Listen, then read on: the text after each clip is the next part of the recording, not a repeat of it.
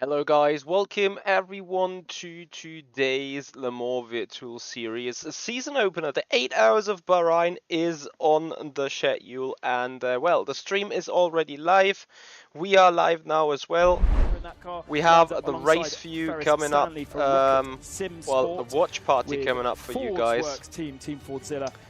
So we are ready to go, ready to set off. I hope you guys are ready to set off as well. As we have race control. As is the Brabham esports team. Two big names were welcoming to the championship this year. Then we come to Axel, finished 4th in the 24-hour race last year. New driver lineup this year as well. ARC Bratislava alongside them.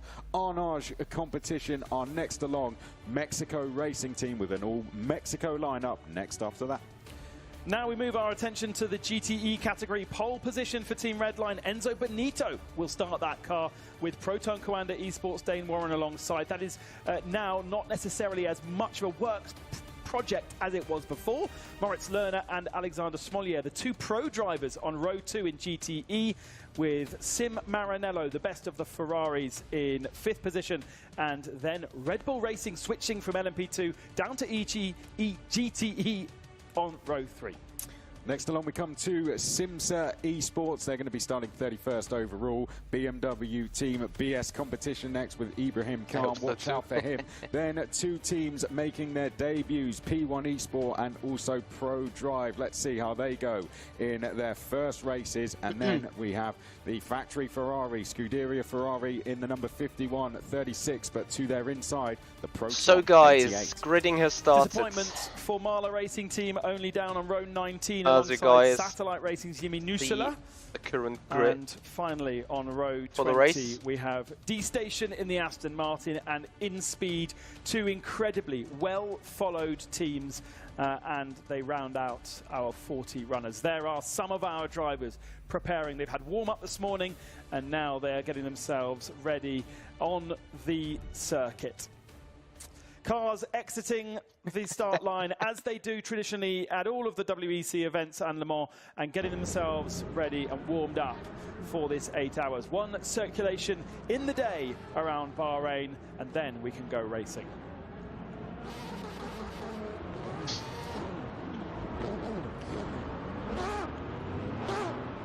"35-minute stints for the LMP2 category, just around an hour's stint for the GTE category. It just suddenly becomes thank you so less much. of an endurance race and more of a sprint, really.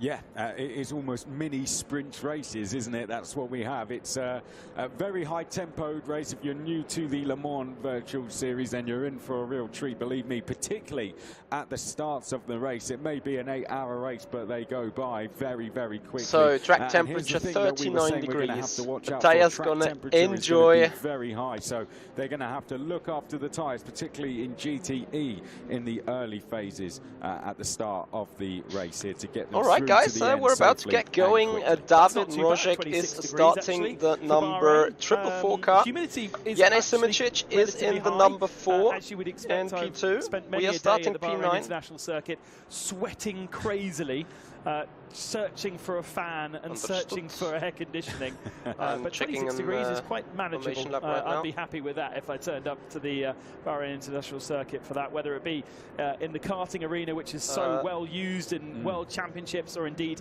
this circuit, which has hosted Formula 1 and WEC and will host World Touring Cars for the first time this November. Of course, WEC going there for their final round of the championship in the middle of November.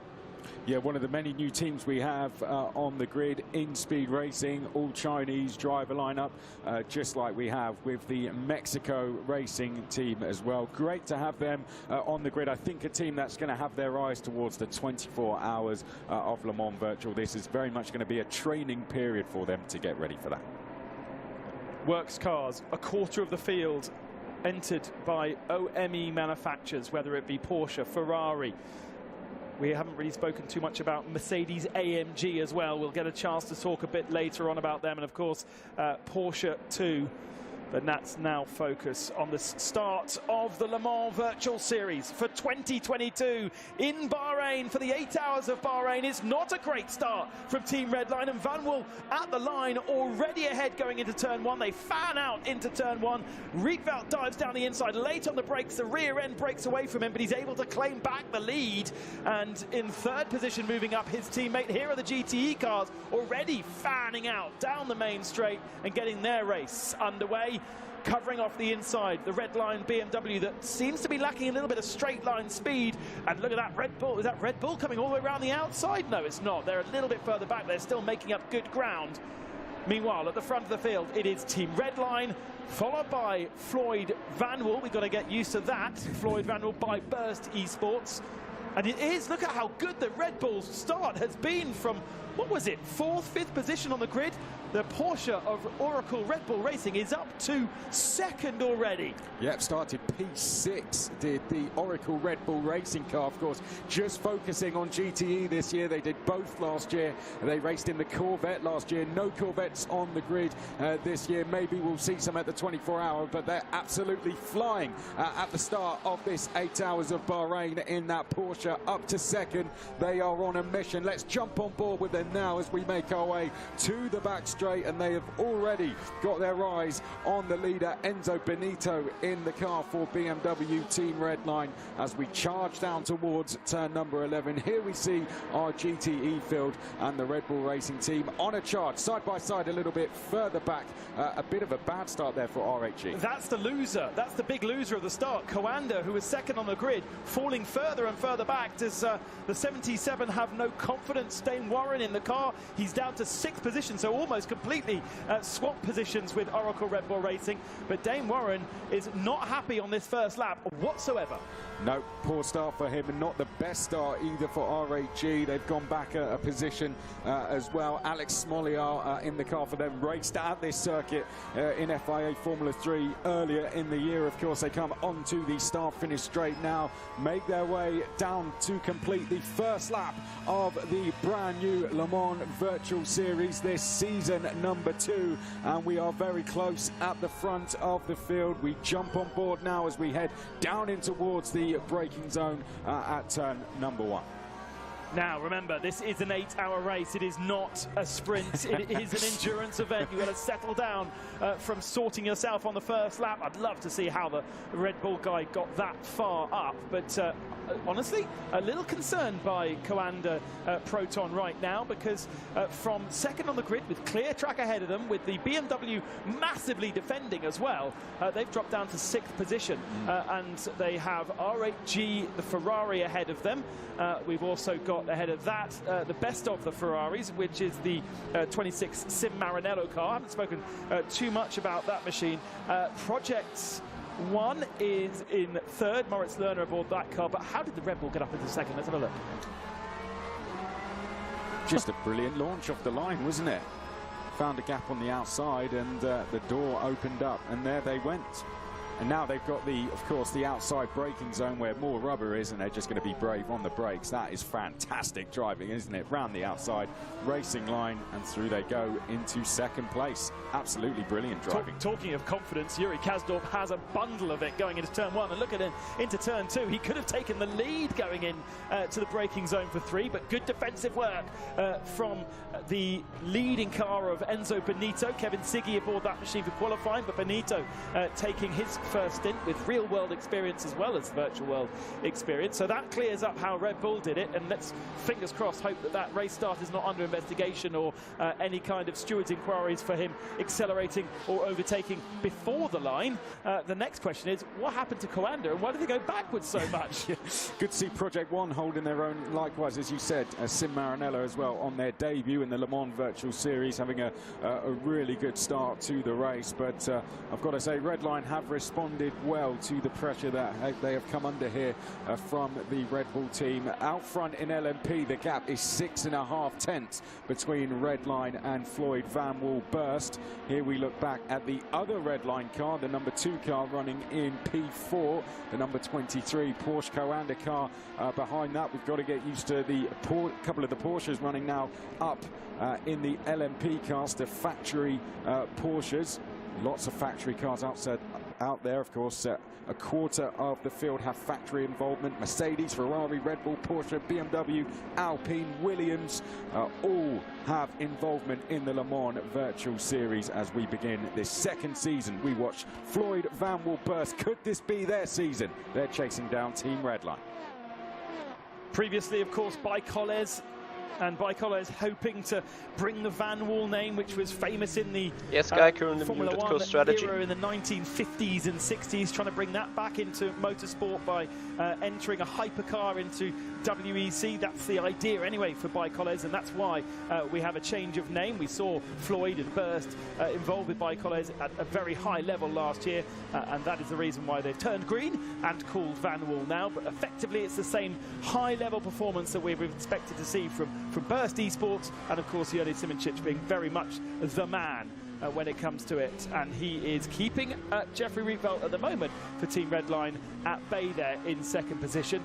Marcel Sinchik for R8G Esports behind these two in third position, and then we were watching Schmidl and Rogers fighting over fourth position. Let's go back to Porsche and Coanda, because Porsche obviously supporting the GTE category previously, and a works manufacturer in WEC and Le Mans in GTE, but they have announced a hypercar program.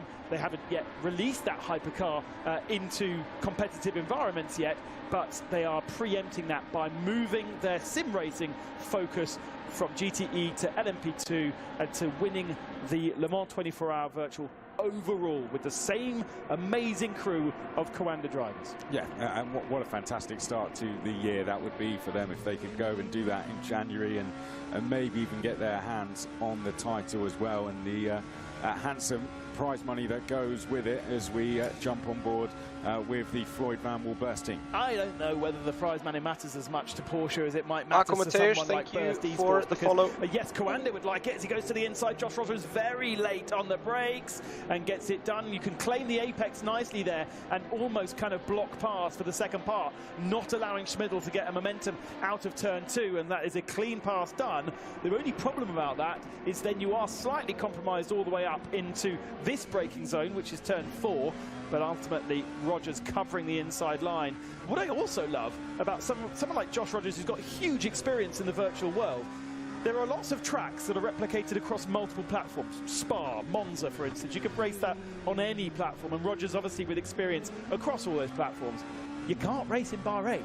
This is the only time he will have ever got his hands on the Bahrain International Circuit in the virtual world. He's done a tiny amount of real-world experience driving, but not a lot. So this is a new track for him to learn, even though he's got the experience. All of these guys, other than those people who you've mentioned who have raced here in the real world, there are very few actually who'll have Bahrain experience. Yeah, and that's why we've seen probably a couple of the pro drivers actually go, I'll take this round on. I'll start the race as well, as we mentioned, Smoliar being one of them, because he was racing here earlier in the year. He's raced here a good couple of times, so that will give him a little bit of an advantage, but as you said, I think this makes it a very level playing field, and for those teams jumping up categories or coming into the championship for the first time, this makes Bahrain a really good place to start season number 2. I love the approach from Porsche and the way that they have entered into the world of esports over the last couple of years. A newer approach though from Mercedes-AMG. Around this time last year they decided to start getting involved in esports outside of F1, which where they kind of any F1 team is forced to enter the esports championship. WEC don't force their teams, and in fact Mercedes and AMG have little to no involvement in the World Endurance Championship and Le Mans since 1955. So to have the name AMG Team Petronas Esports in our championship is massive, massive news. They have a sim racing room in the factory in Brackley where the Formula 1 cars are built, not far from where we are, in fact, and they have Bono Huis, they have Graham Carroll, and they have James Baldwin in that facility racing for the Works team. They do have a second team, which is run by Williams, but this really is the main focus for them, and this is run out of the Formula One factory. You can't get more works, more serious than that. No, they're doing it properly, aren't they? The number 63 on the car as well, familiar number for them as they come down towards turn number 11. Great to see so many of the factories, as we ticked off earlier, the Le Mans Virtual Series, a quarter of our field with factory involvement. Just shows how competitive this series is, and is particularly in LMP. Someone coming out pit lane now. Who is that? That is rFactor Esports. I think that has just come out the pit lane, sadly. So problems for them early doors. Right, coming out right guys. GT battle, thank you for your time. We'll be able to, in theory, Rapid Fin, we're running so second really and 6th. Our car, like my car, is running 6th. Our sister car, or my sister car, is running 2nd. I don't know whether I have had the shout-outs to Marco, Mateusz and Stan for following up on the channel. Much appreciated. Thank you for the support. We are jumping into the car in roughly an hour and 50 minutes, there or thereabouts. You might end up actually using perhaps more fuel than so allows you to just get that you guys are aware. Fuel saving. We know. Well, we think that LMP2 will be doing that, but will the GT cars be doing it as well? We'll have to have a listen when we get to the end of the straights, coming down towards the first corner, where there is lift and coast going on. Oracle Red Bull Racing right on the tail of Works. We're talking about Works car. Works BMW. BMW with a different philosophy to the other manufacturers. A bit more Mercedes-AMG, I suppose, in that they are supporting, is it 4? I think it's 4 or maybe 3 now. Sim racing teams, and 2 of them are appearing with us in the GT category. Redline, BMW Team Redline, is our Works leader. There is also a BMW team run by BS Competition, BS Plus Competition, out of Germany, and they are in 7th right now with Bruno Spengler, their pro driver. Look at the different lines there. The final couple of corners. We can see Project One still right in this. rHG Esports are up in 4th place. Sim Marinello. And those GTEs are so close to each other. On trying to recover, but I think we're about to see a change for 3rd place here. Looks like rHG are lining up a move down in towards turn number 1. Not quite close enough yet. You need to calm down. But they're getting very, very close. But they're getting close, and this is what makes me feel as though there might be some fuel saving, because you're right, they're close enough to make an attack, but they're not making an attack. So are they all just sitting in the slipstream and backing off? Oh, there we go. Oh, filling the mirrors a little bit there. Red Bull Racing, just reminding Redline, putting the pressure on. Now, Redline, of course, right now are punching the hole in the air, so they are going to be using more fuel than the cars behind because of the simple fact that they have no one to follow. So was that a little subtle move from Enzo Benito? Almost like half opening the door, saying, look, you're so close to me, go through, and I'll follow is on you, the rear end of Yanni. Because right now, look at the queue behind this BMW. It's a big car. The M8 is it's a massive car. It has a BMW in the air following galore train. And ultimately, nobody is making the attacks that you are, as a sprint racing commentator, getting all excited about. But it's still happening, look. And again, the door's open, but not coming through. Let's ride on board, and hopefully we'll be able to hear, coming down into the first corner, whether the throttle is being lifted. Actually, we've got our Lego Technic graphics as well we could use to see if we're getting any lift and coast going on out there. Let's see whether they bring the graph then. No, coming down to the final 2 corners here, you can see. Let's have a listen in as they come down now. What is Siggy doing? Only a little bit. Not enough, really. Not going into that particular turn, but they get a good exit out of the last turn.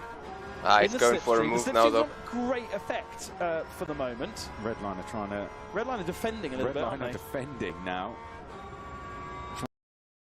Trying to force the move, here we go. And now we've got traffic coming through as well. Oh, really getting stuffed up in traffic now, the LMP2 leaders. Just when we thought we were having a bit of calm, here come the LM2s to scatter the pack, and look at them threading their way through. This is what I love about endurance racing, the difficulty. Ooh, oh, and Red he's Bull going for it. Going down the inside of Team Redline for the lead of the GTE category, just as there were traffic coming through. And he made it. Stick. Yes, they have now. Moritz Lerner fancies a go, and that was all thanks to the confusion of the LMP2 Yeah, cars. that's traffic, right? Project One are going to wait around either. They'll want to get by as well. They won't want J to see them Concepts sprint were off watching into the official distance, broadcast. and there comes the number 2 red line car down the inside as well to make a move. And in the background, that's the R8G car trying to make a move. So we're side by side for third now in GTE as well. It's all kicking off here 15 minutes into the race. They're side by side at the top of our screen. You can see to the right hand side there, that is Project One, and to the outside of them, left of screen there, that is R8G. It was so calm just 2 seconds ago, and it's just gone absolutely mad. It's so hard for these GTE cars to stay out of the way, stay out of trouble, make sure you're not compromising the LMP2 cars that are dive bombing you left and right, and you're desperately trying to just stay online, and the LMP2 cars are desperately trying to force themselves. It was a good move by Karsdorp though, like making use of the Veloce confusion. Come through, Baff. Porsche come through, Baff. And it looks 5 like wide, here we go. I've got the run, not quite. They This tuck is back in so again, mad. So it's still, this battle for third still going on, and they've really got caught out with those LMP cars just ahead of them. They've dropped back as a result there. And have found themselves losing a lot of time to the top 2 overall as they head down the start-finish straight now. But all those LMP cars that have just come past this battle for third are going to have to go past our leaders, and here we go. RAG have had enough. Go down the inside of Project One.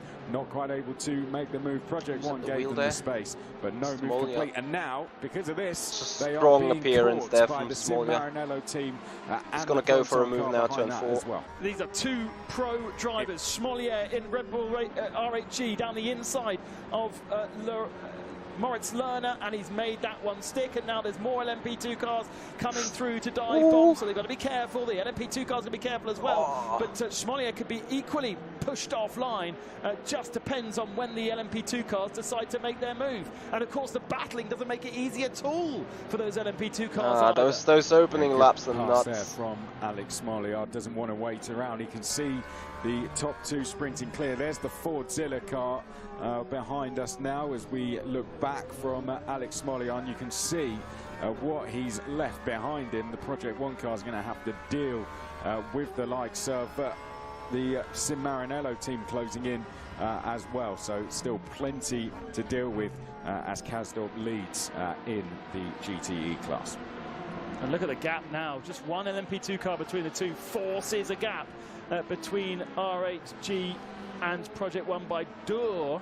Dur being a real-world team in Germany, racing in an ADAC GT Masters, which, thanks to running Moritz Lerner in the real world, decided to have a sim racing arm, which is effectively Moritz Lerner's team. So Lerner, from the world of sim racing, moving into real-world GT4, and then bringing that team into sim racing. That is the most beautiful kind of roundabout blurring of lines I've ever seen. Morning, Rodrigo. Let's focus on, after 15 minutes, 10 laps in the book for Team Redline that still lead by just about 0.8 of a second over Floyd Van Wilburst with R8G and their number 8 LMP2 car in 3rd position. Josh Rogers has moved ahead of Schmidl for 4th position, so a change between Porsche and Team Redline in 4th. And then the second of the Van Wilburst cars, the 444, up to 6th position. Now I feel like that was qualified a bit further down. It was on row 5, so yeah, that's done a great first 15 minutes of the race. Yeah, really good stuff. I don't know, Arnage, I don't know what's happened to them if they've come in the pit lane, but they have just tumbled down a few positions as well, and they've dropped out of the top 20, sadly. So not a good start to their Le Mans Virtual Series campaign. As we watch Team Redline, who out of all of that have managed to have a gap now of 1 second, but that is coming down. Floyd Van Wilburst, Jerne Simoncic is bringing the gap down. The top 4 have streaked clear from the rest of the field It's a good 3 seconds back from 4th to 5th place, where we find the number 2 Team Redline car. But as you can see, top left of screen, there's a long, long way to go in this race. But still, fantastic racing going on out front in both classes. Rocket Sim Sport, the familiar Jensen Button livery, making a position on Panis Racing for 12th spot, just on the exit, on the leaving the last corner. And we ride on board with another famous name, Brabham Esports. Oh, diving down the inside of turn 1 and also trying to profit. Is there a position change there? Bit of contact, bit of touring car racing going on.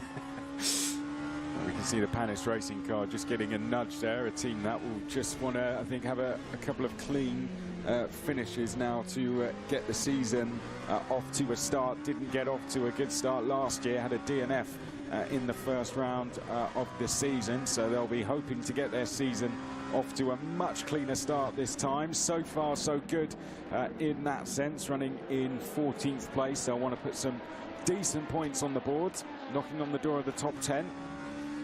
Mika Hakimi aboard the Brabham Esports machine that we ride on board with. A little bit of a swapper on into turn 10 braking zone. That's invited Panis Racing's Thibaut Casabon down the inside.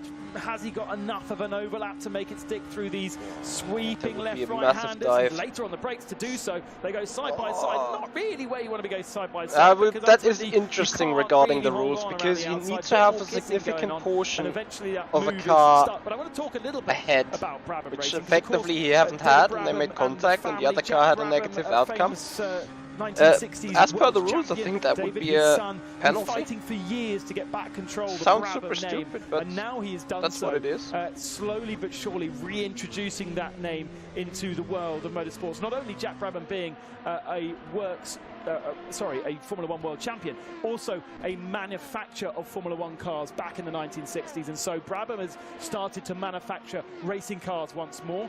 There is a GT2 Brabham that you can race, and it's been 3 years in the making to get the Brabham name into the world of esports, and now they are here and racing at Le Mans, and that is a fantastic effort from all of those different elements, whether it be from David Brabham getting back his control of his name, which I believe is kind of crazy to say, but then also all those teams, the Yanshow and Rocket teams that are running Brabham Esports in the background.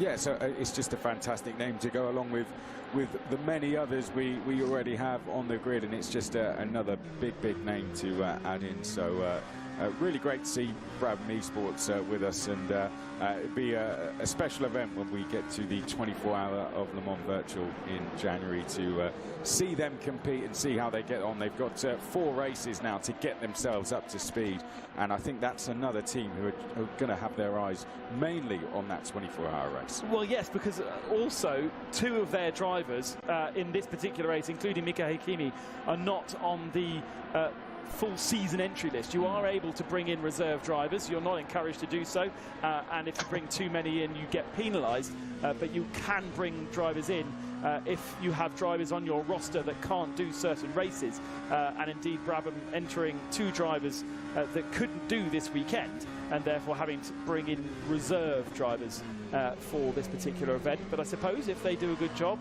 well, I don't know if they can be fully swapped out or not. I'm not quite sure the regulations allow that to happen, but they'll have Dries Van Thor as Jordan, I agree.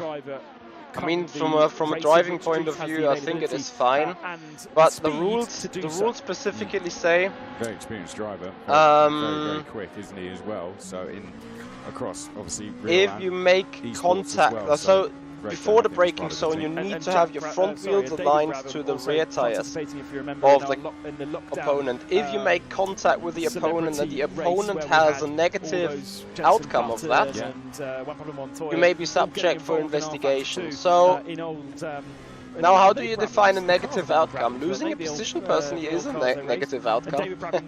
So it's a bit of a, I know it's worth fishing, but this is interesting stuff. You know? Movers and shakers. This is Josh Rogers, who has cleared Schmidl and is now on the tail, but making an error on the back of Marcel Sidic in the number 8 R8G that was qualified so well.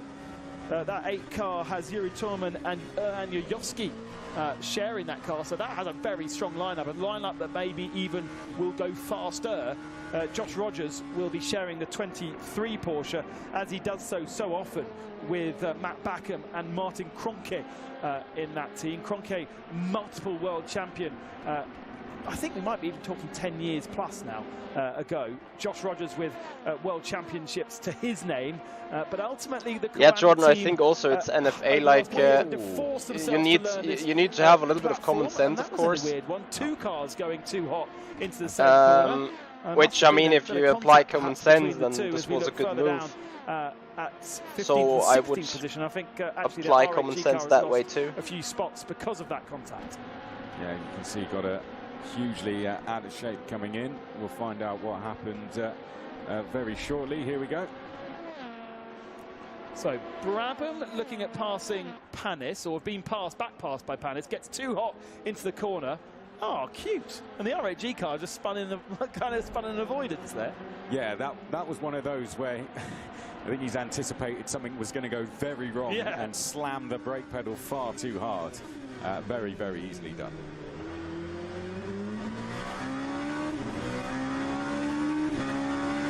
Well, we're coming up shortly.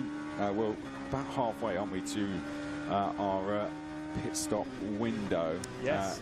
23 laps we've predicted, 14 have been complete, so we're going to be getting closer now to when we're going to see those coming in.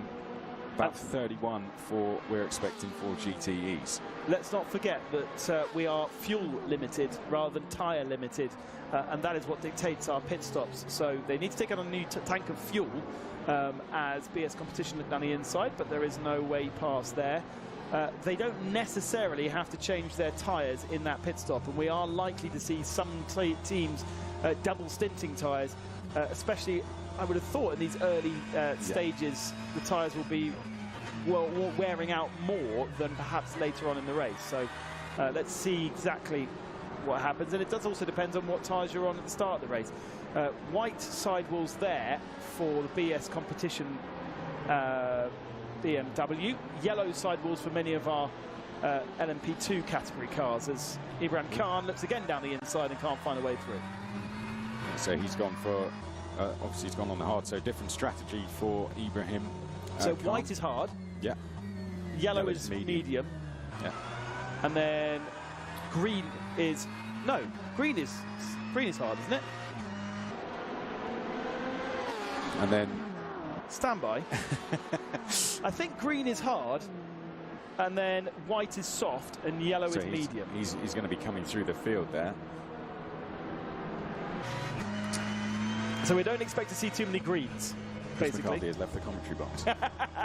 It's okay. We've got 8 hours. We can never be right all the time. Yeah. Yes, green is hard, of course. You've got loads of notes in front of you. So we have a little bit of a gap now between us and RAG, which is great. David is on the rear end of Team Redline, P5. I thought we were going to be seeing the mediums and the hards. I didn't really expect to see the soft too much. So, but there's one right there. So there we go. But this is a classic. This is classic sim racing. This is where we get sold down the river. Every single time. This is where we were told last season. I remember it was the first race. They said we're going to go for this, and then it was the complete opposite.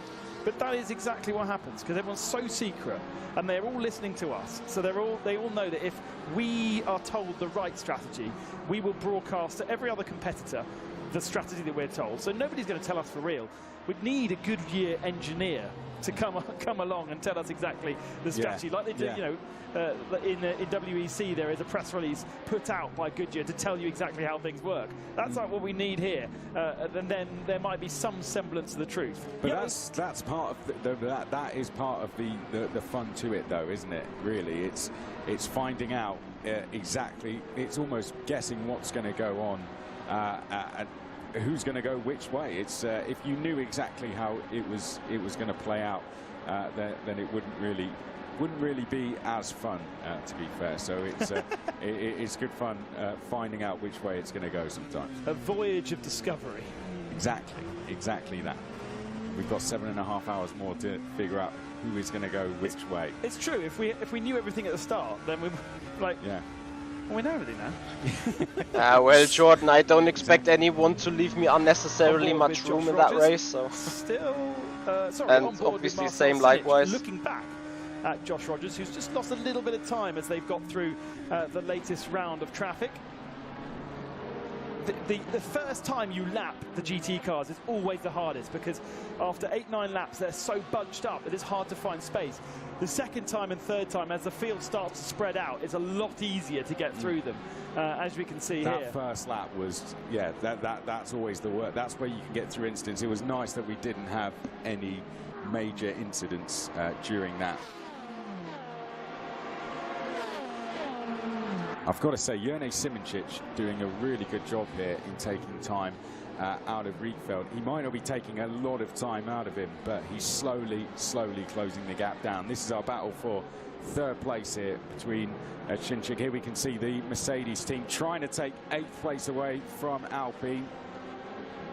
AMG Petronas versus Alpine, going either side of one of the GTE cars. Now they're going to both go down the inside of the number 51 as they make their way in towards turn number 4. As we said yesterday, Tom Lartalou, tag name Storm, a pad world champion in GT Sport. Well, it was probably even before then. And now focusing his attentions with an all-French lineup in Alpine Esports. And at the moment keeping Bono Huis at bay, but is it going to be for too long? Huis around the outside, can he hold on around the outside? There's not enough space to do so into 10. It's so incredibly difficult to overtake with these prototypes. They have no slipstream whatsoever. It is already super annoying. Oh, Huis and Carroll, superstars from 5-6 years ago, but have they been able to keep to the level of the brand new guys that are coming in and taking huge amounts of talent and commitment into esports? Mercedes think so, because Graham Carroll's moved away from a Red Bull Racing, where he used to be an integral part of that team, and now is part of Mercedes. Bono Huis has been part of Mercedes for quite a while. James Baldwin, the other massive signing for this series, to really show that Mercedes are absolutely serious about their racing. There is a 4th driver in that car, a sim driver in that car. I can't remember who it is, but Baldwin is being used in this race as the pro, because of course Baldwin has the experience of racing in British GT and the Spa 24 Hours this year. Change of position. That is the 71 machine. Is that a change? So that's a change for 2nd spot, as R8G go up to 2nd, and BMW Redline drops down to 3rd spot. And that seemed very easy. That's Alex Smoliar, who's actually set the fastest lap in GTE on an absolute mission, making another fantastic move in towards turn number 1. And he's just made his way now up into 2nd place. Moved away in 3.5 seconds GTE. So he's their pro driver, remember. So it's the other way around, as we can see the Rocket SimSport car now negotiating his way past this traffic. But it's the other way around in esports. The pro drivers should be the slower drivers, but Alex Smoliar 2nd overall. That's absolutely fantastic. But I think it's what you said earlier. He's got experience of this track in the real world, and he's obviously an incredibly fast sim driver anyway, regardless. But that experience of Bahrain possibly helping him out and helping him be selected for this particular race, because ultimately, in an 8-hour race, your pro driver has to do 2 hours. In a 4-hour race, he only has to do 1. So if he is your weakest link, then you bring him in for the short races, and he doesn't have so much an effect of the pace. Exactly.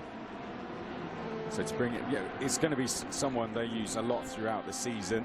Of course, his season's done in the real world, so he will be available for as many rounds as they want him to. As we go back to AMG Petronas, now under attack rather than on the attack. They've got the Porsche Coanda behind them, so this is the battle for 8th, 9th and 10th. There's a little bit up the road. We can see the number 53 AMG Williams trying to make their way up into 6th place, getting past the Van Woolburst, the 444 car, another one of the Floyd cars who went pretty well last season. Finished 7th in the championship overall, so a solid season for them, running in 6th place so far in this race. They'll be looking for, I think, a top 5 finish is definitely going to be the aim for them this season. That number 53 car very similar lineup to the team that won the first Le Mans Virtual. Jacob Brzezinski, Nikodym Wisniewski, still part of the Williams stable. Still, I'm Williams racing with a drivers, 444 Van Valburst. AMG backing for that so particular the car car. that, So that we've got a Williams rear wing esports you're car, we've currently got an seeing. AMG Williams esports car, and then we've got an AMG car, just to confuse matters. And in fact, it is the 7th position car of the AMGs, which is the strongest of the 3 right now. Yeah, going really, really well. As I said, that team's been very strong and has kept a consistent lineup throughout, and we are only a matter of a couple of laps away now from getting into the pit stop window. It's going to be a case of who comes in first between our leaders. Will we see a rush of pit stops all at the same time? Rietveld has come across the line, has responded, by the way. He's put in the best lap of the race, a 142.9. I don't think that was too long ago. An attempted move that hasn't quite come off on our screen. Never mind.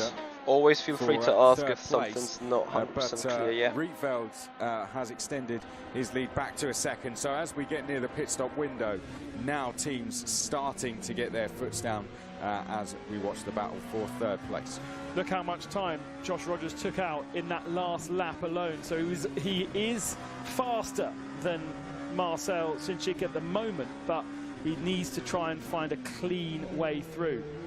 Great first stint from Porsche Coanda, Josh Rogers in the 23. Rogers is freaking quick, man. In the slipstream, but maybe the strategy Whilst they will did start not to play put the out. car This on is pole, high time for pit stops. look at the pace. They've obviously got the fuel readout on their dash. They'll know exactly how much fuel they've got left. They may want to stretch it as far as possible so that they eliminate a splash and dash at the end of the race. But if I'm Josh Rogers right now, I want to get in as quickly as possible, give myself a clear piece of circuit, and potentially do the undercut on the RHG esports car. Wow, look how close they I'm not sure we can quite see from that onboard angle. Sometimes you can, sometimes the data is covered over. I think we're going to see a move potentially lined up down towards the first corner here. Had a think about it last time. Didn't get the best exit out the final corner, though. Was a very good run there from the number 8 RHG car, and Redline are in. That is earlier than I expected, actually. Yeah, it's a little short, isn't it?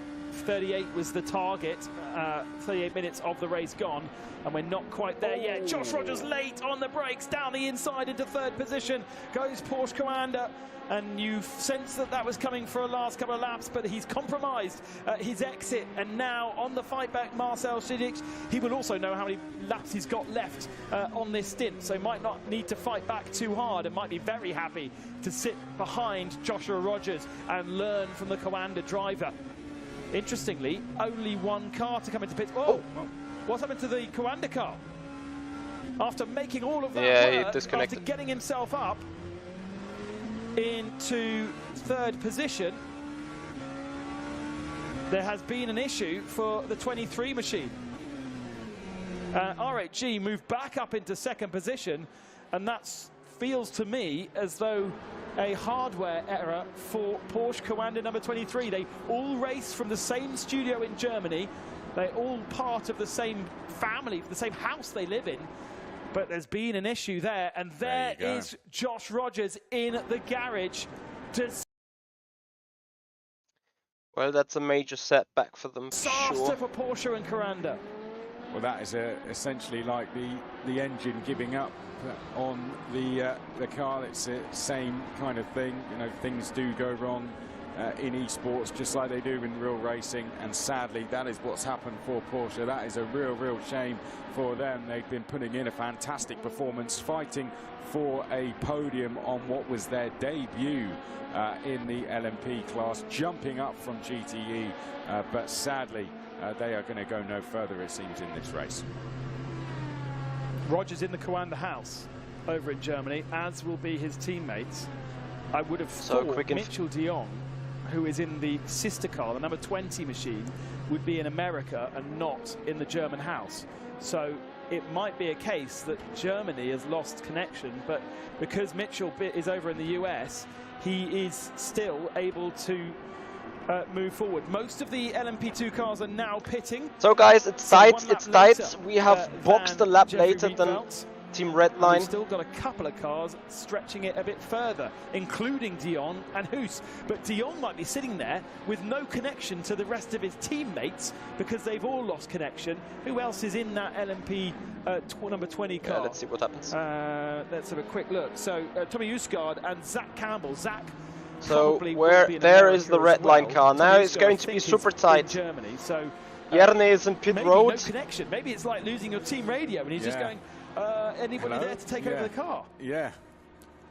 I mean, that of course, he can only do where is Jerne? 240 minutes, so he can't keep going. Jerne, where are you? Time. Enzo, we've got a yeah, he might have to manage himself. Yeah, essentially. Oh, drive-through penalty for Enzo Benito. Now, what is this for? The leader of our race has red line is ahead of us. Basically a track limit infringement within an hour of the start of the race for Enzo Benito.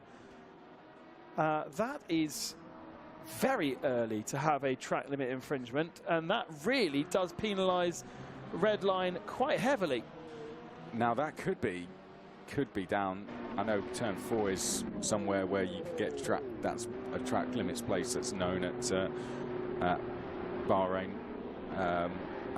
And I think also into the braking zones potentially could be. Thank you, Ellen. Appreciate it. Yeah. Going off all 4 wheels off the circuit there as well. But we've had pretty much most of our LMP field come in now for their. It's a bit chaotic, to be honest. Stop. Here we can see a couple of the GTE guys. They haven't been in just yet. Just a quick shout out. One of our partners, Lego. We are running a little bit of a contest today for all of you out there watching along. We're encouraging everyone to build your own Lego podium and post pictures on social media, tagging Le Mans Virtual, and use the hashtag #BuildForReal. So get involved with it. There's going to be a different thing to build at each round. At this round, we're encouraging everyone to build your own Lego podium, post pictures on social media, and tag Le Mans Virtual. Use the hashtag #BuildForReal. So, 2 cars in LMP2 that have not pitted yet. GR Vector Esports and Team Fordzilla going 2 laps longer than our leaders. Those that have pitted, it seems as though this number 8 car is in the lead of the race. So he may not have changed his tyres, and this might therefore be his second stint. You can't go much faster than filling a tank of fuel. Yep, that's going to be interesting now with Chinchik. He has. What is he able to do lap time-wise? It seems as though the Mercedes so has AMG Mercedes. Petronas car is second, but we'll confirm that in a few moments' time. So obviously, this is the moments where it gets very that have messy not on the timing changed the screens tyres. to understand exactly what's happening. Chinchik, who is they have, Brzezinski, from 3rd position in the race, remember they were fighting with Josh Rogers before he disappeared, so it actually became second, didn't it? They've got a huge advantage now.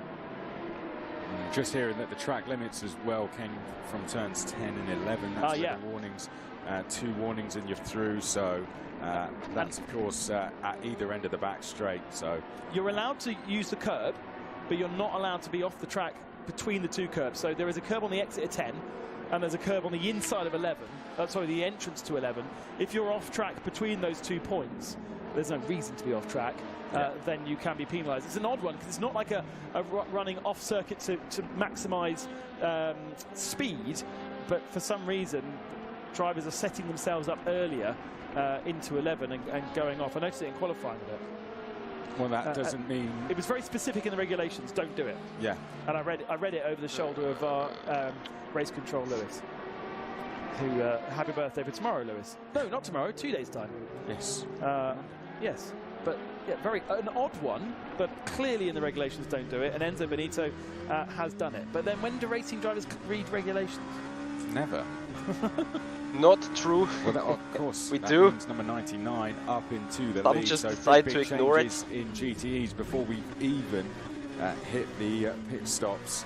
That was an intense a lot near of work for them to do lead now. lockup. 15th place for them in the standings in GTE alone, down in 38th.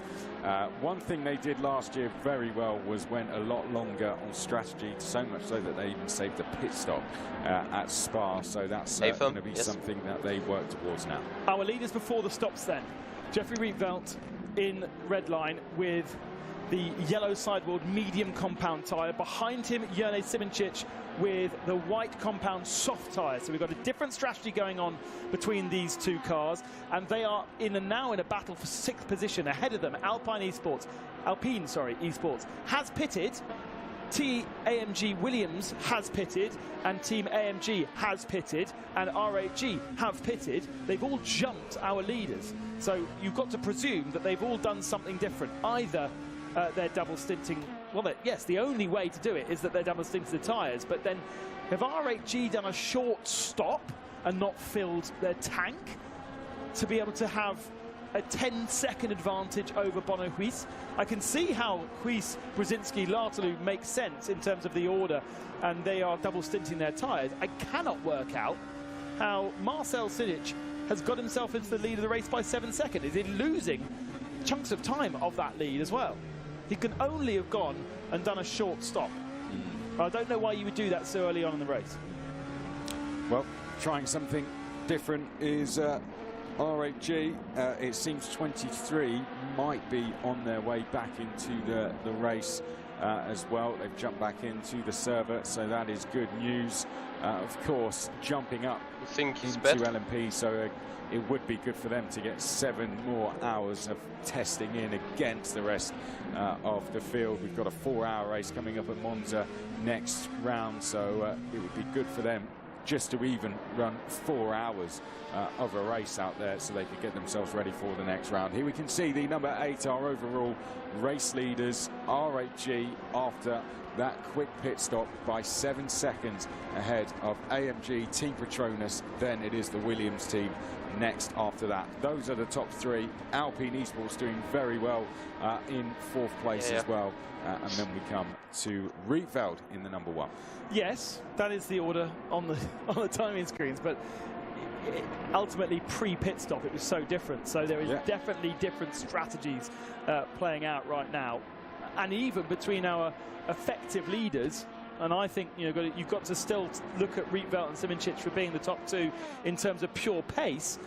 We are seeing a soft and a medium tyre. So maybe the idea from Team Redline, from Rietveld, is to go and double his medium, whereas Simoncic in the burst Van Wall would like to single his soft.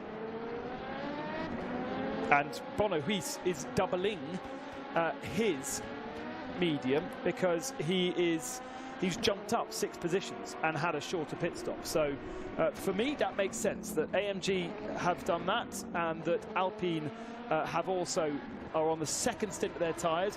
What we now need to look at is the pace of those drivers in relation to those that have got the softer or the newer tyre. And at the moment, Bono Huis is the fastest man on circuit, so that completely defies logic, but he's got clear track ahead of him.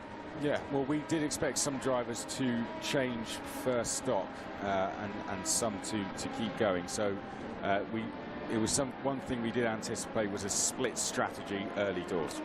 Can you see the hand in the top left of the screen above Bono Huis? So Bono is in his rig in the front of the room, and then there are strategists, as you would find in Formula 1, the Pratt perch, if you like. Penalty. Behind they've got to drive through. Oh, they've got to drive through. What have they done? Limits. That's going to be track limits. Track limits for Bono Huis. No, unbelievable for the strategy playing out in the correct way, but Huis has done exactly the same thing. Track limits between turns 10 and 11. We're going to have to show this at some point to explain exactly. I think we've done quite a good job of explaining it anyway, but it's always nicer to see than to hear. But Huis is going to have a drive-through. That's information and for you. People getting drive-throughs for running wide between 10 and 11, so they leave the track and get drive-through penalties for that. And he'll be mad about that. Yeah, we don't do it. But as I was just emphasise the point of that, the office in Brackley, that is a a sim racing engineer in the back of the shop, working out strategy, looking at a timing screen far more confusing. Yes, we do the same here too. And, We don't need the big office. GTE battle then. I was going to say, Rietveld is quite quickly closing up now on the Alpine Esports team, but this is our GTE battle, we can see. Now, they're not far away from their pit stops. There should be a similar strategy. We should, towards the end of the race, we might see different tyre strategies being used, but we're going to expect most of them. We've got some of them out there, a couple of them out there we've seen on softs, but we would expect. So guys, this is now getting interesting. We have Rietveld with fresh tyres and Jene with fresh tyres closing up on Martilo and Brzezinski. They have not changed the tyres. They are still 10 seconds off Chinchik. And then ahead of them, but they gained literally half the distance already within 6 laps. 64 car, Yimi Usula, who's didn't qualify particularly well, but is starting to move up through the field. Yes, these three different, completely different machines on the same part of the circuit. I have to say, so far, the balance of performance in GT has absolutely nailed it. Down the inside goes Kevin on the Aston Martin, but if he doesn't make this stick, then Mohamed Patel will take advantage, and they're still side by side. Nusala does not want to give him the racing line side by side again. Bit of a slide there from Kevin Durant, but he slides his way up a position there. Yeah, good overtake that. Oh, and Mohamed takes advantage too. Yeah, good driving. Down the inside into turn 8. Now, those guys who haven't got penalties as AMG serve theirs will be getting messages through, I'm sure, to say, be careful out through turns 10 and 11, because we are seeing drive-through penalties go out. So we are going to have to see it, and Ben, I think we're going to see exactly why these drive-through penalties are going out. Whoa. Yeah, so he's dipped his wheels onto this off-track before the curb. You're allowed to do it when you're on the curb. You're not allowed to do it before the curb. And I don't know whether it's the reason the rule is there is because it's affecting the tyres in some way. That's, yeah, I mean, that's... But it's not a gain. You're not gaining any advantage from doing it. But I don't know whether it... I'll ask Lewis, because he'll probably know more when he gets into the box in a few moments' time. But it's yeah, I mean... you know, in other sims, if you do that... You're driving off the track, though. You're driving off the track, but if you do it in other sims, it benefits you because it cools the tyres down, and it's been a big subject in the world of sim racing over the last couple of weeks, but not on rFactor 2. But I wonder if it has a similar effect. I don't know. I mean, yeah.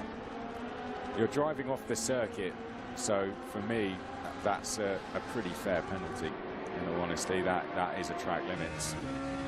On the curb, it's absolutely fine. I understand that, but before that, then there's also no need. It's fine margin. No, but obviously it's to set yourself up for the corner, isn't it? But also, if you're doing it in relation to an overtake, then maybe the rule sits there because it'll stop people from overtaking off the racing line. So all the way along here, you can't put two wheels off the circuit. No. But if you wanted to make an overtake, then it's quite possible to do so, because ultimately most of the off-track around here, well, none of it's grass because we're in the desert. A lot of it is very smooth. So you could potentially gain an advantage from running off circuit. And so, yeah, makes sense to have that rule. And if that rule is there, however innocuous your display of it, as Bono-Huis completely unnecessarily was off track there, it's right to have that rule in the rule book, and it's being enforced now so that they stop doing it. So now this is interesting. This is pretty decisive for both race and the strategy overall. Rietveld with a medium tyre. They are now coming onto the back of Tom Lartelu, so this will be for position. And of course, with Bono-Huis taking his penalty, this is now the battle for third spot. I wonder if it's Lartelu or Lartiu. The latter. Lartiu. Yeah, so you don't pronounce the L's, and you don't pronounce in typical French form. Lewis told me the latter. You don't pronounce most of the name. Here we go. So we're about to see some changes now. Yep. The Van Wall burst car closing in, red line car closing in.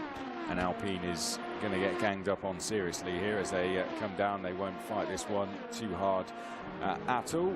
This should be easy as you like in towards turn number 1. There we go. Red line down the inside and through they go. And that is a position gained for them. And Alpine will drop 1 position and make that 2 in a second. I think Van Wilburst will do the same thing down at turn 4 in the slipstream, down the inside, and through they go into 4th place. Fresh tyres versus used tyres starting to show themselves. RHG still with a 7.3 second lead at the head of the field though. So they are keeping the gap to Brzezinski, but Brzezinski has similar tyres and similar life in those tyres. It's the pace of Rietveld and Simoncic that we're watching. For me, it feels as though Simoncic is the faster car. Wow, dive down the inside from Simoncic, and he's going to box him into the BMW as well. So Simoncic is going to have nowhere to go, but somehow finds a way to get between the BMW and Simoncic, because Simoncic was slow, I think, off the corner, and somehow Rietveld holds on, and Lartlou looks to the inside. Is that for Loche coming through? Martin Payet, yes, coming through behind as well, following in this this queue of cars. Look how aggressive Rietveld is having to be with the traffic. Oh, the Coanda car's not going to like that. Being bullied off the line. Get out the way. That was... Yeah, sorry, but he just turns in, didn't he? Cars just crowding round now as they make their way down towards the final 2 corners. That's mad. It's mad how those guys just have... They have to be like that. Yeah, well, you have to.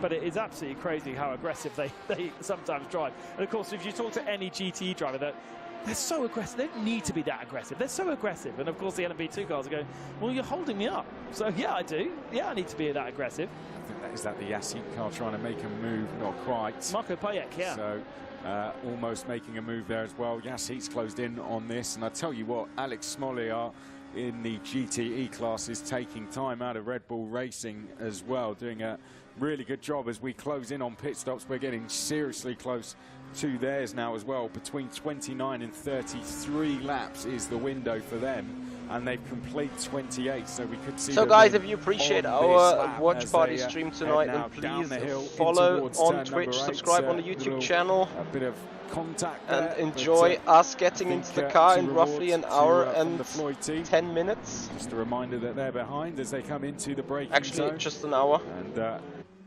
trying to get the move done here on Team Redline, and Redline now defending the corner as they, well, in fact, just getting around that Ferrari, wasn't it? More like as they head down in towards turn 11, and that's where you've got to be careful of track limits and being very careful now in towards that. Simoncic with these soft tyres, but not able to really make them work, is he? Right now, versus Rietveld, who is on the medium, there is a difference. There is a real pace differential between the two, and a big difference in terms of wear rate as well. But more importantly, those guys are still catching. Not being able to use it. He's not being able to use the pace advantage and build a gap between the two of them. He has to, as soon as possible, find a way to pass. Otherwise, it's all in vain at the end of the stint. This could be it now. Down the start-finish straight. We'll come back to that. Here's a replay a little bit further back. ARC Bratislava being passed down the inside by Axel. Good pass there by the Axel team to get through, or was it side by side on the exit as well? Almost had the move done, but went a little bit too deep on the exit, and the Floyd team didn't quite get their move done either. So Redline continuing to hold on as we are side by side. Further back, Williams almost going into the side there of the Mahler team. Almost contact there between the LMP and the GTE car. And let's not forget, the Mahler team for this race is being run by Williams, so that would have been effectively teammate into teammate. I'm not sure how much coordination they have between the two of them. And the first pit stop's going on as well, so we've got Oracle Red Bull Racing in, the Proton team in as well, and ProDrive coming in Speed 12. Also in for their pit stop as well. So the first 4 GTE Yane is biting into the steering wheel, I'm sure. On board with Simoncic. We're going to get close to the second pit stop of the LMP2 car soon, and he hasn't been able, he's been able to stick with him, great, but you need to build a gap. If you're going to go on a separate strategy, the softs surely will need to be changed at the next pit stop, whereas in theory, Rietveld's mediums will not need to be changed. I'm quite surprised that Red Bull Racing and GTE have come in earlier David than in RAG, 1 hour. who were chasing down, because RAG were pushing really, really hard to try and close that gap. Difference in cars, of course. But yes, that's being shown slightly. So they're coming in to... oh, look at that. Almost taking him into the pit lane with him. Yeah, absolutely no space to go in there, but the Ferrari needing a new tank of fuel. rFactor's going to dive this hard. And look at this. All over the circuit. They're trying to get past. Yes, Yanni! Now and Simon What a move! Outside of turn 1, inside of turn 2, side by side through 3. They now head down towards turn 4. Simoncic will have the slipstream from the AMG Williams. rFactor has the inside line, is able to hold position, but they still haven't cleared that Williams. Fascinating racing here at Bahrain. It's a fantastic circuit to provide this kind of action. And the strategies, all 3 cars here are on different strategies, and whilst they keep this fight going, RAG Esports build an advantage at the head of the LMP2 field. Almost coming up to an hour complete. Plenty already happened in this race, and plenty already going on. And here we can see Redline just briefly pulling out of the slipstream there, trying to get this move done into the next corner, not quite able to get through. They're faster though, they're so much faster. The difference once again between medium tyres that have done half an hour and medium tyres that have done an hour. Marcel Simoncic is keeping the tyres working at the head of the field, but that is helping. He's being helped by the fact that these like guys Simoncic, like they are a second slower than what they can do. The guys behind, the 3 or 4 of them, right now have been making it hard to go through the traffic. So rFactor, a little slide from the AMG Williams on the outside of the first turn. But that will just be pain into turn 1 now. Now in the slipstream, rFactor. Behind him, Simoncic.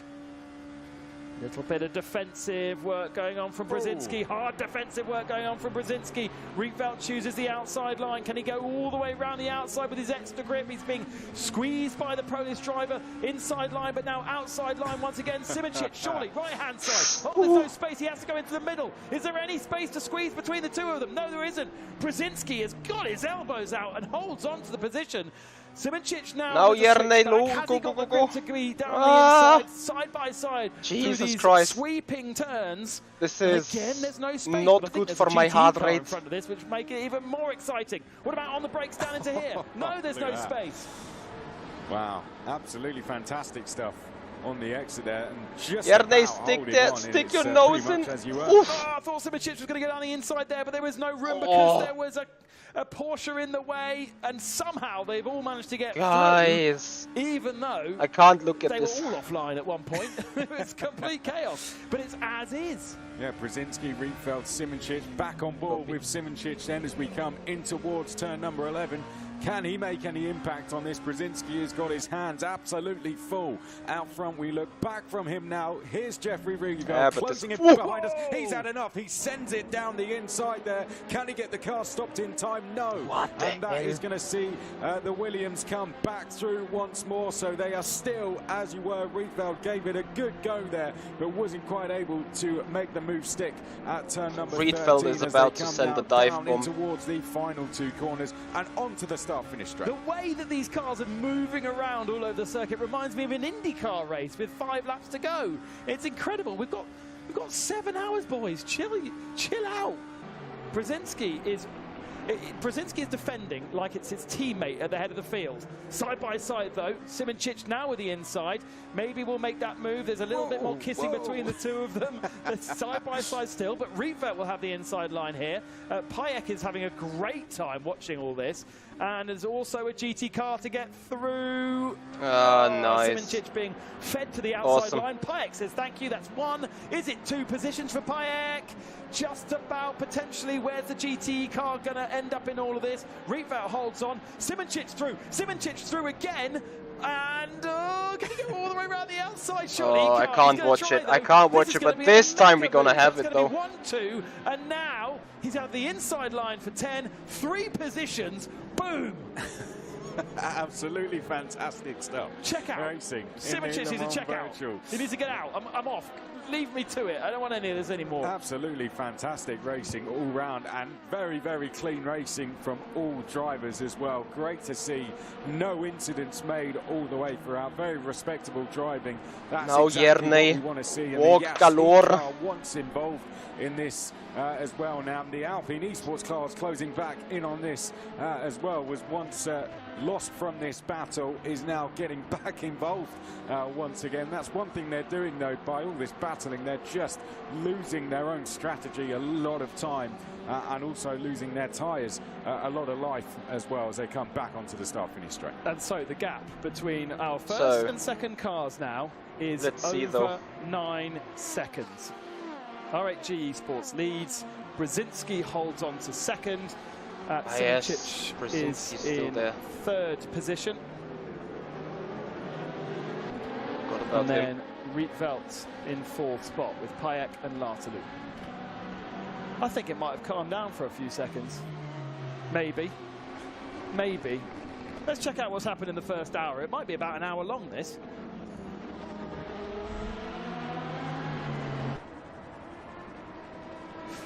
Bahrain International Circuit, a new track to RF2, hosting the 8 hours of Bahrain, and it was a very, very tight and frenetic start for our LMP2 category cars. rFactor with defensive work on the inside line for a second, losing the lead, but then getting it back for Team Redline through the first stint, and built that advantage throughout the first 35 minutes. In GTE, Oracle Red Bull Racing with a mighty start on the racing line, on the outside, from 6th position on the grid. By the time they got to the braking zone at turn 1, on the racing line, and nearly snatched the lead of the race. But second was still spectacular behind Enzo Benito in the Red Bull Racing BMW. Wow, he started like, I don't want to say he started so early, but he started so quick. It's Wits, hello, welcome, thank you for joining us. Around the outside was not going to be possible on lap 1, but kept the pressure on, especially when the LMP2 cars came through the field for the first time. It always sends the GTE cars a scatter, and indeed it did so. Frenetic action on lap 9 when the lappery began. An opportunity for Red Bull Racing down the inside. Yeah, is side by side with Brzezinski. Stick Porsche ahead of BMW. Moritz Lerner, so looking good. Just need to make the move. Porsche, fancying a sniff, but wasn't able to pass at that moment. Yeah, it's Wits. I'm doing all right, doing good, doing great. A bit nervous, to be honest. Got roughed up as some of the as you can imagine. Cars came through. Frustration flashing the lights. Then he lost second position to a very spectacular Alex Smollier in the Ferrari for rHG, down the inside. A little bit of kissing between the two of them, but ultimately Smollier was looking very, very fast in the best of the Ferraris. A good battle for Joshua Rogers and Marcel Sidic. Second position gain for the Porsche Coanda machine, but only a couple of corners later, Joshua Rogers, in defence of rHG, Järni had to back out of it. We suspect an internet issue. And now the 23 machine is a couple of laps down. Back on track, and great commitment from Coanda, but certainly with no chance of victory. After the first pit stops, we saw AMG team Petronas getting right up the field, but this inconspicuous error from Bono Huis meant a drive-through, and he got another drive-through for that. The order.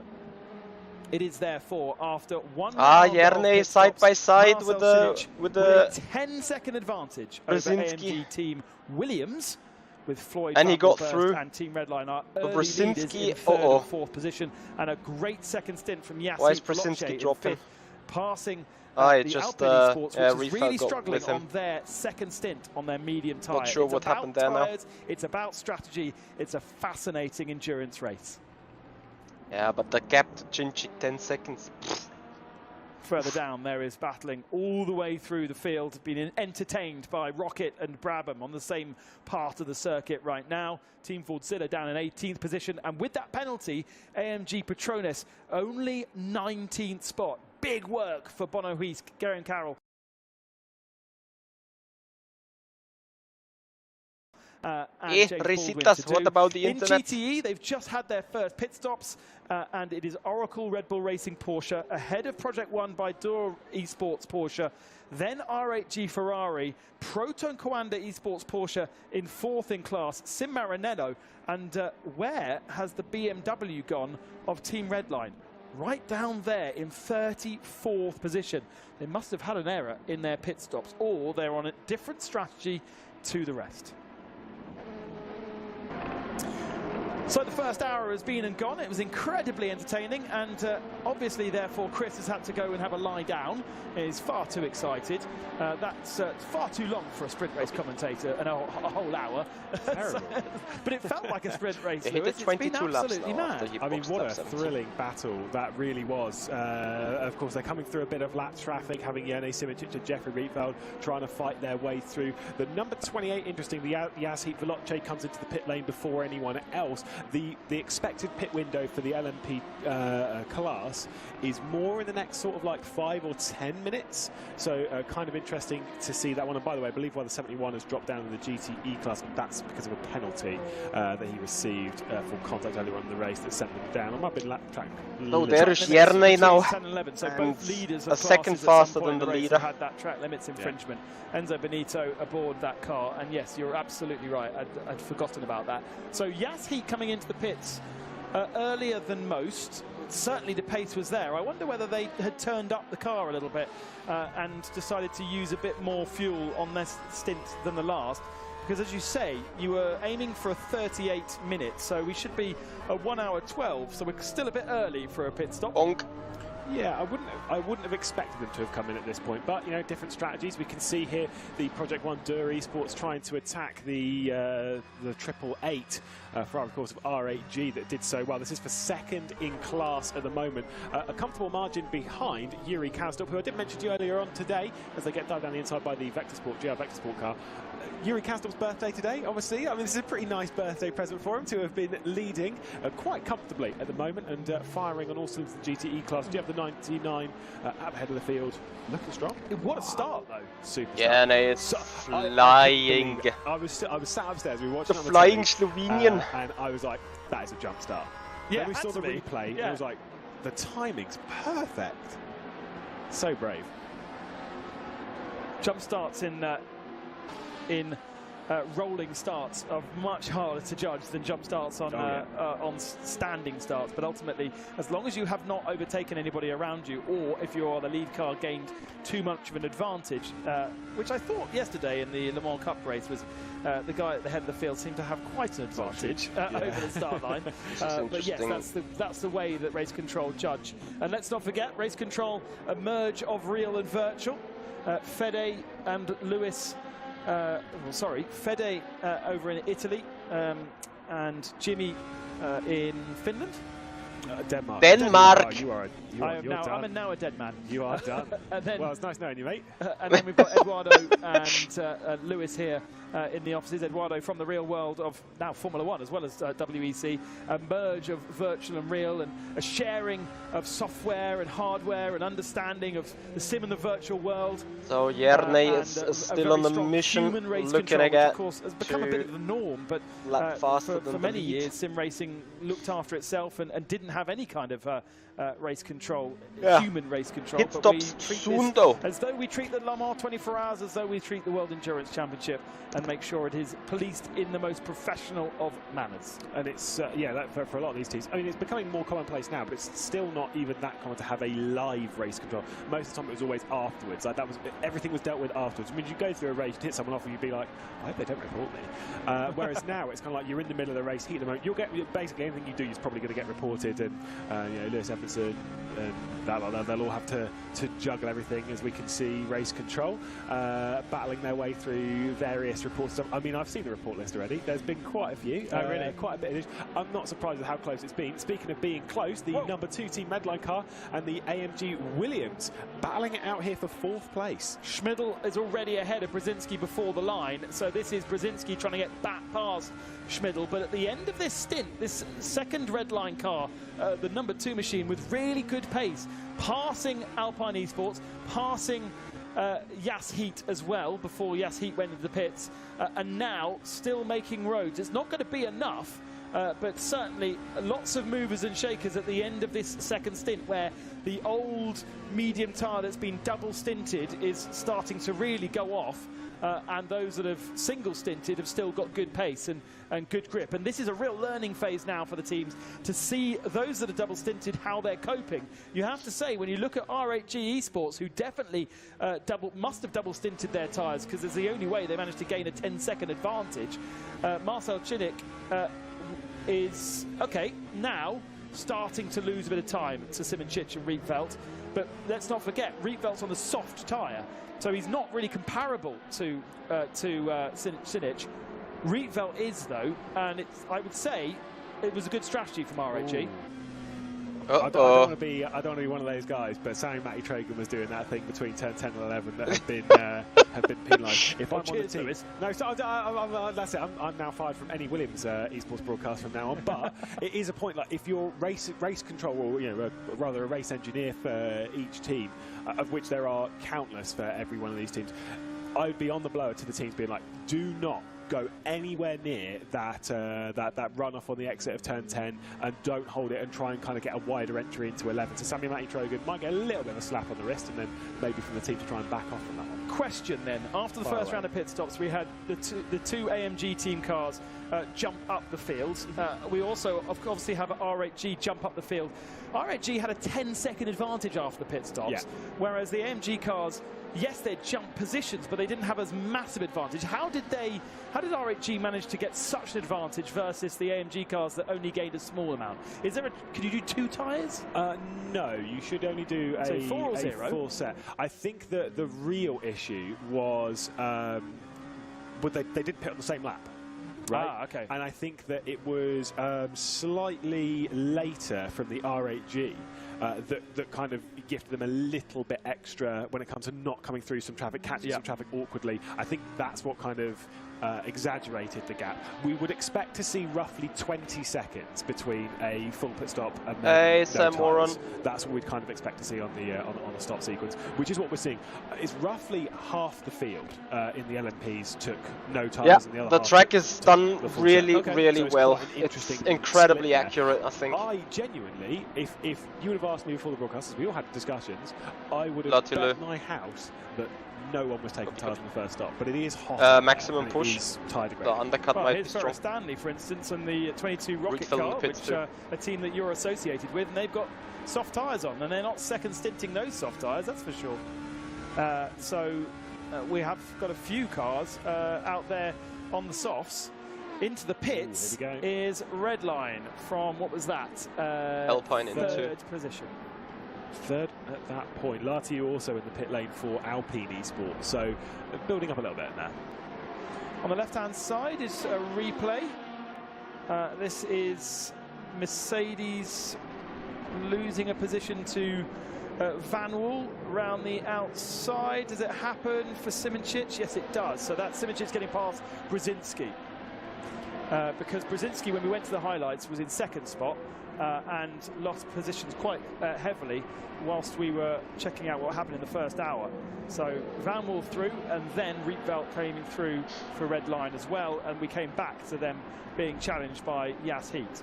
Yeah, that was a pretty big moment there on the brakes as well, as they were trying to get it slowed down for the corner from Brzezinski. Of course, we know how strong the Mercedes-AMG Williams esports car is, because, of course, they did finish runner-up in the championship by the most painful margin last year, a solid half point.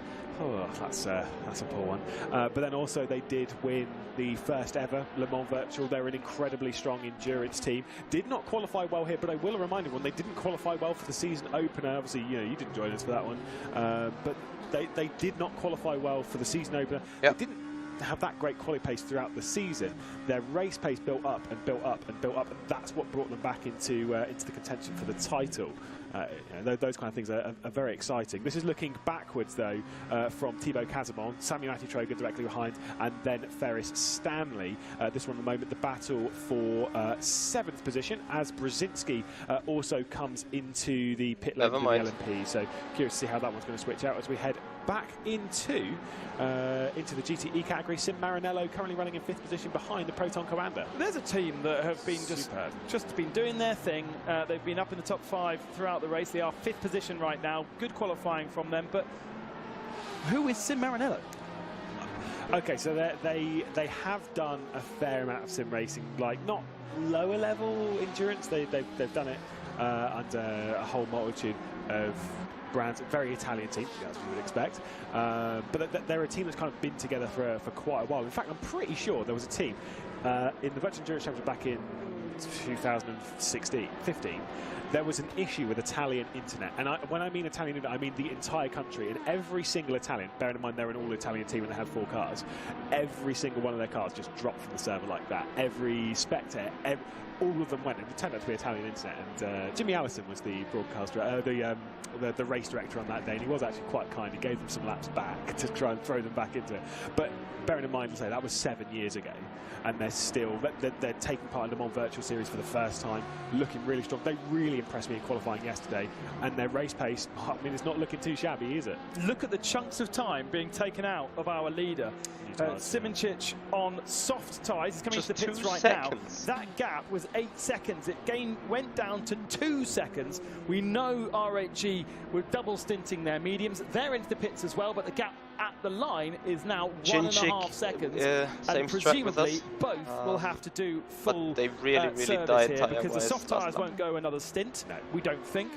And we know that the RHG car was on the 2nd stint of their mediums. Ooh. So in theory, if the pit stops are the same, it should be as it was coming out. The 8 has gone onto the hards. That's green. You can see the green sidewall tyres there on the 8, and you can see the other RHG. Now, RHG essentially run the 3 cars within the LMP class. They technically run the Panis car, Thibaut Casamon being an RHG driver, brought that up in the pre-season show, and then they have 2 RHG LMPs. And the other 2 were running hards at the start of this race, earlier on in this race, which I thought was very interesting. They were the only ones to have done so, and now the 8 has also switched on to the hards. Now, that is very, very Jana needs to get by that 8 car. Top 10, so they've been moving forward. Is this a good strategy that no one's really thought of that's going to try and attack the race the long game? If the mediums can do a double, hards can't do a triple.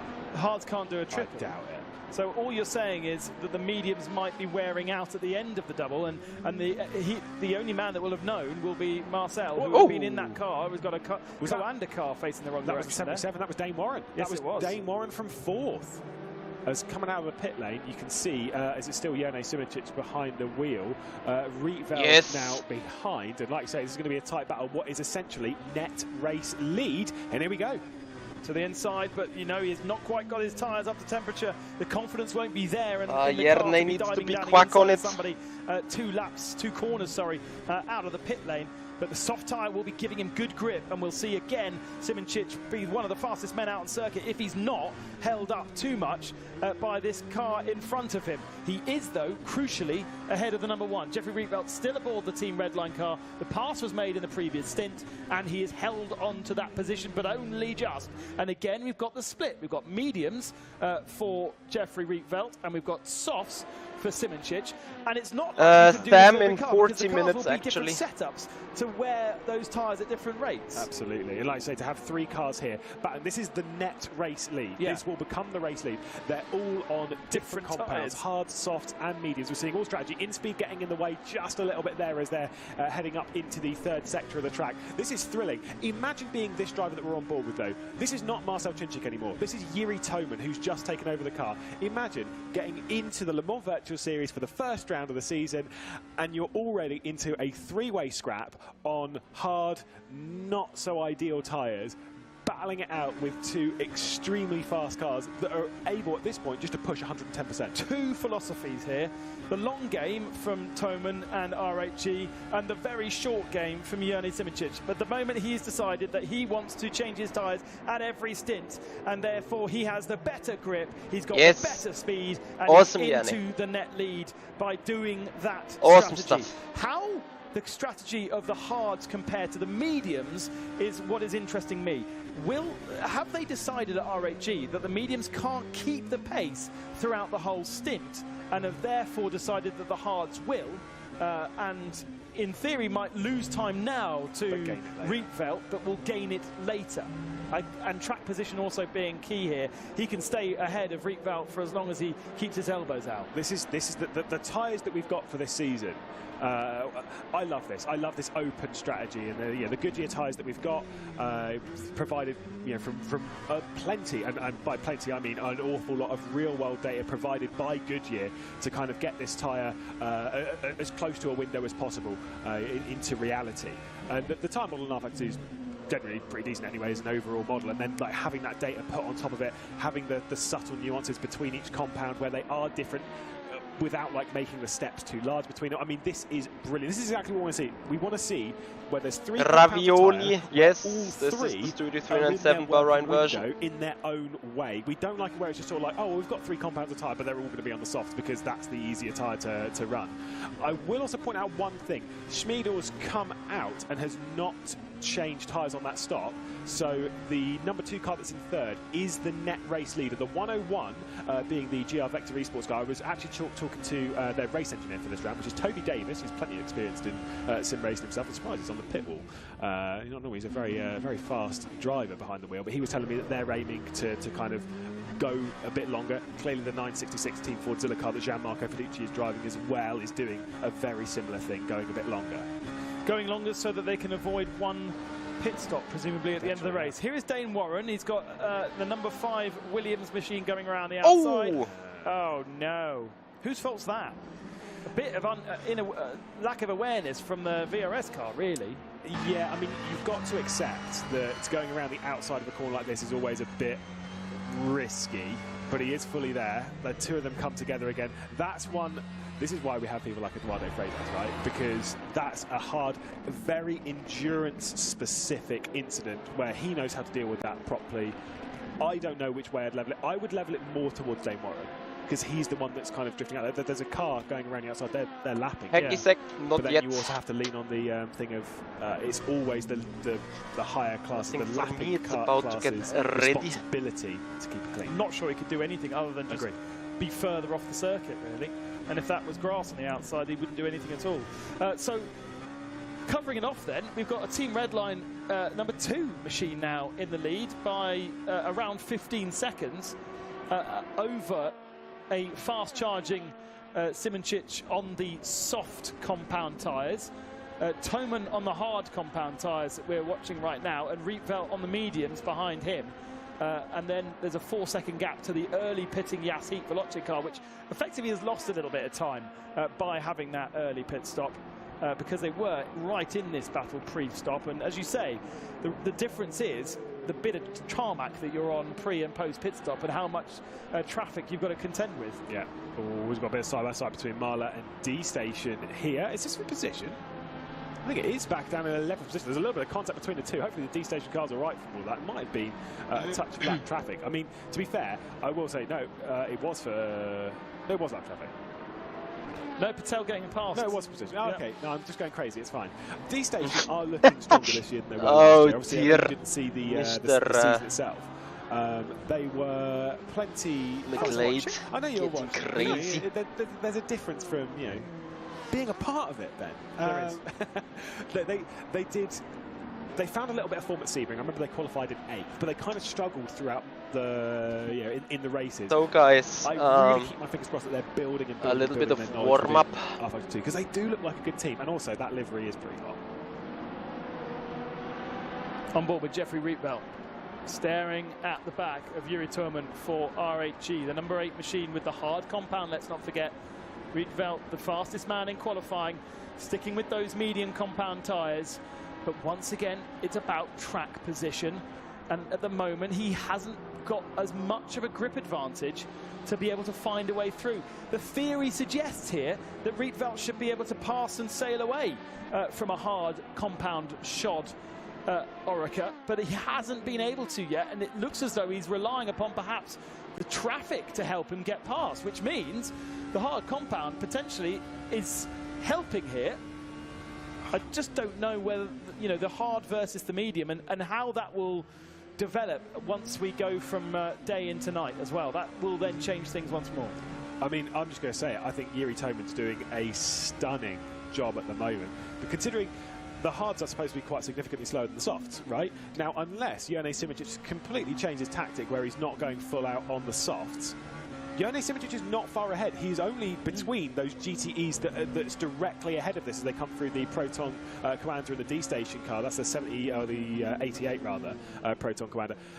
Jiri Toman's pace on these hard tyres is mind-boggling. Now, he might only be doing a double, but he's doing a double where he can attack, he can drive this car as hard as he can, and it means that he's maybe got a bit less pressure on his shoulders from the car behind, maybe not closing in so much. Either way, it's a super job at the moment from a driver that's really showing his full talent. Interesting sitting on board there with Jeffrey rFactor. Remember yesterday when we rode on board during the qualifying lap, just how tail-happy the car was on turn-in. Now that setup is so very different. He's got a bit of understeer and turn in, and he's actually having to use the throttle on the exit of the turn to finish the turn.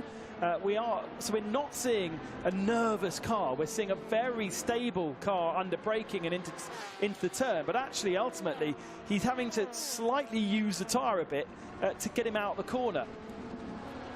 And maybe asking too much then of the medium tyre to last all the way through a double stint if you've got a setup that requires you to do that.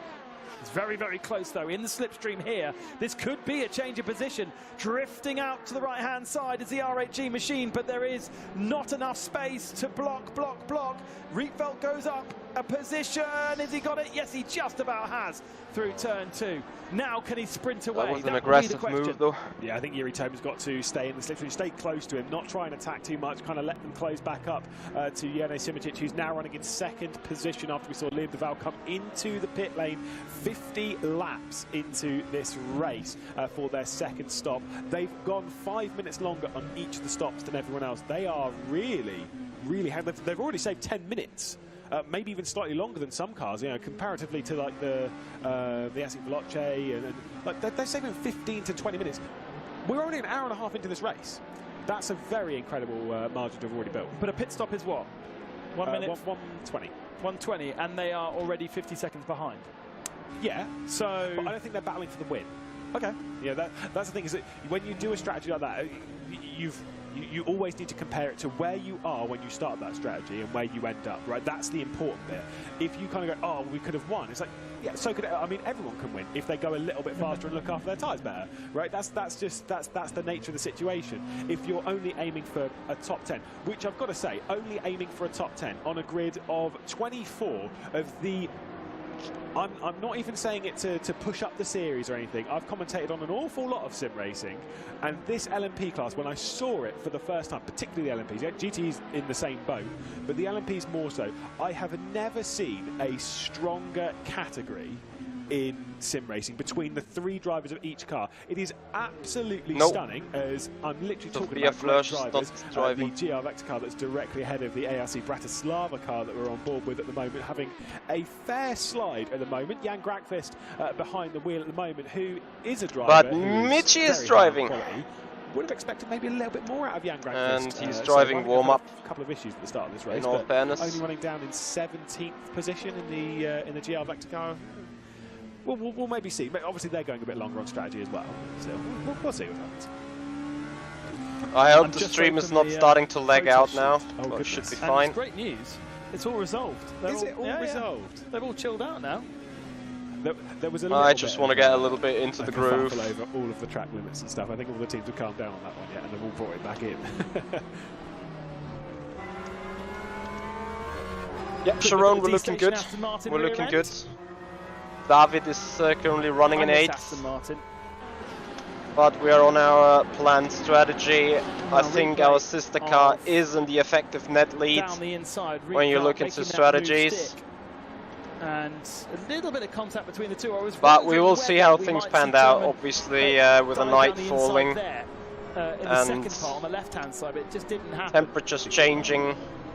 Lots of stuff can happen. It would have been silly too, right? Oh, yeah. Yeah, that would not have been a good move. that would have seen both of them round. That was close. I mean, this both of the Proton commanders aren't looking maybe as strong as we expected. The 77s obviously had that spin, and they were obviously in title contention last year until the final round, obviously with one of the Porsche Commander esports cars, which obviously now in the LMP category, and then with BMW Team Redline. The 77 was right up there in that title contention. Not starting off the season in the best way. I think they started the season with a podium last year, if memory serves. So to see them down in 6th place, that's massively far down for them. This is 17th position, ARC Bratislava, a livery that we're familiar with in the real and the virtual world. Looking back at GR Vector Esports, the one that's off strategy, and that is Graham Carroll, carving his way through the field. 18th position right now for AMG Petronas Esports, the Works Mercedes team. I've said it a few times now, but with that penalty from Bono Huis, a clear slam dunk of a penalty, breaking the regulations in the sporting regulations. From our point of view, that, you know, if you haven't seen the regulations, you're going to think, oh, that's a bit of a harsh penalty. It's clear in the regulations. There's a photo, there's written information. It's clear, don't do it. Bono Huis did it, and he's put his team down not only in 18th position, but a minute back from the lead. If they can get anything out of this, it will be absolutely mighty. But Huis, Baldwin, and Carroll are guys that could. That's a strong lineup. The thing is, with two of those drivers, they're fairly new to the squad. Now, obviously, with Bono, he's been in the Mercedes outfit. I know obviously he's still a bit of redline driver, but you know he's a Mercedes driver. This team is. I know for Formula Pro in the first season, Mercedes and Redline worked together. In this, no, and in that. And in the second season of Formula Pro, no. They split apart and they're running their own races. The 71 is also on the comeback charge in the GTE category. But for Graham Carroll, new to the AMG Team Petronas Esports squad, you know, the Mercedes Works team. Same with James Baldwin. And I wonder if James and Graham are also where Bono is, because Bono's not that far down the road. From here, no. Yeah, they're based in Brackley. I'd say James would be there as well. I think James would be. Graham might not be. But I don't, because obviously Scotland. He might be. The control that you get from having your drivers in the same place. 100%. You know, look at what's just happened to Coanda. It wasn't just the driver that disconnected. Any single person who was in the Coanda house disappeared at that same time. Now that is an appalling situation for the Coanda Porsche team to have to deal with, that the whole facility lost internet. And yes, if everyone's in the same place, you all lose internet. So it's kind of good that Mitch was over in America and didn't disconnect. So there is an argument to say have people spread around, because you might not have an issue, but also by being in the same office, by being surrounded by the atmosphere of a multiple Formula One championship winning team, to have the fail-safes that a facility like that will have.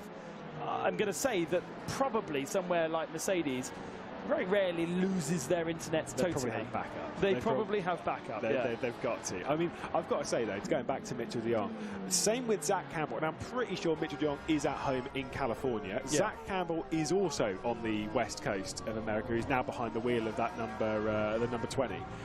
For those two, early morning.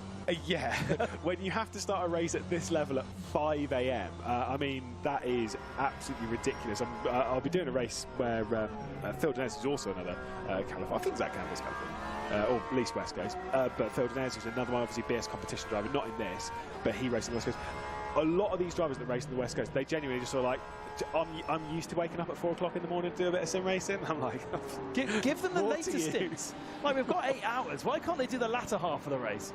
All the Europeans have woken up. Oh yeah, big time. Although the problem is that Mitch and Zach are sharing a car, so you basically have to have Tommy do the first few hours of the race. So guys, a bit of stress as we're trying to set ourselves up and ready I think it might actually for be very lucky getting into the race. I'm trying to remember which one's it. Mac Backham definitely is. We're about 20 minutes from our I think duty. Which is why that car hasn't rejoined. It has. Oh, has it? It has now, yeah. Actually, Josh is still in the... Because he has to. The 23, although he's now pitted. Is that just a coincidence? Oh, no, I think they are. I think they might be out. I think they might have rejoined and then gone... No, because it was quite close to the end of the pit window as well. They might have used too much fuel. Stay with me in the Discord for the talking. If you disconnect from a race like this and for as long you are sitting with me here. Your car is in the state that it was in when you disconnected, right? So if you've lost a wheel, you've lost a wheel. Yeah, then if your engine's muted, blown, your engine's blown. So if you have 1 litre of fuel, to not have 1 litre of fuel, David. which we saw with a couple of drivers. Yeah, Alonso obviously couldn't get to his pit box because he'd run out of fuel. Yeah, and he ended up being stationary on the Mulsanne back in the first little Yep, I have now changed this. It's where sometimes it might be good to pit a lap early, which sounds crazy on a race like this, but sometimes just to give yourself that window just in case. Yeah, I think you're right. 33 laps down now. I think we did see them come back out onto circuit, but they now have disappeared once again.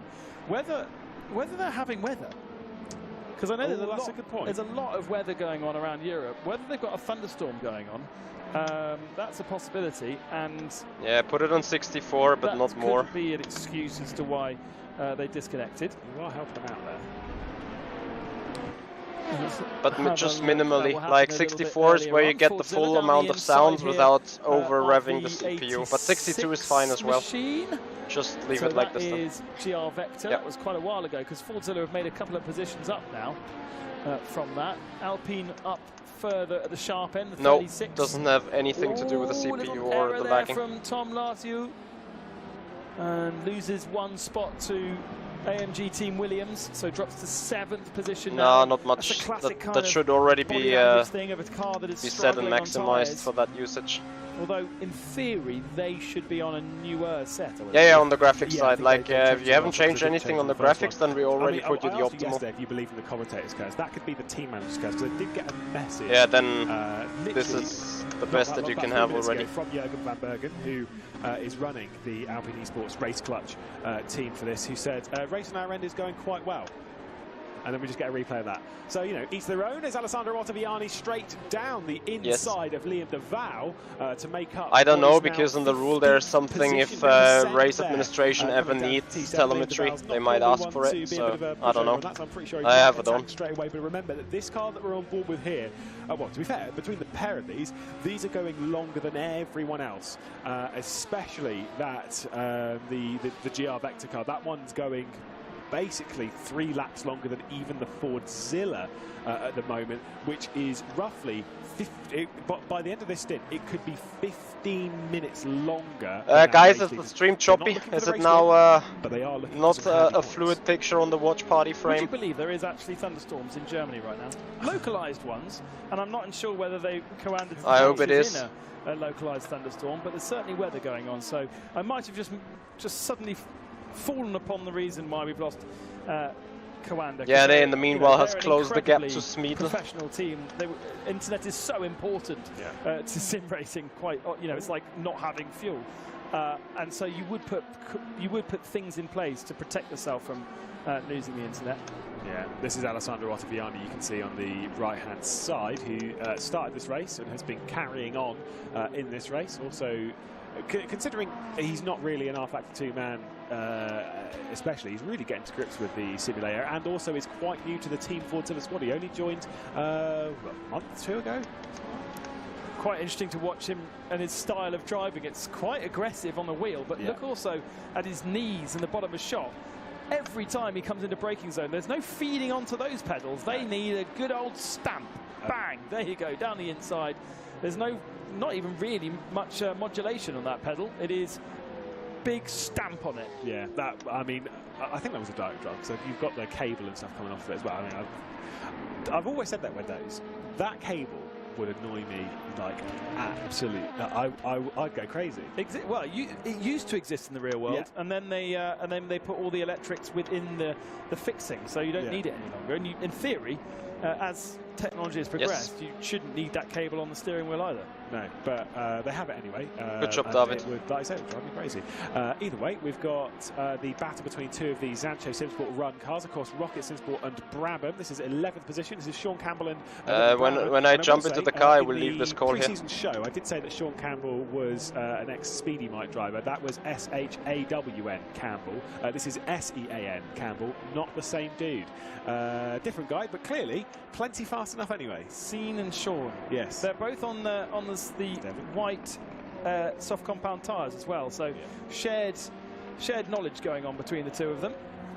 His camera's a bit wobbly, isn't it? Every time he hits a curve, you can see that it's having the effect of though it's actually inside the car. That is some strong force feedback. I know how high Devon runs his force feedback. It's normally up in the aiming for the region of like 16 to 20 newton meters of torque, which is enough to genuinely break your thumb if you get involved in a crash. Look at it, he's leaning in. But that's a good point. We've got to go for our race director. He's not wearing gloves, which on a wheel like that, when it's throwing around like that, I would want gloves on. Big time. That is hard to drive because it's very easy to kind of lose grip a little bit with the wheel, and also it just be thrown out of your hand. Yeah, there's so much power. Lots of chat going on. Plenty of talking to his team management and engineers, and they are at the moment sitting the two of them in 11th and 12th position. That has been a position change on that last lap as well. So maybe Campbell can now learn from his not teammate / teammate. Yeah, I think.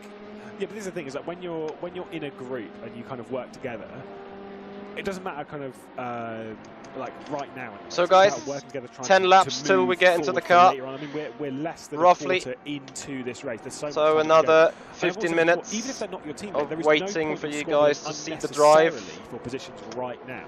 Kind of don't fight them too hard, maybe stay in the system, maybe save a little bit extra fuel, maybe see what they're doing, how are they faster than you, what are they doing on tyres, look after your tyres, all those kind of things, as we can see on board here with InSpeed, who of course the Chinese team. They did take part in Le Mans Virtual, huge following over in China, a massive respect to them to come back into the Le Mans Virtual Series. Kind of reminds me of the stories of Axel that we had last year, where they started out struggling and they got a 4th place finish at Le Mans Virtual. What can be done with this team? They just need to learn, and learn pretty quickly. There's only 5 races this season. Again, looks like a mega setup for those guys over in China, with team management on the left-hand side of the screen, one of the other drivers on the right-hand side, and Lee dealing with the traffic, watching the guys come past. Plenty from backing as well. We've got a full Chinese team. Obviously we've got D-Station with Japanese representation. We've got Mexico racing team flying the flag for Mexico. I actually didn't count up all the different nationalities in our entry list for this one, but it's always fascinating to see these countries that you rarely stumble across in the world of motorsport. Yuyovsky and Macedonia being one of the big ones for me, and yet in sim racing there are plenty. We've got more than one Macedonian. 2 with Andonovsky. Yeah, and they are some of the best sim racers in the world, and yet they don't have the opportunities to do real world motorsport that perhaps other countries do. It's a learning for the FIA actually to have a look and go, all right, we've got an interest in Macedonia, but we just don't have the sort of facilities to make it happen for them. How many high-level motorsport drivers in the world, in the real world motorsport, are Slovenian? Meanwhile, two of the absolute top drivers, well, to be fair, there is like 3 or 4, all Slovenian. You've got, of course, Jone Simočić from Slovenia. You've got Kevin Siggy, who's Austro-Slovenian, but comes across from Slovenia. Alan Terzic as well, who'll be driving for BS competition as well, like plenty fast enough to battle. But all of them, I think these are countries that you don't really see too much, as we see another position gained by Graham Carroll. Sent it down the inside of the GR Vector Sport car and moves up another one. Still obviously not in the top 10, and not even that close realistically, but he's picking those positions up bit by bit. Now moves up into what is 16th spot.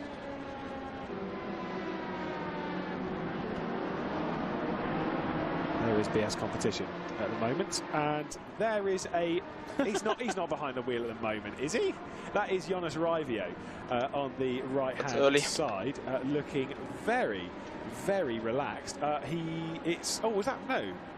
It wasn't Bruno Spengler, was it? No, it wasn't Bruno. Yeah, I was going to say, I was like, unless he's changed quite a lot. Yeah, it was Jonas Raivio. Bruno Spengler is behind the wheel at the moment, as we can see. Red line's back in the pit lane, the number 2. Yeah, that's an early stop for our leader with a change of tyres. Yes. They double stinted last time and maybe feel as though those tyres have not been able to last the full stint. So this is more and more information pointing towards perhaps if you want to double, then the hard compound's the way to go. This man, though, is not doubling. He is the leader of our race. He's chosen to go soft and to go attacking, and Simoncic is now building a nice advantage. There is second position, Team Redline coming through the window, coming through the shot right now, 4 seconds back.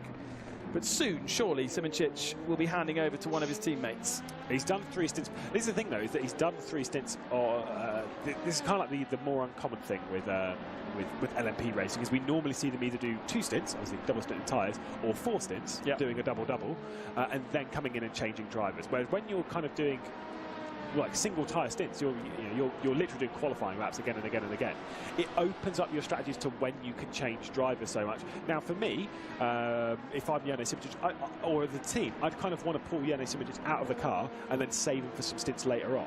Reminding you all at home, the minimum and maximum drive times. The minimum, which quite a lot of drivers have already gone past, including Jone Simoncic, is 90 minutes, so an hour and a half. We're already over an hour and a half of the race. Quite a lot of drivers. Jeffrey Rietveld has already ticked it off. An 8-hour race?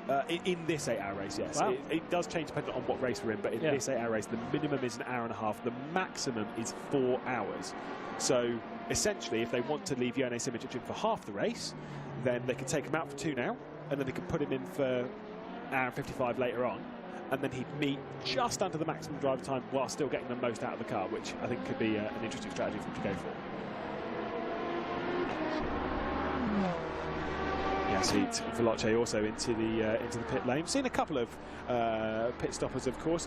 The Payich was quite a bit early, guys, so he's still staying around the 10 minutes earlier than everyone else, as we've seen before quite a bit from Marco Payich. So that one's a fairly interesting one, as we can see now the battle for 3rd position on the road, the battle between R8G and Yuri Toman and Michael Romanidis, who's closed in, obviously taking over from Brzezinski. Romanidis on the second stint on his tyres. Toman the same. I thought they were on the first. Well, they had short stops. Oh yeah, 220 versus a 240. No, you're looking at the overall pit time.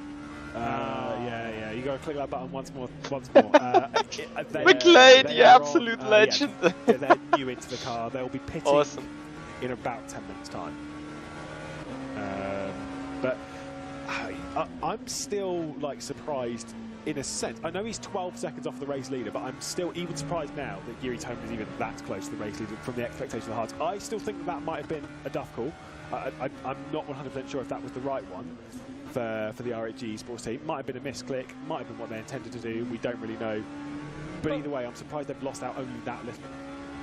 145 the last lap. It's always difficult to know on the last, comparing last laps in comparison to others, but Romanidis a 144, and now Toman able to do a 144 in clear air. I don't think they're losing chunks of time. The last lap, Rietveld did a 33.8 and Toman did a 44.1, 0.3 of a second. So the hard tyre is not that much slower, and it does seem as though the softs are struggling to get to the end of the stint, because we're seeing people bailing out their stints early. I still think I would rather be on a softer compound than the hard, because it does affect your decision making in traffic. If you're on a medium tyre, if you're in Jone Simicic's boots, right, you're taking the soft tyres and you're only doing 1 stint on them, you're like literally maximising all of it. Your decision making in traffic is literally attack, attack, attack. You can really like afford to try and do something a bit more risky, like going around the outside. Whereas on the hards, you know that, like what we saw from Peter Beriak earlier, where he went around the outside of T12. If you're on the hards, you probably can't do that, because as much as I know there was contact with Dane Warren there, but if you're on the hards, you will probably go taking a wide line out there with a slightly dirtier surface out there, less grip off the racing line. You are going off the track. Like, there's no way you're staying on, or you have to do this, the corner so much slower. So it does affect your decision making like that. That's why I want to be on the softs or mediums, really. I think the mediums seem to be the right compromise. But if you, as you say, you want to be really, really fast. Look who's leading the race. Okay, we're only a couple of stints in, but Simoncic is being able to. He's not making as much of a buffer up on this stint. If rFactor double stints his mediums, and Simoncic is going to have to single stint his softs, Simoncic is going to lose ground again and have to make that up, like he did in our second stint. But there he is. rFactor has been single stinting mediums. Oh, he's been on the medium because he's like, obviously they've been running the same, roughly the same kind of strategy, but Jeff rFactor is single stinting medium tyres. Meanwhile, Jone Simoncic is single stinting the soft. I mean, you can see there, by the way, with the quality that he is. The graphic that popped up there, being runner-up in the 2020 Le Mans Virtual, being in championship contention last year, finishing I think it's 4 points off of the title lead was this car. Of course, that was by Colles Burst Esports. Now it is Floyd Van All Burst, and it does look pretty good. I will say that. I mean, these are endurance experts as well. These are, I mean, Jone Simoncic is a tyre expert. He's a 3-time Formula Sim Racing World Champion because he is a master of getting the absolute most out of a tyre. And he has run some aggressive strategies. I remember there was one race once where he ran a 4-stop strategy when everyone else was running a 2 or a 3-stop strategy, and he won comfortably. That is how good he is. Papayerne. Having a look at the 67 machine. Joining. Do I mean 67? 65. 65. Panis Racing.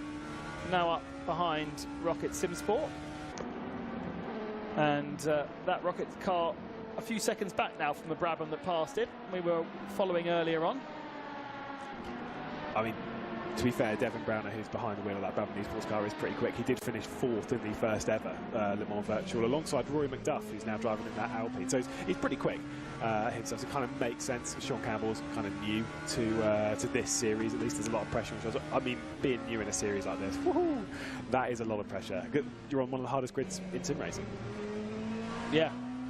We wouldn't do well. We would not do well. I think we'd be solidly last. We'll go one day with me and McCarthy. We'll I'm joining the car. See the move from Panis closing in at the moment. I think this might well be the move as Labib gets down the inside, sends it in, and that is another one on the hard tyres. But this time the move is done. Said before, Panis being essentially run here by RHE, getting a little bit more data, more hard tyres being run. I think all 3 of the RHE run machines, the 2 RHEs in LMP and of course the Panis racing car, are all on hards. Impressive. So that's Florian up into 10th position ahead of Campbell. And even though you would say, in theory, Campbell so guys, for you the view will now change. Tyre, the hard tyre working well for Florian Panis Racing right now, as we are 64 laps in, and we're getting towards the 2nd hour mark of the Bahrain 8 hours. 6 hours remaining. A number that's much more understood in the rest of the season, with 6 hours being a kind of a standard WEC race. Yeah, and yet this season, 4 back hours. in the days. Yeah, in this season, 4 hours is the one that we do the most. Yeah. We do it twice, which I actually quite like, because it's every race is different. Yeah, every race is totally different than the last. Even that.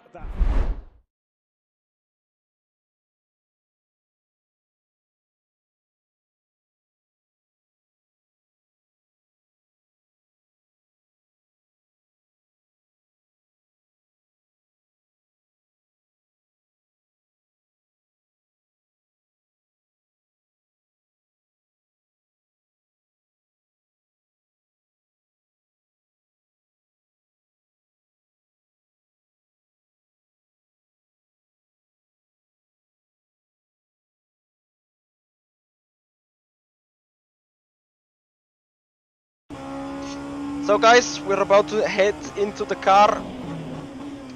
2 or 3 more laps till we're up, till we're in schedule, till we are on duty.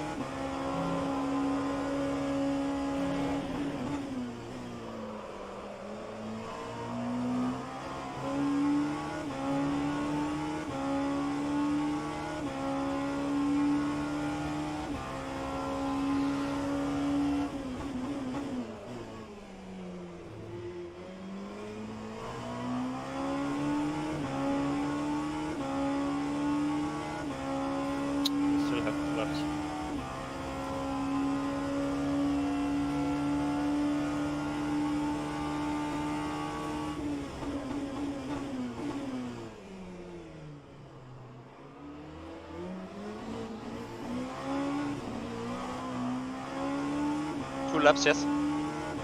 Yes.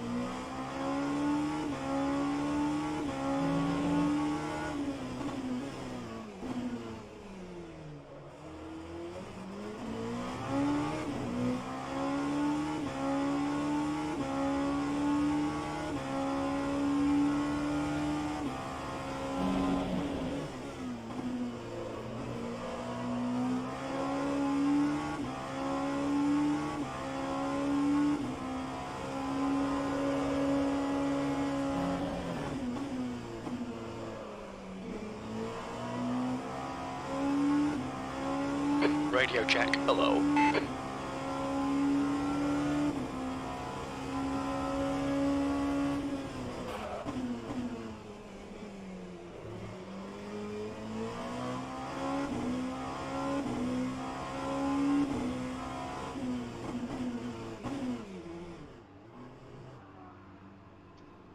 Great blistering drive. Thanks. The railroad at the beginning was really bad. I couldn't get used to it. Yeah, I think it was everyone with the same issue.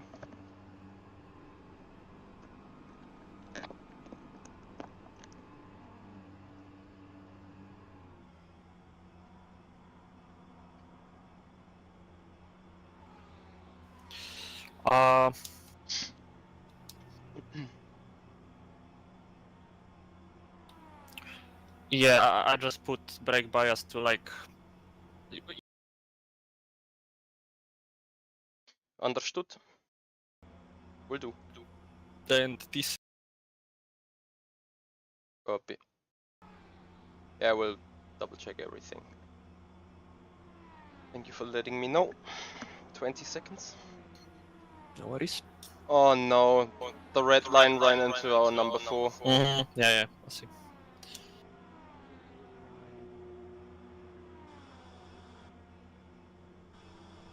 Shit, there's cars coming.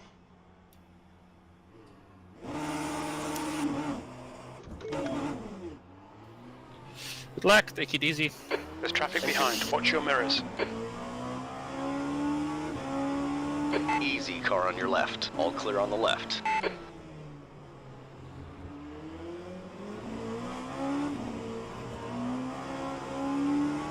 Careful, car on your right. Clear right.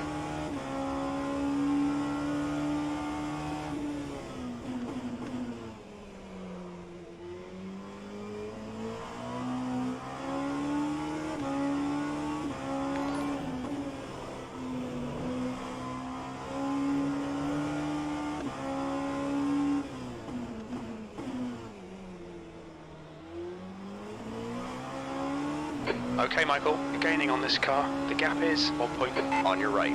Clear on your right.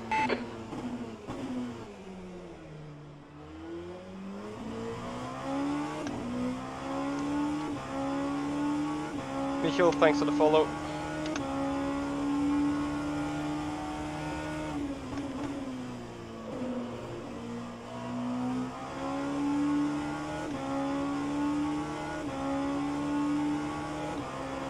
The leader, Carol, is pitting.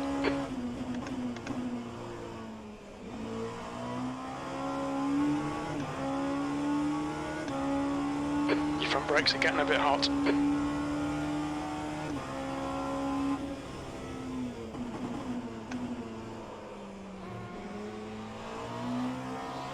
Careful, car on your left. Clear on the left side. There's a car exiting the pits, heads up. B12.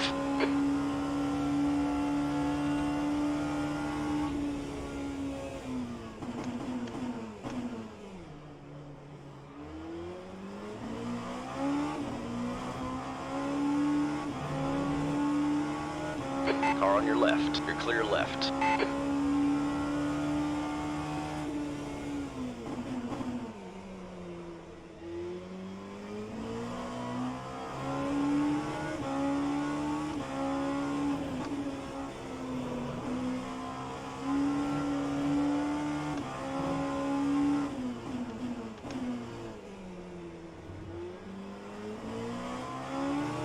You're reeling this guy in. The gap's now 1.0 seconds.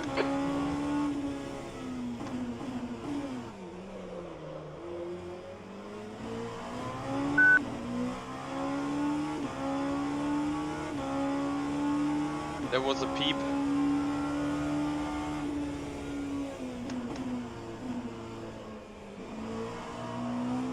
Car right. All You clear get on the a right. No? What do you mean?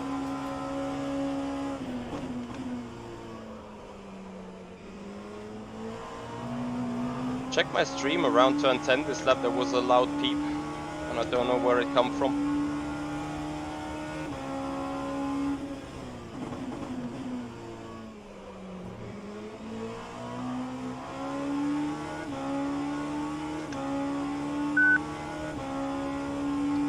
There was it again. B11.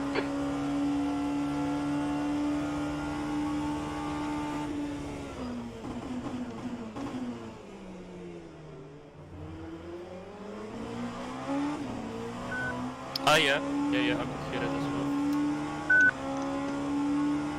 It's coming even more often now.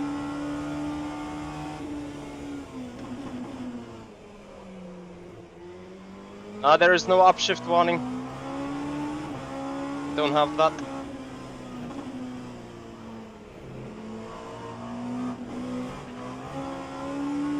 Car right.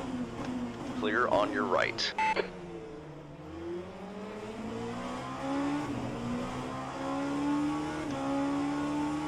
I have just plugged in the headset battery. And now plugged it off, obviously. That beep would be different, you would not hear that.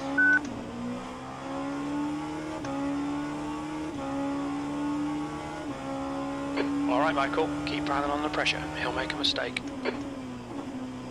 I have no idea where this peep is coming from.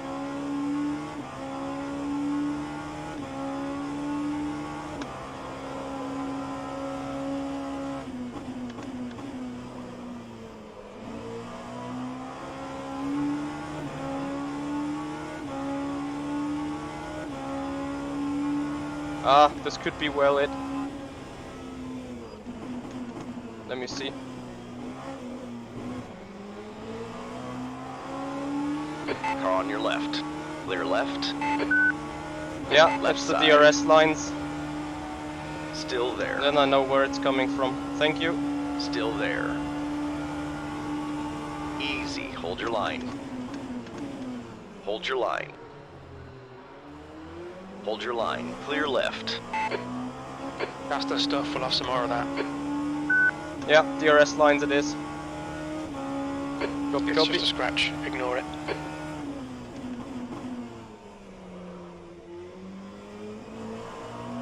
Then I know that everything is functioning well.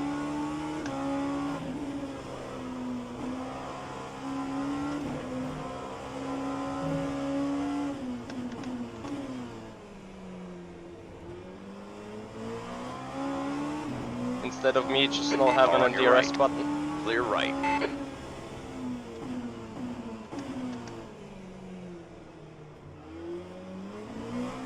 On your right. All clear on the right. Okay, Michael, don't let this guy distract you.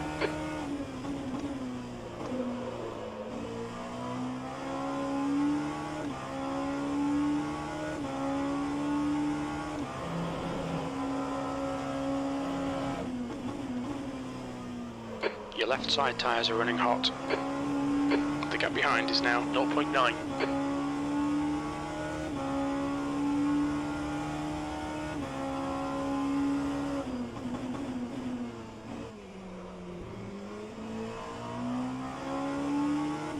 What's our race situation?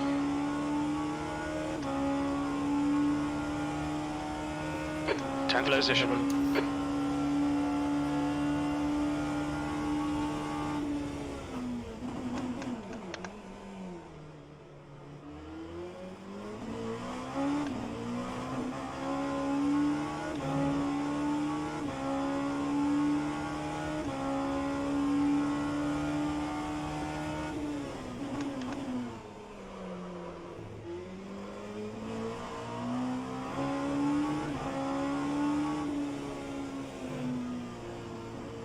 Life timing doesn't work. Are on your right. Careful, still there. Clear on your right. Okay.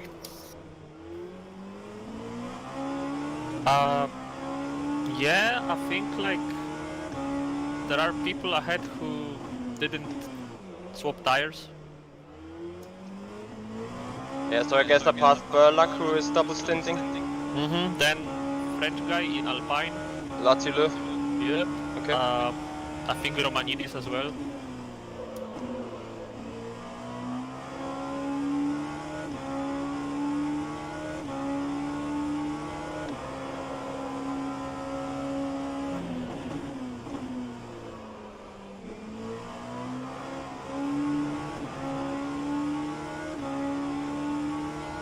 On your left. Clear left.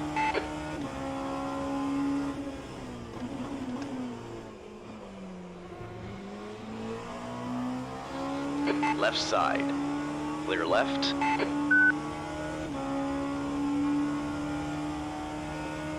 P9.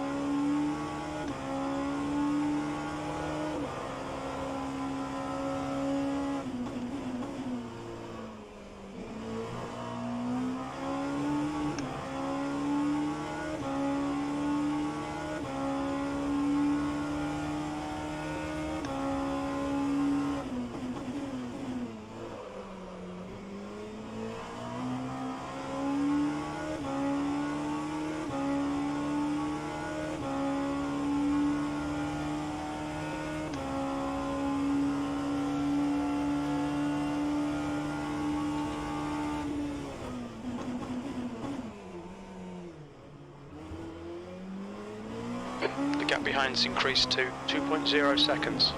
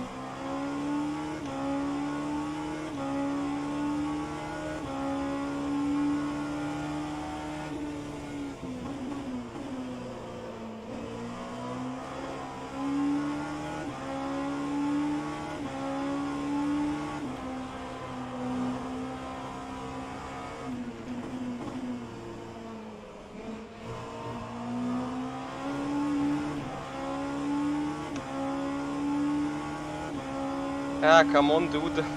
Car right. Thank you. Clear on your right. Incident in Sector 1, yellow flag.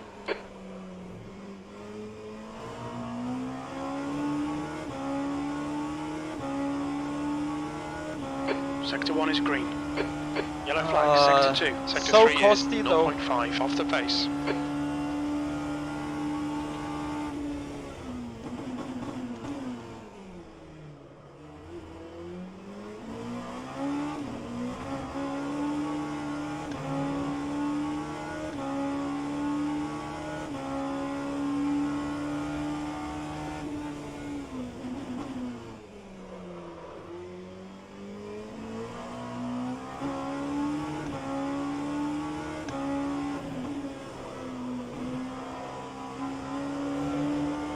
We're seeing a bit of wear on your left rear.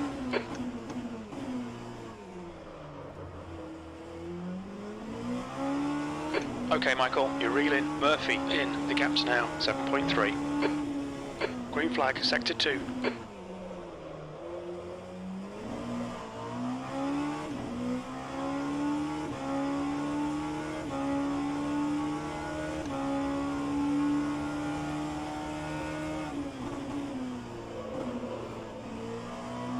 Incident in Sector 2, yellow flag.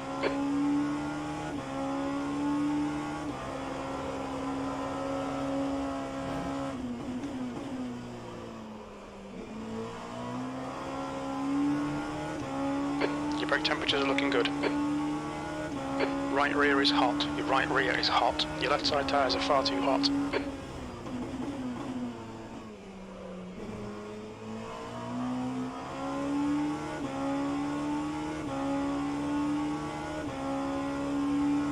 The gap behind is now 2.8, P8. I'm a bit too slow though.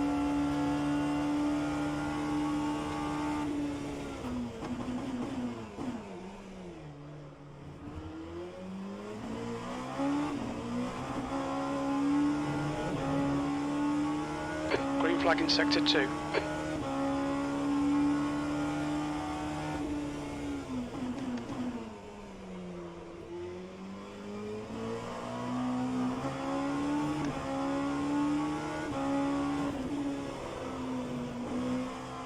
Your left rear is hot.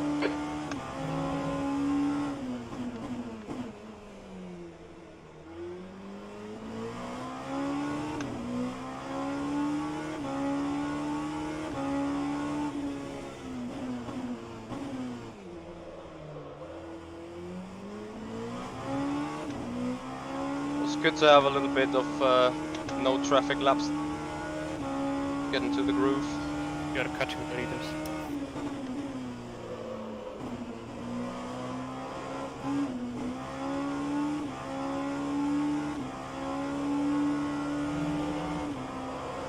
Was ein Bullshit.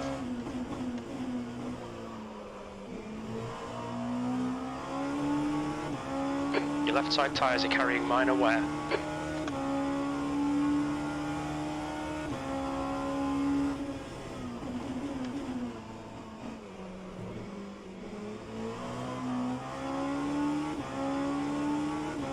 Car on your left. Clear on the left side. Your lap time was 1:44.6. Left side. All clear on the left. Pedersen is now leading.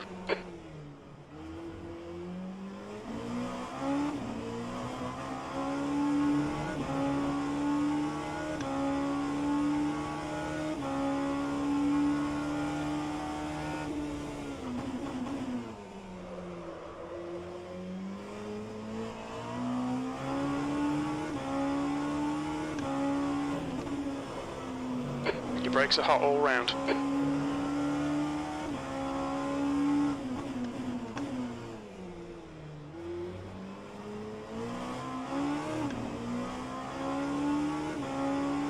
On your right. Clear on your right.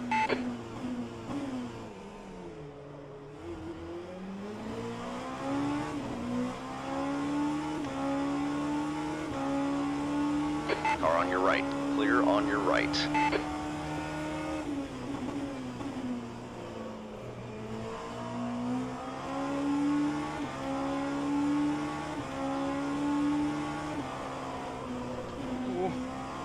Car right.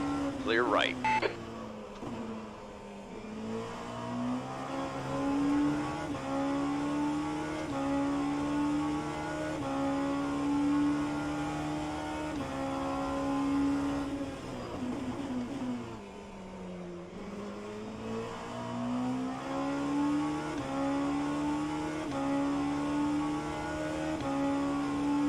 The gap to Campbell behind is now 3.6 seconds.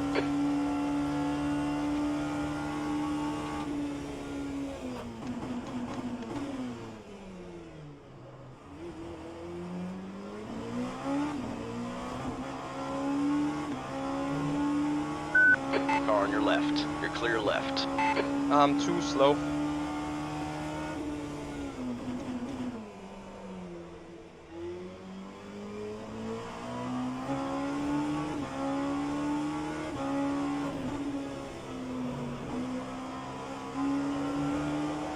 Your tyre temperatures look good.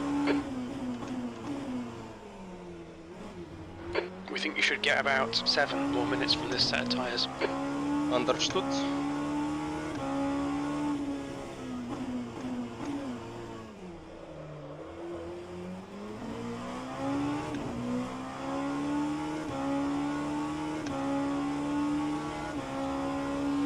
Car on your right. All clear on the right.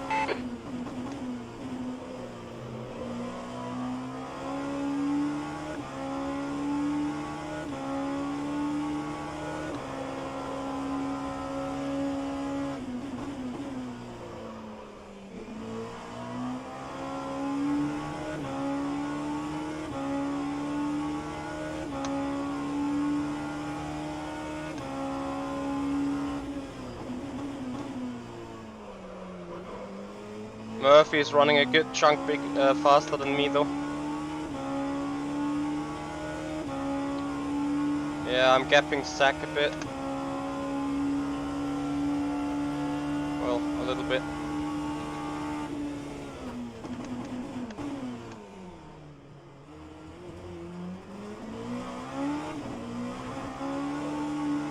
I think I need more of these turn ones.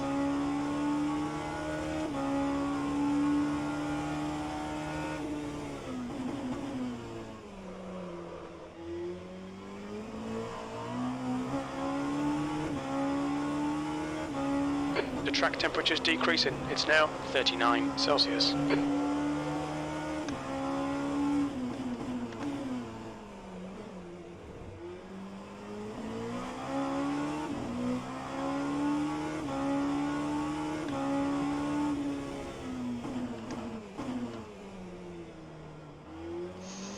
Understeer galore.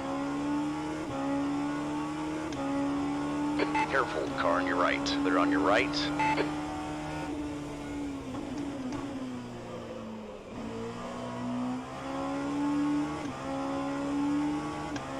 Easy, car on your left. Clear on the left side.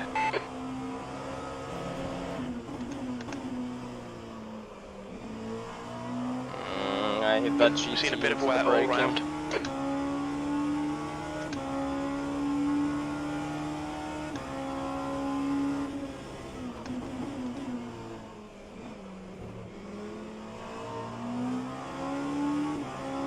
On your left. You're clear left. The gap to Campbell behind is now 3.3.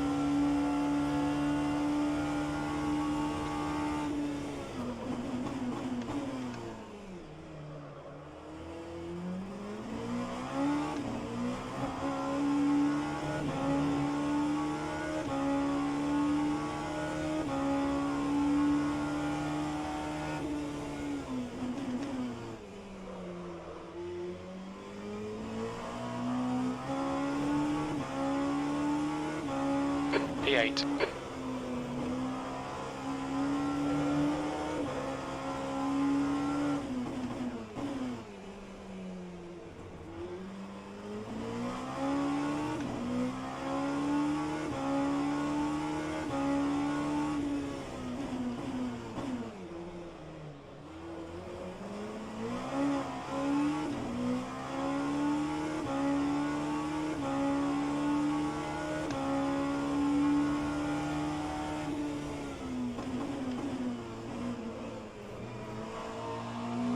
On your right.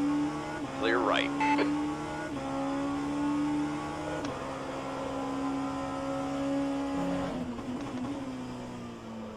Your left sides are running hot.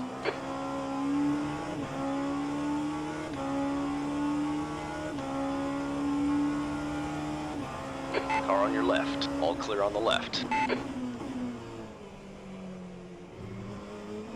Left side. Clear left.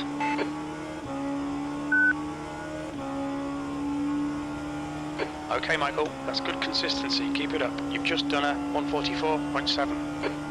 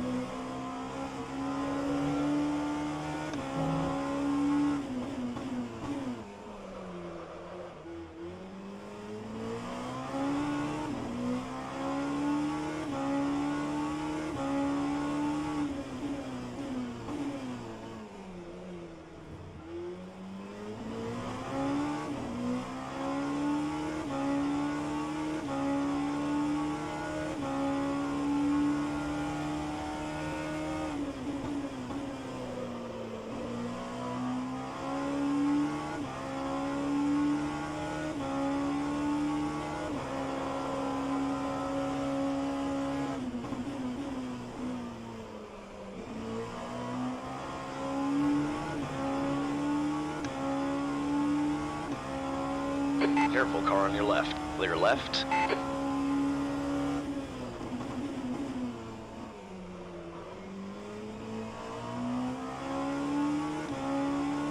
Acknowledged. Pit stop requested. Okay, Michael, expect traffic when you exit the pits. On exit, we should be in position 17, really close to P18 and P17.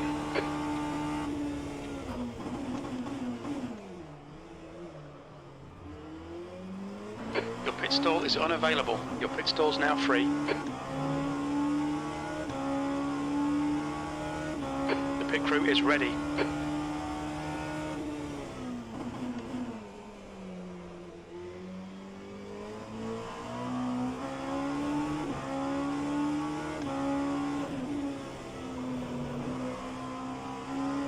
That's gonna hurt.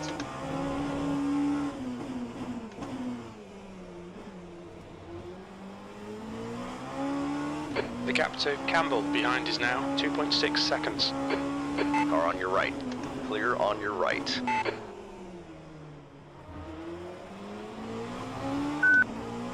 On your right. All clear on the right. Your pit stall is occupied. The pit stall is now available.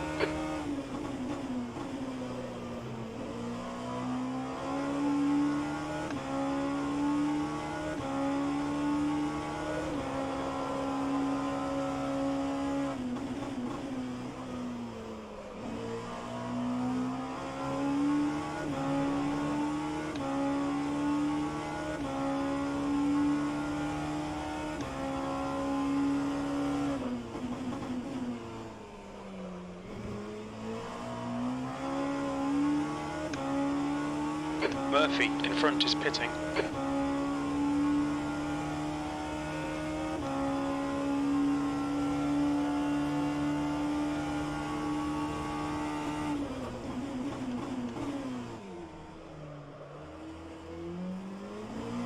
Your pit box is currently occupied. The pit stall is available. The gap in front is now 6.1.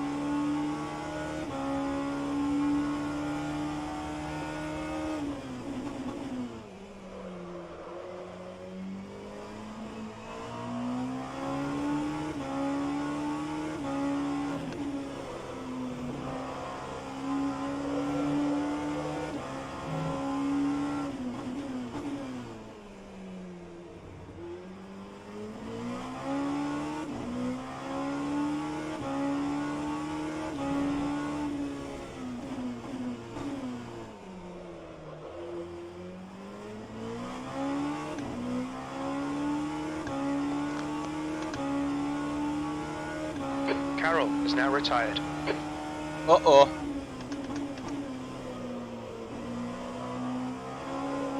Guys, how many cars have disconnected? There is a multiple disconnection. 3 cars at least. Your pit stall is unavailable. Our pit stall's Red available line, now. yeah. Veloce. And I think Williams.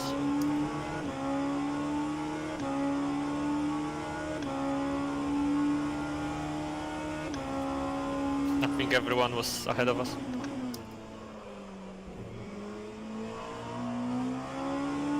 What is the magic number of the rulebook? I think it's 3. If 3 or more disconnect, then there could be an action. Yeah, there might be.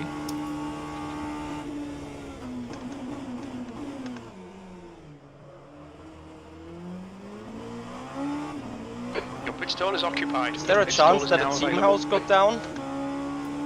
Like that all 3 cars are linked by a certain location? I don't think so, because Williams is not related to red line, I think. Well, was it the Mercedes red line? The Mercedes Williams? Yeah, Mercedes, Yeah, then there might be a link.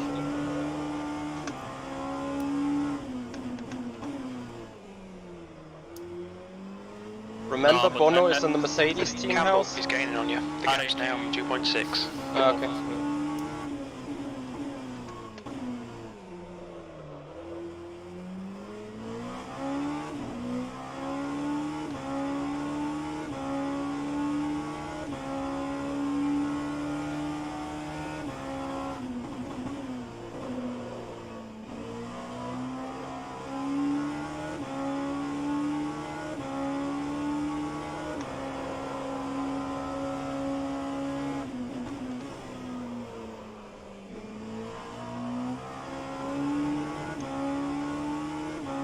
Sector 1 is yellow. Your pit box is currently occupied. Our pit stall's available now.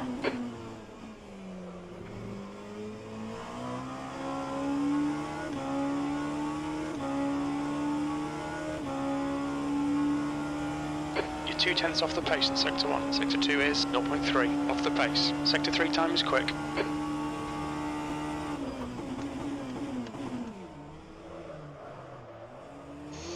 Oh, why do I have the luck with the traffic? Your pit stall is unavailable. Your pit stall's now free.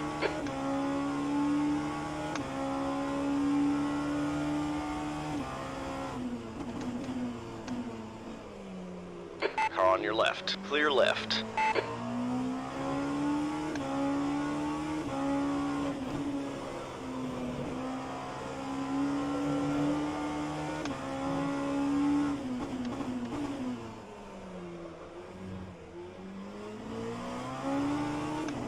Alright, Michael. 10 minutes of fuel remaining.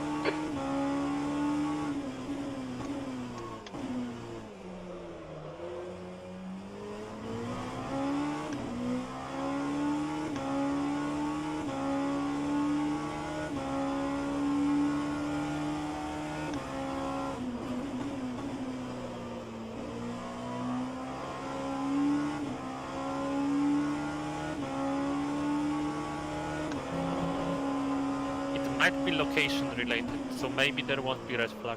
Let's see.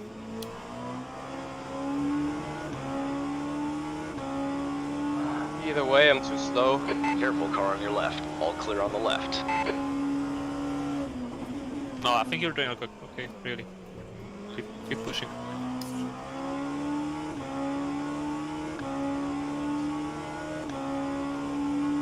Your pit stall is occupied. The pit stall is available. That's good consistency. Keep it up.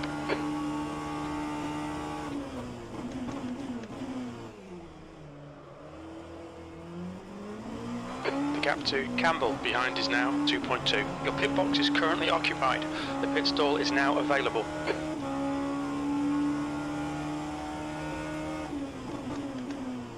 Sector 1 is now green.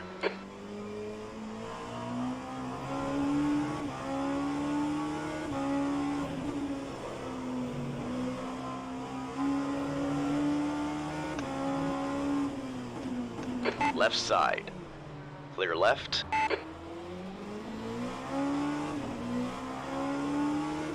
Car right. clear on your right.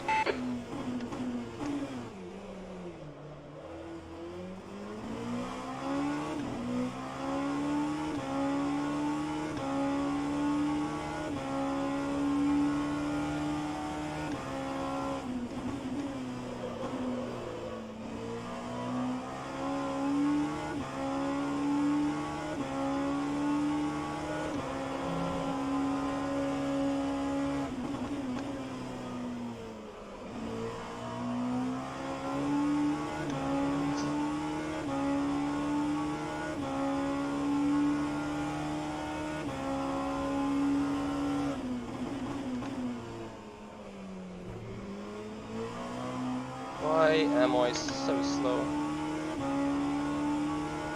Come on now.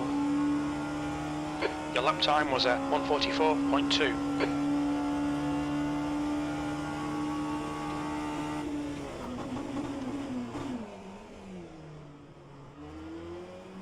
Your pit stall is unavailable. Your pit stall is now available. Your pit stall is occupied. Your pit stall is now free.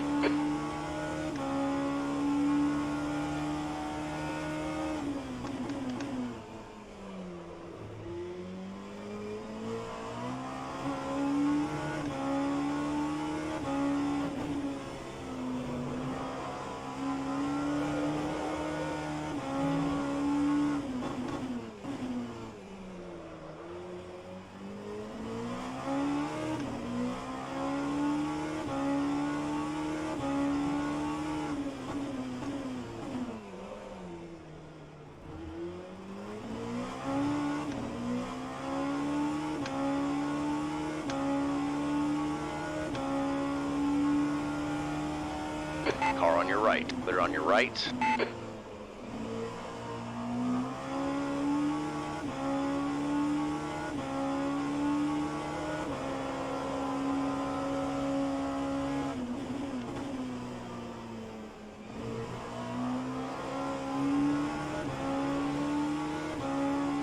Left side. You're clear left.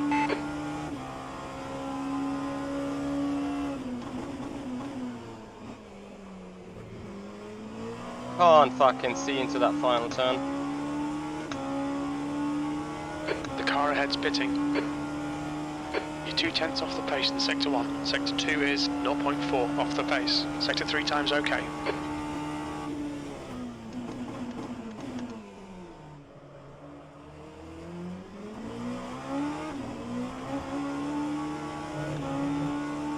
Your pit box is currently occupied. Our pit stall's available now.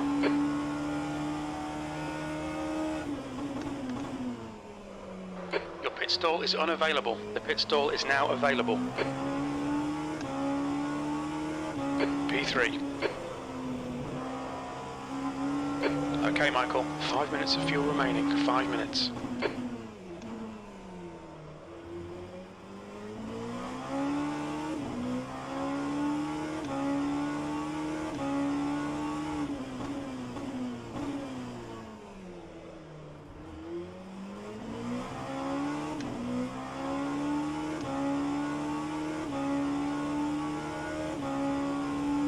The leader is now on softs.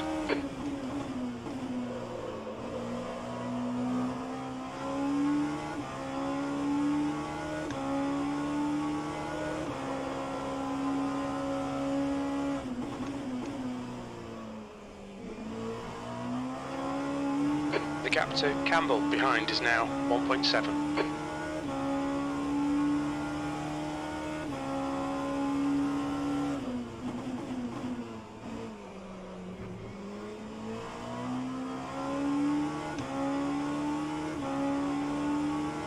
Car on your left. Clear on the left side.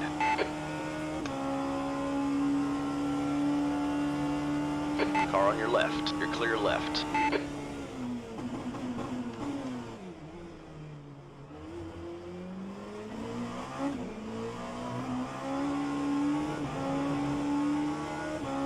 That's gonna only be good for me on now. On your left. Clear on the left side.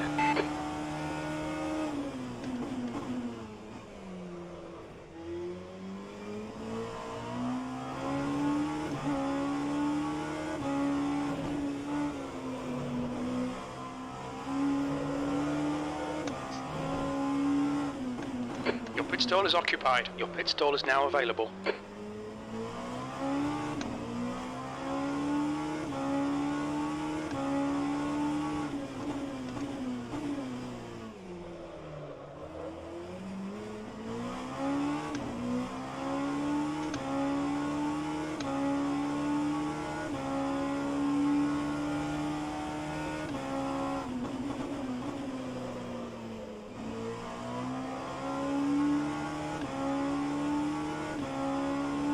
Car right. Clear right.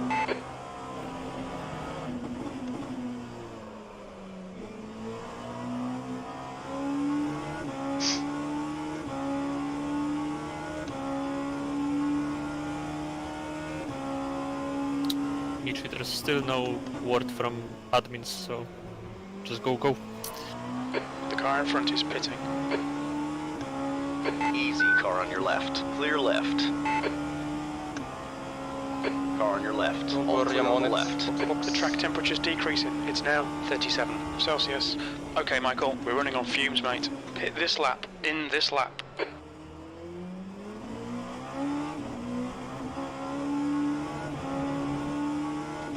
Tires are in nominal shape, so all good.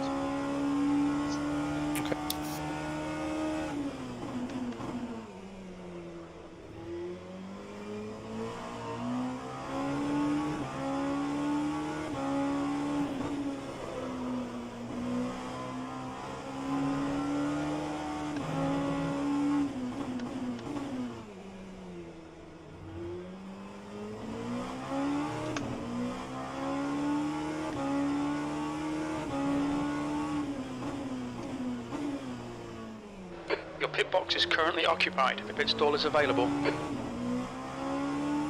Ach, Michi, too slow.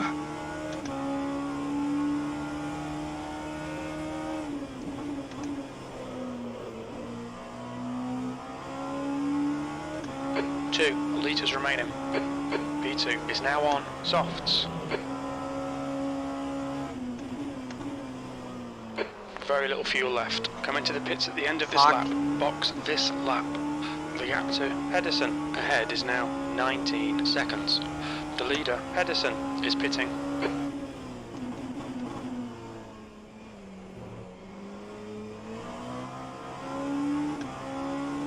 Left side. Clear left. 1 litre remaining. Watch your speed limit in the pits. You'll be coming out into traffic. When we exit the pits, we'll be in P7, really close to P37 and P36.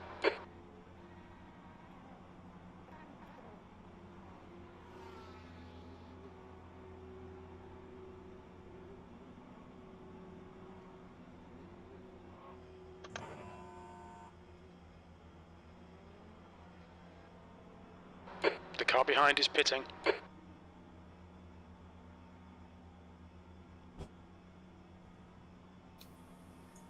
Okay.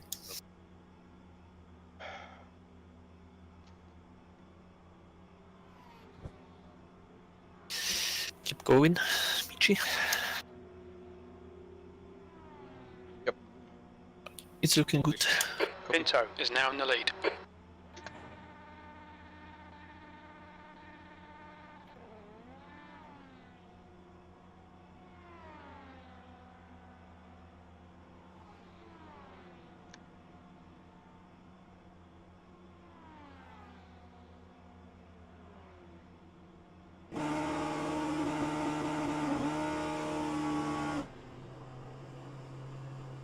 There's traffic approaching. Watch your mirrors. Your brake temperatures look good.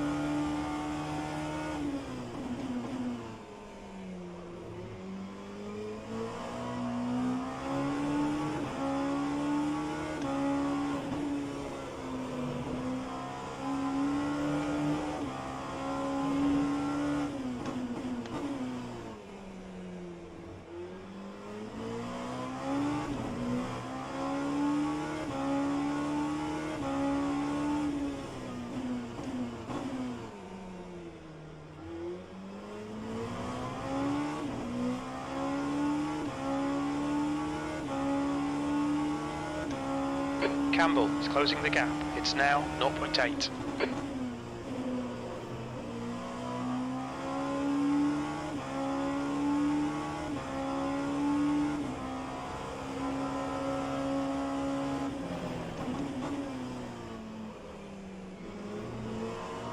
On your left. All clear on the left.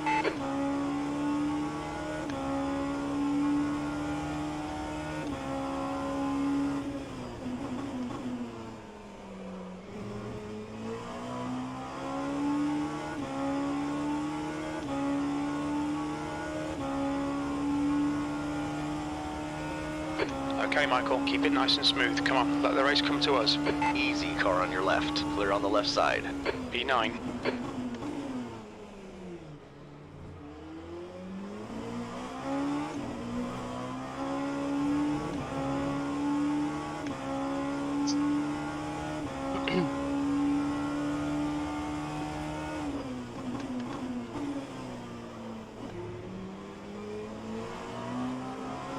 Car on your left.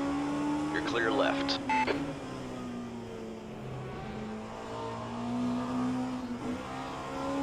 Careful, car on your right. All clear on the right.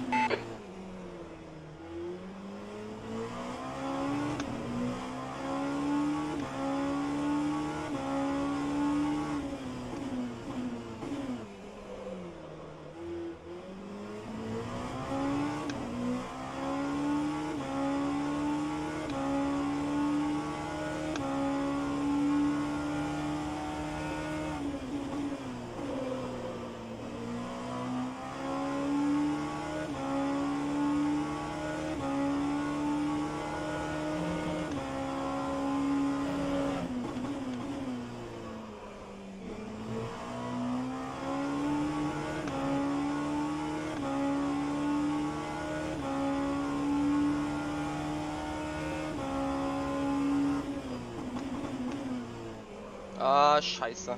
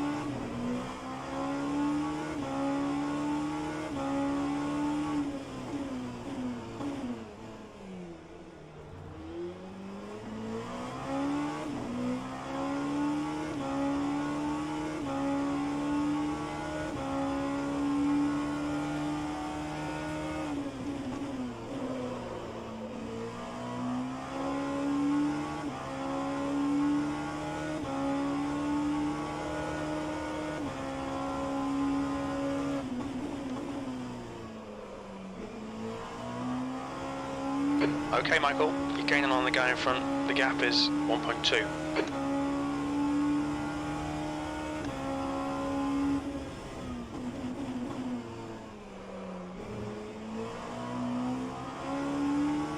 Car on your left. Clear left. The gap to Campbell behind is now 1.4 seconds. That last lap was a 1:43.5.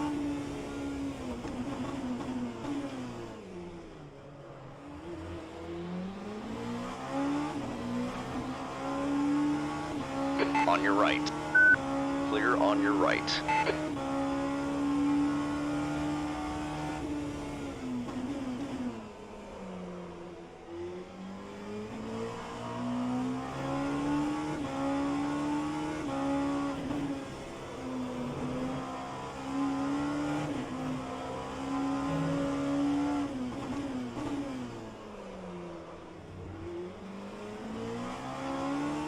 What was McDuff's last pit stop? Or when?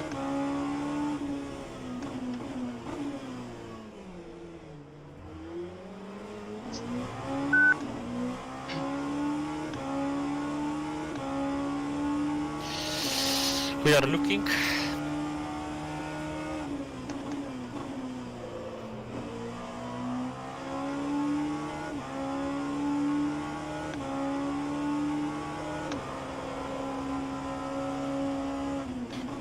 I think same as you. To be honest, I'm not sure how to check it. On the last column you can click and you see time spent last time in pit stop and when it was last time. Yeah.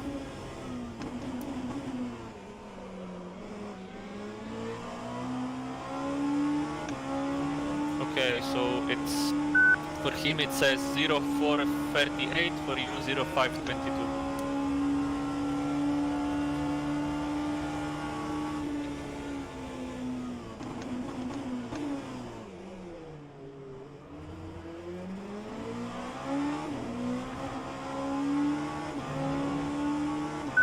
And the same pit stop time. Oh, I could have gone for a dive then. Car on your left. Clear left.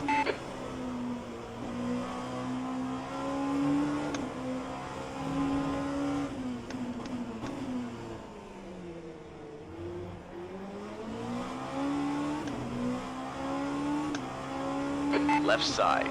You're clear left.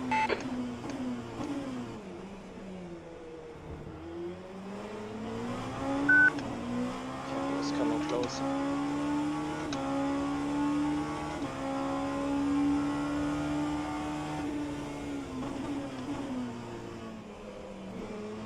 Car on your right. Clear right.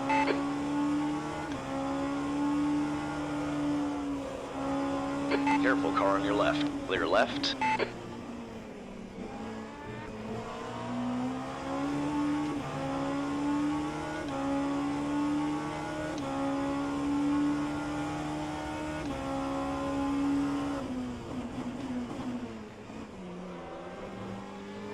Shit.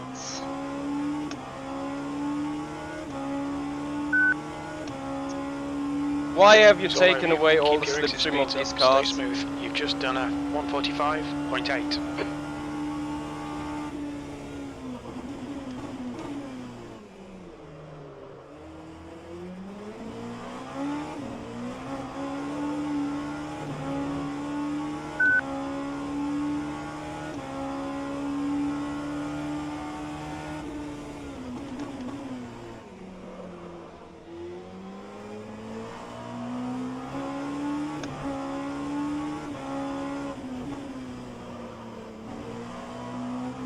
Easy, car on your left.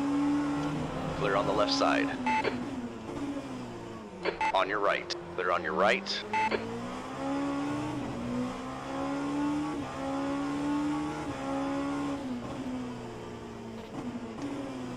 Car right. All clear on the right. Car on your right. Clear on your right.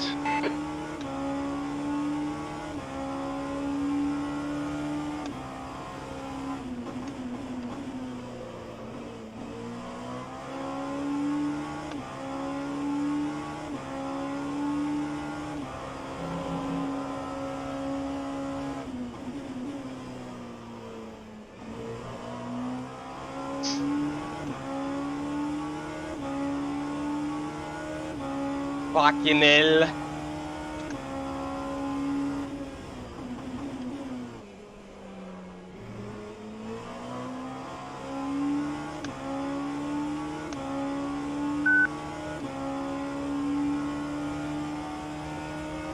Eighth place.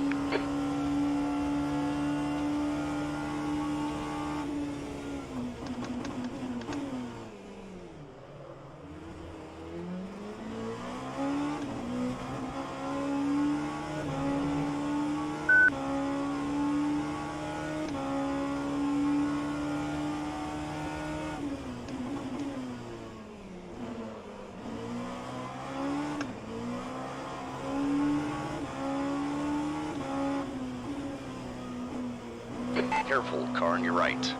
All clear on the right. Spengler is pitting from position 32. We think he'll come out just behind you.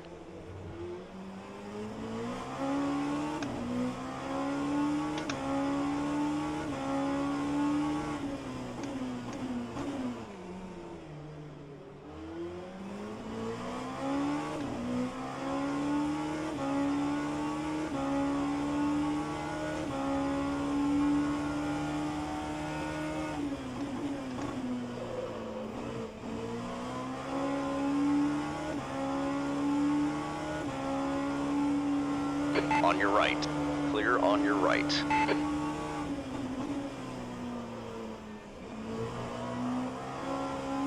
All right, Michael. Hold your nerve. Just keep it smooth. No mistakes.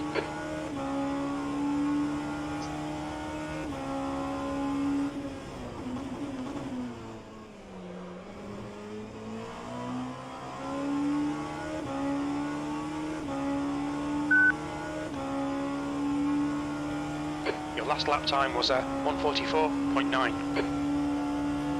It's too slow.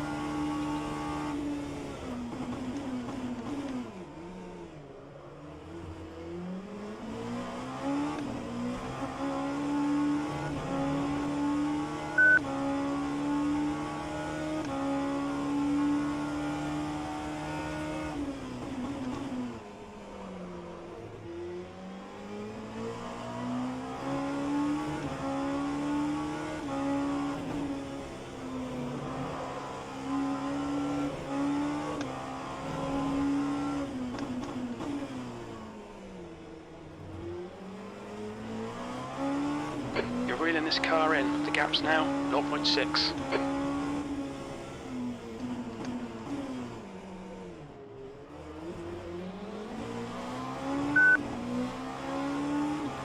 Car right. Clear right.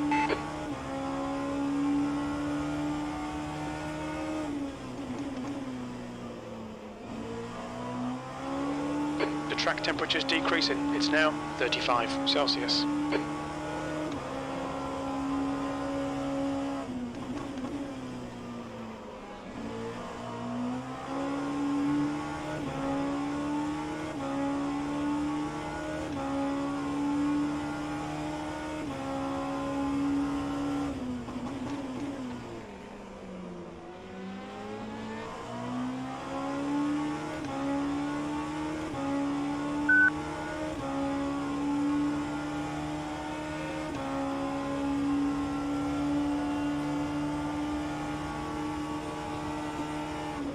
Left side.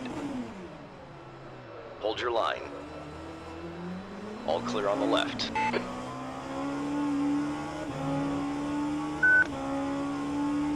Some minor aero damage.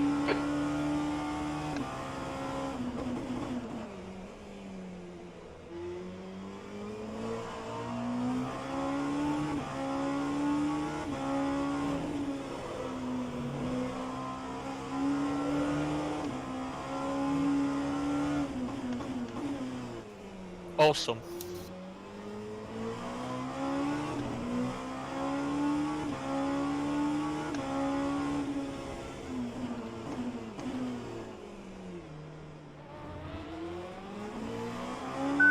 And they have straight line speed. Right. Clear right.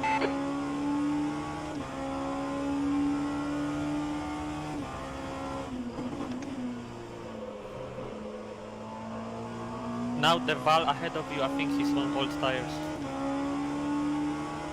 What about Gillison? No. 43 last lap. Campbell behind is now 1.2. Okay, so fresh whatever he was on. Yep.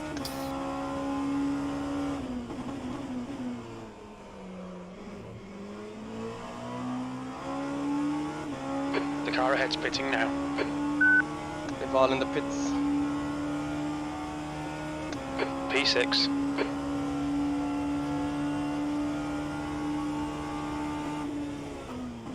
But like a leader is also on old tires. So you are gaining over him.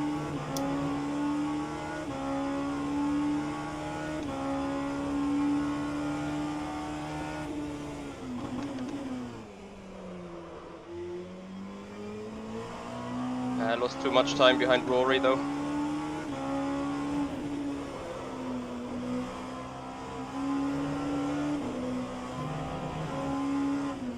We're doing good. Go.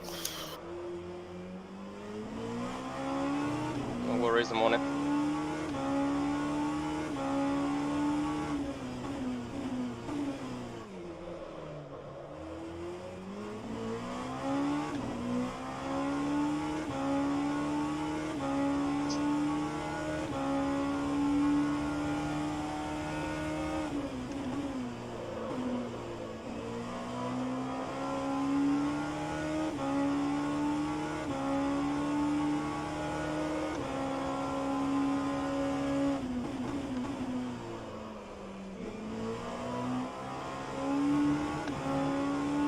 Careful, car on your left. Clear left.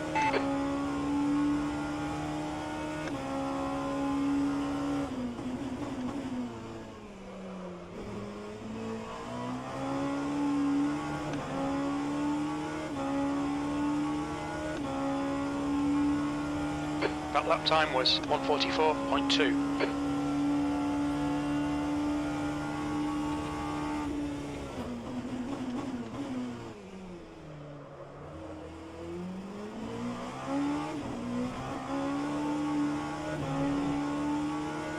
Ah, GTE into the snake.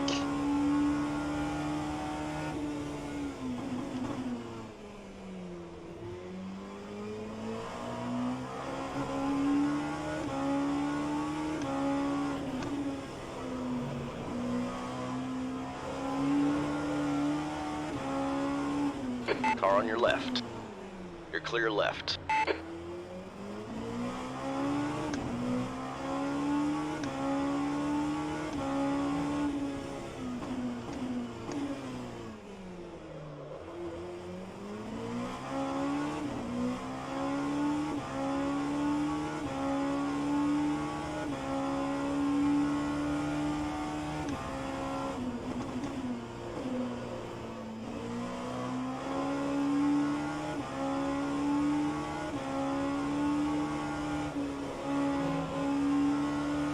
Car on your left. Clear left. The gap to Campbell behind is now 0.7. Super unlucky with the traffic compared to Campbell.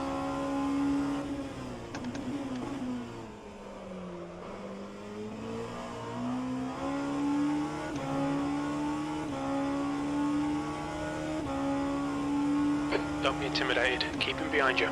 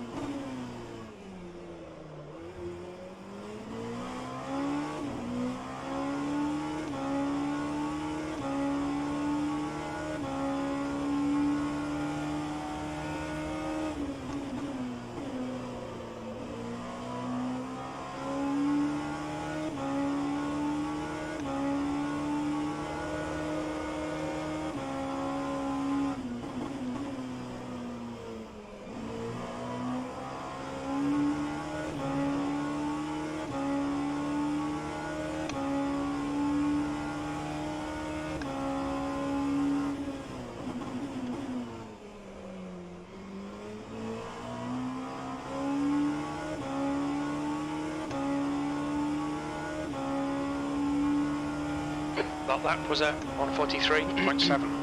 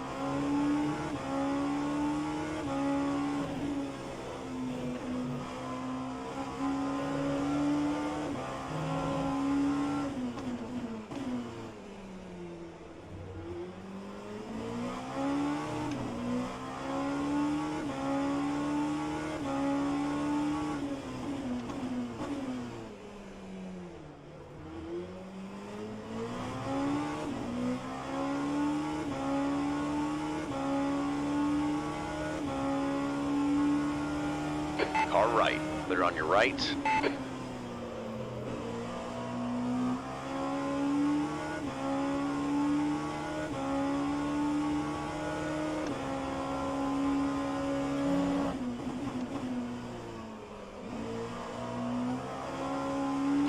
gap to Campbell behind is now 1.0. Pedersen is leading the race.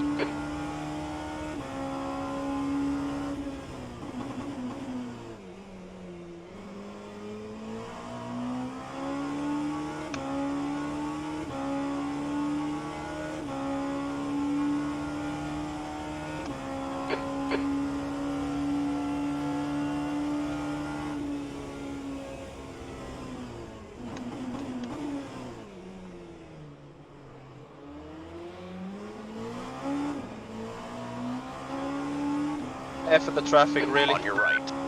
All clear on the right. Car on your left. All clear on the left. Red lines are pitting off sync completely. They will do one more stop, probably. Understood.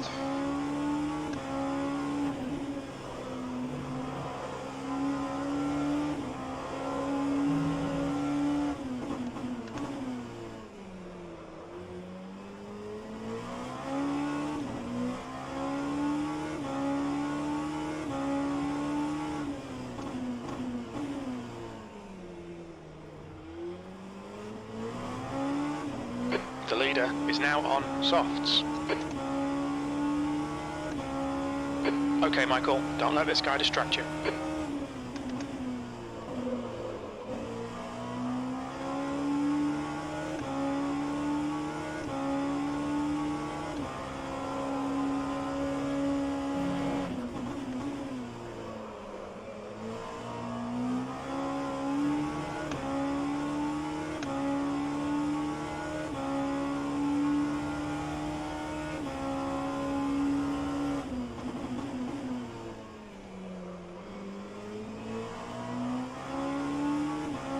Murphy ahead is pitting.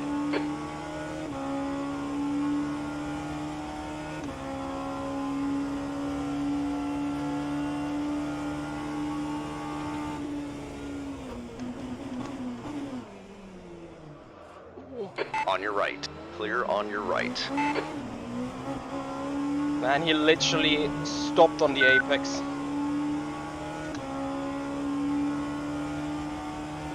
Ah, yeah, he's had issues with the same guy as well.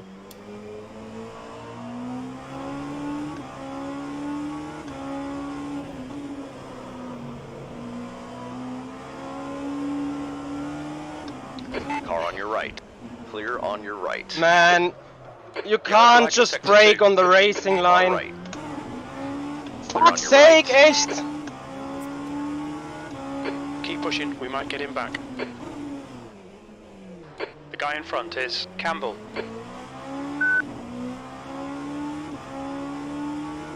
Broken splitter, repair body.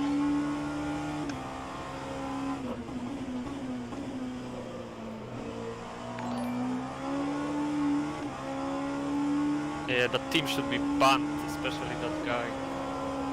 Okay, well. How bad is it? Front splitter is dark blue, suspension is fine. Okay, no, just keep going.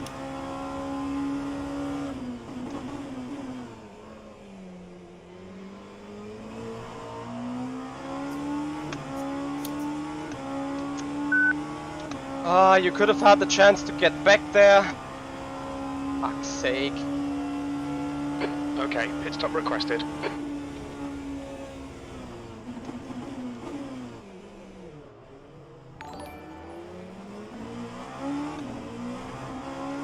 Did I miss a raid? Guys, massive thank you for all the follows and subscriptions.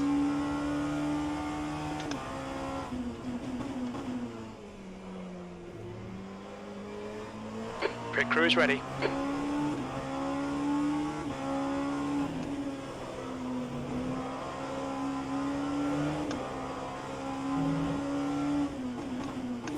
It's looking okay from my point of view. Go, go. Yeah, I'm fine. Yellow flag, sector 3.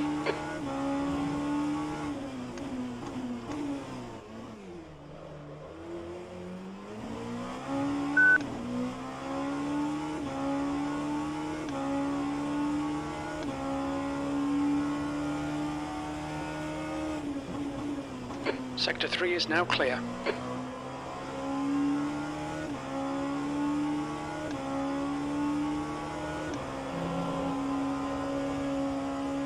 Okay, Michael, you'll be coming out into traffic. When we exit the pits, we should be in P15, right behind Pedersen.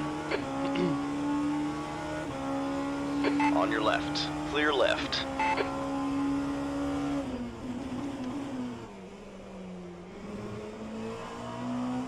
Annoys me with the locked track position, man.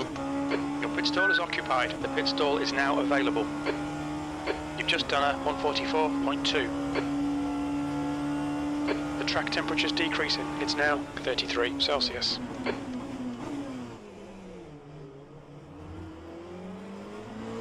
Keep putting the pressure on. Force a mistake.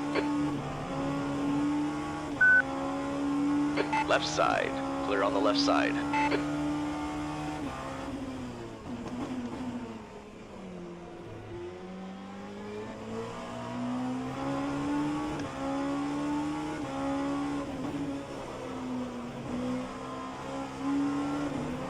Man, he's all over the place.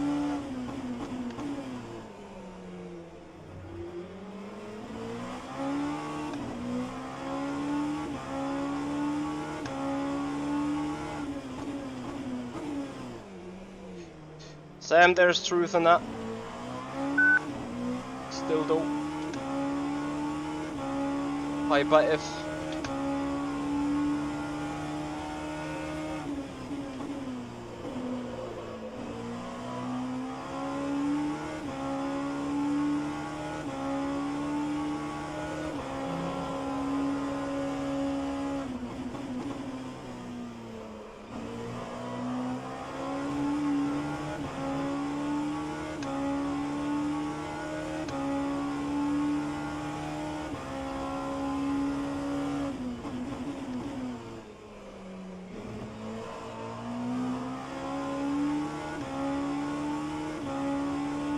Your pit stall is unavailable. The pit stall is available.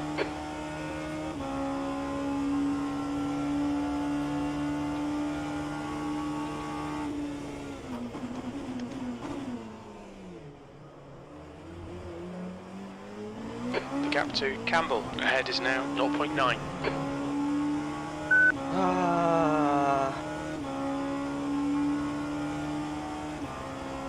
Left side. You're clear left.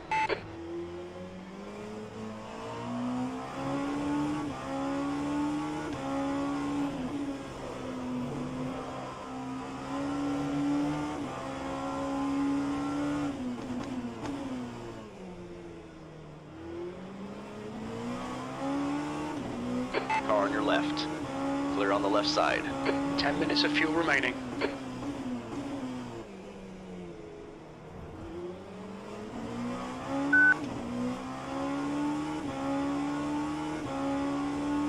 Careful, car on your right. All clear on the right.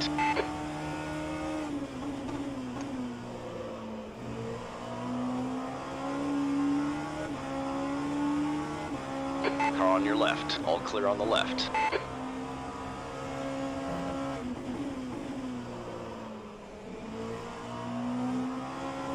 Okay, Michael, stay close. Wait for him to make a mistake.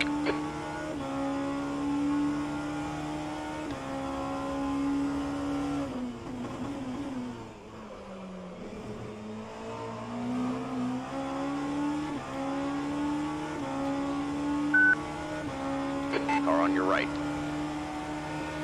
Still there. Hold your line. Careful, still there. Still there. Clear right. That lap was a 144.7.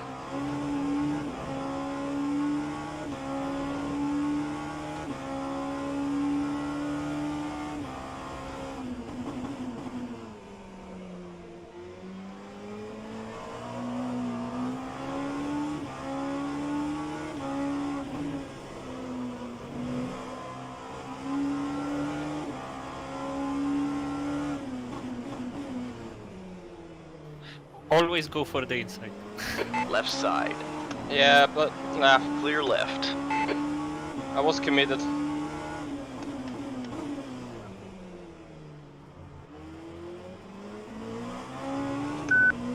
Like, I was already beside him when we went for that inside. Yeah, yeah.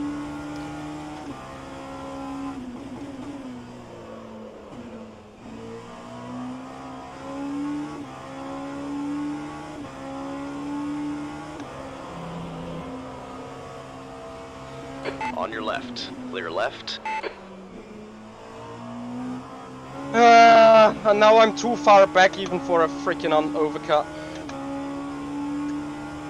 Come on.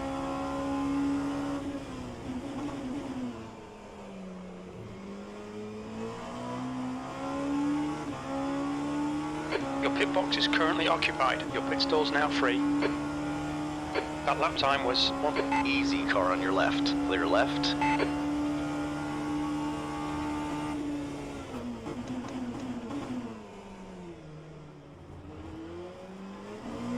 The gap to Campbell in front is now 1.3.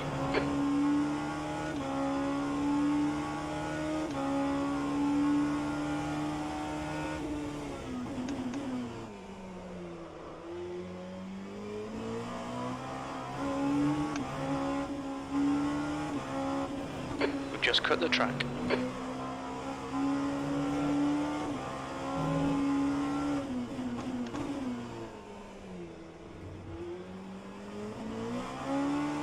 Fuck's sake, echt, Mann.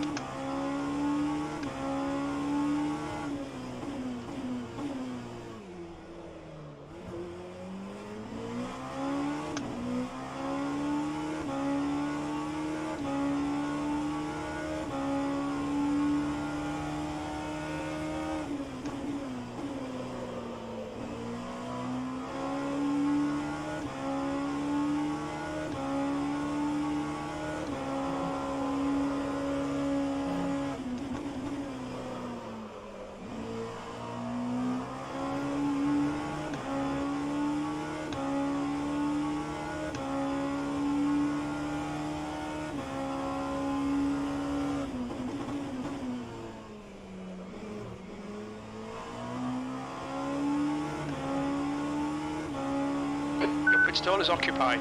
Careful, car on your left. Our pit stall's available now. Clear left. The car behind's pitting.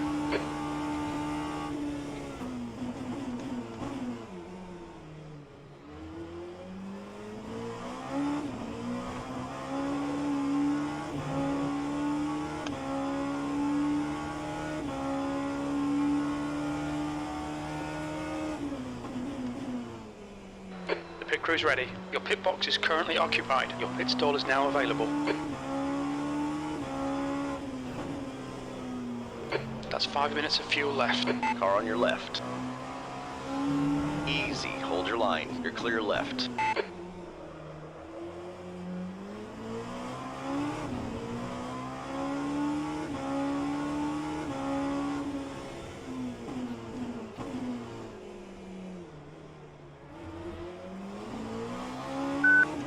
Car on your Awesome. right.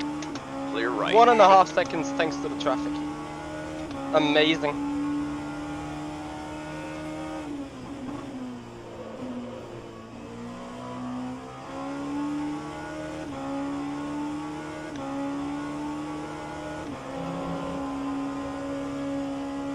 There'll be traffic on the exit. We should come out into position 13, just behind P33.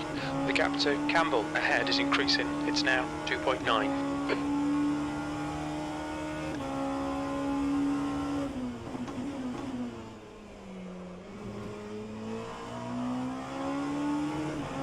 I mean, he's boxing now, but I'm The too pit far stall back. is unavailable. The pit stall is now available. P3.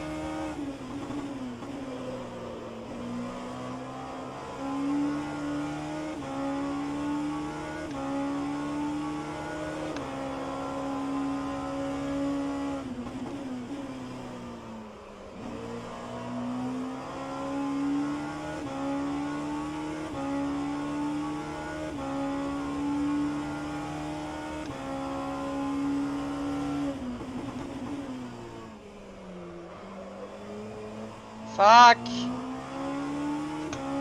Come on. Your pit stall is occupied. Your pit stall's now free. Alright, Michael, just keep hitting your marks. This is looking good. P2, very little fuel left. In this lap, box this lap.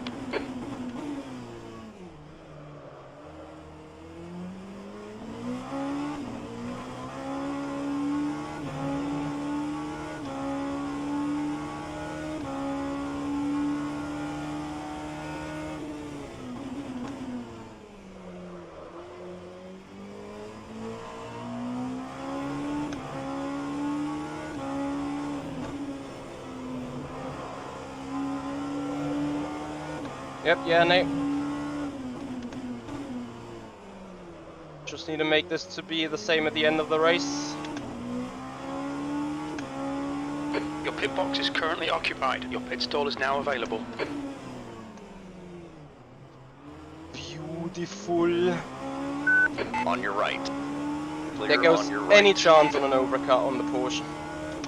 2 litres left.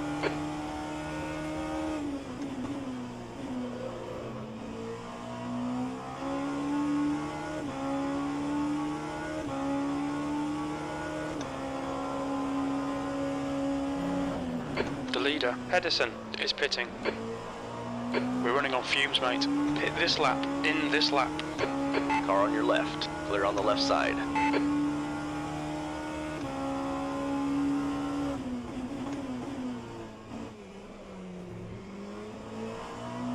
Will be occupied for a moment.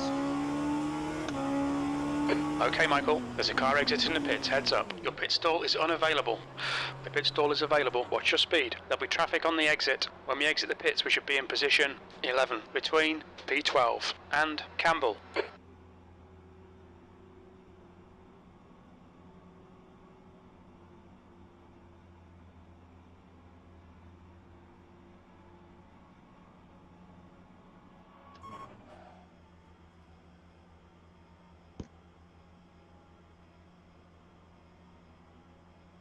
Campbell is pitting from position 3. He should come out a little way behind you. Campbell, behind, is pitting now.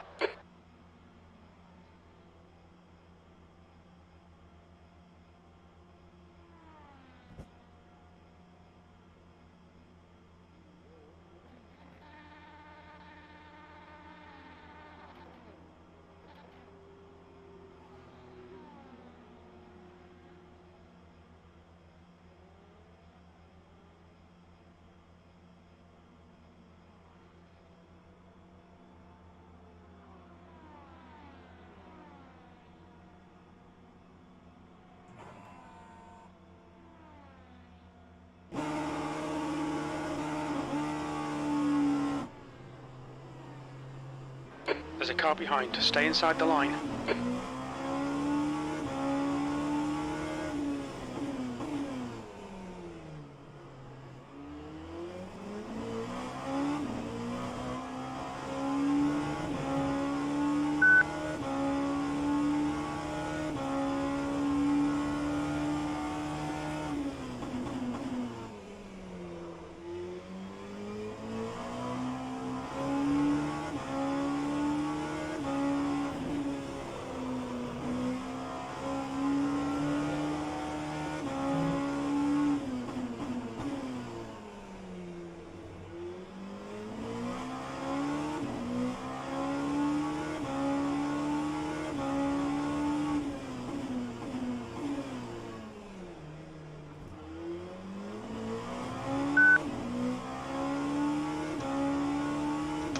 Okay, can I have a quick update? The gap to Campbell ahead is now 3.0 seconds. Ahead of you is... I'm not sure when did he pit, but... He seems The to track be on... temperature is falling. It's now 30 It's not his Celsius. double stint, like he's on the first stint. But I think they are pitting like off sync completely from us, so it's hard to say really. You should be quicker at the moment. And then there's Zila ahead of him, and they are completely off sync. They will pit soon probably. Careful, car on your left. All clear on the left. What is McDuff doing? So he is now on his second stint. That's correct.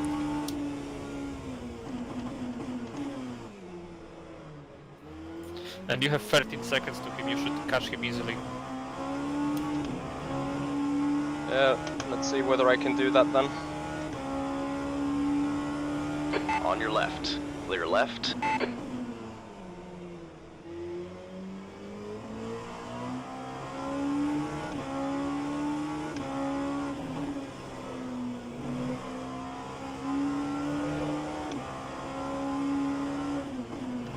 Car right. Hold your line. Careful, still there. Clear on your right.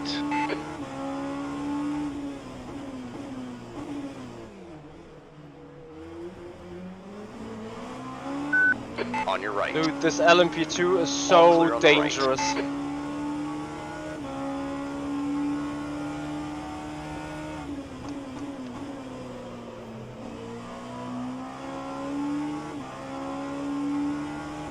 Car on your left. All clear on the left.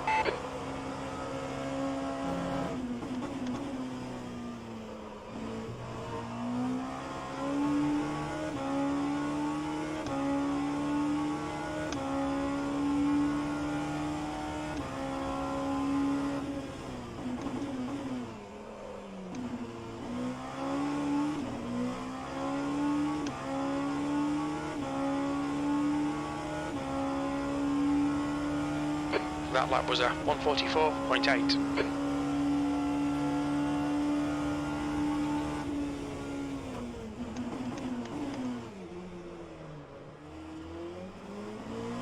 The gap to Campbell in front is now 2.9.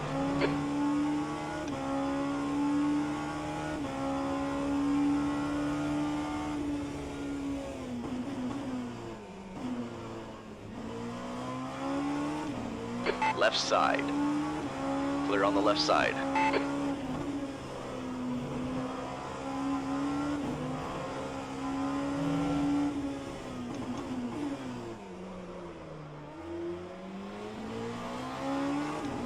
Car on your left.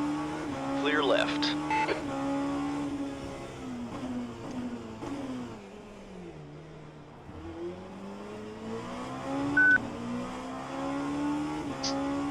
Car right. Clear on your right. The gap behind is now 7.2.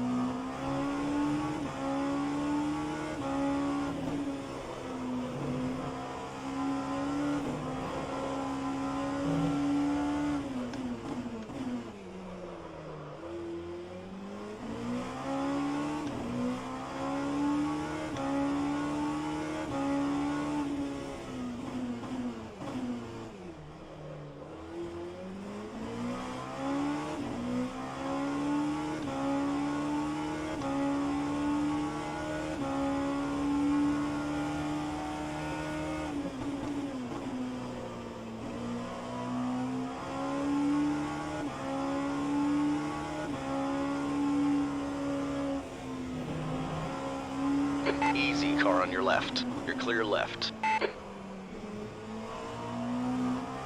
The gap to Campbell ahead is now 1.1 seconds. Left side. You're clear left.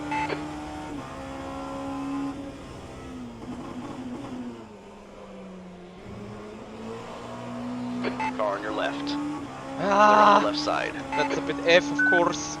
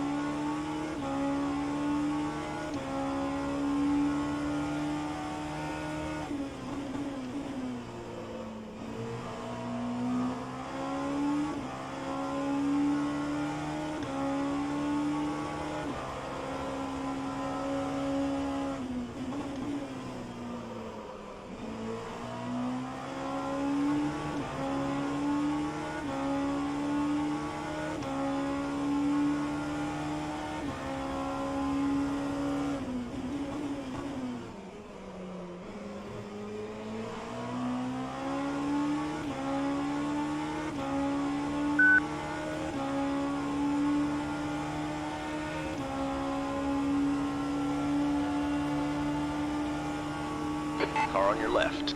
Clear left. Car on your left. Clear left. Nice one, Michael. Good pass. Eyes front. Very lovely from you. Appreciate it.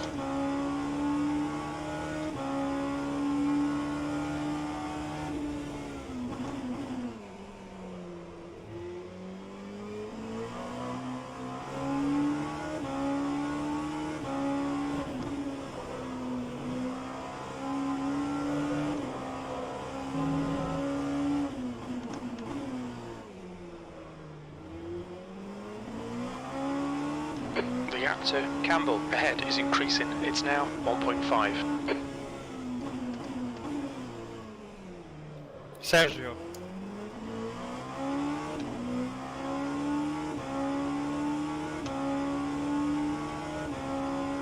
The gap behind is now 0.8.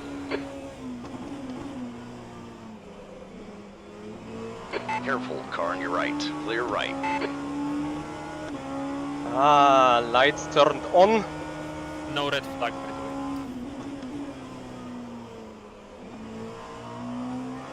Oh yeah, I forgot about that. Yeah, But, yeah. yeah, I would have No red expected it flags. to happen anyway. Or would have happened already. Yep.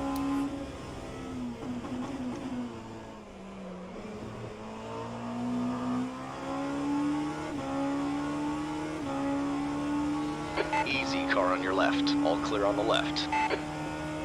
P8.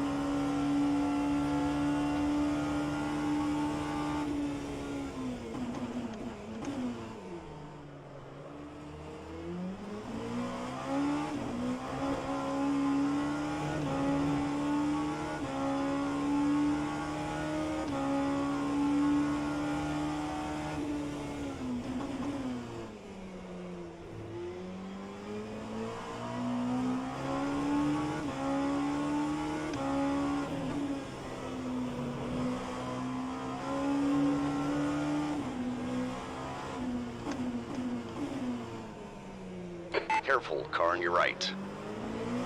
Still there. All clear on the right. Careful, car on your left. Clear left.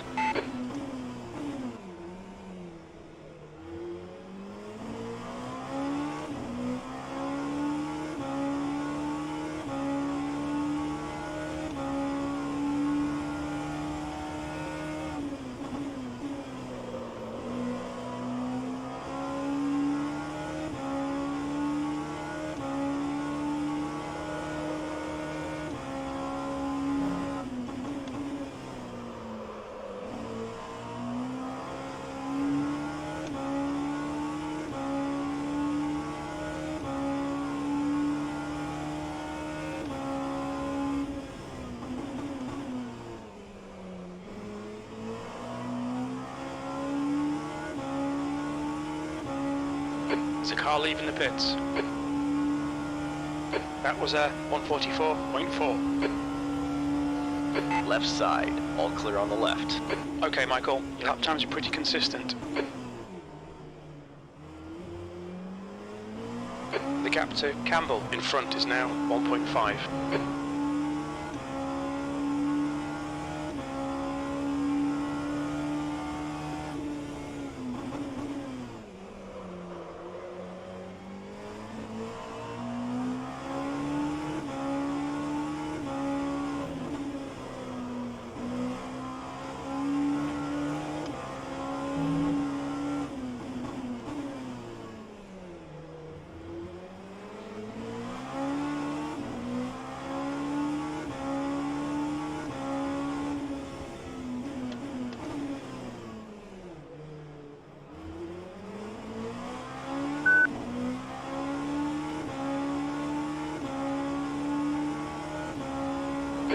Oh, dude! Behind. The gap's now 11.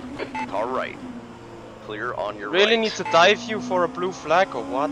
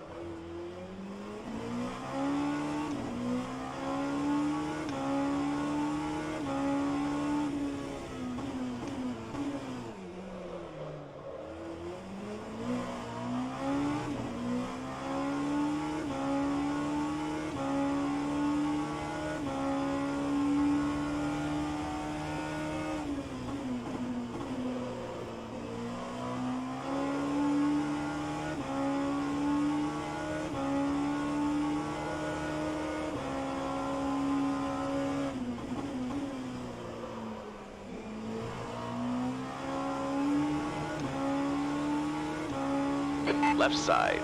Clear on the left side.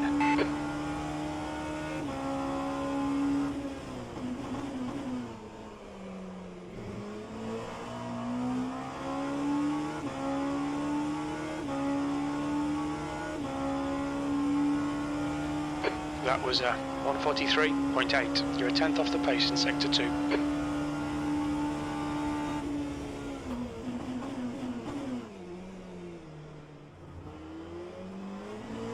The gap to Campbell ahead is now 1.1. Oh, there's a hyper shit situation coming.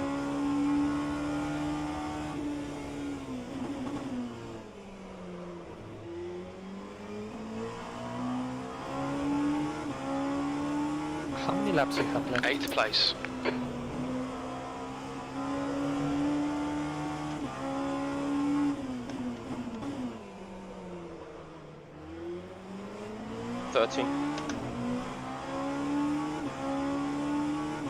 Car on your right. All clear on the right.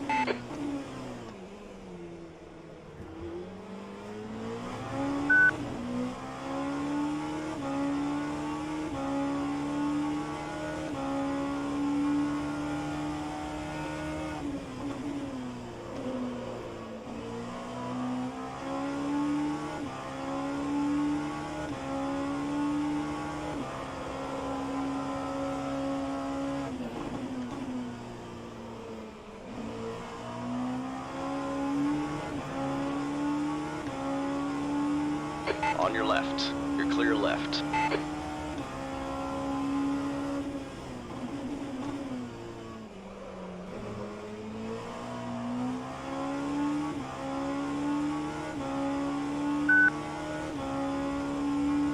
The gap behind is now 13 seconds.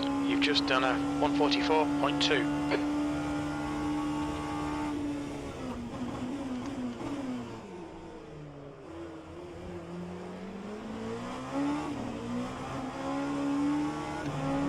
I will take over you for one stint,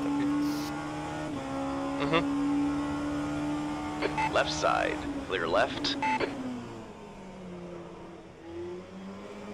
The track temperature is falling. It's now 28 Celsius.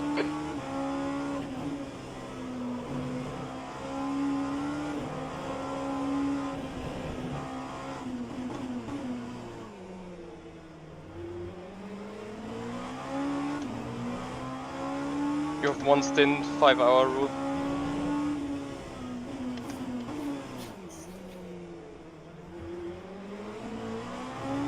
Yeah, we should be fine. Yeah, just saying. Yep. On your left. Clear on the left side.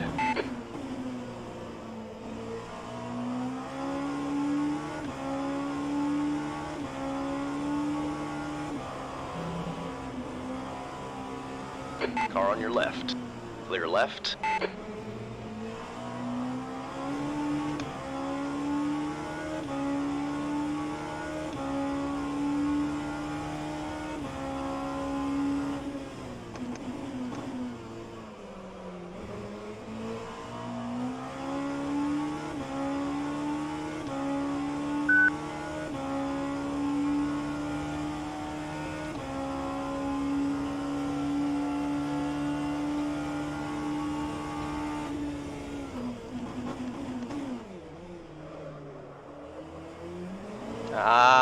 Stay close, there might be a chance here. F, The car behind's pitting now. and that hurt him twice. Unless I dive, Car on your left. Clear which left. I'm going to do. Careful, car on your left. You're clear left.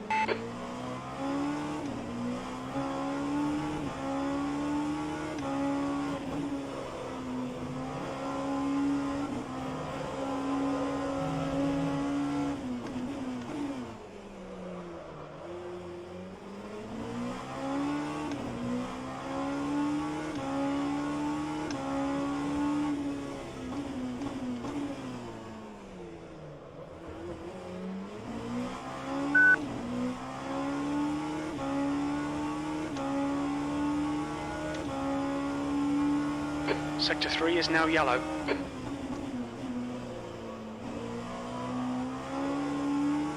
Hello? Green flag in Sector 3.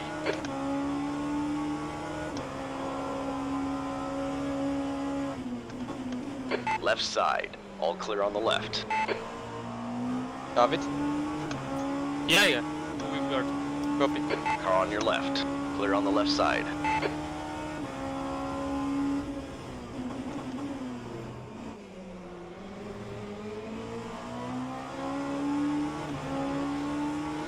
Easy, car on your left. All clear on the left. David, can you go to Discord?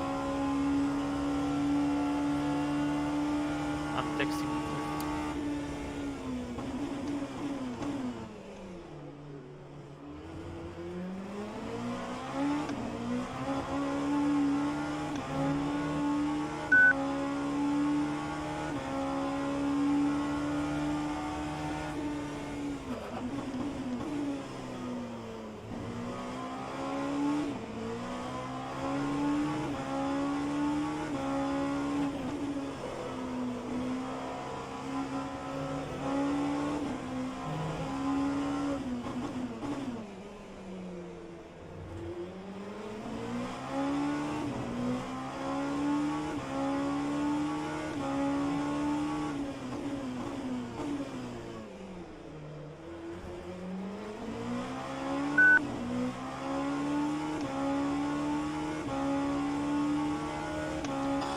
The lead car's 10 laps. pitting.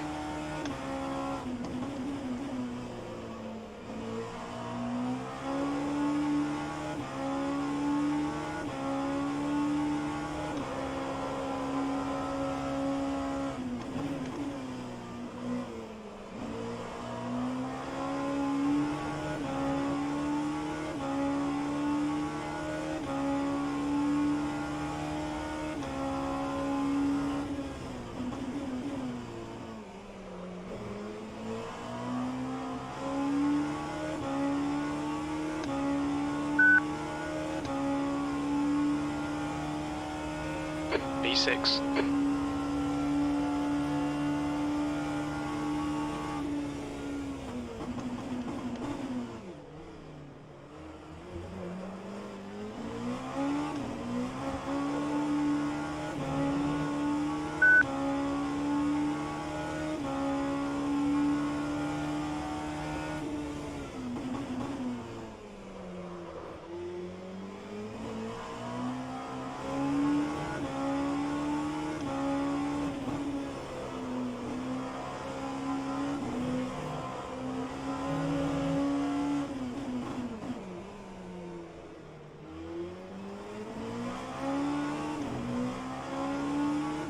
On your right. Clear on your right.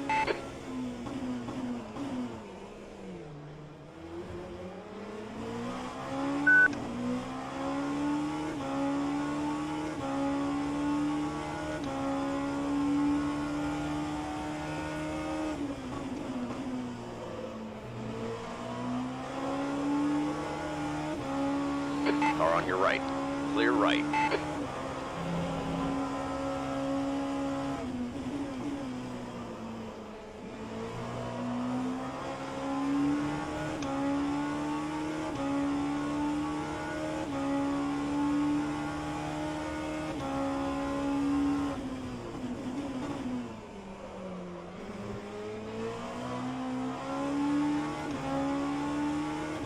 Fuck, echt.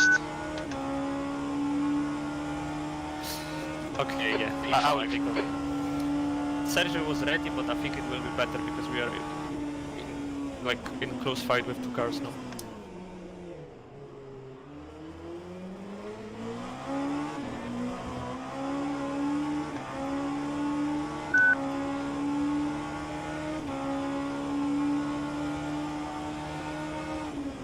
Careful, car on your left.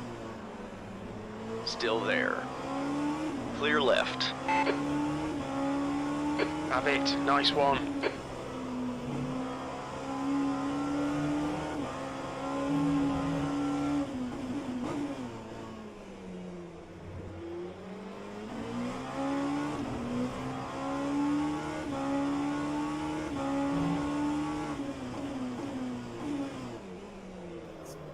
Awesome, Michi.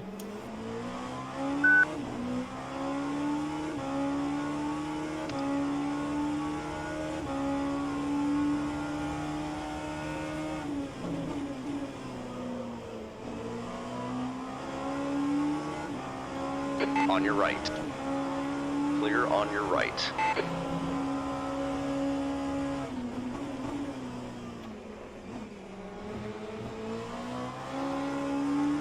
Left side.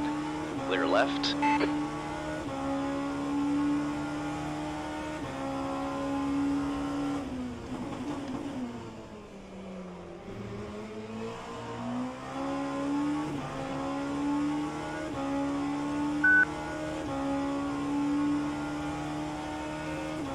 Keep it coming, man. This is great. P4.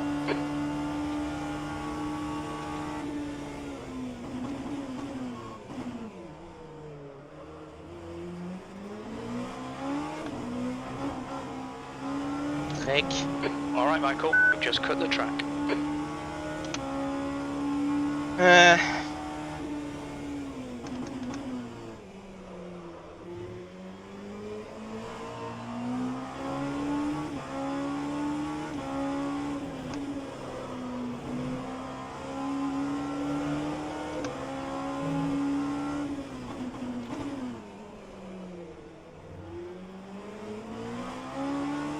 Stay close. There might be a chance here.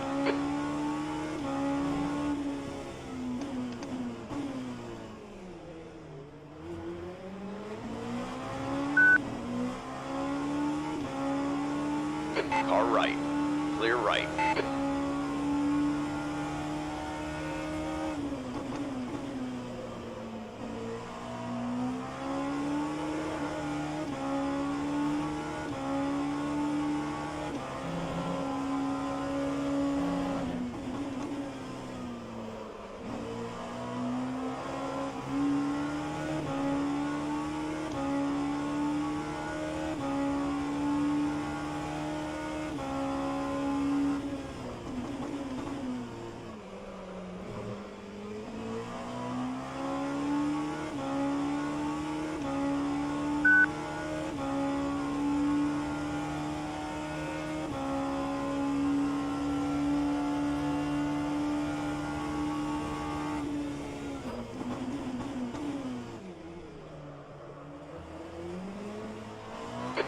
Okay, Michael, stay close. Wait for him to make a mistake.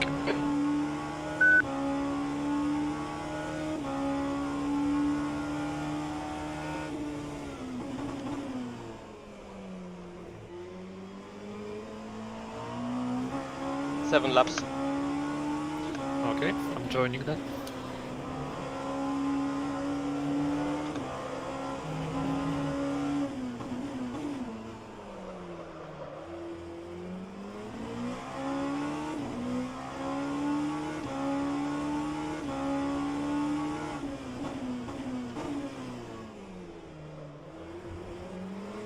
Why are people getting laps back? Yeah, it's a shit show.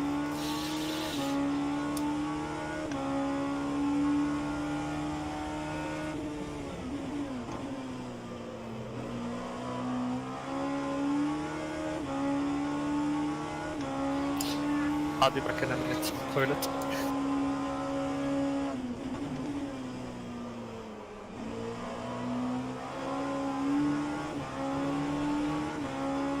Easy, car on your left. You're clear left.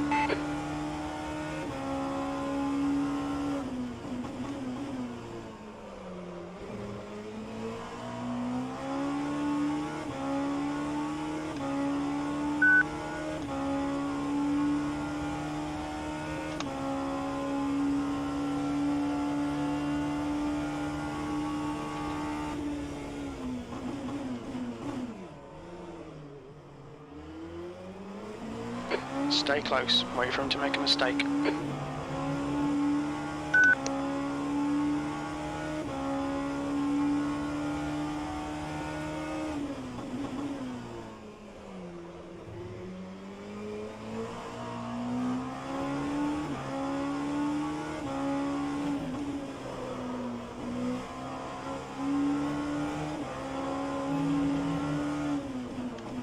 Okay, Michael, you've got 10 minutes of fuel remaining. Copy. 5 after this.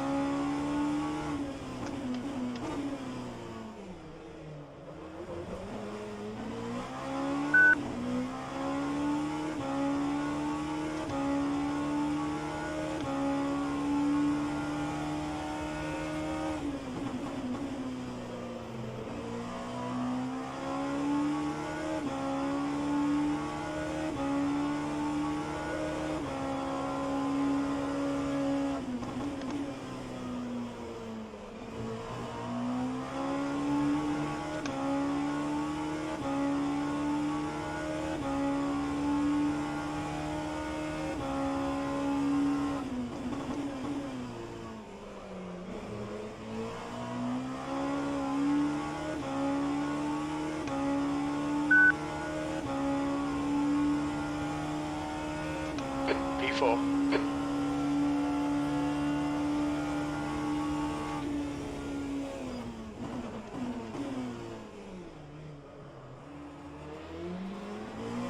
The gap to Campbell ahead is now 1.1. On your right. Ay, ay, ay.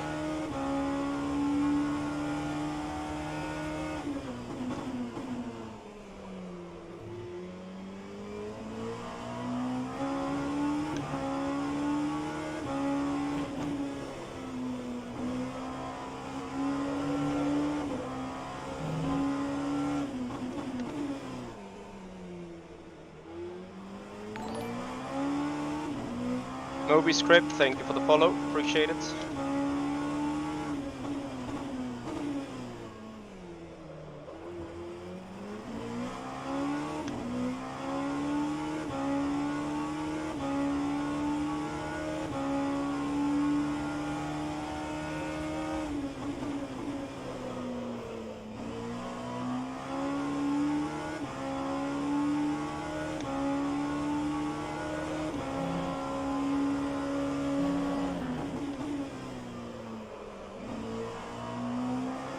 So guys, small information, tomorrow there will be an unboxing. We have done some investments, so you can look forward to an unboxing stream.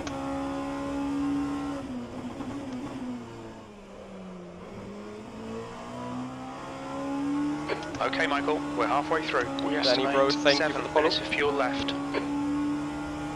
Sector 1 is 0.6 off the pace. Copy, copy.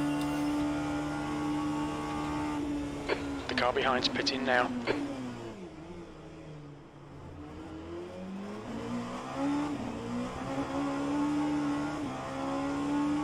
On your right. Clear on your right.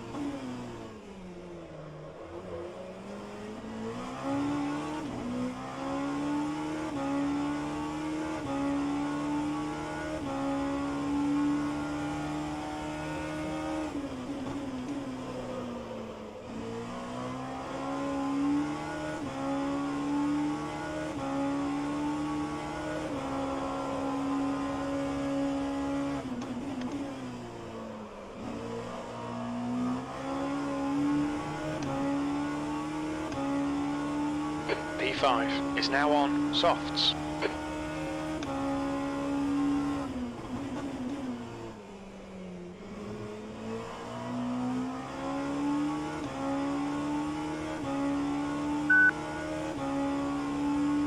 The gap to Campbell ahead is now 0.9. Alright Michael, we're matching race pace. Your lap time was 1:43.7. Okay, pit stop requested.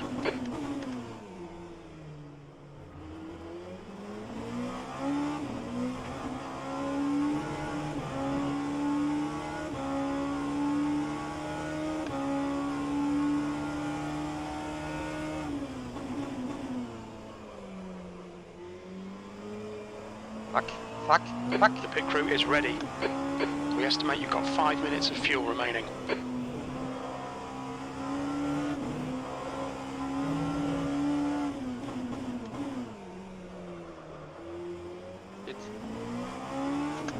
Oh yeah, Mitchie, the slide that you did means that you are stuck behind the GTE now, and that you lose a full second again. Awesome. Car on your right. All clear on the right. Shit. Echt, Mann.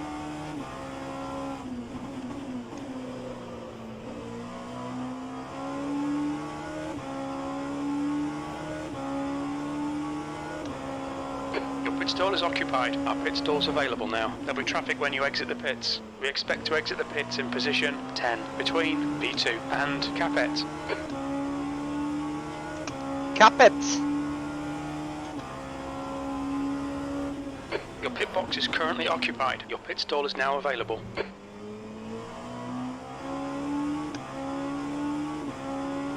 There's a car rejoining in front. Clear on the left side. P3. Incident in Sector 1, yellow flag.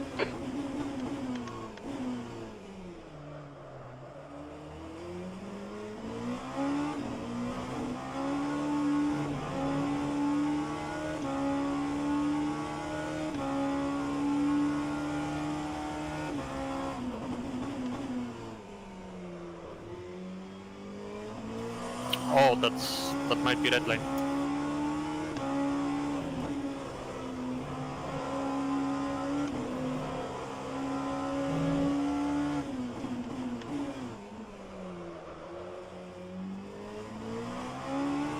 Perhaps, yeah. Bennick is in that car.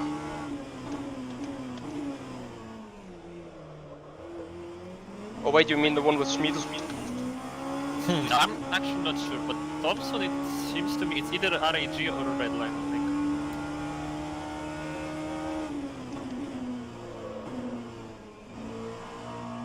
I think.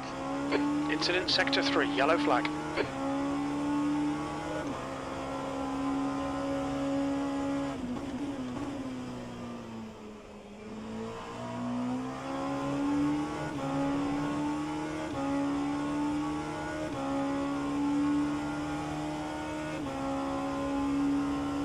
Your pit stall is unavailable. Our pit stall's available now. Capet, behind, is pitting.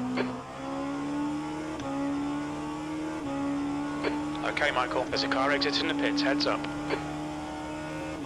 This is excellent, mate. Keep it up. P2. We're running on fumes, mate. Pit this lap, in this lap. Green flag, sector 1.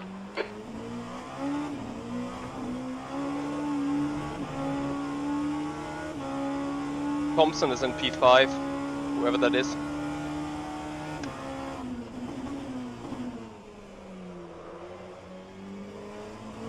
It's red line, and they are screwed in terms of strategy as well. Yeah.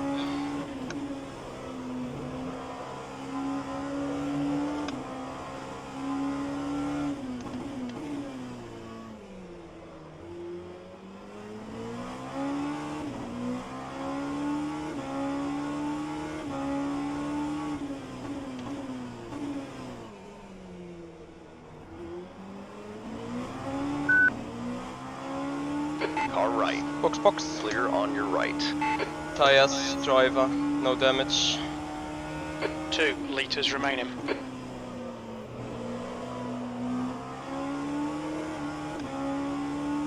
The leader, Hedison, is pitting.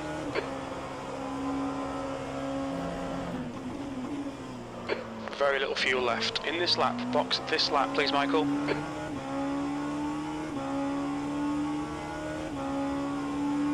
Car right. Clear right.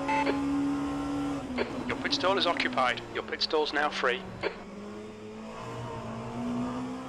1 litre remaining.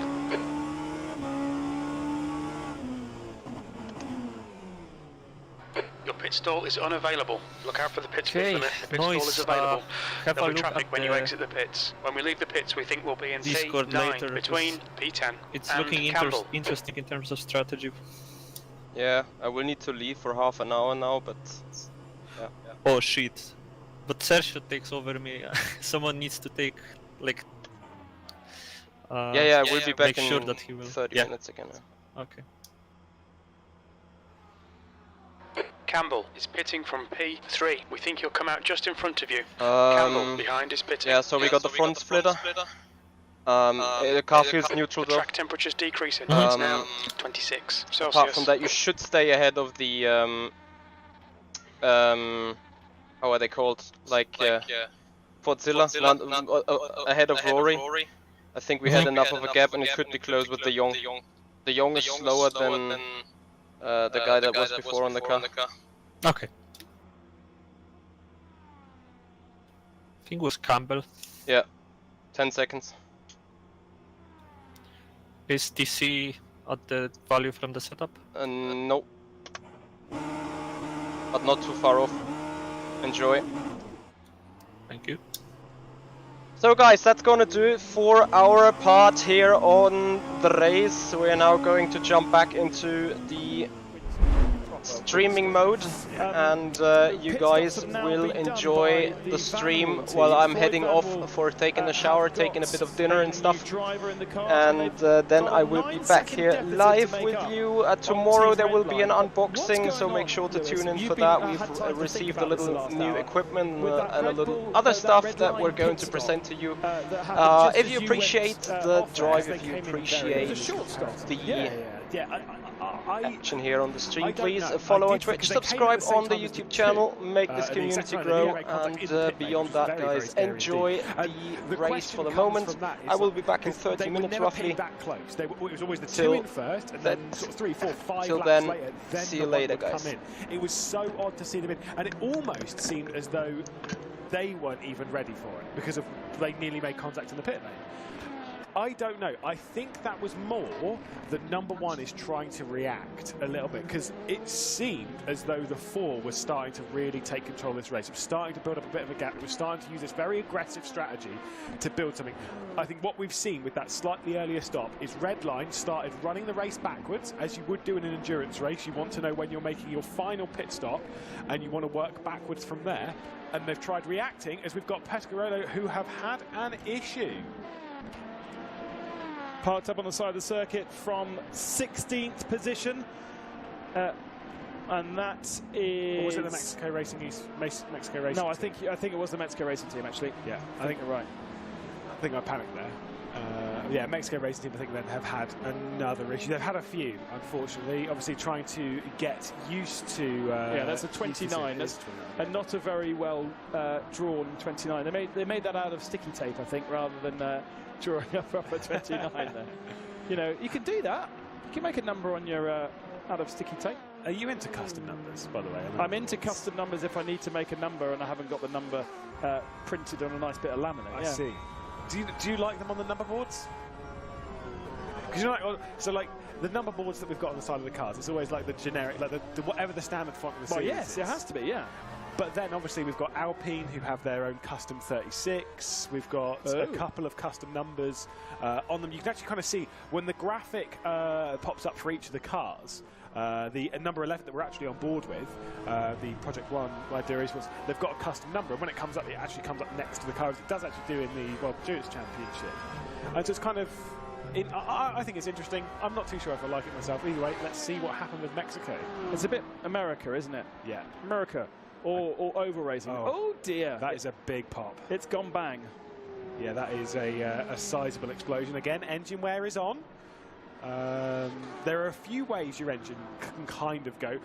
Most prominent is downshifting too quickly and blowing the car that way. I think they do have downshift protection, but they do, yeah. It's new for this year. Yes, it still is possible. Yeah, if you accidentally stick it in neutral and then shift up into first, which I have seen people before, but in that sense, it also can wear over time and then eventually explode. There's no oil or anything like that, so it doesn't drop anything on the circuit. It doesn't create a slippery surface behind. What a shame. Which, to be fair, now that it's been brought up, yeah, I'd kind of like that. Yeah, I was talking off air earlier on about the fact that the drivers were driving offline and off track. At certain points of the circuit. If you do that in Bahrain, you pick up huge amounts of dust on your tyres. We were talking about how we could affect the tyre and make it slippier. I like the idea of dropping oil on the circuit. Oh, yeah. That'd be brilliant. I like the idea of the smoke like lingering for a long, because in rFactor it kind of is there and then it's gone. Yeah. Yeah. Obviously, as things are still being made and updated and stuff. Ferrari RHG going for it. That's the 888, and they are going for the lead. Not going to happen there. They're going to have to do it a little bit later. This distraction is going to slow down Project One by Dur. Ferrari to the outside. Ferrari still owe us a stop, do they not? No, I don't think they do. I think Andonovski who's just gone around the outside of 4 here. This is Timotej Andonovski trying to take over the race lead. Of course, race winner last season at the Nordschleife, trying to get one for real here. Side by side through the sweepers. It's very, very tricky to run side by side here. There's not really two racing lines, but he's managed to force the issue, and he's pushed Dur offline as well. So Red Bull Racing come up the inside to take second. Can you believe we're halfway through the race? We've got the 3 GTE cars trying to share the same piece of tarmac. Super drive, and as much as we've said before with Yuri Kazdorp being birthday boy earlier, of course, for the Oracle Red Bull Racing, he's not in the wheel at the moment. Timotej Andonovski, it was his birthday yesterday, so you know, obviously we are really in birthday season here. But Andonovski, who's out celebrating, now comes back, boom, straight onto the car, onto the sim, and into the race after celebrating yesterday. What a great move around the outside to have made that one stick, to have grabbed over the race lead. Like I said before, they did win. It was on countback after a bit of a technical issue, though, you know, he's around on that one. They've looked quick. And anyone who joined us for the very first Le Mans Virtual Series race, which was at Monza last season, will remember that he qualified in 8th place and took over 2nd with an enormous dive bomb down into the first corner. He's a bold driver, is Timotej Andonovski, and very, very fast. But those Porsches are now got to be worried. There are 2 things to worry if you're a Porsche. You can be fast, and we've seen Porsche at the head of the field for the majority of this race, thanks to these 2 cars. But they can't get themselves to the hour mark at the moment, and the Ferrari can, and the Ferrari out of pace has just passed them. So there are 2 worries there. The strategy plays into the hands of the Ferrari, in this Ferrari, in the RHG machine, and also the pace does right now. Can't say the same thing strategy-wise for the 51. The Works machine doesn't seem really to be starring right now. Is 3rd Ferrari out there. Simsa is in 6th position. Sim Marinello, who were right up there at the start, they are now last Ferrari down in 10th spot. I did get a message telling me some of the differences between some of the cars. Now for this battle, yeah, the differences between the Porsche and the Ferrari is that generally, comparatively to the GTE field, as we'll see the Mercedes Williams car, the AMG Williams eSports car, battling out with Rocket here. Porsche's good in low speed and okay on fuel, but it's not great on tyres and doesn't have great high speed. And this is where the Ferrari comes into it. It is the fastest car in a straight line, from what I've been told. Not great on its tyres and really bad in corners like this, but on that straight it's an absolute bullet, and we did see it pulling away from the Porsche, and that's what dragged it alongside into T4. But presumably the Porsche is not making the hour because of fuel.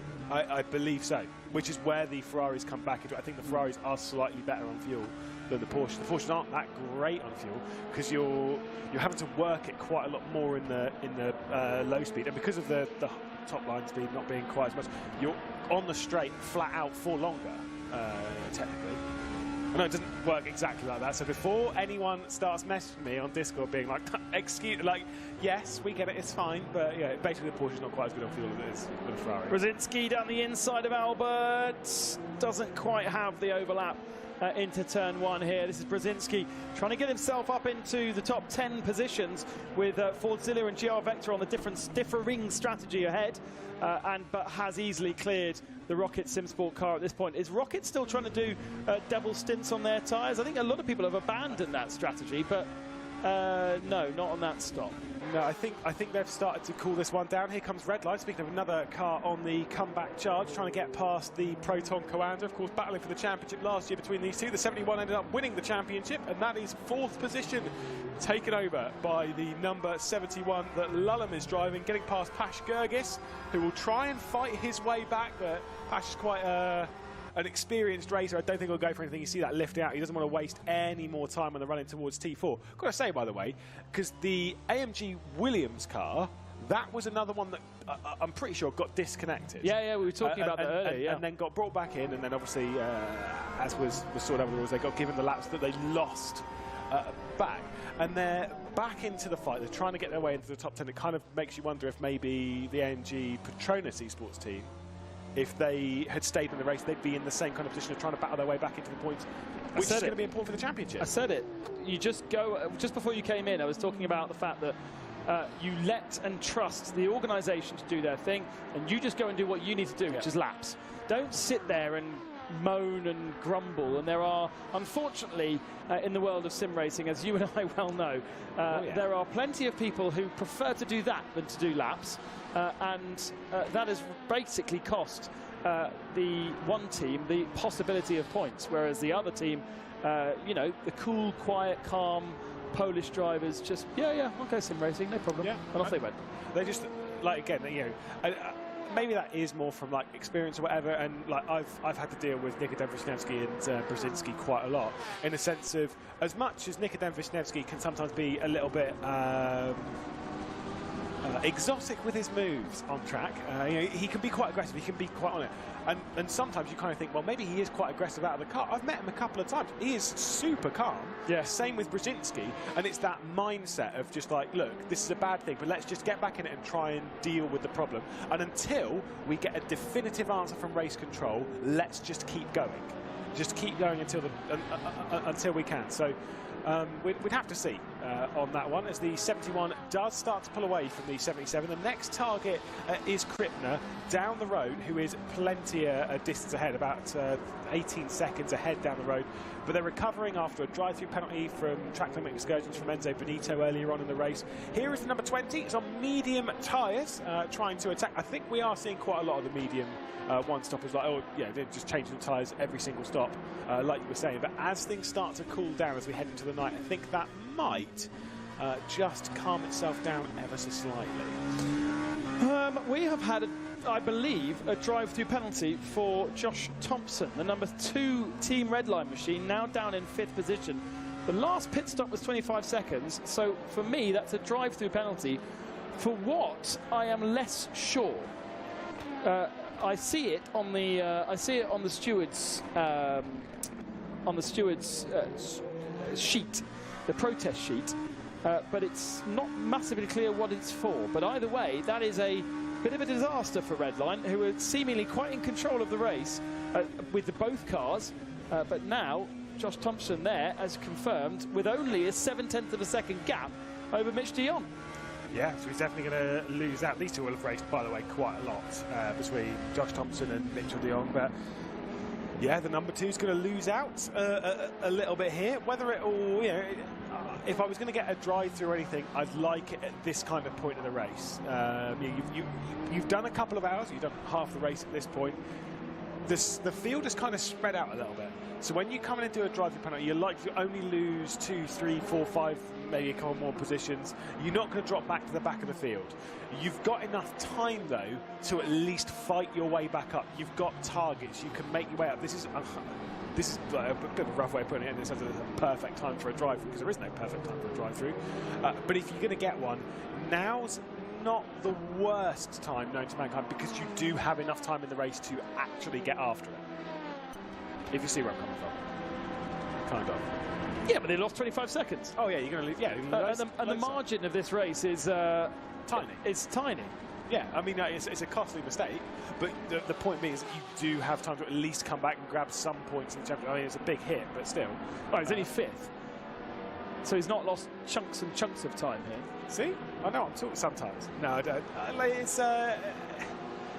like I say, I don't know what that penalty was for, but Race Control have as many eyes as you could possibly imagine. They can see this track from every single possible angle. We can see on the bottom Race Control. At the top, though, broadcast direction. I mean, look at that. It's proper mission control, isn't it? An amazing facility that brings you just not only the pictures of the event, but also the running of the event, the race control spread across Europe, as I've said before, but not many people are remote on this production. Most of them right here at Le Mans Virtual Series headquarters, and the production facility, as you would expect from the very best production facilities in the world. This isn't just about sim racing, this is about being as good as you can. And as we've seen from not only the Le Mans Virtual, but also the Le Mans Virtual Series races last year, at the very, very pinnacle of production. And we're privileged to actually have the opportunity to work in such an environment, because I tell you what, it's not often you get a chance to work in such a controlled and professional series in motorsport these days. I've been in this studio quite a bit this year. Yeah, I obviously come here for Formula Pro. Obviously, basically the studio of our broadcast partners in Traction.gg, obviously where where primary broadcasts also going out as well, where I'm sure plenty of you are watching us from. The studio they've got is very impressive, and it's when you step into the broadcast control up there, the mission control, it is mad. There is so many screens, and I cannot describe to you how hot that room gets. They do have air conditioning, but it is not powerful enough. I can only say it that much. It is a warm room with all that tech. Look at that. I don't know how everybody knows which buttons to press, to be honest. Yeah, and there's our broadcast director Tom saying exactly the same thing. He has no idea. He never mishits a button, ever, does Tom. He's always on the money. Right? Anyway, I am being threatened in my ear. That's fine. That's fine. We'll focus on the race at hand. As you can see, the GR Vector car, again, like you said before, with them, with Ford, they're going along with everyone, so they're trying something different comparatively to everyone else. I wonder if that will actually work out in the long run. I'm less sure, but maybe a point or two from it. The strategy for Floyd Vanwall versus Team Redline at the head of our LMP field, now with a new driver in that car, Damien Skovron, thank you very much, who is a nominated reserve driver for this race for that particular team. It's now not working. It has been working before, and whether they've now switched to the mediums because of the conditions, I'm not sure, but the gap has kind of plateaued at 9 seconds between Beneke and Skovron, and that was established when Redline did that short stop earlier on. The question remains whether Van Burst will now need to do a short stop later on, and obviously in relation to Redline, gain that time back. Presumably they will. Haven't done one yet. This is not me trying to be disrespectful to Spa-Francorchamps, because he's a good driver.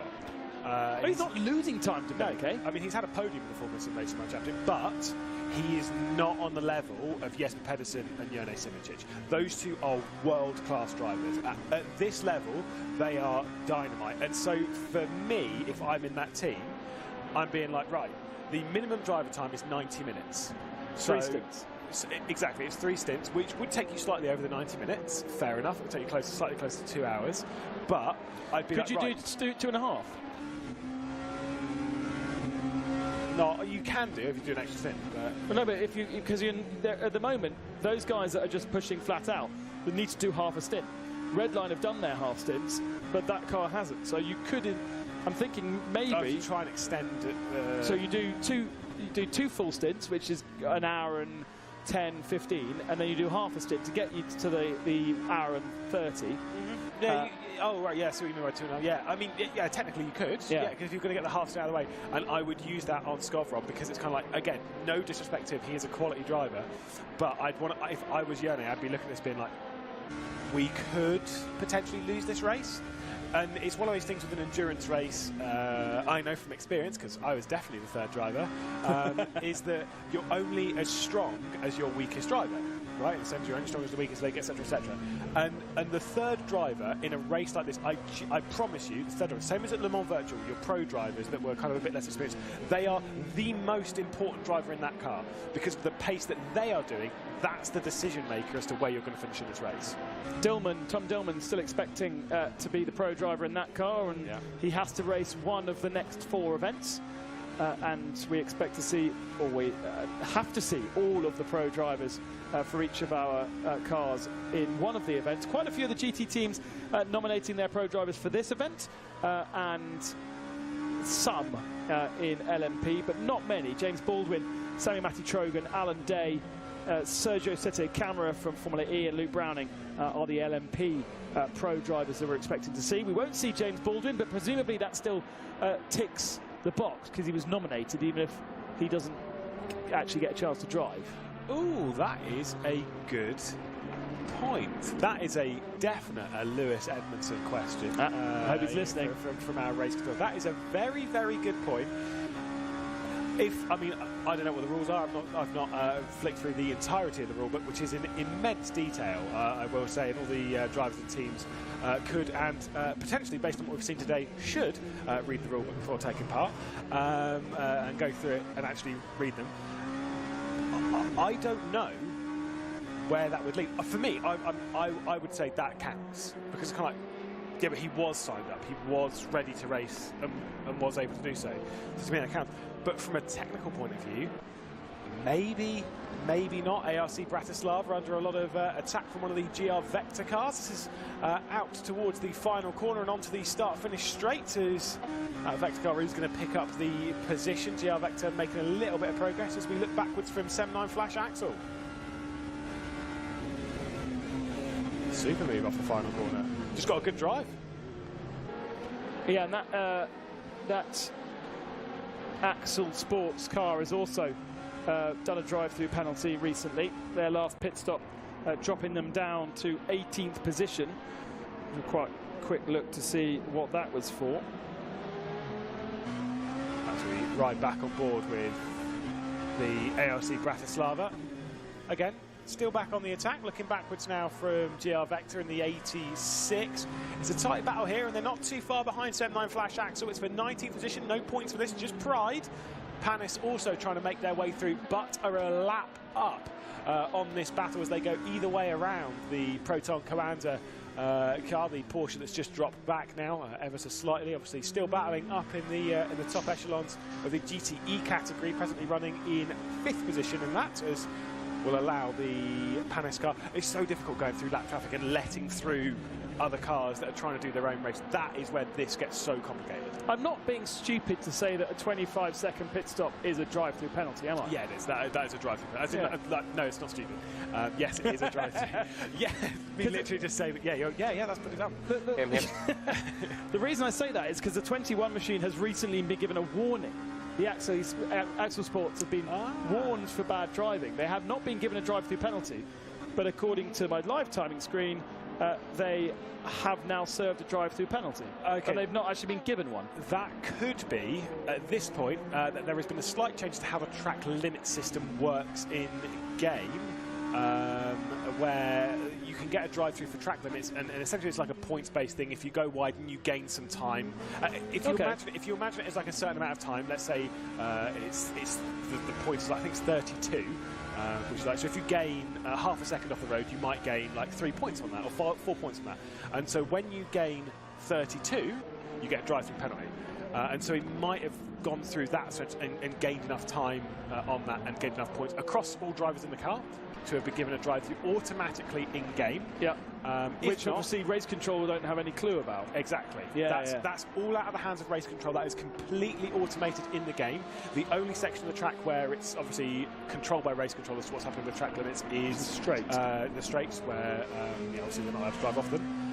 If not, he could have just missed his box. That is entirely possible. It is you're manually in control of the pit lane. You can just drive past your box. Into the pits then comes Josh Thompson once again. We saw him in the pits earlier on with a 25.2 second pit stop, so a drive-through stop for him as Project One by Durr. Yes, they're of course now on a completely separate strategy, so their stop and that is a full stint for them, but the last stop was a half stint.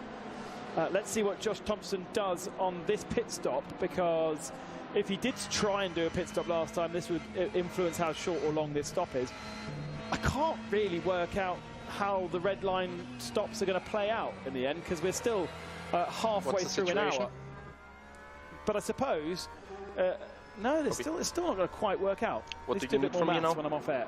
But either way, it's the number 2 in, which means we expect the number 1, which is leading the race by 8.7 seconds, in next time.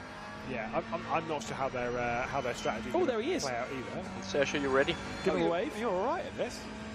at the whole prediction game. Yeah, I don't know exactly how their strategy is going to work out in the end. But that's the joy of we get to sit back, we get to watch, we get to enjoy, and try and predict the future, which we're not sometimes great at. The number 1 into the pit lane, potentially changing tyres. It is definitely changing tyres. Onto whites again. Softs once more. As the track temperature's cooled, it makes sense, because they were on the mediums at the start of the race. Yeah. It makes sense they've moved on to the soft compound tyre. Back to this battle, though, for 19th between ARC Bratislava and the GR Vector Esports car. But as we know, the GR Vector Esports car on a different strategy, so not really one to be wasting too much time fighting. This is their second car, the 86. The 101, I mean, I don't know. I think the 86 is on a very similar strategy, but the 101 is the one that's a bit further ahead, and that's the one that's kind of focused on really going off kilter on the strategy, being run by Anthony Nickpon and Toby Davis at the moment behind the scenes of both of those cars. Ooh, that was scary. Sorry, sometimes we do make noises in the commentary booth because we do genuinely get scared by some of the bold racing that we do. You can see that they've just gone past the GTE leaders, and you can see, I think, the R8G, the AAA, is being closed back in on by the 99. So that gap might well be coming down, as I think that might be GR Vector coming straight into the pit lane in that 86. They certainly do. So the 44 is given the track position, given the clean air, and will try and clear off into the distance to try and gain that one back up as we continue on into the night. This is back with a 77. Under pressure from Simsa.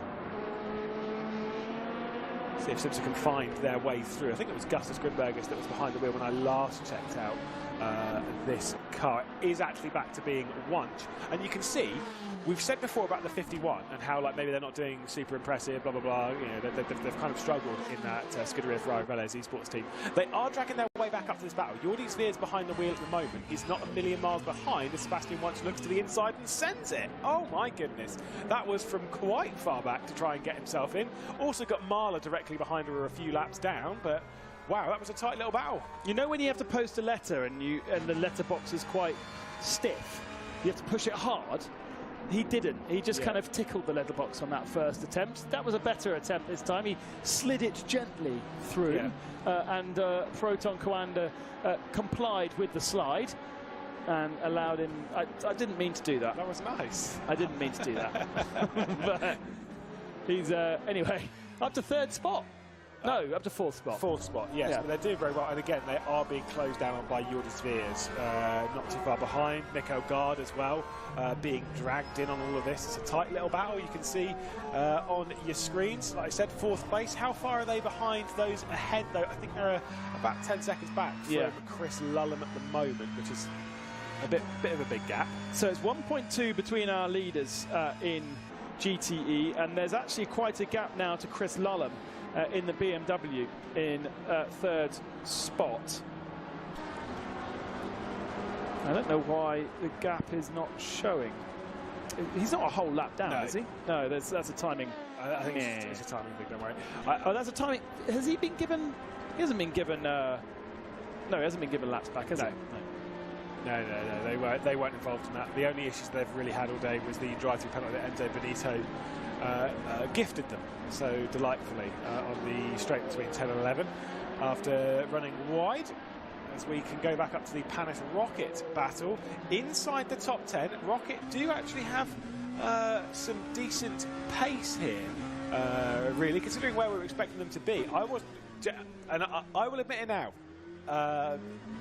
It's actually sort of part of the team. I don't really do anything with them, just sort of in the area. I was not expecting this car to be anywhere near the top 10. I will proudly admit that on the broadcast. They are doing really quite well in this, as is the Panis racing team car, considering they've run on the hard tyres a lot today, and considering all of the RHG run teams. This one's kind of like they're left to their own devices. They're kind of left to sort of focus and move forward. But Thibaut Casabon, I mean, he's such a good driver anyway, so each to their own on that one. I did get the chance to speak to him quite a bit earlier on in the year whilst I was working with Romain Grosjean on what they call the Predator Cup, which is a esports series run, or an esports event run by RHG, where they have their own thing. And Romain Grosjean is so hands-on with it. I can't believe you're like name dropping your mates. Me and my boy Roman. Me and Ro. Yeah, it was a good little chat.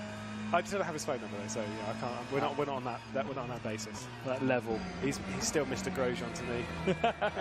Bossman Grosjean. Oh dear. Forza sneaking their way through the traffic. This is where it gets so dangerous, because people get quite complacent with their traffic management, and that's where it can get dangerous. Getting into it, you try to get into rhythm really, and then if you were in that rhythm, whoa, that is more of a send. That's a proper send. That's a full-on aggressive smash the letterbox. And I love how it works here, because he hasn't quite managed to make it stick. But if you had a bit more momentum, then you stay on the inside there, and you finally get it done. But unfortunately, this time for Thibaut Casabon, he has to have another crack at it.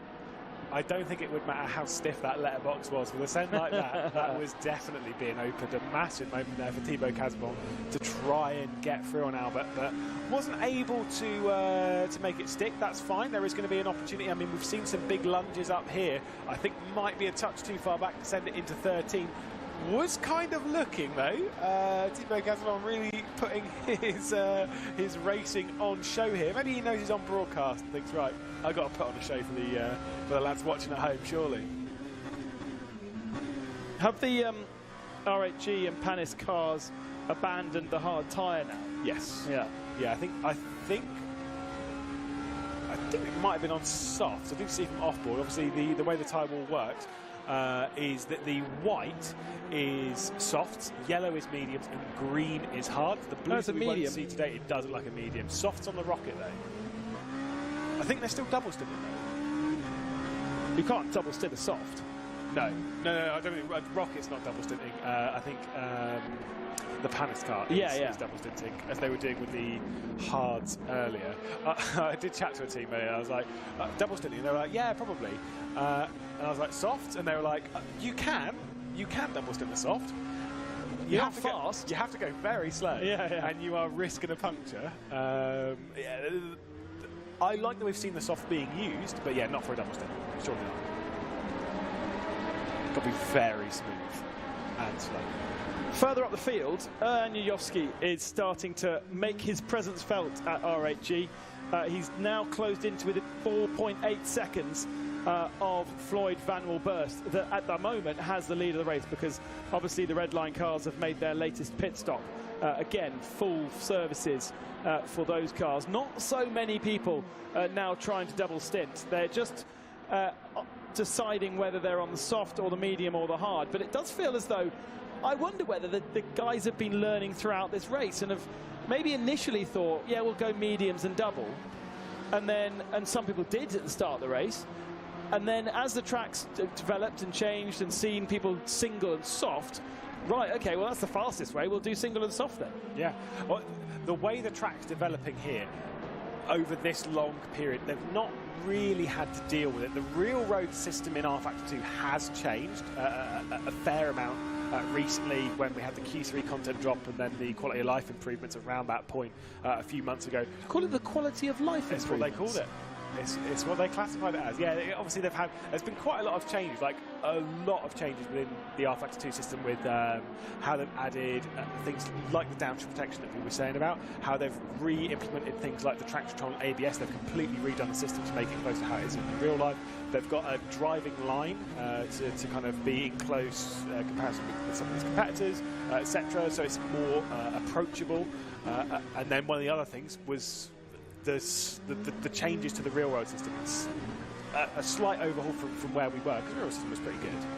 But it's just changing it, it's adapting it, and not too many people have done races of 8 hours at this level with this many cars on this new system. So it's kind of a bit of a step into the unknown, even for the most experienced.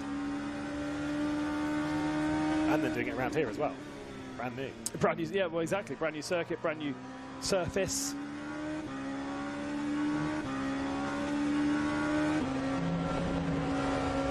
I love how much speed they can carry through those left-right flicks. Especially when you're riding on board, you really get a sense of how fast that is. It's brutal. I can only imagine what that's like in real life. You know, how your neck's being thrown around. Oh, by the way, we did do the grill the commentators bit, which you haven't done yours. As ARC Bratislava might well be out of the race. We'll update you on that one, I am sure. We did do the grill the commentators thing. Obviously, you've posted some of your questions at home to us. You haven't answered yours yet, Ben. Don't worry. Nobody's asked me. You will. Yeah, no. I only got asked when I was off here. So. No. When I'm off, I'm off. Oh wow. No. Sorry. Social media are going to come straight for you. No, I've got to have my hour. The community needs. Gotta have my hour off. The community need to know the answers to the questions of who would take what throttle, brake, or steering and gears between me, you, and Chris. But no, there was a couple of other questions in all of that. If you have any questions, throw them to us. I'd like to know, as Thibaut Casamon sends it once again. And this time that's worked, because he's claimed the apex and he's slightly squeezed the rocket car on the exit of the corner, so he had to get out the throttle, and that's a much more decisive move from Casamon, who loses the rear end through 10 just a little bit. But we've finally signed, sealed and delivered that letter, and it's done. Yujovski is in the pits from second position.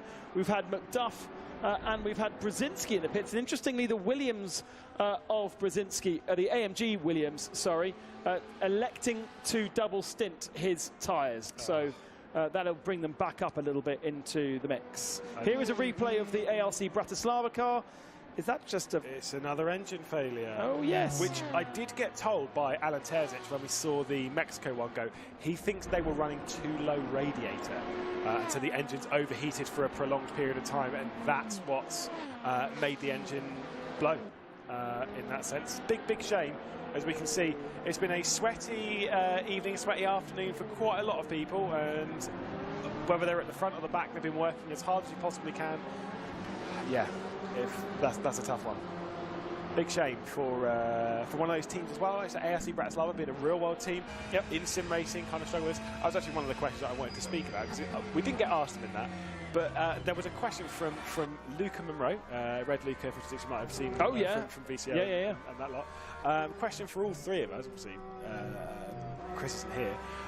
What terms do we use to separate motorsport and sim racing? This was a brutal... do you know what? I read this question the other day and I asked my wife. Right. She didn't understand. Did you ask Lola? It didn't. She may have understood more. It did not. Lola's my wife. Lola's not my wife. Lola's my kid. Lola's my little 8-month-old daughter. I think if I'd asked my dog, they might have understood more. Really? It was a bit like the discussion we were having this morning. Where are we going today? Are we racing at Bahrain? Are we racing on Bahrain? Are we racing in Bahrain? We were going to Silverstone, but you know, it's a nuance of language that if you want to be really pernickety, you can pull up many a welcome to Bahrain. Well, we're not in Bahrain. We can't be in Bahrain. Well, we could be in Bahrain. That would be kind of cool if we travelled to the real version of the circuit to present the virtual race. That would be... See you in Sebring in December. That would be huge on budget. I don't think they'll like that behind the scenes. Should we go to... do you know what? I wonder what Le Mans like in January. I bet it's quite miserable.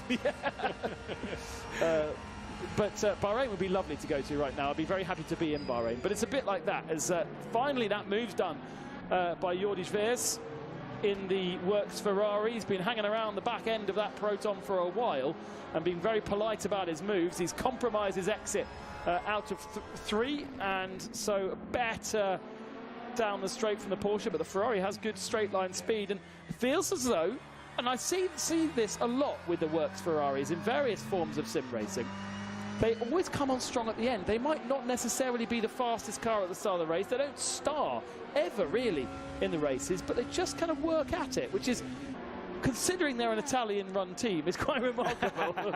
Usually it's all arms and elbows and show, isn't it, from the Italians? Were you expecting them to capitulate? No, I think the thing with the Scuderia Ferrari Velez Esports team, they've got a lot of experience, especially in this club with those drivers. Being Jordi Veers, being Dutch, Christian Michael, obviously German, Kasper Stolzer, being Danish. Like they're kind of like a bit all over, but they've been teammates for ages outside of that team. Even in other teams, like the John Lacey Esports Academy, whether it was Dennis Lynn's team when it was Singularity back in the day, those kind of things. Like they've been teammates for a long time. They get how each other work, and so it's kind of like even when they're up against it, the mentality's still strong, the mentality's still good, and they just keep in the race, they keep fighting. And for the other team, obviously, I know exactly what you're speaking of, obviously over in SRO Esports and whatever with their team, which is very separated to this one, really. Same mentality, they just keep going. David Tinitza and that lot, they just keep going. And sure, you might see them qualify like 17th in the race. Yeah. Almost always they'll be in the top 10 at the end of the race, though. Big time. Yeah, absolutely. Back to your question, whilst we've got a little bit of a lull, we've just seen the Floyd Van Wilburst leader drop to 3rd position because it's made a full fat pit stop, again on the soft tyre, and drops behind Beneke by 9 seconds, 8-9 seconds, so no difference actually in the gap between those two cars. How do you, the point of this question is to not imply that virtual racing is not real. Yeah. You can't say real racing and virtual racing because it's suggesting that the racing is virtual, and the racing isn't virtual, the racing is real. So racing in a virtual world is one way to get around it, or real world drivers and virtual drivers is another way. But then they're suggesting that the drivers are not real. People. Yeah, I like the pro and the pro and the real. We've got pro and gamers. Pro sim and pro, but then sim racers don't like to be called gamers. Yeah, no, they don't. So that's a bit but that's like how as we see a move from Fordzilla trying to get past Panis. It's why I absolutely despise being called a caster, which is a very esports term for a commentator. Like shoutcaster. It's where I turn into I go a bit mardy, and I'm like, I'm not a caster, like that, really loud, and it's like, yeah. Sadakis is a caster. Is that, are you trying to dig at him, or? That's a slight jab. Oh dear. No, I go motorsport is motorsport, and sim racing is sim racing. The two separate themselves. As we'll see a replay of the move from Fira down the inside of the number 77. They're coming on strong as well as the Pro Drive Fira car, moving up inside the top 5. But yeah, motorsport. Why isn't this motorsport? Because it doesn't have motors. Nothing's got motors. It's sim racing. Do you know, this question actually is far better off going to our media team at Traction, because they, you know, they're much more wordsmiths than commentators. We just talk about things we're seeing. We're not really thinking about nice words. We're not wordsmiths, but we are paid to talk. We also had this conversation in the car last night. There are commentators out there who are people who write for a living and have the exquisite control of the English language. I definitely do not. I can barely get words out at the best of times. And since living in France for 7 years, my grasp of the English language has rapidly decreased to a point where sometimes I come out with Frenchisms, such as the Le Mans Series Virtual that I said at the start of the week. No, it's not. That's just changing the words around. Well, then again, everyone else does change the words around, because they always put the virtual right at the front of it. But, you know, we won't get into that. What, the virtual Le Mans Series? Everyone calls it the virtual Le Mans Series. That makes sense. I mean, yeah, but I was like, yeah, but it's not the series title. I can read my shirt. It says Le Mans Virtual Series on there. Apparently, I couldn't yesterday. I mean, to be fair, with the grasp of the English language, anyone who caught the third and final race, the GB3 weekend, the second weekend we had here at Silverstone, I couldn't say Nick Gills. I tripped over that about 4 times, and now it's an audio clip which haunts my dreams, so that's good. But either way, Pash Gergis losing out another bit of track position, not an actual position in the race. He's still 7th, but did lose out to the Marla car that was just coming through, losing time more so than anything else. Yeah, because the Marla car's way back, unfortunately. Yeah, exactly. It was gifted laps back, but it was so far back anyway. It's now 18 laps back off its nearest challenger, which is the 88 Proton Coanda car, which is actually quite remarkable. The 14th position in GTE. That's pretty disappointing for Coanda to be in that position. The thing, I mean, I even said it when we did the pre-season show, going through the livery reveal and whatnot. Of those 2 Proton Coanda cars, you've got the 77, which is a quality car, which I expect to do really well, and the 88, where I'm not 100% sure where the 88 is really going to filter out in this field. Got plenty of partners that make this happen, and we're so thankful to Allo Grande and Rolex, to all of our other partners such as Goodyear and Total Energies, and of course our technology partner is Thrustmaster, and we have an offer this weekend. Look out for the discount code in various posts hidden in posts from Thrustmaster and from ourselves at Le Mans Virtual, and you might win yourselves one of these. Yeah, super wheel, the Thrustmaster T248. Catchy title. It's kind of, because obviously they've got their all numbers, all their wheels numbered. I have a T300 at home. The T248 is an entry level wheel, more so for those of you that are sat at home thinking, hey, this actually looks really cool. I don't want to spend $2.5 grand on a top level direct drive. I just want to enter. I want to get into it. I still want the force feedback. I still want the good feel. I still want a wheel that looks quite good. T248, I think it's a smart looking wheel, and it will. There is no reason why you couldn't get a wheel like that and genuinely compete on a field like this. I know people that have competed on fields like this on wheels even without force feedback. Yeah. And they still compete at this kind of level. I will never forget when we went into lockdown and we had all these real-world racing drivers getting involved in a sim racing series, and you had Montoya in his Uber mega rig and people like that, and then Manuele Piero turns up in a fishing fold-out chair and a steering wheel attached to a piece of plywood and a TV on the wall, and that was his sim rig. Now, let's not forget that they were all a bit bad, to be honest, but he'd managed to win with that little setup. Nice. So you do not need to have reinforced steel rig with fire retardant Sparco seats, which is completely unnecessary unless you're going to set yourself on fire. Looks good though.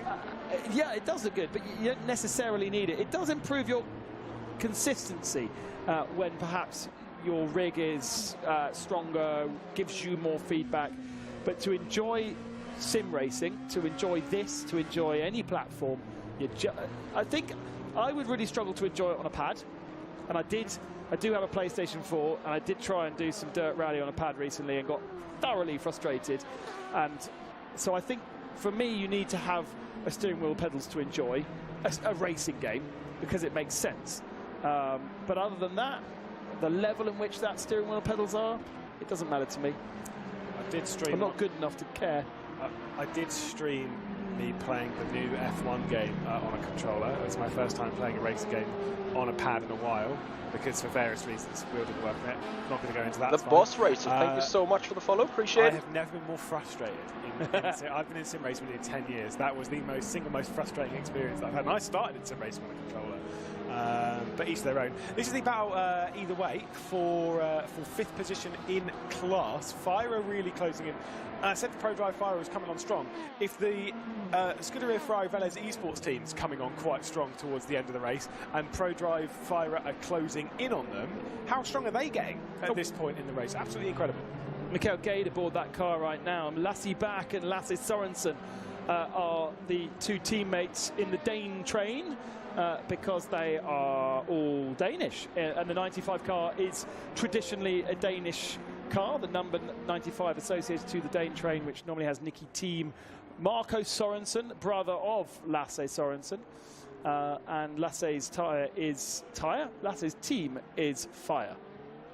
Yes, and they are fast. Saw the leader come through shot there. There is 2nd place, just coming through in the green car in the foreground there. And the R8G that is presently running in 3rd, Yuri Toman just coming through the shot there. That's the gaps that's between them at the moment. It's roughly 14 seconds between the three of them at the moment. But the gaps are kind of ebbing and flowing. I will say Damien Skovron's doing a great job, because you said Max Benecke was holding out about a 9-second lead just as they came out the pit stop. It's now 8.4. He's dragging it back in. Skovron's doing what he needs to do. He's giving his teammates the car back in a position where they can do something about it. And I truly believe that Redline are half a pit stop hampered. Half a pit stop in advance of the rest of the field right now because of doing that half stop. So I think they've got maybe 12 seconds in hand over the other cars. And so I think we are going to see at some point Van Wall, R8G, Yas Heat need to do a short stop. Maybe Yas Heat have done theirs already. I think they might have done it a lot earlier. Yeah. And therefore, we're going to see those guys get closer. So really, for me right now, Floyd Van will still have the advantage.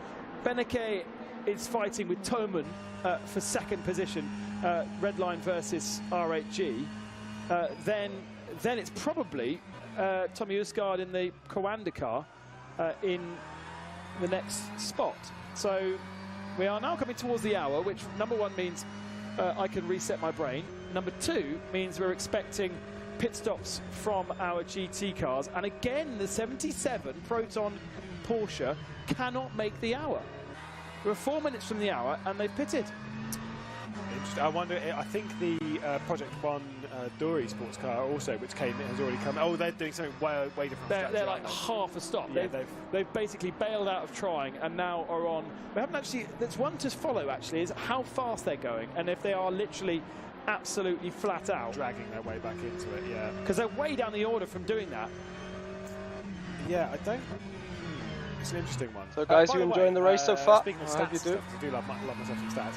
The car, the number 4, the Floyd Van Wall Burst car, before this race today, because I have led quite a bit today, before this race today, including the first ever Le Mans Virtual and the entirety of the Le Mans Virtual series, including Le Mans Virtual earlier on this year. So in those 6 races, how many laps do you think that car's led? Bearing in mind, they finished runner-up in the first Le Mans Virtual, they finished runner or 3rd in the championship last season, they've had countless podiums. Well, how many laps do you think they've led? Quite a few, no? I was shocked. I was like, surely it's like 100, 200. Yeah. 27. Well, including two 24-hour races, and then an entire season of Le Mans Virtual And yet they've Series. always been there and thereabouts. Yep, that is, it shows their consistency. Yeah. It really, really does show their consistency. Just 27 laps led. I was genuinely shocked when I read that the first time. When I read, but it's mad. They didn't need a single lap of the Le Mans Virtual this year in January. It was like, what? But they did so well. Oh, Vira, that was a bit of a mistake. They're going to make it 3 wide into the corner. Simpson's going to go for a spin here. That was a little bit naughty from Vira, trying to dive it down the inside. It's going to be side by side from Scuderia Ferrari. Velez Esports, they get pushed off the road. Simpson squeezed them off. And then it's just a bit calamitous between the three of them. 4th position battle. And all 3 of them were half sideways into turn 1 there. I'm not sure the contact was hard enough to cause an issue, but look at the backer shot coming out of the pits there. It's the BS competition machine. No, it's not. It's the Marla competition. Marla car.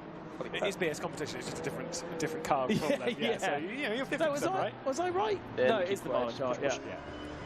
It's sometimes hard to tell them apart, but yeah, no, that is the Marla machine that's just come out of pit lane. But to be fair, again, not part of this battle. We've always said before, they're like 14 laps down, nothing to do with this. They're just cruising up. But they did, they're not scared of getting involved with some of the traffic that's a lap ahead of it. We are now within a minute, so within a lap of the hour mark, and we haven't yet seen the Oracle Red Bull Racing Porsche. Which is big. That's the one that we were thinking would be struggling to get there, and that's the reason why we thought Dorr bailed out of stretching it. But maybe by doing that, they have allowed Red Bull to relax a little bit and just drive to their strategy rather than trying to fight Dorr. And so, they've got this advantage. Well, they are second. They're behind the Ferrari, but the Ferrari doesn't have an issue. There is Jordan aboard the Oracle Red Bull Racing machine on another lap. Coming up to the end of the lap now, but let's see. I think he'll be going into the pits this time. Fire goes into the pits this time within 30 seconds of the hour, so that's not too bad at all. Look at the top of the picture. Can't quite see if Red Bull are going in, but the Ferrari stays out as we would expect. Or both Ferraris, as we would expect, stay out. Red Bull have stayed out because they're ahead of this. Yeah. So Red Bull are doing it. So they're going past the hour mark. This is really good for Red Bull. I still think they might have been trying to save too much fuel comparatively to Andonovski, because I think the advantage of this race are swinging very, very much towards R8G. What a race it has been over the 5 hours that we've had building up to this. Let's take a look at highlights.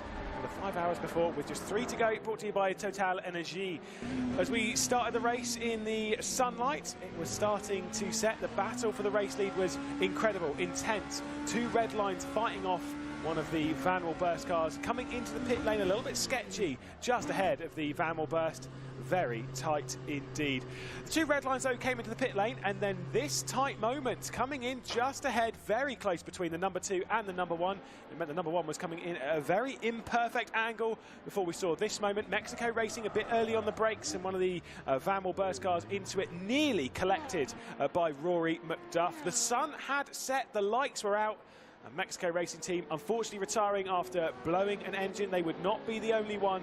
Project One going slightly off kilter on the strategy, but in a 3-way fight for the race lead against the 888 of Timotej Andonovski. And then, of course, the 99 of the Oracle Red Bull Racing Esports, piloted by Dennis Jordan. A great move around the outside coming up towards turn 4. The Macedonian of Andonovski would send it in and would clear his way up into the race lead of the GTE category, looking for a 2nd victory in the series. A super effort in their first race in a Ferrari. It would take them until the S's to clear their way through, and a little bit of contact with Krippner, but the position was eventually made, and then Dennis Jordan was fancying his way through. He'd look to the inside and would send it, trying to take over 2nd position, which he would grab. After that, Project One would go slightly off kilter on the strategy. Panis with a massive send from Thibaut Casamon, trying to get past Albert in the Rocket Sim Sport car with a super move, but it would be a little bit too deep.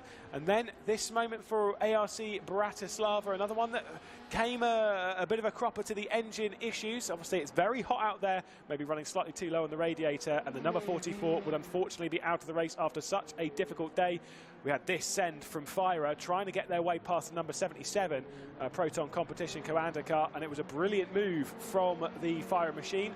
They've moved their way up another position before we saw this dicey bit of action. They were trying to get their way past the Scuderia Ferrari Veles Esports car, making a little bit of contact with the rear. A bit of three-wide just before we ended the hour between them, between Scuderia Ferrari Veles Esports and between Simsa as well. Our race leaders by this point in the race is Team Redline at the moment by 8 seconds over Demian Skovron for Floyd Van Wilburst, who is still another 8 seconds clear, or 7 seconds clear of Yuri Toman in the RHG Esports machine. It's been a super tight battle, and it is going to be absolutely thrilling until the checkered flag. 3 hours left to run. Team Redline holding on to the race lead ahead of Floyd Van Wilburst and RHG. A tight battle between them as Yazheat Veloce and Porsche Coanda try and move their way into the mix. Issues for the number 2 Redline team that have come over in the last few hours, including a drive-through penalty that's just dropped them back down the order.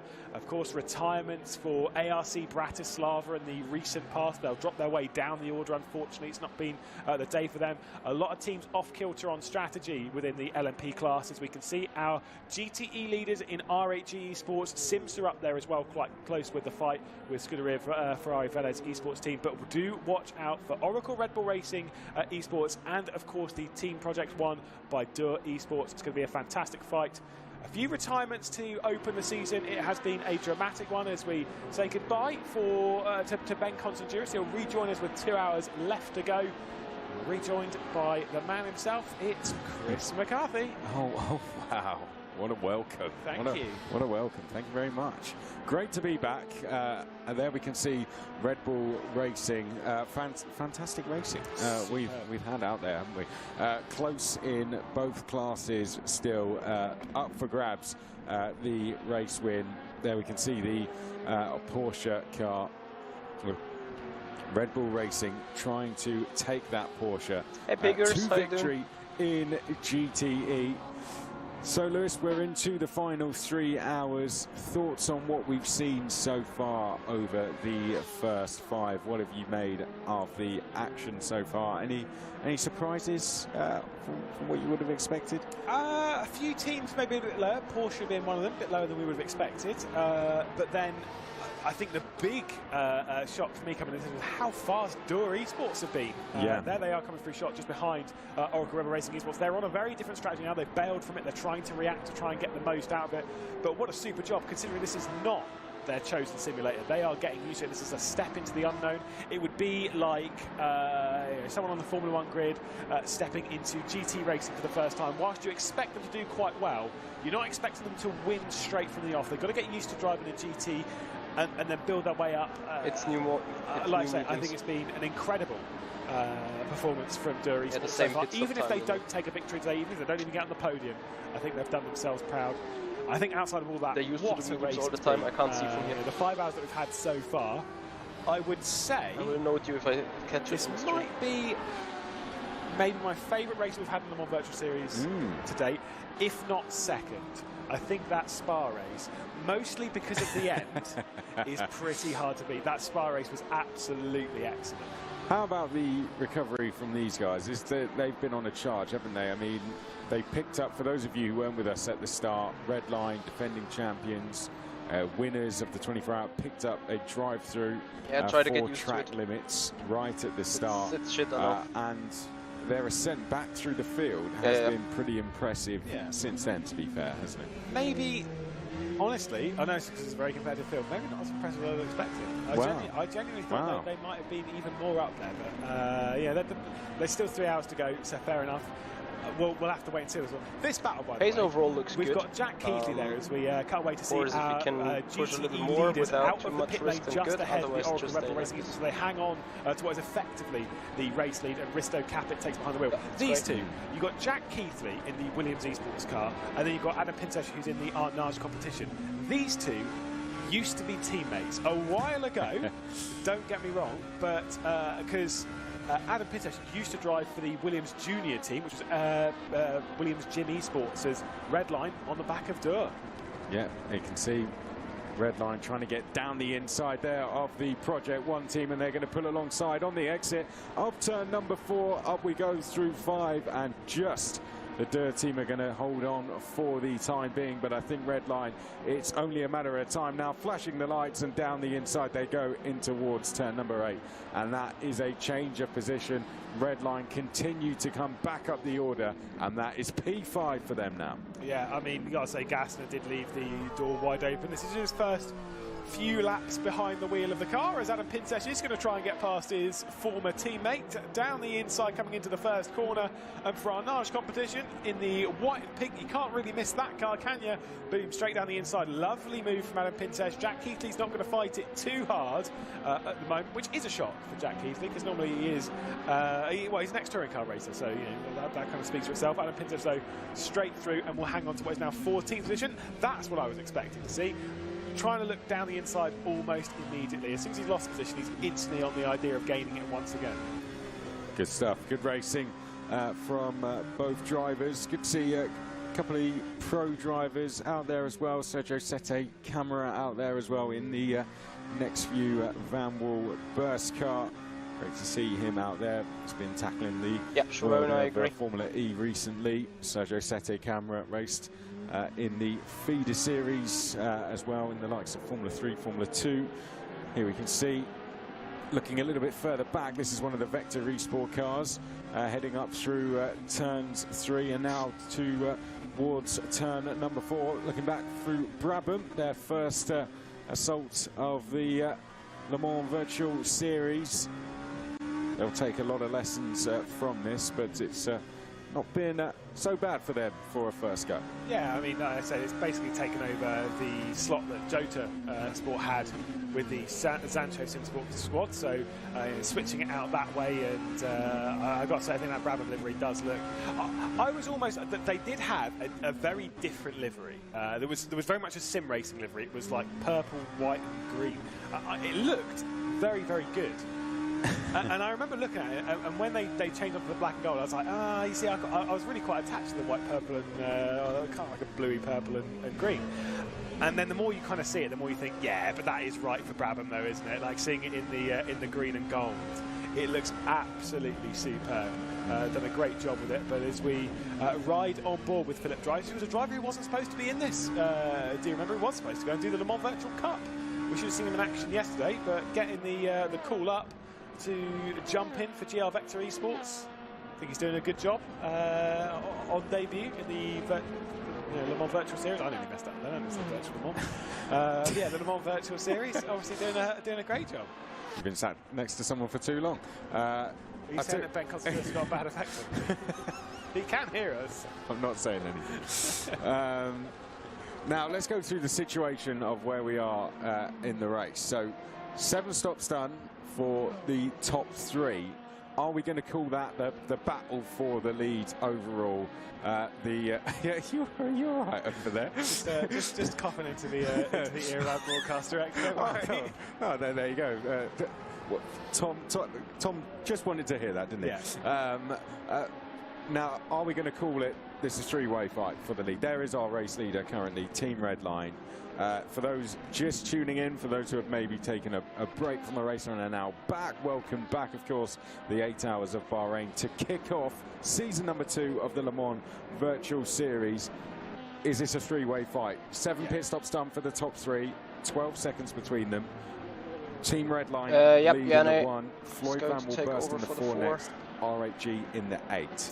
I would say yes, this is definitely a 3-way fight. I'm going to kind of explain this to as well as to why. Number 1's pitting a little bit earlier because it's made a short pit stop earlier, which the number 4 and I think the number 8 both OS as well a slightly shorter pit stop to kind of bring them back into the end of the race, which I think they might actually do as their last stop. There is also another little bit here, is that, and yes, please don't just jump straight onto me because I know how fast Max Beneke is, but I would say of the 3 drivers that we've got in at the moment, they are all incredibly fast, but I would say potentially these are the three potentially weaker drivers in the car. Max Benecke obviously teamed up with Jeffrey Rieveld, who is absolutely their strongest. Luke Bennett and Benecke rather might be quite close in the number 1 car. In the number 4. Of course, you've got Jesper Pedersen, you've got Yanni Simčić, you've got Damian Skovron. Skovron is the weakest. I think he's done a fantastic job. And then for the number 8, you've obviously got Jiri Toman, who's in the car at the moment, Erhan Janowski, Marcel Chinchik. The two of those are absolutely incredible. Jiri Toman's done, again, an incredible job to kind of get close to their pace. But I think when they get their primary drivers back in, which should be, at least for the Floyd Bramwell burst, should be at the end of this stint, they should get potentially Yanni Simčić back in the car. I think they're going to be right back in it. So, okay, so we're seeing this maybe 3, maybe a 4-way fight. Okay, let's go to GTE now. Here's our leader, R8G. The 888 has retaken the lead. The Scuderia Ferrari has gone into the pit lane and now returned once again. Is out of sequence with the other teams in terms of pit stops. Looking back to the leaders, it is pretty close, isn't it, between the rest of the field. Of course, looking at pit stops, BMW Team Redline have done 6 in comparison to the 5 of the teams around them because they have done a drive-through penalty. But when you look at it, 5 seconds between Red Bull, they're only 5 seconds back from R8G, and there's another 5 seconds back to Redline, and only a few seconds then back to the Project 1 team, so incredibly close. I'd say it is close, but I will also say I think it is heavy advantage to our race leaders in that category at the moment, not just because they've got the race lead, because they're doing really well on fuel mileage. They're going further than Oracle Red Bull Racing Esports. BMW Team Redline are on the comeback drives. They're the ones that I wouldn't necessarily rule out from this. This is number 1 in the pit lane. I was expecting them in there pretty soon. Max Benecke behind the wheel. See if there's going to be a driver swap as well for them fairly soon. But yeah, for the GTE category, I'd say it's not quite one hand on the trophy, but it's at least a finger potentially for the 888. For the 888, okay. But you say don't count out the red line car. I almost wouldn't count. You know how I said that? I was like, the recovery's not been that great. Now that I'm looking at it, I'm like, that's great. That's pretty good, isn't it? It's looking. It is actually looking very strong. Third. I don't know when their last pit stop was, but if they're strategizing it so it's literally they are literally coming into the pit lane twice more, one at the 2 hours to go mark, one at the 1 hours to go mark, they are fast enough to close their way back in. Especially if they stick Siggy back in the car. Yeah, I mean, let's cast our minds back to Spa. Yeah. Your favourite race. Oh, I mean, it was a fuel saving game. Yeah, what took them to victory there? Fuel saving. They got the strategy bang on. They were in a top fight with the Porsche Commander eSports car that were essentially the favourites for the race. They were running away with it and they were looking very, very strong until we were like, hang on a sec, that red line car's going along with everyone. And they saved a pit stop and they won. Quite comfortably by the end of the race, to be perfectly honest, as we do see the red line car out of the pit lane, and it is a driver swap. It's Luke Bennett behind the wheel. Luke Bennett gets in now. Just to remind you all, we are running a competition in partners with one of our partners, Lego Technic. You can build your own. We're encouraging everyone to build your own Lego podium, post the pictures on social media, tagging the Le Mans virtual account, and use the hashtag #BuildForReal. So again, we are encouraging you all to build your own Lego podium, post pictures of it on social media, tagging Le Mans Virtual, and use the hashtag #BuildForReal. Why do you need to do this? Because the winner at the end will receive a Ferrari 488 Lego Technic set. And that is a very, very handy bit of kit. We had one in our studio last year. Absolutely loved it. So do get involved with that. If you have any bits of Lego, just start attempting to get a podium together, because that absolutely fantastic to have at home, in the office, something like that, a Ferrari 488 Lego Technic set. So do get involved with that. I do remember that, the trophy that we had, the Lego trophy that we had at Le Mans Virtual, and I remember being terrified of it. Because I always thought, I was like, if I sneeze wrong here, that is going on the floor. And I am not, I do not have the skills to put it back together again. You know, unless it's so basically, that would have heavily. been the race has started, but Lewis, we can't do his shift yet because he's still putting the trophy back together. He's doing the 24-hour of let's build that trophy So again. we would have had to move one of our cameras round and just put it on you. The race to the flag and the race to get the trophy back together. It would have just been me on the floor, like just trying to piece them all together again. It would have been great. I mean, it was a beautiful. It was an incredible. It really was actually. The detail of it. It was amazing. And so are those Ferraris. When you get them together, they're 3-4 days. Have you got one? Not a Ferrari. I do have the 911 RSR. Oh. Which I built. How long did it take you to build it? 11 hours. On and off, because it was on when the Olympics was on. I was waking up in the morning. Genuinely, I go down to the kitchen. I'm like, right, okay, I'm so childish. Right? I loved it. I thought it was amazing. And I'd spend like 3 or 4 hours for 3 days putting it together again. There's a lot. There's a lot of parts in it. And there are some bits, and I'm not joking. This is not me trying to do like a big marketing ploy. No. There are something that it genuinely teaches you when you're putting it together again. Really? About like, 100%. It's like because the amount of moving parts they have in the Lego Technic sets, they have like a proper diff that you piece together, and you can see in Lego how a diff actually works. I'm like, that is incredible. I love that. It's so impressive. And then it moves all the pistons and stuff in the engine. And I'm like, wow. The detail, and you can like set up the steering rack and everything, so you can actually like use the steering wheel in the car to like move. These things are amazing. How long did it take you to put it together? About 3 hours a day for 3 days. Wow, there you go. I'd estimate about 9 hours. Yeah. I think, is there one of the Ferraris outside here? I'm pretty sure there is. I think there is. It might be upstairs actually. It looks amazing. I'm going to get my hands on one this year. But yeah, definitely get involved. As we said, all you got to do is build a podium out of Lego and post it on social media. Tag the Le Mans virtual accounts and use the hashtag #BuildForReal, and the winner will receive one of those. Okay, back to the race then. 2 hours and 40 minutes remaining. Ooh, important bit with 2 hours and 40 minutes remaining in the LMP class. Yes. This would be 3 stops from the end. 2 hours 40, 2 hours, 1 hour 20, 4 stops from the end, 40 minutes. If you do 40-minute stints, this is the important one. So this is where we have to keep our. All right, this is where the next stops could be very important. Oh yeah. Well, if you're working, I've said it before. When you do strategy, if you're working them backwards, there comes a point in most of these races where you start running the strategy backwards, right? And thinking, right, where do I want to make my last pit stop? Because you want to make them as equal, as even as possible to make you go as fast as possible. And so a lot of teams might be looking, being like, right, we need to make sure that we're pitting on 2 hours and 40, on 2 hours, on 1 hour 20, on 40 minutes to go. So you're bam, bam, bam, bam, bam, going through them. Maybe like, give yourself a bit of leeway and try and get into 2.5. But this is an important bit for the LMPs. Anyone pitting in the next sort of like 5 or 10 minutes is really quite good on strategy. We'll see who comes. And they won't run out of fuel.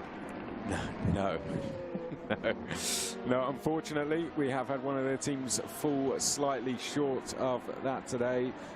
We've lost a couple of the teams from the race in speed racing, sadly, running out of fuel.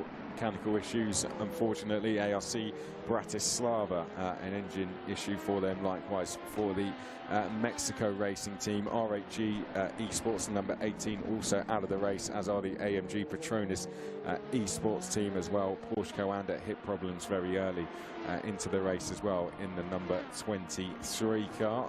Other than that, all the other teams still circulating, trying to get to the end of this 8 hours of Bahrain, and getting to the end is an achievement in itself in a race like this, as the RHG car has come in. The number 8 running from 2nd place, got the gap to below 6 seconds, and with that has now come into the pit lane, leaving the number 4 car out front.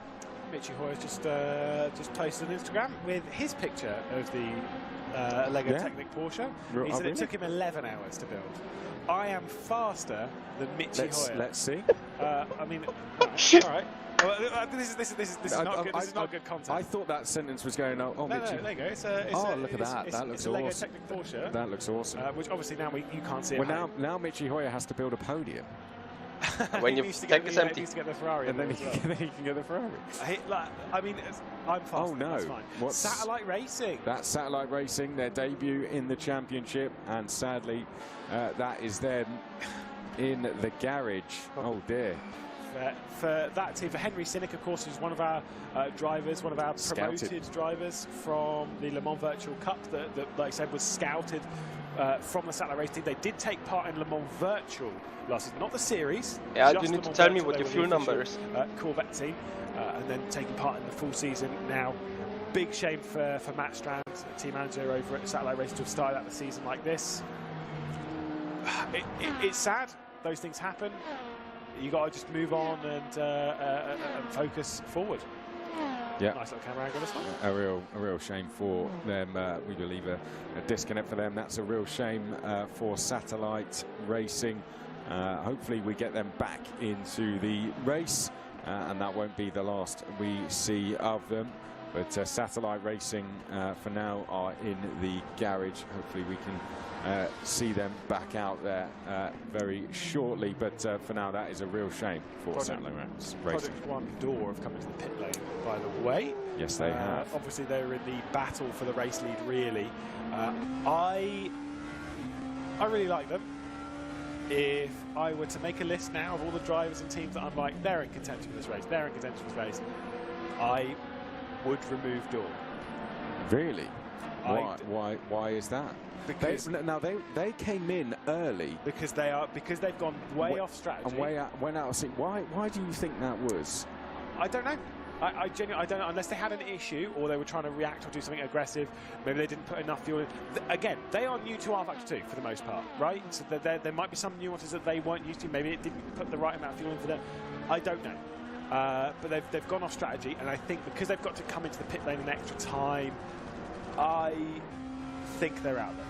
No, but it seems quite strange that they came in from way in, sort of battling in that lead group, and then all of a sudden dashed in sort of 25 minutes early, wasn't it, before the pit stop sequence? Yeah. And it was almost like, was this predict a splash and dash at the end? Or what? But you wouldn't. The thing is that you wouldn't, because GTEs, as boring as it is with GTEs, the simplest strategy on fuel is reach the hour mark. Or was it they'd done something different at the start and it caught up on them? Or yeah, there could be a few things on there. Like I said, there's a lot at play, and maybe they were trying to do something aggressive to take on Oracle Red Bull Racing Esports. I do not know. As we can see here, the number 4. Remember how I said in the next sort of 5-10 minutes from 2 hours 40 to go, you are in a really good position, and that is a really good position for the number 4 to have come in on.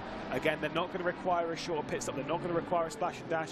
Damien Skovron's completed all of his running, really, so he can jump out of the car and can hand it back over to the likes of Jesper Pedersen or Jone Simicic. Really good spot for them to be in right now. Across the line, go the 444. So one of the other Floyd cars, the Next View Van Wall burst car, shall we say, goes into the lead of the race for the time being. 7 stops for them, 8 now being served for the Floyd Van Wall burst team. We are into the 8th round of stops for our LMP teams. On the hour, we will see the next round of stops, what should be the 6th round of stops for our GTE teams. It will be the 7th for the couple of teams who have been in for a drive-through or with some damage. But here we can see Next View Van Wall burst out there, leading the way. Sergio Sette Camera in the car for them. Great to see him out there in the car for them and leading the way. How about that? Doing a fantastic job is Sergio Sette Camera, someone who has stood on the podium at this very circuit. He has that experience of racing around this circuit for real. Raced around here in the FIA Formula 2 Championship, did 3 seasons here. Finished on the podium in 2018 and in 2019, 2nd and 3rd in both years with Carlin and with Dams. So he's taken home a few trophies from this circuit, and that experience will no doubt be helping him as he is leading the way for Next View. Yeah, like I say, doing a quality job. Whilst I would say between the 2 Van Wall burst cars, the Next View one, is maybe the second one, right? Yeah. It's a good car, don't get me wrong, and they're great drivers. This is the priority, though. They're prioritising bringing the number 4. Well, that's been the one that's challenged for championship. It's the one that exactly. they want to fight for the championship. The 444 that we're seeing here is the one that's maybe like, hey, look, this is a team that could genuinely, at some races, sneak a podium. No doubt. Hey, they might even take a race win. It would be kind of comical if they got a race win before the 4, but it could happen, genuinely. They are a quality team of drivers, especially on this platform. Sergio Setecamera is plenty fast enough himself, as we can see a lovely shot of them rising up over T12. You can see how fast and how undulating this part of the track is. It's so fast up there. Yeah, one on his final weekend in the FI Formula 2 Championship as well. Incredibly quick driver, was knocking on the door of Formula 1 for a long, long time. Great single-seater driver who's gone over and raced in Japan, raced in Formula E as well. Great to have him with us in the Le Mans Virtual Series. Here we go back to Team Fordzilla, knocking on the door of the top 10. 11th place for them so far in this race. Yeah, Gianmarco Fiducci behind the wheel at the moment. Speaking of talented drivers, of course, we did see Luke Browning out in action earlier on the race, GB3 Championship leader. Looking to wrap that one up, not before next round. It will be after the Monza round, so we can give full focus, obviously, to the Le Mans Virtual Series. Luke Browning, he's pretty quick behind the wheel of the car, but Gianmarco Fiducci, we can see here, trying to find. They said they had a disappointing qualifying. I did have a chat with Gianmarco Fiducci last night, and he was saying they were really. They thought that they'd stepped it up quite a lot, and they had more pace than they showed. The 444 came in the pit lane in the background, by the way. They had more pace than they showed. Now, there is a round of GB3 left, isn't there? Yeah, now, next round, you're going to have to speak to Luke Browning. You commentate on GB3. You're going to have to speak to Luke Browning about strategy. Am I? Yeah, you're going to have to say, look, we keep getting sold lies. Like, you're going to have to speak, unless he gets sold those as well. Maybe, to be fair, when you're like, there comes a point where it's like, if you're a driver coming in, I'm kind of like, I don't want to know the strategy. Just put me in the car, tell me what tyres to select, and then tell me if I need to save fuel or not. Done. Done. Literally as simple as that. Like racing drivers, whilst they are a smart bunch, behind the wheel of a car, smart in very specific ways. Sometimes too much information is a very bad thing, as we can see a switch position here because Simsa Esports getting past the number 88. Is this actually for position? Or I know it's not actually position, it's laps traffic they're getting past. The 88, 13th position at the moment, a few laps down.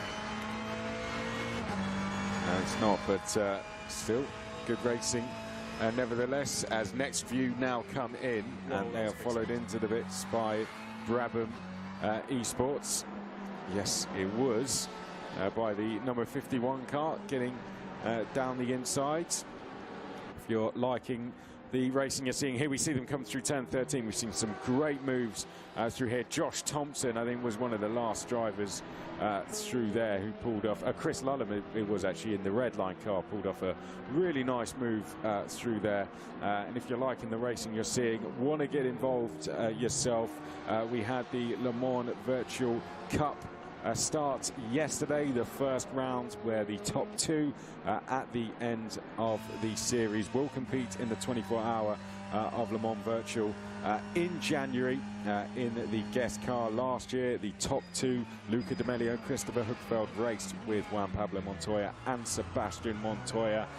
All the drivers that set a lap time on rFactor 2 did race, 248 in total. We watched the top split, the top 30 drivers, and if you want a helping hand to get you started in that, you can win a T248 steering wheel with pedals thanks to one of our partners, Thrustmaster. During this broadcast, all you got to do is keep your eyes peeled on the Le Mans Virtual social channels for hidden codes.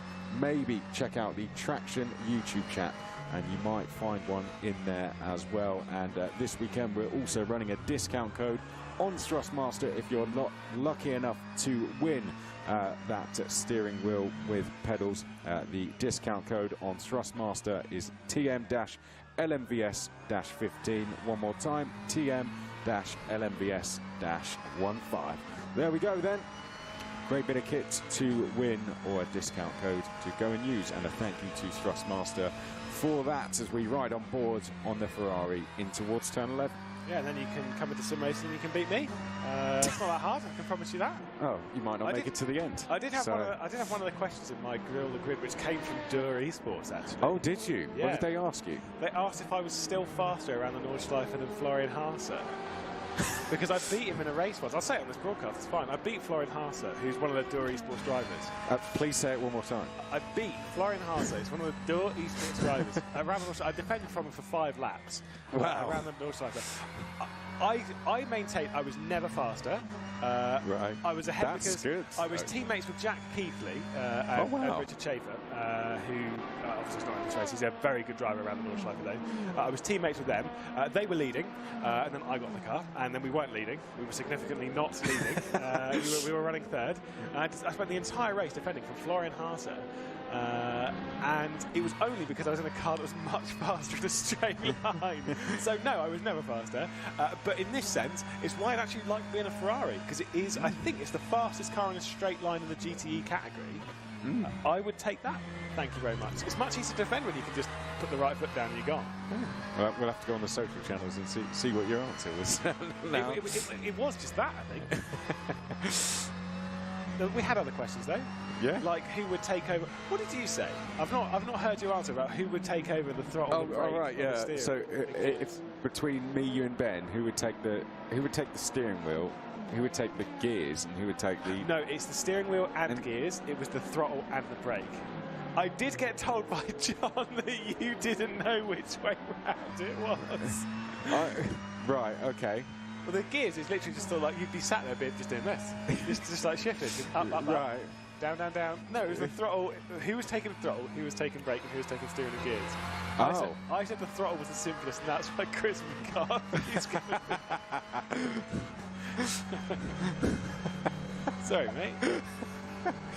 Oh, I got that completely wrong then. Oh no. And then our car's done. Well, I think I said you would do the. I think I said you would do the gears. The simplest. I'm offended. Was it you or Ben? I think it was either you or Ben. I think it was you because I said you just started driving, so you could do. That's a good point. you could do the gears. That is a good point. Yeah, I mean that's. I'm offended. But I was thinking of a. I wasn't even thinking of a race car. Oh, no. That's terrible. Well, you really do need to listen. Our poor, like everyone asked their questions on Grill the commentators. I'm so sorry. And you just didn't listen. I'm so sorry.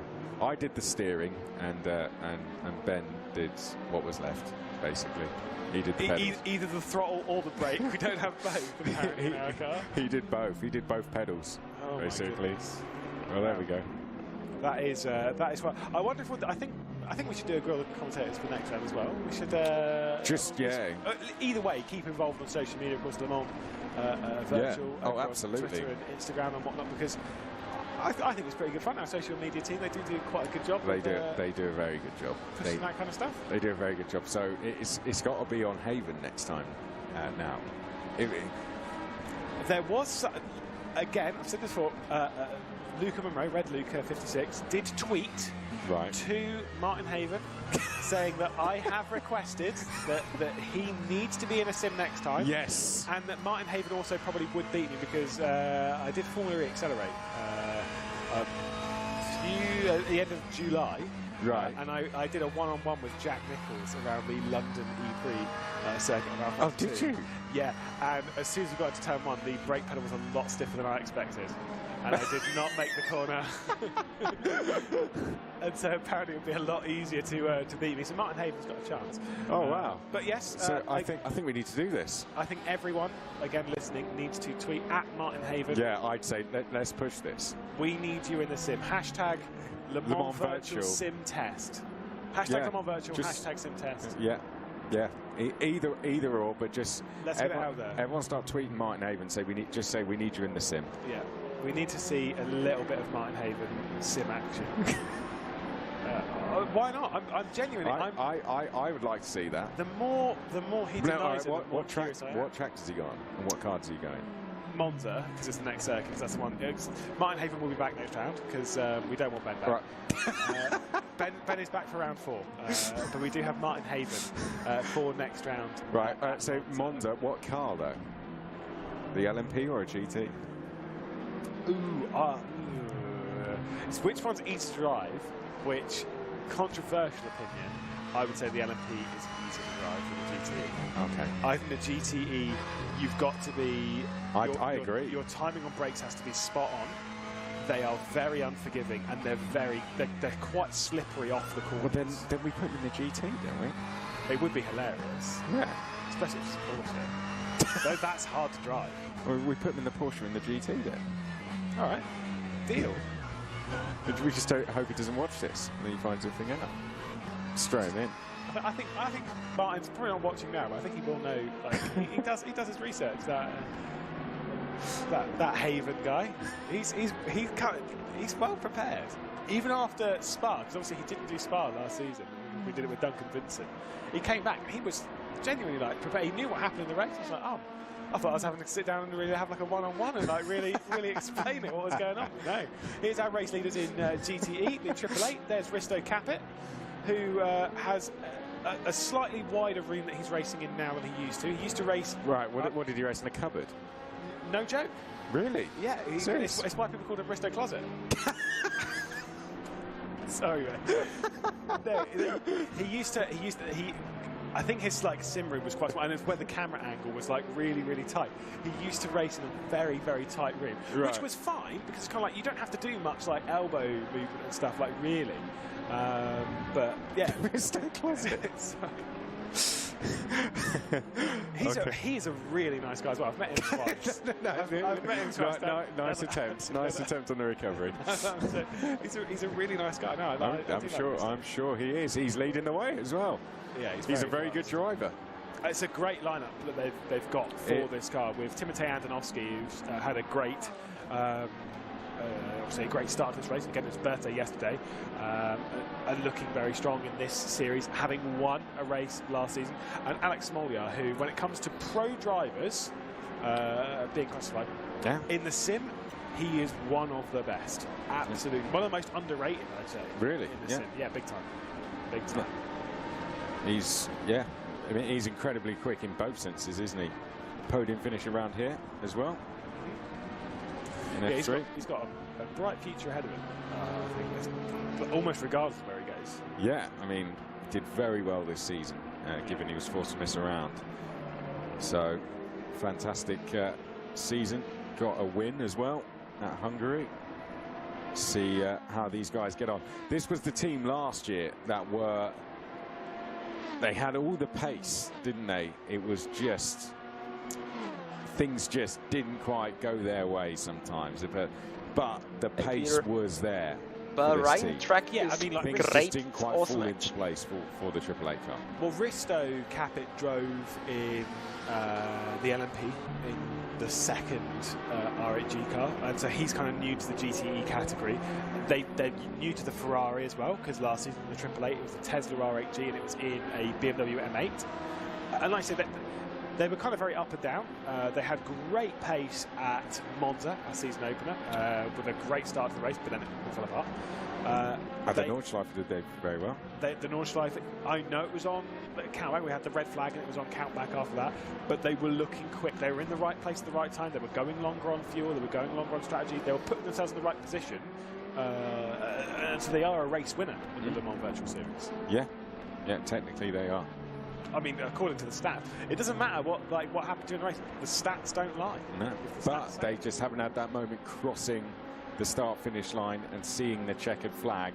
But could this be their day? However, the 99 looking to stop them. Not only that, the 71 also looking to stop them as well. 7 seconds between the top three in GTE is incredibly close out there as well, as it is in the top three in LMP. You feel 888 has potentially got one hand on the trophy. Yeah. What about in LMP? 4. If I'm a better man, I'm thinking the number 4 right now, because I think the number 1 is going to be coming in within the next sort of 5-10 minutes, which is too early. It's too early. They need to be coming in on the 2-hour mark. I think they've tried going aggressive at one point on strategy, and it's backfired slightly. Whoa! Oh, sorry, they went nearly into the advertising board, sir. That's a normal braking line. Yeah, well. I've got to say as well, you know how I'm saying it's birthday season? Oh, yeah. Team lost for Team Redline, Dob doing. Oh, yeah. Birthday tomorrow. Well, happy birthday. Yeah. I mean, it'll be a happier birthday if they win this race. No pressure. I'm not. Yeah, I mean, that's the kind of thing. It's like, yeah, it's a birthday present. You just win. You win in both categories in the Le Mans Virtual Series. Well, I mean, they got him off to a good start, didn't they? Pole position in both classes. They've only, in the Le Mans Virtual Series itself, last season, between the Real Team Hydrogen car and, of course, the 123 Team Redline car, they've only failed to win one race. And that was Sebring, which was won by the Rebellion GPX Williams car. Yeah. So they've only failed to win one race. They won 4 races between the 2 cars they had last season in the LMP category.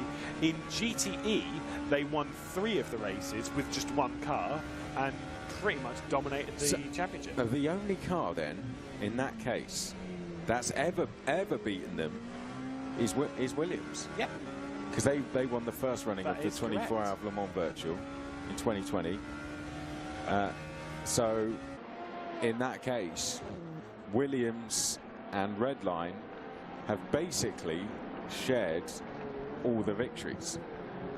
So this would be a brand new winner, as you mentioned, to the top step. Yeah. Yeah, big time. I mean, it's kind of akin to some of the domination that Commander have had over certain events in the sim racing world. Like, there are certain events where, like, Commander have just come along and then they win it, and then they've I think there was it has already reached a saturation. The 24-hour Daytona that's on the start of the year elsewhere in sim racing.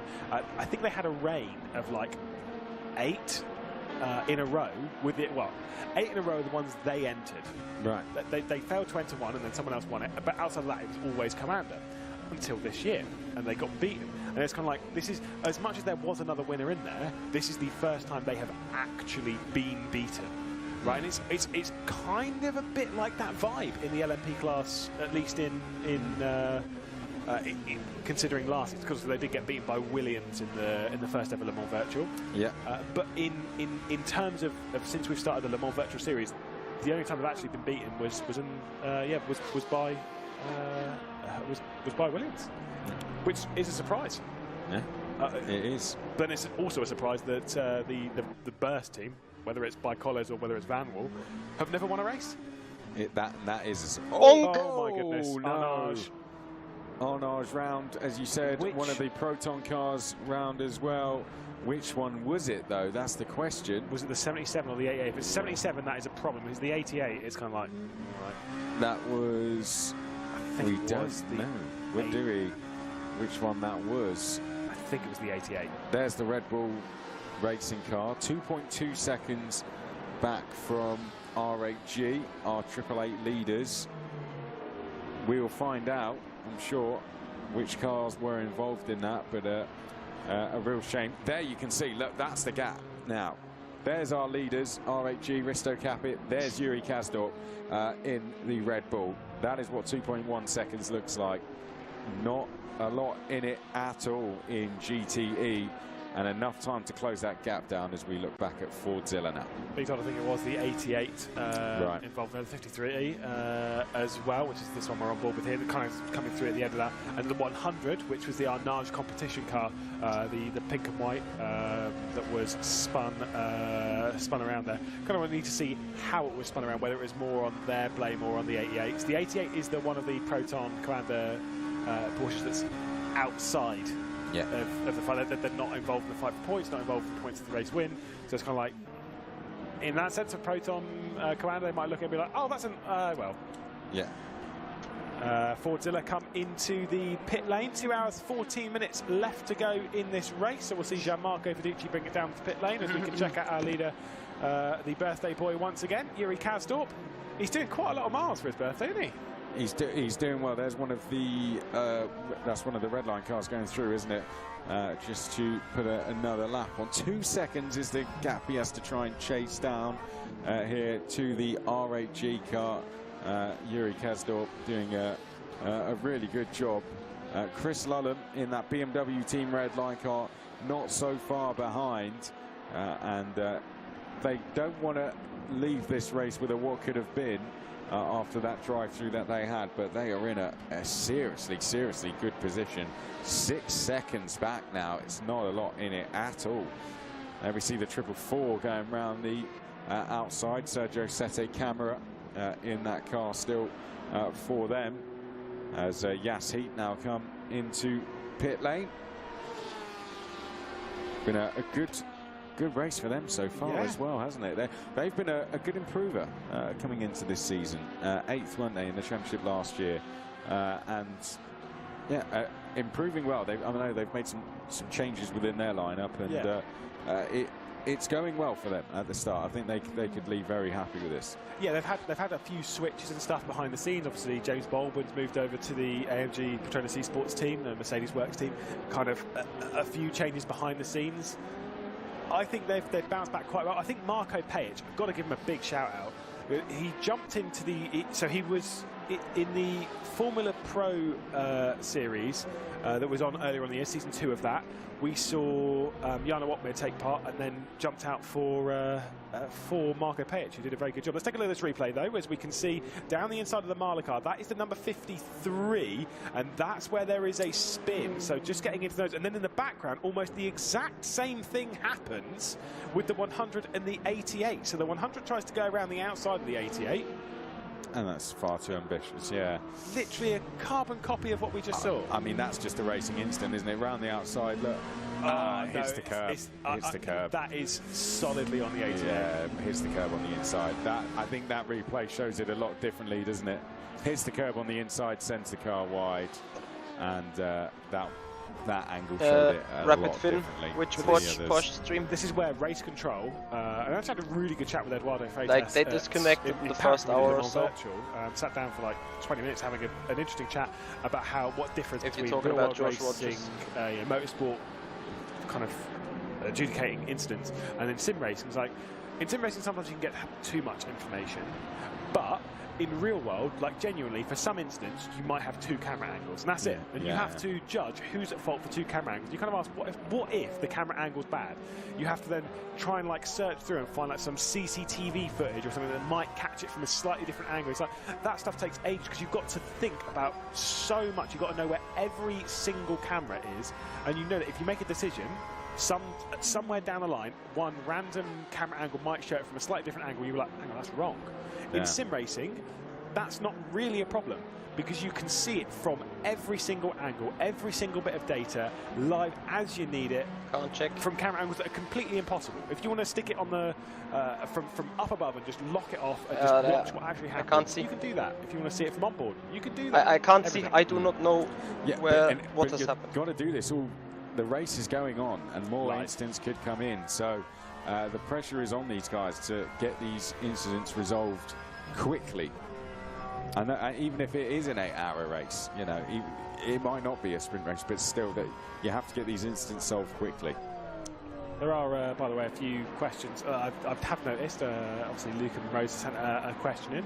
And I think this kind of thing, again, let us know what questions on Twitter. It's one of the things that I use because I'm too old for everything else. I think I'm the youngest person. I was going to. Well, that's fine. We won't go to it. In your opinion, what is the bare minimum requirement to be classed as an endurance race? So, like, I'm assuming that time-wise, what is the lowest amount of time? Now, I would say 4 hours. Yeah, same. But this does come with a problem. Why? The 500 miles of Sebring, I can guarantee, is less than 4 hours. Because it was less than 4 hours last year. So that's technically not an endurance race if we classify 4 hours as a bare minimum. So we'll go with 3. Realistically, I'd say 4 hours. Like, if I'm being hand on heart, things below like 3 hours, it's not really endurance. Not really. If you're solo, that's a solo endurance. But between 2 people, an hour and a half driving, no way. That's not an endurance race. To be fair, the 500 miles, a 4-hour race between 3 people is like pushing it a little bit. Well, in the LMPs, you're like, right, you've done one double stint. It's like, bye, see ya, have a nice day. Someone does an hour. It's It's a stint, isn't it? In GTEs, you literally do one stint. It's a long time driving. Which, no, I do respect. Like, it's kind of like, right, you sit down, you do a 1 hour stint, and then you think, right. But that's me done. To counter that, you've got one stint to get it right. I hate the pressure. Exactly. For me, I'm a touring car driver, right? I love racing my touring cars because it's my car. There's no pressure on it. It's like if I drop it, I'm the one that's like, oh, that's irritating. Yeah. I'm depressed. In endurance racing, it's not just your car. It's your car. It's your race engineer's car. It's your team manager's car. Exactly. It's your teammate's car. And you know that if you drop it, you are not letting down yourself. You are letting down everyone. That is horrible. It adds a different element to it, though, doesn't it? You've got 1 hour to go out there, and I think you see a different kind of driving style because they throw everything at it for that hour and then they're done. It's not a case of we've had something go wrong.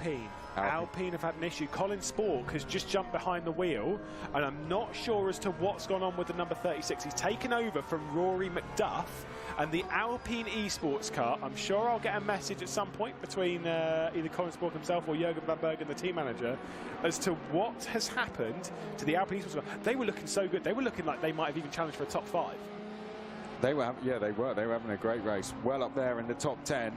Alpine eSports is seen to have stopped, sadly, in that number 36 as the battle for the lead in GTE continues to get closer and closer. Just 1 second between our top two. Colin Spork, it seems, is being shown as in the pit lane now.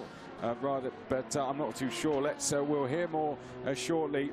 There we go. He's going to rejoin the race. So Colin Spork is on his way out. So, well, there we go. They're back in the race. They've lost some time, sadly, but that is a real shame for Alpine eSports. Whatever has gone wrong there. I am getting word from both Jürgen van Bergen and Rory McDuff. It was a game crash on his side, unfortunately, which is a big shame. Again, it's kind of, we say it's one of those things, technical issues. You know, in real world, you have engine failures or random punctures. You know, like just from a random that have to bring you back into pit lane. It's akin to something like that. It's sad. It really is. Yeah. Also, this is a really intensive circuit, especially at this time of night. Obviously, being brand new, the amount of lighting that's going on around here, you've got to have a good computer, a pretty beefy computer, to take on a circuit like this in conditions like this. No, that's part of it, isn't it? But it's like you got to have a good car to get you to the end. So it's the same thing. As a team, like realistically, for my opinion, for a race like this, you need to sit down and be like, right, who's ending? And it's honestly, it's not on pace. It's on who's got the best computer. Really? 100%. Okay. 100%. It's like if you have a bit of a naff computer, a bit of an old one, you need you're desperate for an upgrade. You send them out at the start. They're at the start. Stick them in at the start. They'll do the first like 2 hours or whatever before the sun's even started dipping below the horizon, right?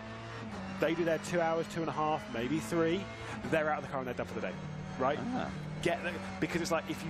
This is quite. It's one of the things that people don't really think about when it comes to that sort of things. But that is interesting. It is a part. I remember we had there was a sim race that we did once. It was a 24-hour race, and there was an issue for whatever reason with the track that we were using and a very specific graphics card, which was an NVIDIA GTX 970 back in the day, which unfortunately was the most popular graphics card in the world at that point. And me plus my 2 other teammates had it, and the thing is that the game would randomly crash on this circuit. It would come up with and it was totally random. It would just be, it was like, yeah, that's it. Only on that graphics card, the only graphics card that did it, and all 3 of the people in our code, and we were going into the race being like, we could finish second, we might not finish. We might not finish, yeah. And it was a lottery for the entire race. But you're literally there, like, if you're in a car where you know the reliability's low, you know that you're sat there in the car being like, I'm going to push as hard as I can, but this car could drop at any moment. Yeah. So I imagine the pace you must have had good pace then, because you must have been pushing like crazy. No, we finished second. So that's not bad. We lost. That was that season that I ran out of fuel. It was that season. No. Yeah, we finished second. It's fine. I keep bringing it up. It's fine. No. Yeah, California, I'm done with driving. I've had my duty already. You're not bitter about it at all. No, we beat Yuri Kazdorp, and we're on board with him now. Take us away. Yuri Kasdorp is significantly better than me. He's come on. Yuri Kasdorp's come on a lot in the last 5 years. Really is. Yeah, and I tell you what, you could be about to take the lead of this GTE class. You can see him coming onto the start-finish straight, lining up a move potentially here on RHG. Don't think he's quite close enough in towards turn number 1, but possibly somewhere on this next lap we might see a challenge from the Red Bull Racing team. Certainly not into turn 1, not close enough there, but Yuri Kasdorp, as you said, who has made a lot of progress over the last 5 years, now trying to line up a move to get back into the lead ahead of RHG. Yeah, really, really close. The problem is that Ferrari is going to be an absolute bullet in the straight line, and we're approaching those pit stops. Big slide, though, going through from Risto Capit, struggling with the grip on the rear of this car. I know the Porsche is not great. These both are kind of like equal on tyre wear in the sense of like, they wear them differently. Like one side, it's more than the rear goes on the Porsche, etc. They do wear them slightly differently, but it's almost at the same rate. It's just the balance change on the car differently. Risto Capit's really struggling at the moment, though, because Yuri Kasdorp is all over the back of him. Here we go into turn number 10. Whoa, big slide up ahead as well, but just about able to save the car. The car we saw put a lap on both of these. We look back now from RHG at Red Bull Racing, and as you correctly say, RHG just able to get a slight bit of breathing space down the back straight. Now we come through turn number 12. Up towards turn number 13 we go. Are we going to see a lunge down the inside from Red Bull? There we go, down the inside. Is he going to be able to make the move stick though? No, the AAA is brave round the outside and is able to hold on. It was a good attempt from Yuri Kasdorp, but not quite able to make it stick, Lewis. Well, you can really see that Ferrari is struggling in the high-speed corners. It really is not gripping it up quite well, but as soon as we get over the start-finish straight, it should clear off a little bit from the front end of Yuri Kasdorp. This will be very, very sweet for Yuri Kasdorp, who, guess what? He used to be an RHG driver until about a year and a half, 2 years ago, when he left the RHG campus in January of last year when he left the team. He is on the attack. This all feels so sweet as he looks to the inside and commits to it. He's going to take over the GTE lead. He sends it in and Yuri Kasdorp hits the front again. Great driving from Yuri Kasdorp. Great pass down the inside of Risto Capit, and he goes through into the lead, but it might not be done there. Fighting back to the right-hand side of our screens. RHG now trying to get the lead back in towards turn number 4. We go back on board with Yuri Kasdorp, and that should be the move complete. Yeah, as soon as they head through the S's, the advantage swings its way towards the Porsche. If he can hang out a decent lead before they get out of turn 10, that should be the advantage. Properly swung the way of the Oracle Red Bull Racing esports machine, and it should hold firm. If that Ferrari is still in attack, so that any mistake going into this corner, that Ferrari is going to pounce because it's faster on the straights right now. I would say, based on where we are, Yuri Kasdorp should have this. And is this a good time now for RHG to dive into the pit lane, would you think? I think the Oracle Red Bull Racing esports might be diving into the pit lane, so if I'm RHG, I'm just taking it as far as I can to save the fuel. Here we go, let's have a replay. This is Yas Heat. What's gone on here? That is a technical failure. The way it snaps over, that is 100% a technical failure, which is a massive shame for Isaac Gillison. We were talking about the Yas Heat Veloce team in a good light. That's a bit of a shame. So you reckon a wheel failure?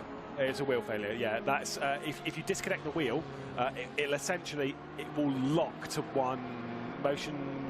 It essentially depends on what wheel it is. Sometimes it kind of locks to where it last was, and in this case, it basically locks full left. And sometimes we'll slam the throttle on full power, but that's fine. We won't talk about that. I think the pedals are okay, but it just slams the wheel left, which is very scary. That's a real shame for them because they were running so well, weren't they? The Yas Heat team. Where has that left them now? I'm just 18th place. Oh dear. Well, they were running up well inside the top 10. Real shame for them. Into the final 2 hours then, Lewis. Just had a change of lead, of course, in GTE. Still very close. Don't count out Team Redline, of course. And only 0.3 of a second between the top 2 overall. Yeah, and you remember how I was saying that this was... Redline, I'm kind of a bit more like, no, not really.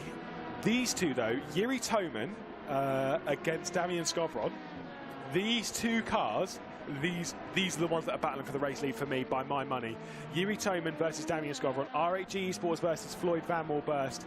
This is going to be very, very tight. They're in the window to make the pit stop fairly soon. I think one of them might be in this lap to come into the pit lane to service what will be their third to last pit stop.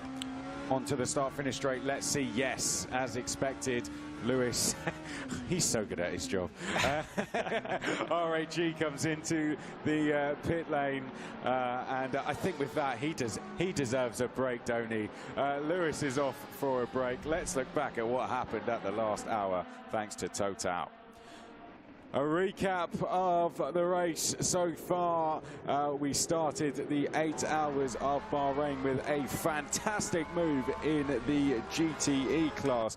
Here's where we saw Red Bull Racing. Watch to the right-hand side of screen. You'll see they dive to the outside there and go from 6th all the way to 2nd place there. Lots of moves going on early doors. It was a chaotic start to the race. The Porsche Coanda team were on the move. It looked like they had a great start to the race, but sadly 35 minutes into the race they would disconnect, unfortunately. So a disappointing start for them, jumping up into the LMP class.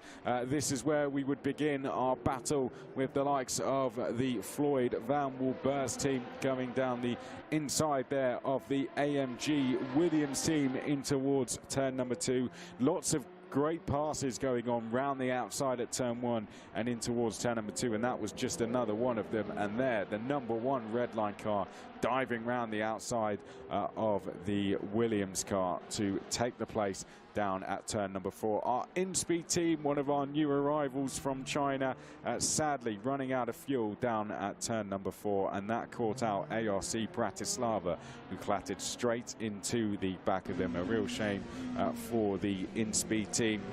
Here we could see on board with the Floyd Van Wilburst team. This is the moment the 2 red line cars followed each other into the pit lane, and Floyd Van Wilburst almost went straight into the back of them. It wasn't over there because the 2 red line cars were a bit out of sync and almost went straight into the back of each other as they queued up to get more fuel in their cars. Then unfortunately the Mexico racing team sadly were caught out. They were clattered into the back of and that spun them round going in towards turn number 8. Another new team on the grid for us in season 2. Here we can see the Fira team in that Aston Martin getting down Sharon, the inside of the very, very happy 77. birthday to your Good son. driving for them. Another new team for us this season. Great to have them with us. This was the number 53 Williams getting down the inside of Fordzilla in towards turn number 1. They would continue that progress, this time getting down the inside of the Mahler team. This is where we would see Mahler make some contact with them on the exit of the corner, and we'd see a similar incident just behind. You'd see the number 88 on the inside, hits the curbs there on the inside. That put the car out of shape and put them into the side of the iron arch. Watch them on the left. That's where they hit the curves. It put the car out of shape and put them into the path of our Arnage, and good avoidance from the car that we were on board with behind to get through nice and safely. And this is what we were just watching, the Oracle Red Bull Racing car taking the lead in GTE away from the 888 RHG Esports racing car overall in the GTE class. So there we go. Next few Van Wilburst. We are in pit stop sequences in GTE, but they lead at the moment ahead of Team Redline, Floyd Van Wilburst and RHG, 2nd, 3rd and 4th, battling for the overall win at the moment. Rocket Sim Sport sitting just outside the top 10, as are GR Vector Esport, as well as they've made the jump up into LMP. Yas Heat with that steering wheel sadly disconnecting. They've now dropped down. Here we next come to some of the GTE runners. You can see the Scuderia Ferrari team down there, Simsa Esports, the Red Bull Racing team, BMW team Redliner coming back through the field smartly, and then some of the teams we've lost, ARC Bratislava Bratislava, Mexico Racing Team, RHG, AMG Petronas, InSpeed, and the Porsche Coanda 23 as well, as we move into the final 2 hours of the race. And we welcome back Ben Constanduris. Thank you very much, Chris. 1 more hour with yourself, and then Lewis will be taking over for the final hour of this 8 hours of Bahrain, and we'll get a chance to chat to our winners. But so much still to settle down, so much still to sort out. Team Redline are in the lead of the race, with Luke Bennett now aboard that car, and he will take that car, no doubt, to the flag. I like graphics said he was in second position. Sorry, I'm getting myself confused, because Sergio Sette Camara is in the lead of the race, the sometime Formula E driver in the 444 Vanwall burst. That's not the, that still owes us a pit stop, so that will cycle back and put Luke Bennett into the virtual lead. But Simoncic is back aboard the Vanwall Floyd car. And that car is expected to close down on Team Redline on this machine, no doubt. Yeah, good to see Simoncic back in the car. Let's see what he can do. Now he's jumped back in, and then the RHG car only a few seconds back from them. But this is where we really get down to crunch time now, where we really start to see the battles unfolding. And it'll be interesting to see, once we've seen all the pit stops cycle through as well in GTE, who comes out where, and what gaps we have between the likes of the 888 has just come in, actually, and Alex Smoliar has jumped back in the car as well for RHG. So let's see where they come out in comparison to Oracle Red Bull Racing. That's our battle for GTE, of course. One thing we haven't mentioned is the point structure for this particular race. We have points actually all the way through the classified finishes. Even if you have had a malady and you haven't got the best of races, you still do get, in this particular race, 1 point for finishing in a classified position. We have 38 points on offer for the winner in each of our categories, 27 for second and 23 for third position. That is, as Chris has mentioned before, greater than we will see for basically the remaining races in the series until we get to Le Mans. Yeah, and then it gets, of course, even more for Le Mans. It's basically double points in comparison to what you get for normal, as the normal points. As you'd be, if you're fans of the World Endurance Championship, you'd be familiar with it there. So a very important race. This is the one, if you're going to get a win in the normal season, this is where you want to get it. The sound of the GTE Ferrari. Let's also not forget that, in theory, if we replicate the real world with our regulations, the Le Mans Virtual in this season will be the last season for the GTE cars, because at real Le Mans we will be moving to a GT3 category of car in the GT category. We'll have the hypercars and the LMP2s in the main category of car, but the second category will be GT3s, so the cars that are used in other series, and GTE will be no longer. And so if we are replicating that, then this could be the last season of GTE, and we'll have to then turn our attention to GT3, which is in one sense really cool, because the GT3 car is so much more plentiful and there are many different manufacturers involved. The GT3 category in Le Mans for real will not be a works affair. You will not be allowed to enter a works team because they want to focus the attention purely on works cars in the main category, in the LMDH or the hypercar category. And plenty of work going on so that the 2023 season will be replicated on a game in which you can play. Probably based, well, I'm not sure actually what it'll be based upon, but the idea is that the likes of the new Peugeot 9X0 will be simulated in the virtual world at some point next year. And I hope that means, you know, as we progress the seasons, that we add to the, you know, the factory involvement we already have in the Le Mans Virtual Series. You know, a quarter of the field already with factory involvement, and I hope we see even more names already. Mercedes, Ferrari, Red Bull, Porsche, BMW, Alpine, Williams. I really do hope we can continue to add to that, as you said, as we move into this new era with the 24-hour of Le Mans next year. Well, we've got hypercars coming to Le Mans next year from the likes of Ferrari. Okay, Ferrari are already involved, Porsche already involved in our virtual series. But what about Toyota? What about Peugeot as well? Yeah. I'm sure that we are going to, well, we know that we're going to expand our entries into the Le Mans 24-hour race, so we'll have a bigger entry there than we do in the full series. And by the way, there was almost half more, there was another half a field of cars that entered into the Le Mans Virtual Series that were not selected. Such was the demand to be part of this. So, you know, we've got 40 cars on the grid now. We could have had, if we wanted, around 60 or 70 cars. Wow.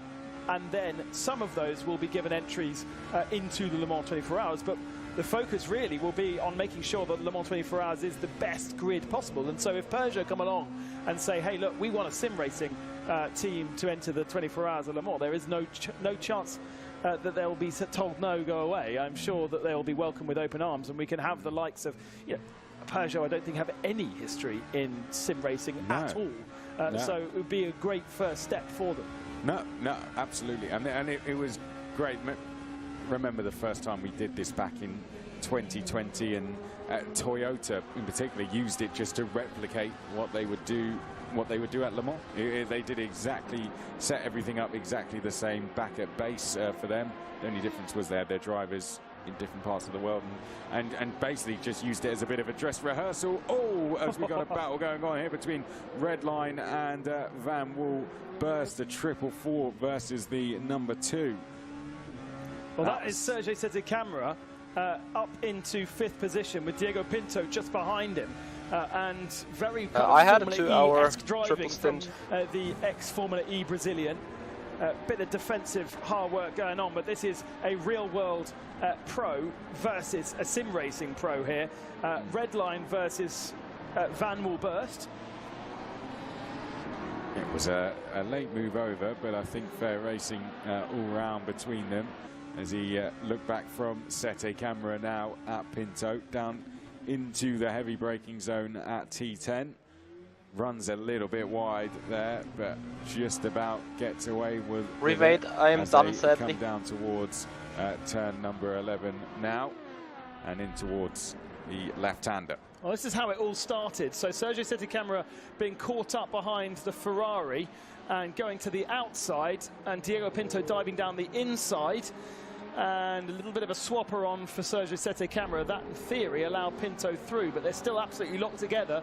And now Sette Camara once again is ahead, but caught behind a GTE car, and that is going to allow more momentum for Pinto.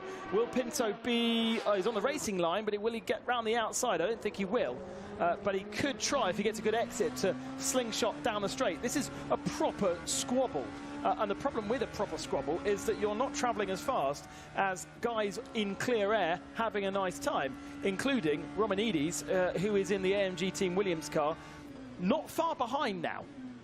No, and it's not doing your tyres any good either, no, is that's it? True. As they come through turn number 2, not quite able to get close enough to, I don't think, worry Sette Camara up to turn number 4 this time. So Diego Pinto for now will have to stay where he is, but great racing even so far into the race still, but we're still seeing a great battle going on here for 5th place, and we're seeing our 2 dive down the inside. There we go, look away for 1 second, and the number 2 car sends one down the inside, and that is a change for 5th. Yeah, but I'm not sure it'll stay like that forever, such as this squabble is so intense. As I say, their last laps, 1:45.6s. They lost a second to Romanides behind, who was closing in quite dramatically. And that is the Williams, let's not forget, that got caught up in various issues earlier on. Could find himself in the top 5. Where we haven't actually seen him in the back of shot, though, so he's not quite close enough. But he's almost always in the same sector. I don't have a gap on our timing screens, because unfortunately the timing screens can't cope with the fact that he's been given 2 laps back. Yes, and that's why we don't have on our live timing, we don't have the show. Change in the right box for the lead in GT Pro. Last time we looked at it, it was RHG Ferrari, and now it's Oracle Red Bull Racing. Up into the lead as Project One by Dur pits. And they're on their really quite strange strategy that I can't understand. I feel as though they might actually need to do an extra pit stop now from their situation, but they did half a stint earlier on. I still can't work out what was going on there. It's that should be the more. It's on the hour, isn't it? On the hour every hour. Well, yes, for the GTs, but remember, I think when you were with me last, about 3 hours ago, they came in half a stint in. Yeah. So, yeah, something happened there, clearly. But here we go. This is looking back then from Dennis Jordan at Alex Smolyar. Alex Smolyar won't be happy with this. We'll want to get back past it. Remember, though, this is an esports driver. This is a professional esports driver versus a professional driver. Great stuff between the two of them as they come down to the final corner, and Smolyar thought about a move there, but if you go past there, then you're going to be under all sorts of pressure going down towards turn number 1, and that might have been on his mind there, and he stayed behind for the time being. Now to the outside line for Dennis Jordan. Inside line, sorry, into turn 1. Has the slipstream, has the speed, has the straight line speed, has the inside line. And surely he's going to make this one stick. He does. He's on the softer tyre, the Porsche. The Ferrari still on the medium compound tyre. But now, as so often the case, you need a little bit of help to get down the inside once more, really on the dirty part of the circuit. But it's going to have the inside line, and that is lovely from Alexander Smolyar. Now he needs to shut the door a little bit to stop them from running side by side through this part of the circuit.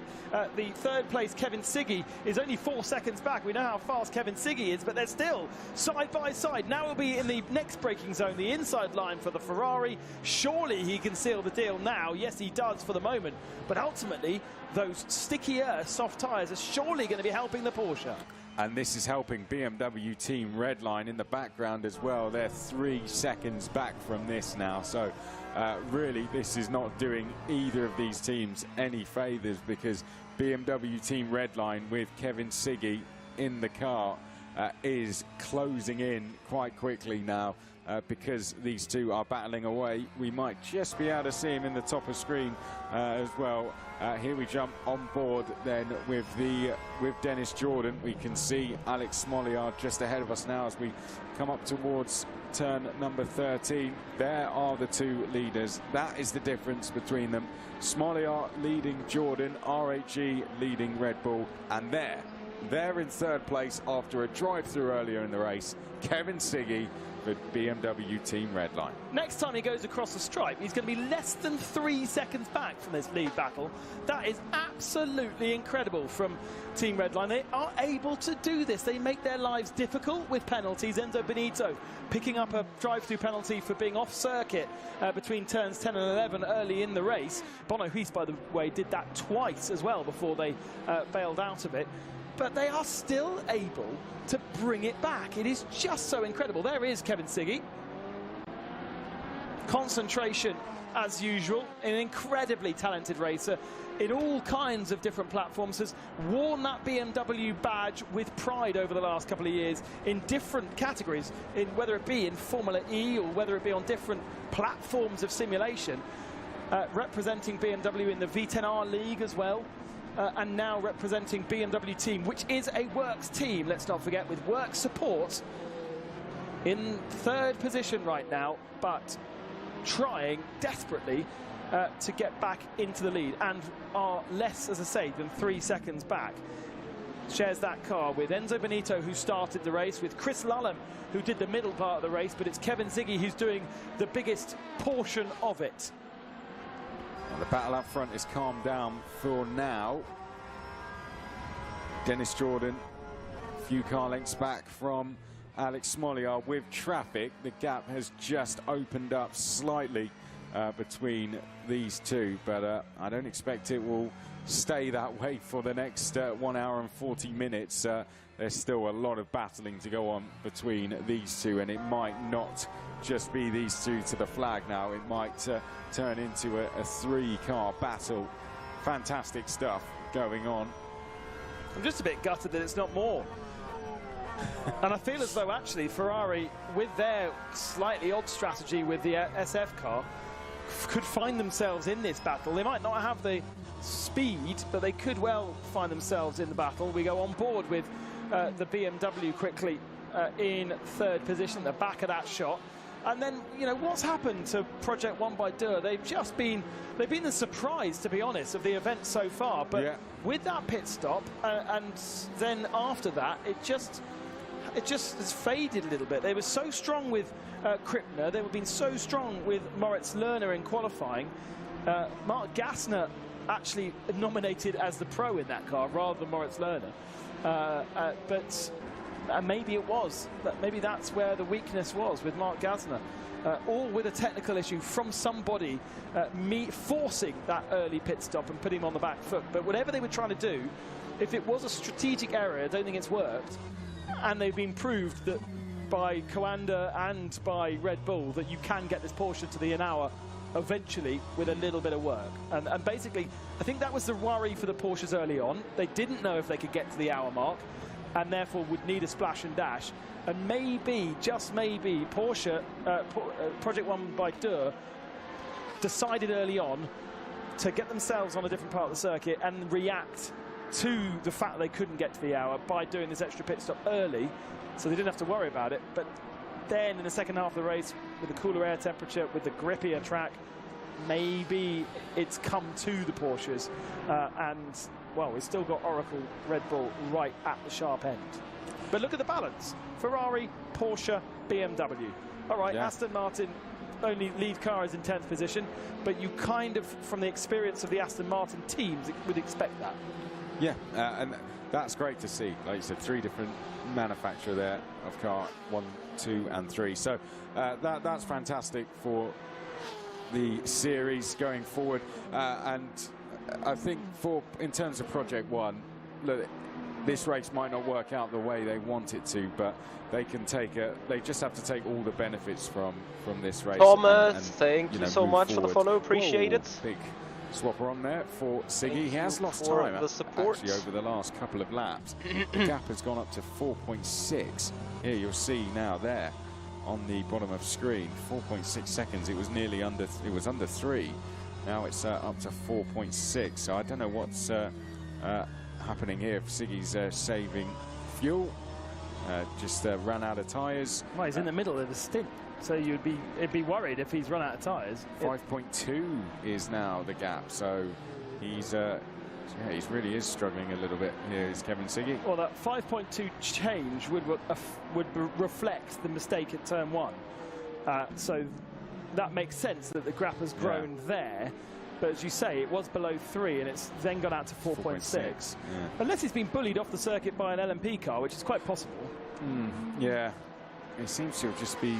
I don't know if that's just the sheer pace of the top 2 and he's not getting worried about it just yet. But let's see. They might still have some in the tank. And we have to remember they were battling away with each other, weren't they, when that gap was on its way down. Is he trying to save a bit of fuel? Let's have a look. They were experts at this last year and they did it a lot, so let's find out. Full throttle for the moment. Down towards the penultimate turn. Yeah. Little bit of, just a little bit, not a huge amount, but not as aggressive as you would expect. You would expect the green bar to disappear, and as soon as that does, you would expect the red bar to then go full. Red bar being brake, green bar being throttle. You would never expect to have any gap between the 2 bars illuminating. Like that. Yeah. So he didn't do it there. No, he didn't do it there. He did do it in the penultimate corner.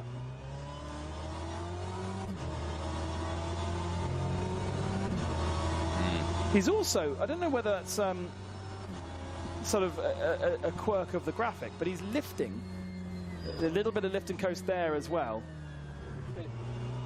Oh, and drops into third gear coming out of that turn to limit wheel spin. So he's on a bit of a preservation mission. He's got the soft tyre on, but he looks like he's trying to preserve that, because that, you hear him dropping into third. The revs went very low, so he didn't get the wheel spin out of that turn 4. There's lots of things going on in that BMW, and from being incredibly close to the, of course, the other thing is the two cars in front have sped up because they're not fighting each other any longer. Yeah, exactly. So that's another reason why they've been brought into the battle. Here is Pescarolo Sport Monaco team, and what a fantastic name to have back, well, to have in esports racing tournament. Henri Pescarolo, the biggest, most successful name at Le Mans, as a driver, as a manufacturer, as a team owner. A huge personality at Le Mans, and fantastic to have his name now in the Le Mans Virtual Series. Absolutely fantastic, just adding to the names that we already have, and another huge name. Massive names coming into the Le Mans Virtual Series this year after what was a fantastic first season.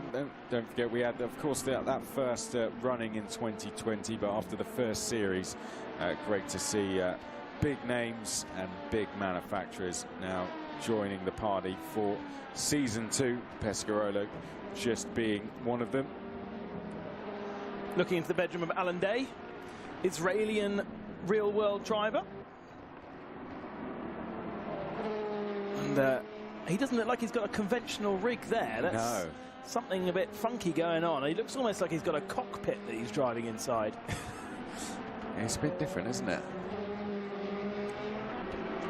Oh, Alan, you're going to have to send a photo of that. I was just having a discussion about environments of some of our drivers, because, you know, what we think of as a sim rig, we've got so many around this office space here, you know, metal structures in a controlled environment. Obviously, we've seen how Coanda work in their house in Germany with fantastic purple floors and lighting everywhere, cool environment in their metallic rig with the seats and pedals and all this kind of stuff. You don't need it to be like that, and so many of these drivers will be driving from all kinds of different environments. You know, I'd never had my rig in my bedroom because that would be very upsetting for my wife, but I crammed it in an office space that meant I didn't have a huge amount of space, and so many of these guys will have that situation. Some might have a rig room, which is, you know, a whole room dedicated to their rig with all of their stuff. I find it fascinating, the environment in which some of these guys will be racing in. Because, of course, a real racing driver... Mechanic Racing Nicholas, thank you so much for the follow here on the Twitch channel. Appreciate it. But these other drivers, you know, they do their stint. They might have to go and walk the dog between stints. They might have to go and say hello to the wife and kids. They're still the most professional, the fastest sim racing drivers in the world. Hello. And that is well done, team. You are finding some incredible environments. Is that an armchair? Janos Brashok for Arnage competition. It looks like an. Did the lights change how good or bad his racing is going? Yeah, so he's got some LED light that is circulating different colours. His mood. My God, that must be so distracting. The steering wheel is above his eye line. That is an armchair, isn't it? And I think he is in an armchair. Yeah. I mean, that's incredibly relaxing. He looks like he's going for a truck drive. Not driving in the Le Mans Virtual. I would completely die if I had that rainbow colours flashing at me at all times. Imagine having your arms up like that for 2 hours. Surely you're going to have a aching And also shoulder. like this. I couldn't drive like this. Well done, team. That was a fantastic find. Enjoyed that. What's your rig like? I've just got, as you would expect, a very uncomfortable, very cheap racing seat, bolted to a metal frame, and pedals and steering wheel, and all in the right places. I do use VR though. Oh. Yeah. Wow. I love VR because it really makes me feel like I'm inside the car. frame rates are appalling, graphics are appalling because my computer can't cope with it, but it does make me better. It makes me faster, Really? it makes me more connected. Oh, no, Alpine. that's more problems for Alpine. Looking around, trying to reset the system. They had already had a problem about 40 minutes ago, and now those problems seem to be coming back to them again. That's and it Colin was with Spork. It was with Spork when he just got in the car. Those problems came up. He eventually got out the pit lane, but seems he hasn't been able to go around for too long, unfortunately. And Colin Spork, an incredibly fast driver, making his name now in the Formula Pro Series and taking chunks out of the established drivers in that. But it's not going. They were looking so good, weren't they, up in the top 5 early doors. Battle between Ferraris for 3rd position. This is nice to say. This is the works car, as I said a little bit earlier on, coming on strong at the end of the race. Good stuff from them. We have had pit stops from certain drivers, and that includes who was recently pitted. Who was dropped out of the lead? Oracle Red Bull Racing leading, BMW team Redline 3rd. So the R8G car has pitted. Where is he? Has the R8G car had a problem? The 888 car is now 14th in class. Is that because of a pit stop? No, it's showing stopped on circuit. Smolio's had an issue somewhere. Oh, disaster for R8G. They were right up there, they were right fighting and causing real issues for Red Bull Racing. That's a real shame. Oh, there they are. There they are. They're showing... Okay, now that doesn't make any sense. They're showing as running on circuit, but they're showing on my timing screens as stopped. And they are running well. Are they still running on the same... No, they are behind that battle. So they are behind Velas and Simsa, but that could have been a pit stop. But the old timing screens are so very confused. So they've done... Yeah, they've done 7 pit stops. Yeah, so I think they've pitted. They've pitted, and when they've come back out on the circuit, the timing screens have gone a bit mental. So ignore my hysteria. Everything's fine. That's what I say to my daughter. Everything's fine. Everything is fine. Panic over. There's no way that he spent 4.5 minutes in the final section of the lap. I think it's a little glitch. Because it would make sense if he pitted. It would make sense. No, hang on. He would lose 1 minute and 20 seconds. What was his last pit stop? Standby caller. Last pit stop.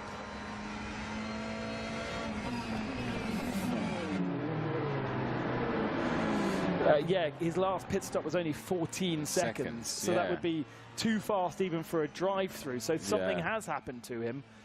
Ah, God, that's so frustrating. That's a real shame. It looked like they were potentially on to get their first, or add to their win that they got from the Nordschleife last year, but get their first win on circuit. Of course, that win they got on countback. This would have been the first time they could have taken a win to the checkered flag. A real shame for R8G. They'd all put in such fantastic drives, but it seems just under an hour and a half to go that they'd hit some sort of mechanical issues, and we'll find out very shortly, I'm sure, what has happened to them. I think what's confused our timing screens is they've left the circuit in the final sector of the lap, and then they haven't completed that sector. The timing screen doesn't know where it's gone. Right. So they haven't then completed a lap, and then only when they finish that sector, the timing screen goes, oh, there you are. Right. Hence why it registered them as a 4.5 minute or 5 minute lap, a 5 minute sector, sorry, in sector 3. So I think maybe the timing screen is telling us a small lie, and that they might be one place or one lap more than they're showing, but they have still had an issue. That was, yeah. Oh dear. Back to the LMP lead. 4.8 is the gap between Bennett and Simoncic. That's halved since we last checked in with them, but we are expecting pit stops soon. And also that gap between first and third is coming down quite significantly as well. RHG are on a charge. 7.7 seconds back now. 7.7 seconds back between our top three after 6.5 hours worth of racing. This is just incredible. Who would have called that? Incredible. Now, we do have a weird thing going on with the strategies.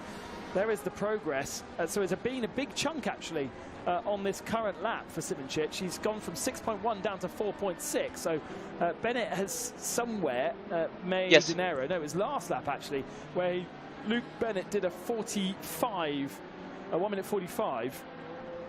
Simoncic a 1:43.6. No. So maybe that was traffic. Back on board with Simoncic. I managed. Inside his Slovenian home. That's more of a conventional rig than we were checking in with earlier. Yeah, that's not your armchair. I just love it, though. I love it. I thought that was pretty cool, actually.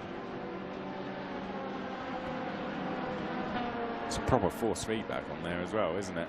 Absolutely. No wonder he's got the guns. That's a work. He doesn't need to go to the gym on Monday, that's for sure.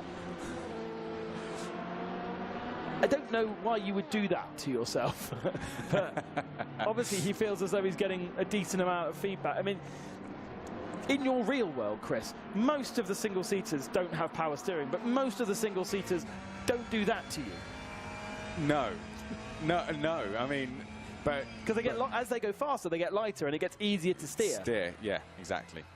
So, yeah, I don't know. I guess it's just driver preference. When you can choose what the car does, then you just play around with it until you go with what's more comfortable for yourself. But yeah, if you're trying to be realistic, then yeah, he's obviously gone a bit of a different way. I don't know whether these guys strive for realism.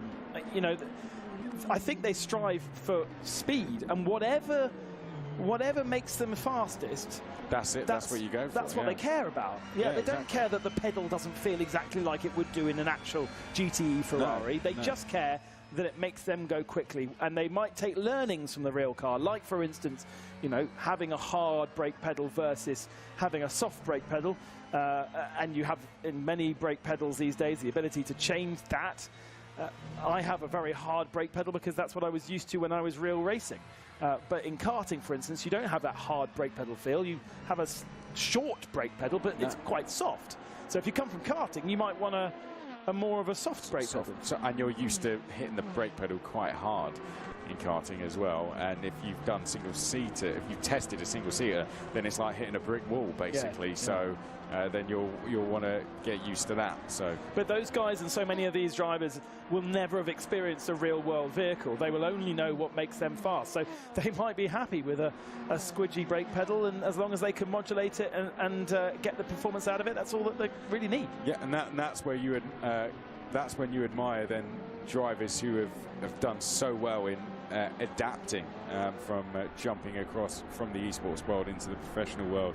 And being able to make careers for themselves out of it as well, and becoming, of course, professional drivers, professional sim and development drivers as well for Formula One teams, which we have seen recently in the simulator world. Such as rFactor 2 champion Rudy Van Buren, now announced as Red Bull Racing's development and sim racing driver. He won the experience of a year with McLaren to do that same job.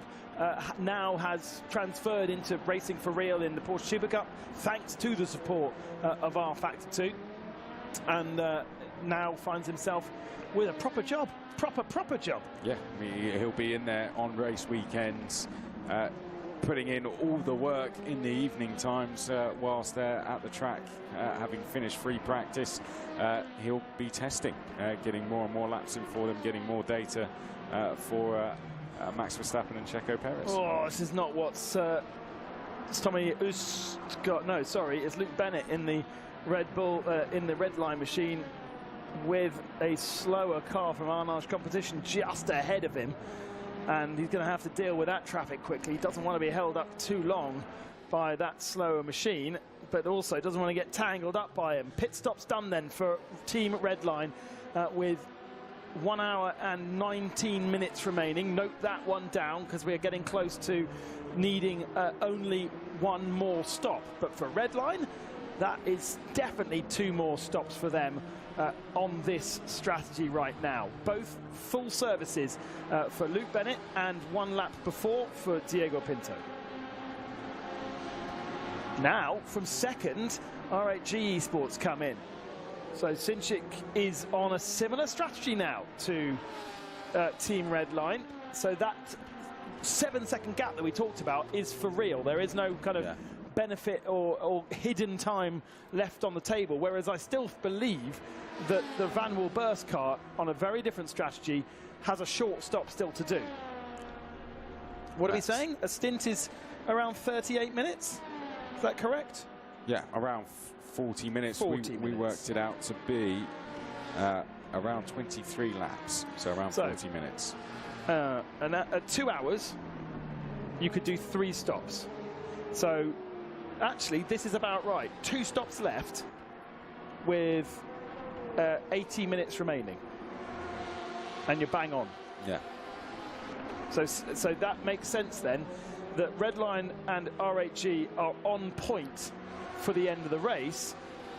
Van Wall have still something in their pocket. If they come into the pits, they could do a shorter stop and reduce that gap. Let's see how long Van Wall stay out then, or anyone stays out. Yeah, that's a good point. Yeah, they can do and they also don't need to do tyres in that short stop as well. They can do a slightly shorter one, yeah.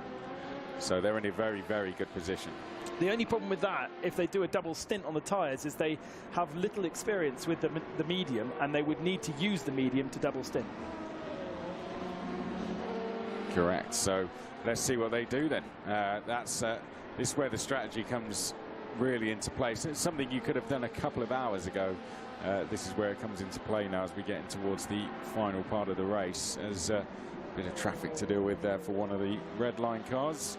Manages to get through okay, the #1 car, as it makes its way back uphill once more and into the braking zone. 4th place so far, but the 444 car still to come into the pits, as is the #20 Porsche. Van Wall Burst in though this lap. Right, so there we go. they have, this could be a short stop. Let's have a look now. I feel as though this is quite early for them. By the way, Luke Bennett is about to finish his 2nd sector, and I reckon that's going to be a slow one because he sat behind that Project 1 by Dürr Porsche for quite a while in the first part of the lap, and indeed he does lose. Actually, no, he doesn't lose too much time. That wasn't too bad in comparison to the guys around him. Lost a couple of tenths, but nothing too much. But out laps and in laps, always so crucial, getting your car up to temperature. This does feel like a proper stop from Simoncic. Over the stripe to take back the lead of the race comes Luke Bennett. Ooh. And here comes Simoncic out of the... No, but he's going to be behind. Surely he's going to be behind. To the right-hand side, where are they? Oh, they're very, very close. The advantage was nothing. They made contact between the two of them. Cold tyres for Simoncic, and he just understeers into the side of Team Redline. And now we have a battle on our hands. With 1 hour and 15 remaining, the strategies have played out, and it's put Van Wall Burst and Team Redline on the same bit of tarmac. There we go. Great driving from Simoncic to go a little bit longer there, and Floyd Van Wall Burst, the team getting out just ahead of Team Redline, and that is the difference between them with just over an hour left to play, less than half a second. RHG are 5 seconds back from this now. Which means they can't afford to fight, because Simoncic and Bennett, if they start going side by side here and squabbling, look, in the background there is RHG. It's only 5 seconds. It's so close. And 5 seconds, once you start going side by side, that's a couple of laps and it's gone. Yeah. And then we have a 3-way fight.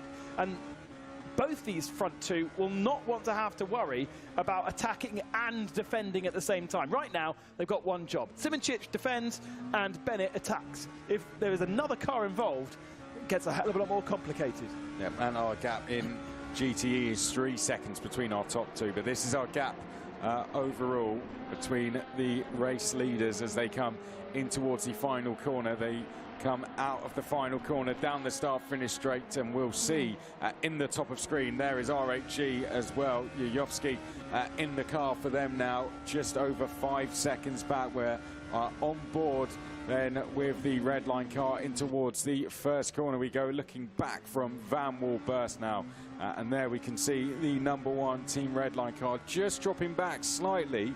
The gap has gone to almost a second, so a good outlap there for the Floyd Van Wall-Burst car. Got the tyres up to temperature very quickly, it has to be said, and has settled in very nicely into this stint.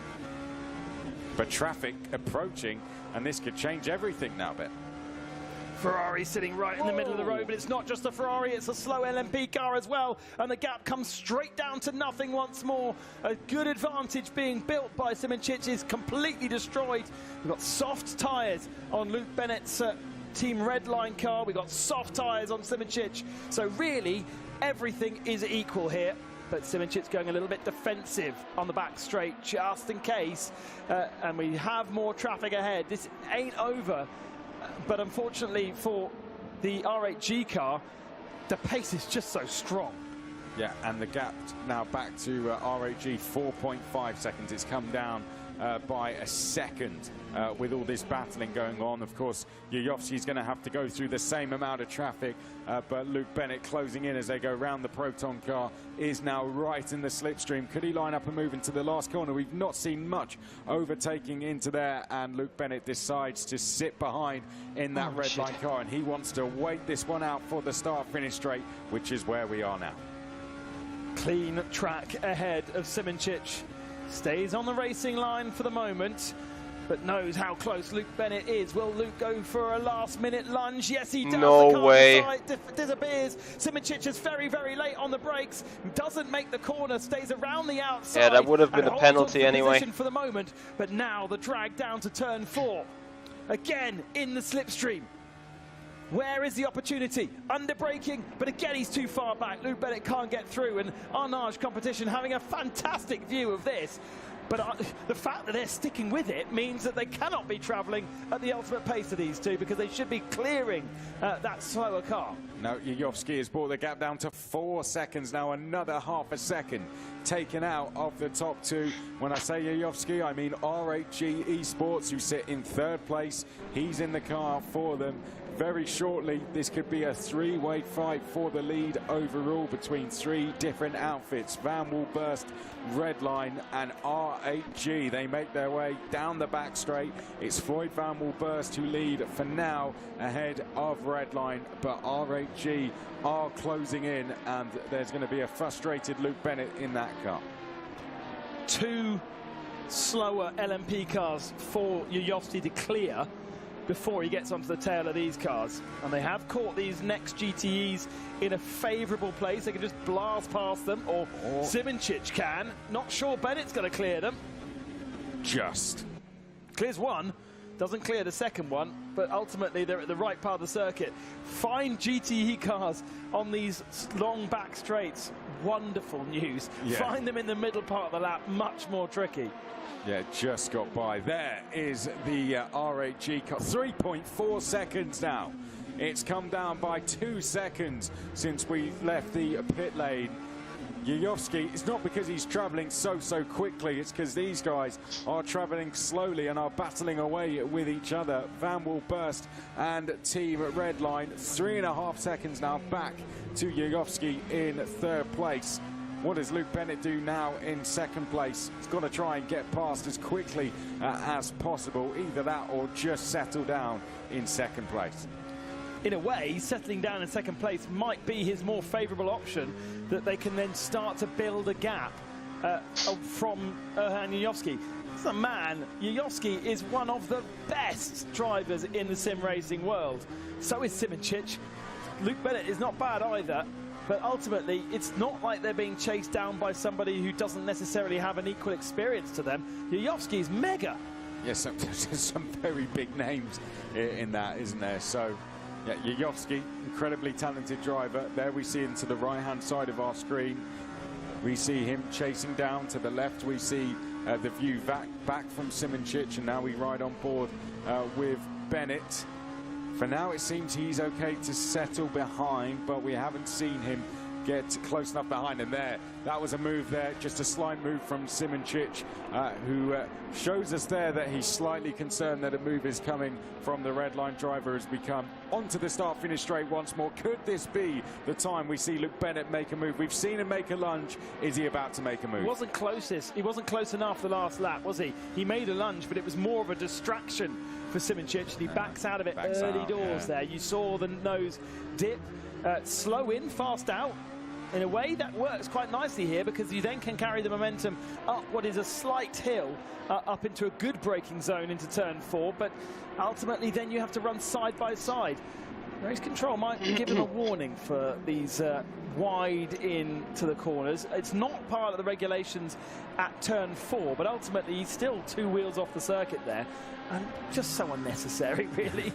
I tell you what, Yayovsky, if I am Bennett, I'm making the move now because Yayovsky's brought the gap down to 3.2, and they've not been battling away with each other, so I'm sure Team Redline, I'm not completely sure, but there's a good chance they might be onto him and say, you know what, it's time to make a move here because Yayovsky is closing in on us. So this might be the signal for Luke Bennett to get by. That said, we're saying it like it's completely simple. Simoncic is a very, very quick driver, and he's not going to give him an inch to make a move. So Bennett's going to have to go out there and make this move for himself. The thing is, Yayovsky also has to get past Arnage Competition, and I think it is the Panis Racing car as well. So there are 2 cars in between. There they are in the backer shot. He's got to clear those before he gets into the battle, and he's going to lose time by doing so because those 2 are not like a lot slower. No, so it's going to be a bit GT tricky, cars. Yeah, it's not like the GT cars. No, well, he could catch it. It depends where he catches them. There they position. are. But that's you're maximum right. He's not catching P5. He's not just going to power past them, though, is he? No, exactly. It's going to have to be a proper, legit overtake. And by the way, they're overtaking each other as well, which is not exactly what you need. It looks actually like it might be the Alpine. Is that back out on circuit again? Thought that was one of the cars we had lost. Yes, it is. So Chris Sport back out. So yeah, as I say, he's not very. It's not a slow car. It's Spork. No, we got the 888 car. Is that was one of the RHE cars next? Whoa, there we go. There's the Marder car. Right, we get into some more traffic. Just about able to get through. There is the red line car. Gets through safely, but distraction for Van Wilburst after that, and they run a little bit wide. 3.5 tenths is the gap, and here we go. This is where it gets very, very tricky now for RHG in third. On the left screen then, the battle for the lead of the race. We've got the 2 Ferraris that are fighting over third in GTE coming up ahead. Can they clear both of them? They clear one of them into the fast left-right flick, but you're going to have to go offline to get past the second one. Listen to the engine note. Whoa, managed to just squeeze through, and Luke Bennett does as well, so no real time lost there, getting through that bit of traffic. Sure that Yayovsky won't be able to be quite as clean through a knife as they are. Here is Yayovsky past one Ferrari, but he's still got to clear the Arnage Competition machine. It's Antunes who is aboard that car. Is he got close enough? Yes, he is, does that, but needs to be careful not to go into the back of the Ferrari. Or get tagged on the exit there from Arnage. Good driving from Yayovsky. Goes through, and the gap has gone up now to 3.5 seconds. Yeah, so makes sense. Loses half a second with that. So I'd say that was good damage limitation driving, really, to keep that gap, to keep the damage lost there to half a second, given the work he had to put in. 3.7, in fact, and I'd say that's pretty good work from Yayovsky. Coming up to the hour mark, the final hour of our 8 hours of Bahrain. Still so much to play out. We've still got 1 pit stop for the whole field. So GTE are expected to pit on the hour, and then we will expect to see the LMP cars come in with 50 minutes remaining, and then they'll need to pit again. No, sorry, with 40 minutes remaining, and they won't need to pit again. And I tell you what, Kevin Siggy is starting to get his foot down. He's coming to the pit stops in GTE as well. He's just started to bring the gap down to Dennis Jordan. 2.5 seconds now. There he is. He's brought the gap down. It was once over 3. It's now 2.3 seconds.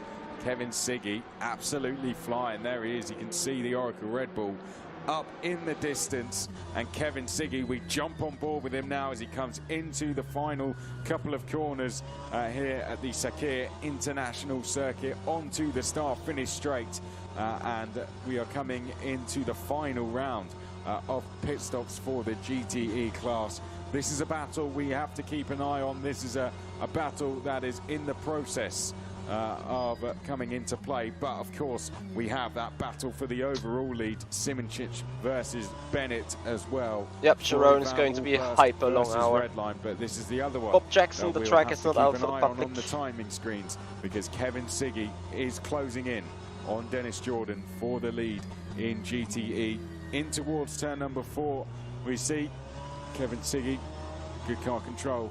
Out of there, gets the car stopped nicely, and then into the S section next. He takes a lot of curb through the right and through the left, but this is back to the battle for the lead, and more traffic to deal with overall, and that's a look down the outside there for Team Redline, so almost a pass for the overall lead.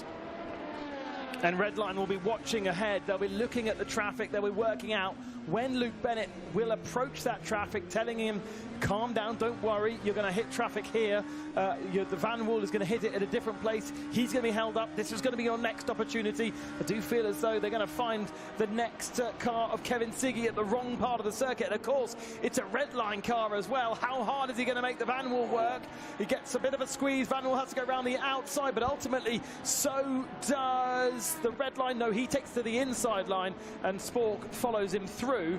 Ultimate actual time loss, I reckon, for Team Redline there. Yeah, so do I. Caught him at the wrong time there, as we go on board with Van Wall getting a tow from the Oracle Red Bull racing car into the final 2 corners, and behind, no time loss for Team Redline as they go to the inside there, round the inside of the back marker, and make their way through. So Yerne is at its very best indeed. LMP leaders putting laps now on the GTE leaders in terms of overall. That we see coming now out through turn number 4. Great racing in both classes, very, very close. 3 seconds between the top 3 in LMP, and 3 seconds between the top 2 in GTE. Just a bit of news from the Rocket stable. We saw Brabham Esports pitting off sequence, followed by the Rocket SimSport machine, and I'm afraid that the 22 car has retired out of the race, so Rocket SimSport will be a DNF from this first race, which means no points. If they finish, they get at least 1 point, but a DNF for the 22 machine. Not sure why yet. We did see them go into the pits, and maybe there was a problem in the pits and they were not able to service it. Mr. Zancho himself will be joining me in a second, so I'm sure he'll be able to give us a quick update. Of course. Looking back from Yerne Simoncic, Bennett closing in. 6/10 is the gap. That is all that stands between them. The gap to Yayovsky has gone up to over 3.3. Oh no, Bennett caught them at the wrong time there. R8G car has some clear track ahead now, but lost some time in the process. 3.2 seconds is now the gap between Simoncic, Luke Bennett and give it everything. Yayovsky. So a bit of time lost there, but Yayovsky still right in this fight for the overall race lead, and Siggy only 2.5 seconds back from Dennis Jordan as well. And as you said, there is the Rocket SimSport team. A real shame to see them retire from the race. Plenty of retirements as we've gone through this race for various different maladies, whether it be in-game engine failures or whether it be software and hardware failures. Back at home, Porsche Coanda, the number 20, probably the biggest of them, with a disconnect early doors. Not just the driver, but the whole team disconnected at that point. Here are the hourly highlights, sponsored by Lego Technic, and we went racing at 1 o'clock UK time here in Bahrain for the 8 hours of Bahrain, and instantly the #1 red line car got itself into the lead. It was an amazing start from the Oracle Red Bull Racing Porsche, from 6th up to 2nd position, tucking in behind a quite lazy Enzo Benito at the start of the 8-hour encounter. Day has turned into night, and we have really climaxed with both the LMP category and the Ferrari category, GTE category fighting hard. This, the battle at the time for 4th and 5th position, but effectively the battle for the lead of the race.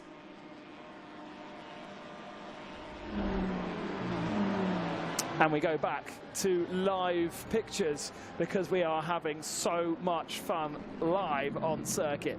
Simoncic, 0.8 of a second ahead of Bennett, with Yoyoski 3.2 back. In fact, 2.3 according to our latest timing board, with Porsche Coanda 36 back in the #4, and then the second team red line car, which has had a few penalties, in 5th position.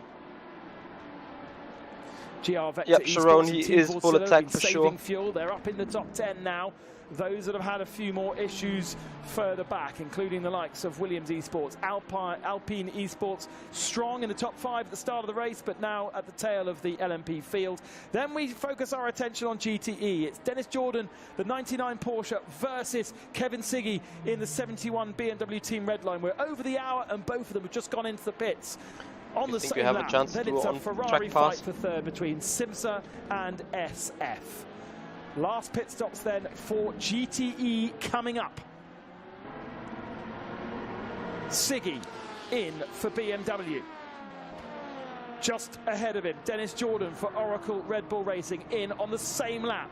Simsa Esports have come in as well, which is promoting SF Velas Esports. We've also got the Proton Coanda. There is the Red Bull machine. It was 2.3 when they came into the stops. I think they box 1 lap earlier than us. Either we go with them or we take the undercut. Is there any fuel that they can save? Is there any less of a pit stop to do? There's the battle also going on for the lead of the race between Simoncic, Bennett and Yoyoski. And clearing traffic. Very good, Jarny. Simoncic. Let's calm down. Let's let it fizzle for a little bit.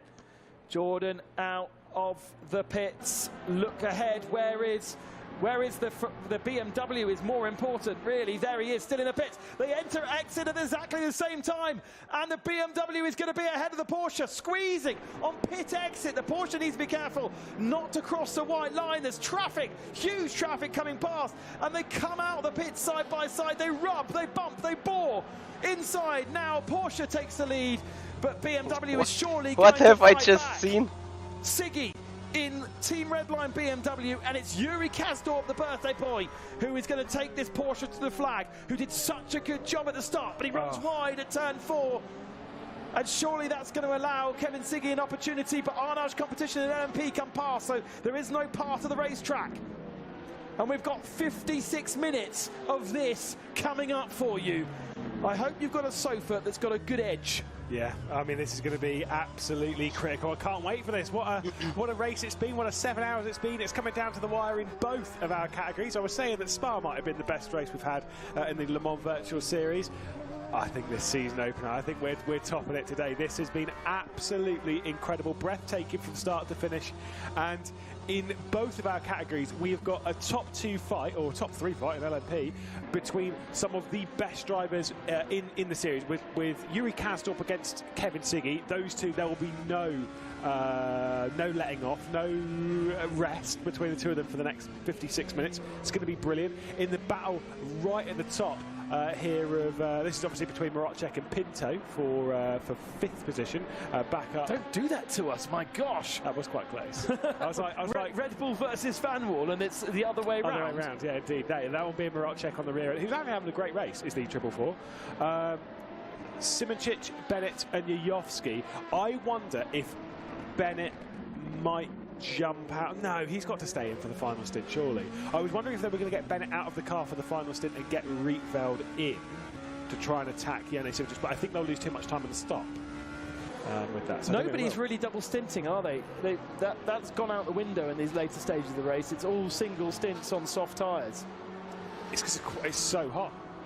Yeah, they're all, like you say, they're all single stint tyres. Every single one of the LMPs that pitted there, it was all single stints. Here's an interesting thing I learned whilst I was having a break, that in previous years the teams were given correct and accurate information across the period of the race about the weather. Yeah. This year, much like real life, they're giving an idea of what the weather could be, but they are not given precise numbers and data, so they cannot practice the exact conditions that they're going to experience.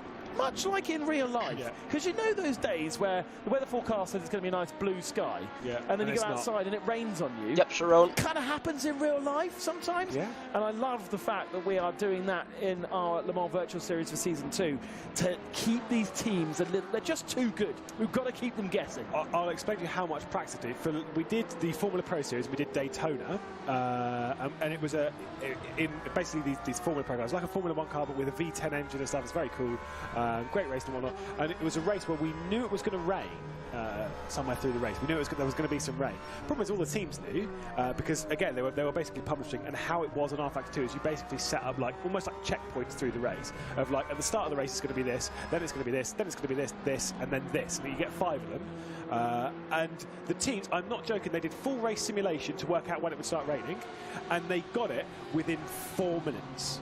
And therefore they can decide when they can pit on the right lap for their tyres. Exactly. They knew they had to just give like basically a 2-lap window, and they could literally do that. And it was almost a guarantee that it would definitely rain in that 4-minute period. And it did. And none of the teams were caught out because they practiced that hard for it. This looks like a bit of a cluster, my goodness. And that never, ever, ever, ever happens in real life. No, so I like that we're kind of removing that element. We're trusting the teams to react to the weather, to like even temperature-wise. Like at this point, they don't know. They could probably take a good guess, but like they don't know how cool it's going to be at this time on the track. Yeah. And it's very cool at the moment. I mean, look at it in a very different way, but rad, cool/rad. It's just I like the teams are having to react in the race. Calm between Kazdorp and Siggy right now. They are not in the battle for the lead of the race right now because we do have a Ferrari. The SF Velas works car is at the head of the field and has not yet done its last stop. Every single minute that goes on longer means that they have less time to fill up, or less need to spend time in the pit lane, and therefore they could be making a shorter stop. Waiting to see what the gap is. It's definitely not a full pit stop gap. It's not 1 minute and 20 seconds. No. So we are going to see Kazdorp and Siggy go back into the head of the field. But by the way, Sim Maranello is also only 2 seconds behind this little battle going on. I think they do owe us a stop. They do us a stop. So they're doing a similar thing to the Works Ferrari then. Yeah, you can see it just in the background there coming up over the crest. I mean, maybe they have stopped and we've just kind of really, they've been thrown right under the radar. No. I think... No, they actually were just passed by these guys. Yeah, I think this is this is the battle for the race lead. Everyone else, they're kind of like fighting over the podium and maybe the scraps behind. They will the 51, the 99, the 51 rather, will take on less fuel in the stop. Right, it will have a shorter stop, but not enough to throw it into this fight. Maybe when the Maranello car comes in, it might throw him into the podium battle. That's a potential possibility, which would be a great drive for them. But realistically, I think not. The other interesting thing is, depending on how long it can go, it could then potentially go on to softs, or is everybody on softs anyway? They're on softs anyway, yeah. But they might not have to be. They might just be able to be more attacking. Oh yeah, big time. If they can go. Or to be fair, they might not even take tyres in the stop, and might take these ones to the end, and so it's like even less time in the pit lane, which could again drag them back up into it. Bit of a moment there from This Is On Board with a 444. This one, of course, belonging to David Marocek. He got Diogo Pinto directly ahead. This is not the battle for the lead of the race. I know it's very hard. Obviously, Vanwell versus Redline on both of those fronts. Obviously, the other way around at the race lead. This one being the battle for what is 5th position on your tower, the 2 versus the 444. Gap between these two drivers, 0.6 of a second. Gap between Simoncic and Bennett the other way round for the lead of the race, 0.7 of a second. They have gained a little bit over Yuyovsky over the last couple of laps. Now they've stopped fighting, they have settled down a bit, and Yuyovsky is kind of settled down at 3.2. They need a bit of GTE traffic to help them close in, but that will happen because we get it every 9 laps. Well, we just had Jene Simicic's last lap was nearly a second slower than Yuyovsky. Because, again, that'll be lap traffic. It ebbs and flows. You know, it gives and takes. You kind of get involved with it a little bit, and then you'll have laps where it's clean. There's the Sim Maranello car, by the way, coming into the pit lane. That was from 4th position in the GTE class. Morgera behind the wheel of that one. So I think Simsa Esports also owes a pit stop. I'm not sure who's going to actually be in 3rd in the GTE class, because I was going to say coming into this again that the podium was going to be locked out. It was going to be R8G, it was going to be Oracle Rebel Racing Esports, and it was going to be BMW Team Redline in whatever order. I don't know. And what happened to R8G? They disconnected. Another disconnection. It was a disconnection. Yeah, on there. And I was chatting to Risto Capet, obviously one of the drivers of the car, and he said Alex Smallyard just disconnected. Bit of a shame. It's painful. It happens. Been there, had that one. Unfortunately, it's a bitter pill to swallow. I was speaking, of course, to Alpine as well, having a little chat with them. Chins need to be up and stuff. Some of them are kind of calm, other than are very frustrated. Obviously, as you would be, you know, even if you were in your own car in real life, in the sense of the engine packed up, you kind of had the right to be really frustrated by what's going on. Yeah. But unfortunately, that is kind of one of those things. Bit of a shame. That is racing. Motorsport is not fair. That is something which does need to be hammered home to a lot of sim races, is that it's not fair. There you go. You can make that one into a dance track.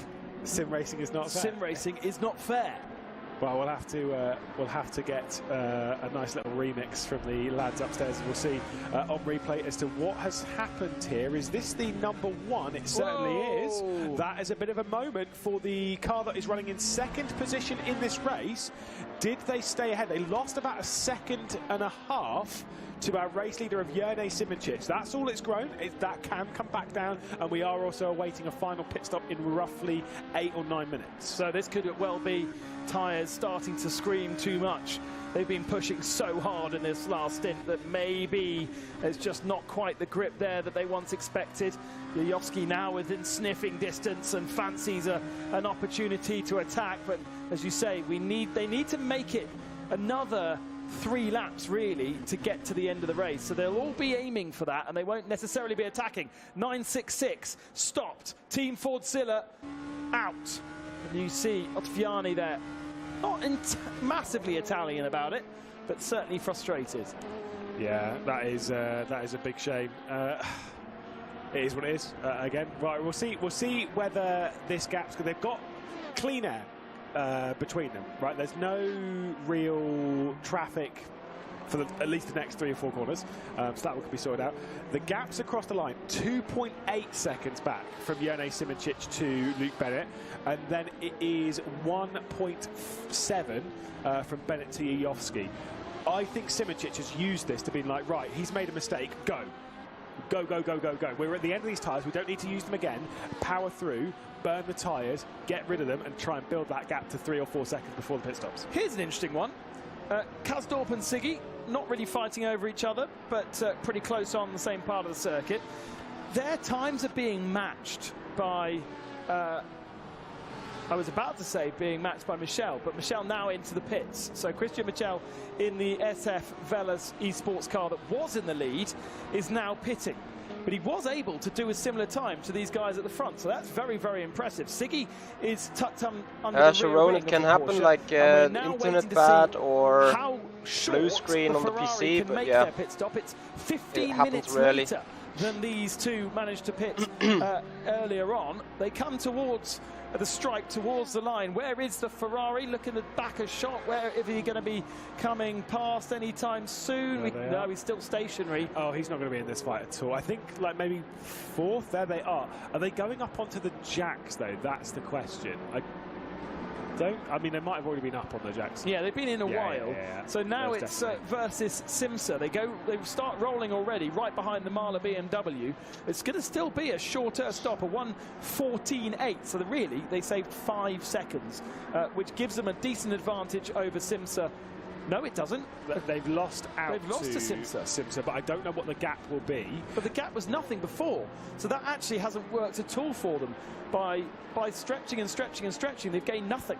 But they might be on, because obviously they'll be on fresher tyres at this point. And light. Well, they won't be lighter. No, they won't be lighter. But I've always said that they're lighter on comparative tyres. Yeah. Right. So obviously, when Simsa came out, they were on fresh tyres, sure, at the start of their stint, but they were on a heavy car comparatively to where the Scuderia Ferrari Veles Esports team are on their fresh tyres, and that's why I think that battle might rage on towards the end of this stint. Great. You have a chance to get a bit closer would be crucial. Yeah. Wow. We're being told that Team Redline they're unhappy about an unsafe release.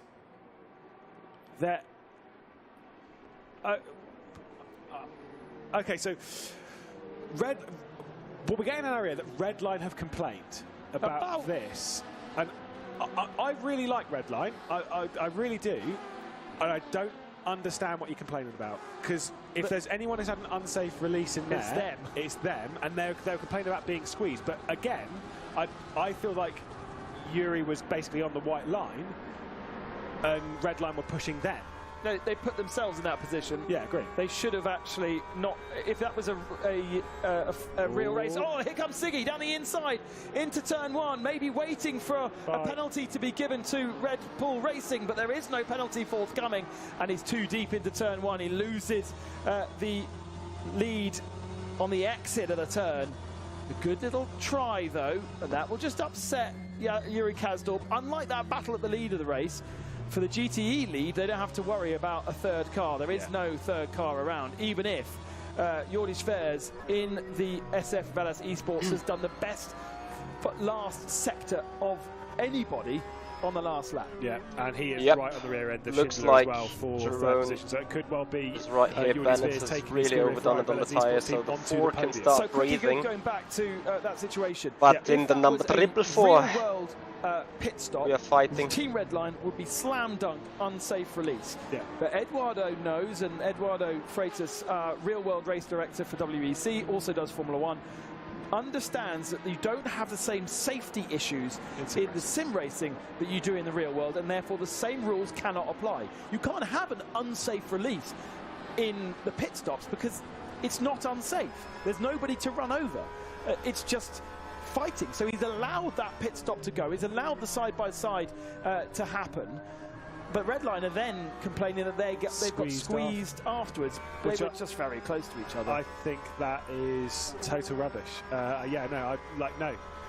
For me, there is nothing wrong with anything that happened there. That was just exciting, was thrilling. I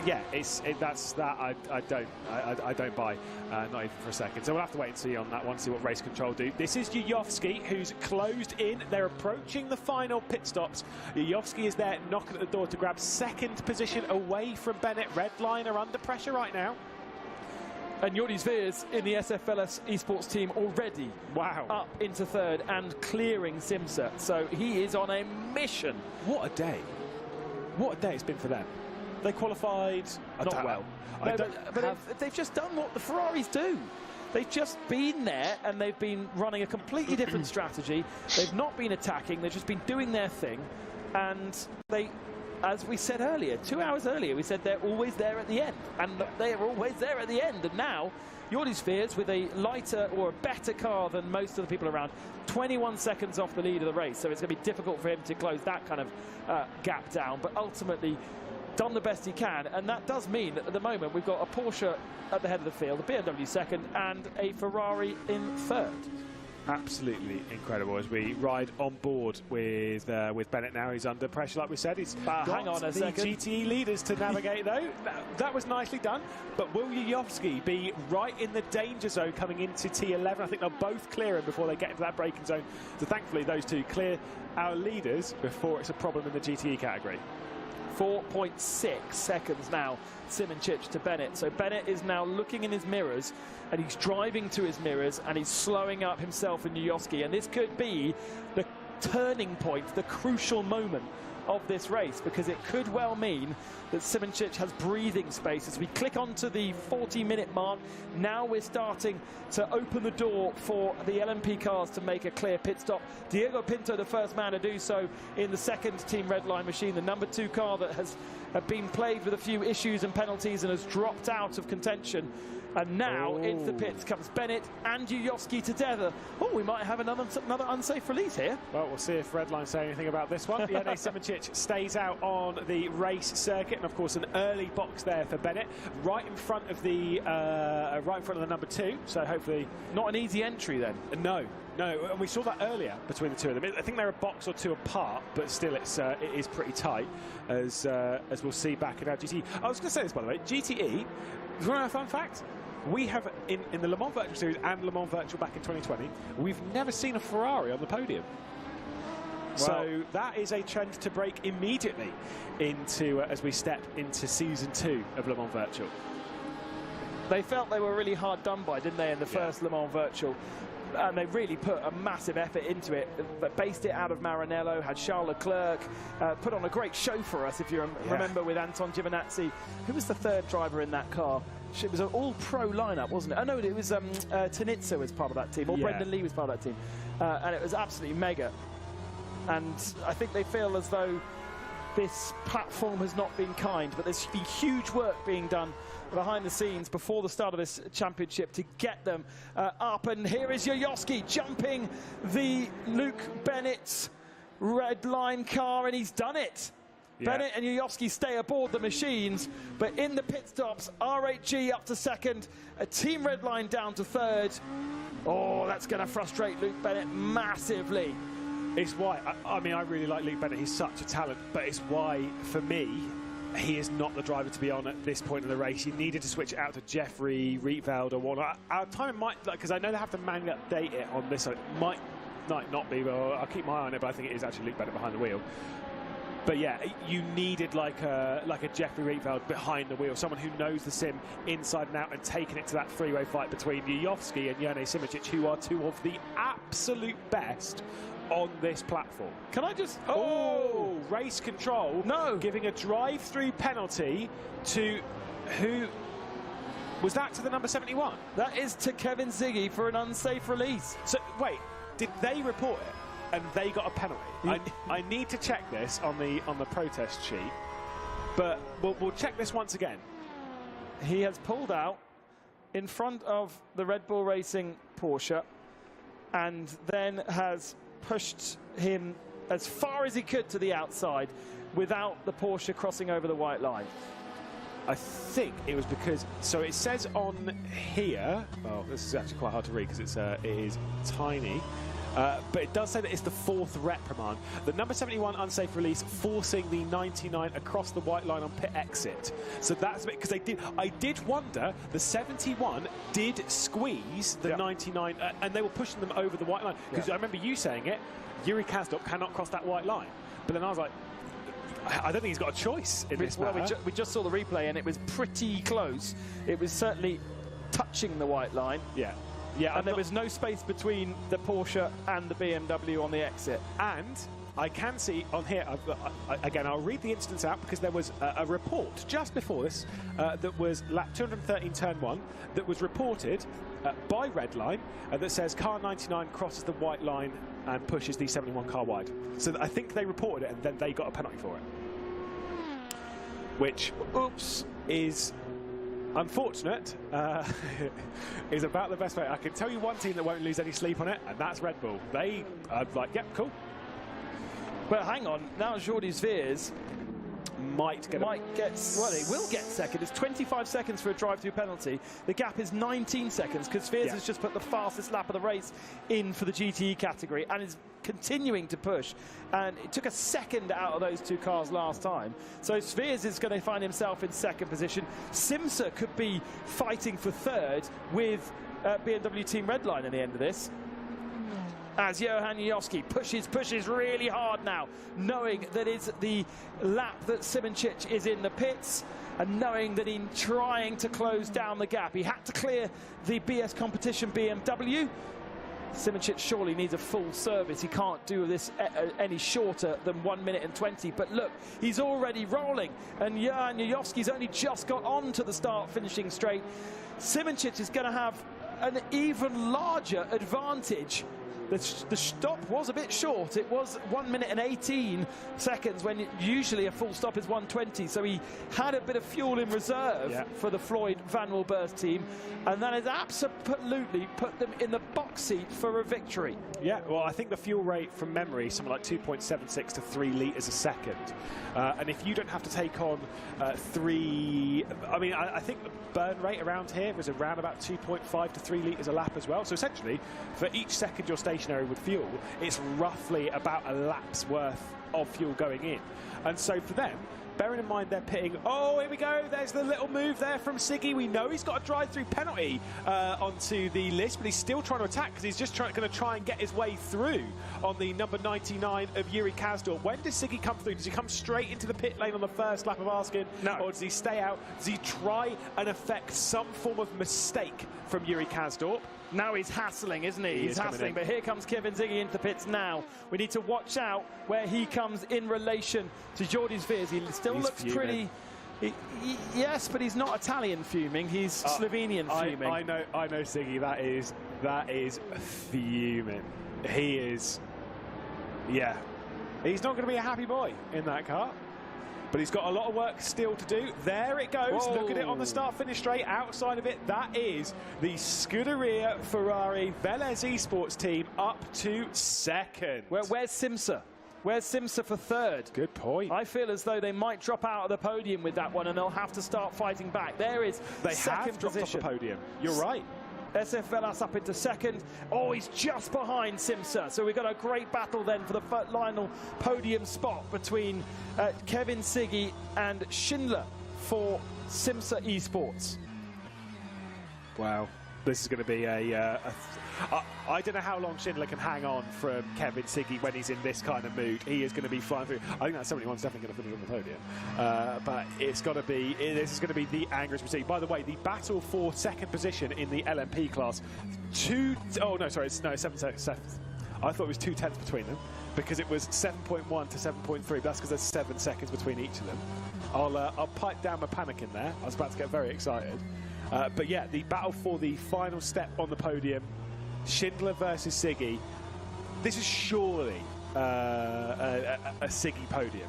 It's got to be for Redline. They're so fast.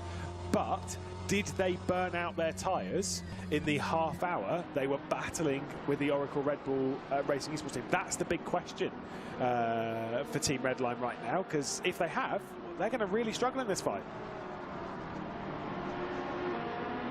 Half an hour remaining of this race. We've still got battles on our hands around the circuit. Jojowski and Bennett absolutely together. There they are.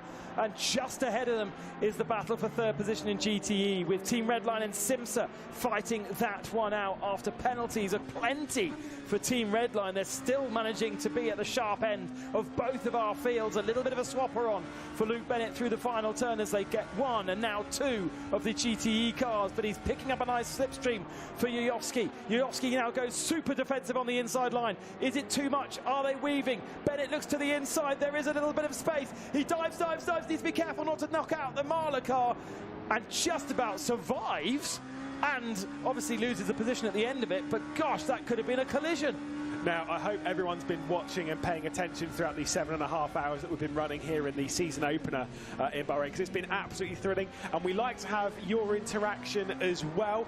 There has been a poll open on the Traction YouTube, as well as over on the Le Mans Virtual Twitter, where you can have your say of the Thrustmaster team of the race. Voting is now open. You can pick between the number 1 Team Redline, number 4 Floyd Van Wilburst, number 66 Simsa, and I think that is a great call. They have done so well today, and the number 99 Oracle Red Bull Racing Esports. I do understand why, by the way, why it's the number 66 Simsa car, and maybe not the number 51. Of course, both Ferraris, but Simsa, comparatively to last season, where they struggled to even get a top 10, and now they're battling for a podium. That is a massive, massive step up comparatively to season 1 last year. Meanwhile, Scuderia Ferrari Velez Esports, this is a step up, this is an evolution on where they've been. A slightly smaller step, mine. They did finish the Le Mans Virtual in January in 4th place, but this is their first hunt for a podium that could come out legitimately, and I think they are pretty set on being on the podium. Whether Simsa will hang on to the 3rd step remains to be seen. They are still hanging on by half a second, so I think that battle might well be on. This is the battle between Yayovsky and between Bennett. I was right, by the way, when it came down to 0.2 of a second. I thought they were closer than they were. There is only 0.6 of a second between the two of them at the moment, so Bennett is on the charge.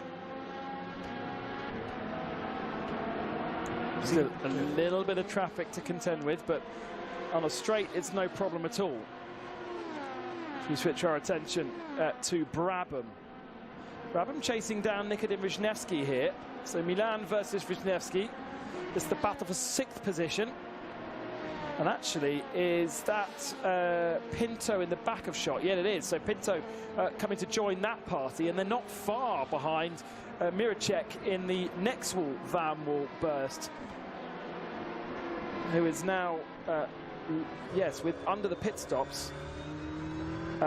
How's that happened? Under the pit stops, Team Redline and Van Wall Burst have completely split. We saw them before with 444 and the 2 fighting pretty hard. And now there's a good... Oh, the 2's had issues, yeah, for sure. There's a good couple of seconds between them. Again, it's because Van Wall did a short stop. They were on 19.6, whereas Pinto did a 22.6. Another team, by the way, that's kind of flown under the radar a little bit when it comes to good results today. The number 20. We were saying before coming into this, of course, that being the Porsche LMP car. They had a retirement from one earlier, unfortunately. Obviously, Josh Rogers behind the wheel, and they suffered a disconnection, which was quite destructive of that team because it was at their facility. So they were effectively ruled out. They would never get into a decent result. So they've just been like, right, let's bail. Meanwhile, that 20 has worked hard. Zach Campbell behind the wheel at the moment, doing an absolutely phenomenal job. 4th position. Yes, they're quite a way off the podium, but they've had to battle from outside of the top 10 into that position whilst we look at the ProDrive Fire car trying to get past Project One Dur, who are in 8th position at the moment. Moritz Lerner back aboard his team, but I still feel so sorry for that car. Whatever happened to them, they made one extra pit stop that they didn't need to make.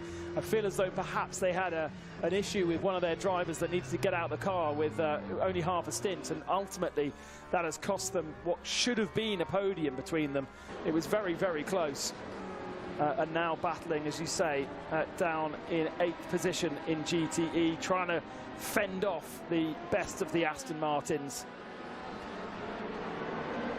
But watch out for Project One by Dur in the next couple of races. Because if this race had been a 4-hour like Monza will be, they'd be on the podium. Well, so I was told from Red Bull actually that they were keeping an eye on their of course Project One by Dur's strategy earlier on. Yeah.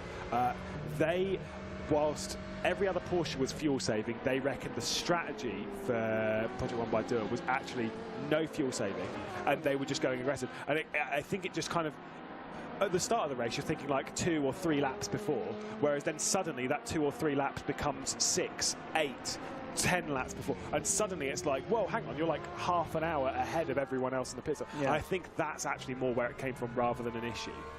So actually the whole field of GTEs was not going at flat-out pace, apart from Dur, who was going flat out, and that's kind of slightly changed the way their pace looks in relation to others. Kind of, yeah. But fuel saving does make a little bit. We'll see ProDrive Fire get around the outside here. Look at that. What a super move there to get all the way around the outside to grab over 8th position at the moment. Mikkel Gard behind the wheel. Position switches back though. Of course, Moritz Lerner hanging on to that one. This is going to be a good battle. I'm feeling all the way towards the end. Lerner's got mediums on here, and they asked him with softs. and down the inside, but hasn't really made that move stick. So now they can run all side by side all the way through these next couple of turns, especially if you are in GTE cars and there is nothing between the two of them. The Aston Martin at the next braking zone will have the inside line. Moritz Lerner can't really shut the door because there's still an Aston Martin there. Again, has an opportunity, and then a little bit of shoulder barging on the exit. Porsche now with the inside, not quite in the braking zone into 10. Needed more of an overlap than that to stop that from happening. I mean, this is, like I say, this is a great battle between them. I think now that Fire and Michael Gard have got up into 8, they did look like they were the faster one between the two. But I will say, as much as you're saying, going flat out, however, a lot of the esports teams, like the teams that are so used to running on rFactor 2, they are very good at saving fuel. Whoa, big moment there from Colin Spork. Nice one, good catch. They're very good at doing fuel saving without losing any time. Really, and that's how BMW Team Redline was so good last season. Is they were fuel saving so aggressively, but they didn't lose any time. They were still as fast as everyone else, and that's where a lot of these teams have gone. And that is where Project One by being Dur Esports, more used to like race room and things like that. This is where they've got a big learning curve, and they've already started off in such a positive position because they have the pace. Bennett is back on the tail of R8G. No traffic to contend with at the moment. If we look up the road, maybe there is 1 or 2 machines, but there is only 0.4 of a second between Yoyoski and Bennett. 6.6 back from Simoncic in the Van Wall burst. 46 clear of the Porsche Coanda. And so they can really focus on themselves, focus on this battle. Probably now written off the chance of a victory. But ultimately, Simoncic always looked so strong in the early stages on the different tyre. Wasn't really able to make the difference when he was on the softs and Red Bull line were on the mediums. Everyone's now defaulted to pretty much the same strategy when it comes to tyres. But and that last pit stop, Simoncic being a little bit shorter, able to save a little bit more fuel, perhaps by sitting behind the Red Line car, perhaps because he wasn't punching a hole in the air, meant that he was able to save, it ended up being 2 seconds, but 2 seconds was enough to clear and be on a different part of the circuit to make and create a 6-second hole. Yeah, I mean, timing is everything with stuff like this, and Jerne Simoncic is the king of timing on rFactor 2 when it comes to strategy. He knows, like, he can switch it from, like, I'm at 95%, I'm just, like, cruising around, I'm sat behind, and then, boom, next up he's on 100% and without making a mistake. He's so good at doing that kind of stuff.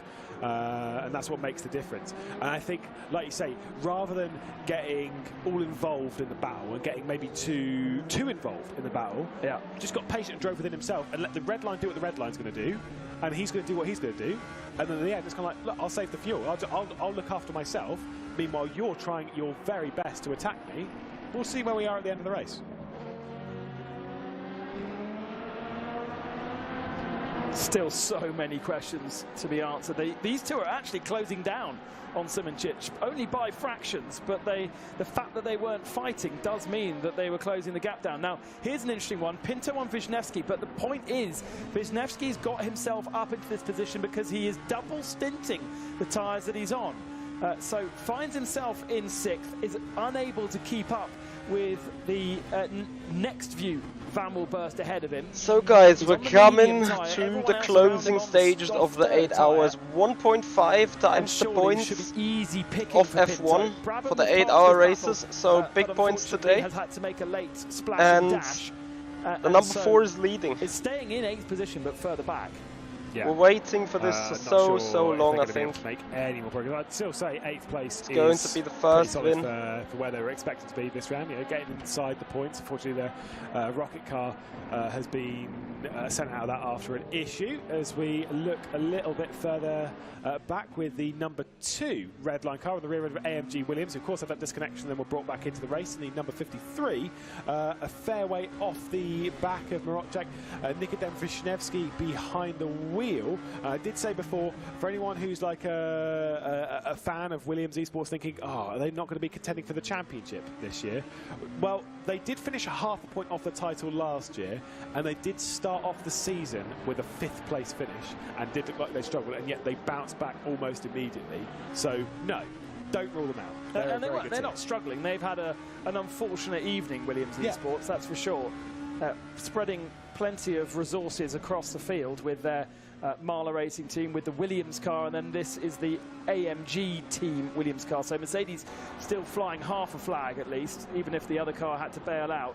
Catching Simsa just at the wrong moment there. A little bit of a gap created between Simsa and BMW team. Like, I hate Redline, the fact that there is blast close past to that no battle, slipstream for 3rd position. in The gap those between prototypes. Kasdorp and Sveers down to 14 seconds now. Sveers is absolutely mighty.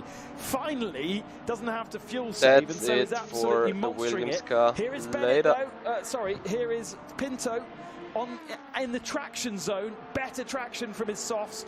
Used mediums for Wisniewski, and wow, look at that. There is nothing between them, maybe even a little bit of contact between them. Marla Racing in the way here. Round the outside, Guns, Redline. For the first part, has the inside for the second part. A little bit of fisticuffs as well. Oh, and Redline gets squeezed behind Marla. I thought they were going to be boxed in there. I thought so too. I thought Williams were going to sort of stick them out there and hang them out to dry straight around the outside, a little bit too deep on the brakes. There's contact between the two. That is a penalty. For the pair of them, Wisniewski into the side of Pinto. The two of them making contact on the exit of T4 as they race their way down the exit section. If I were Wisniewski, I would now let them go. The big decider in this battle. The problem is they just also that the used tyre that Wisniewski has got has definitely not got as much grip as the soft newer tyre from Redline, and so even if he creates half a second, it disappears pretty quick again. Yeah, he's got to get keep his elbows out for 18 minutes. This is going to be a long 18 minutes for Wisniewski if he wants to keep Pinto at bay. Yeah, and this is going to be scary moments for that car directly ahead. That's the SF Velez Esports car.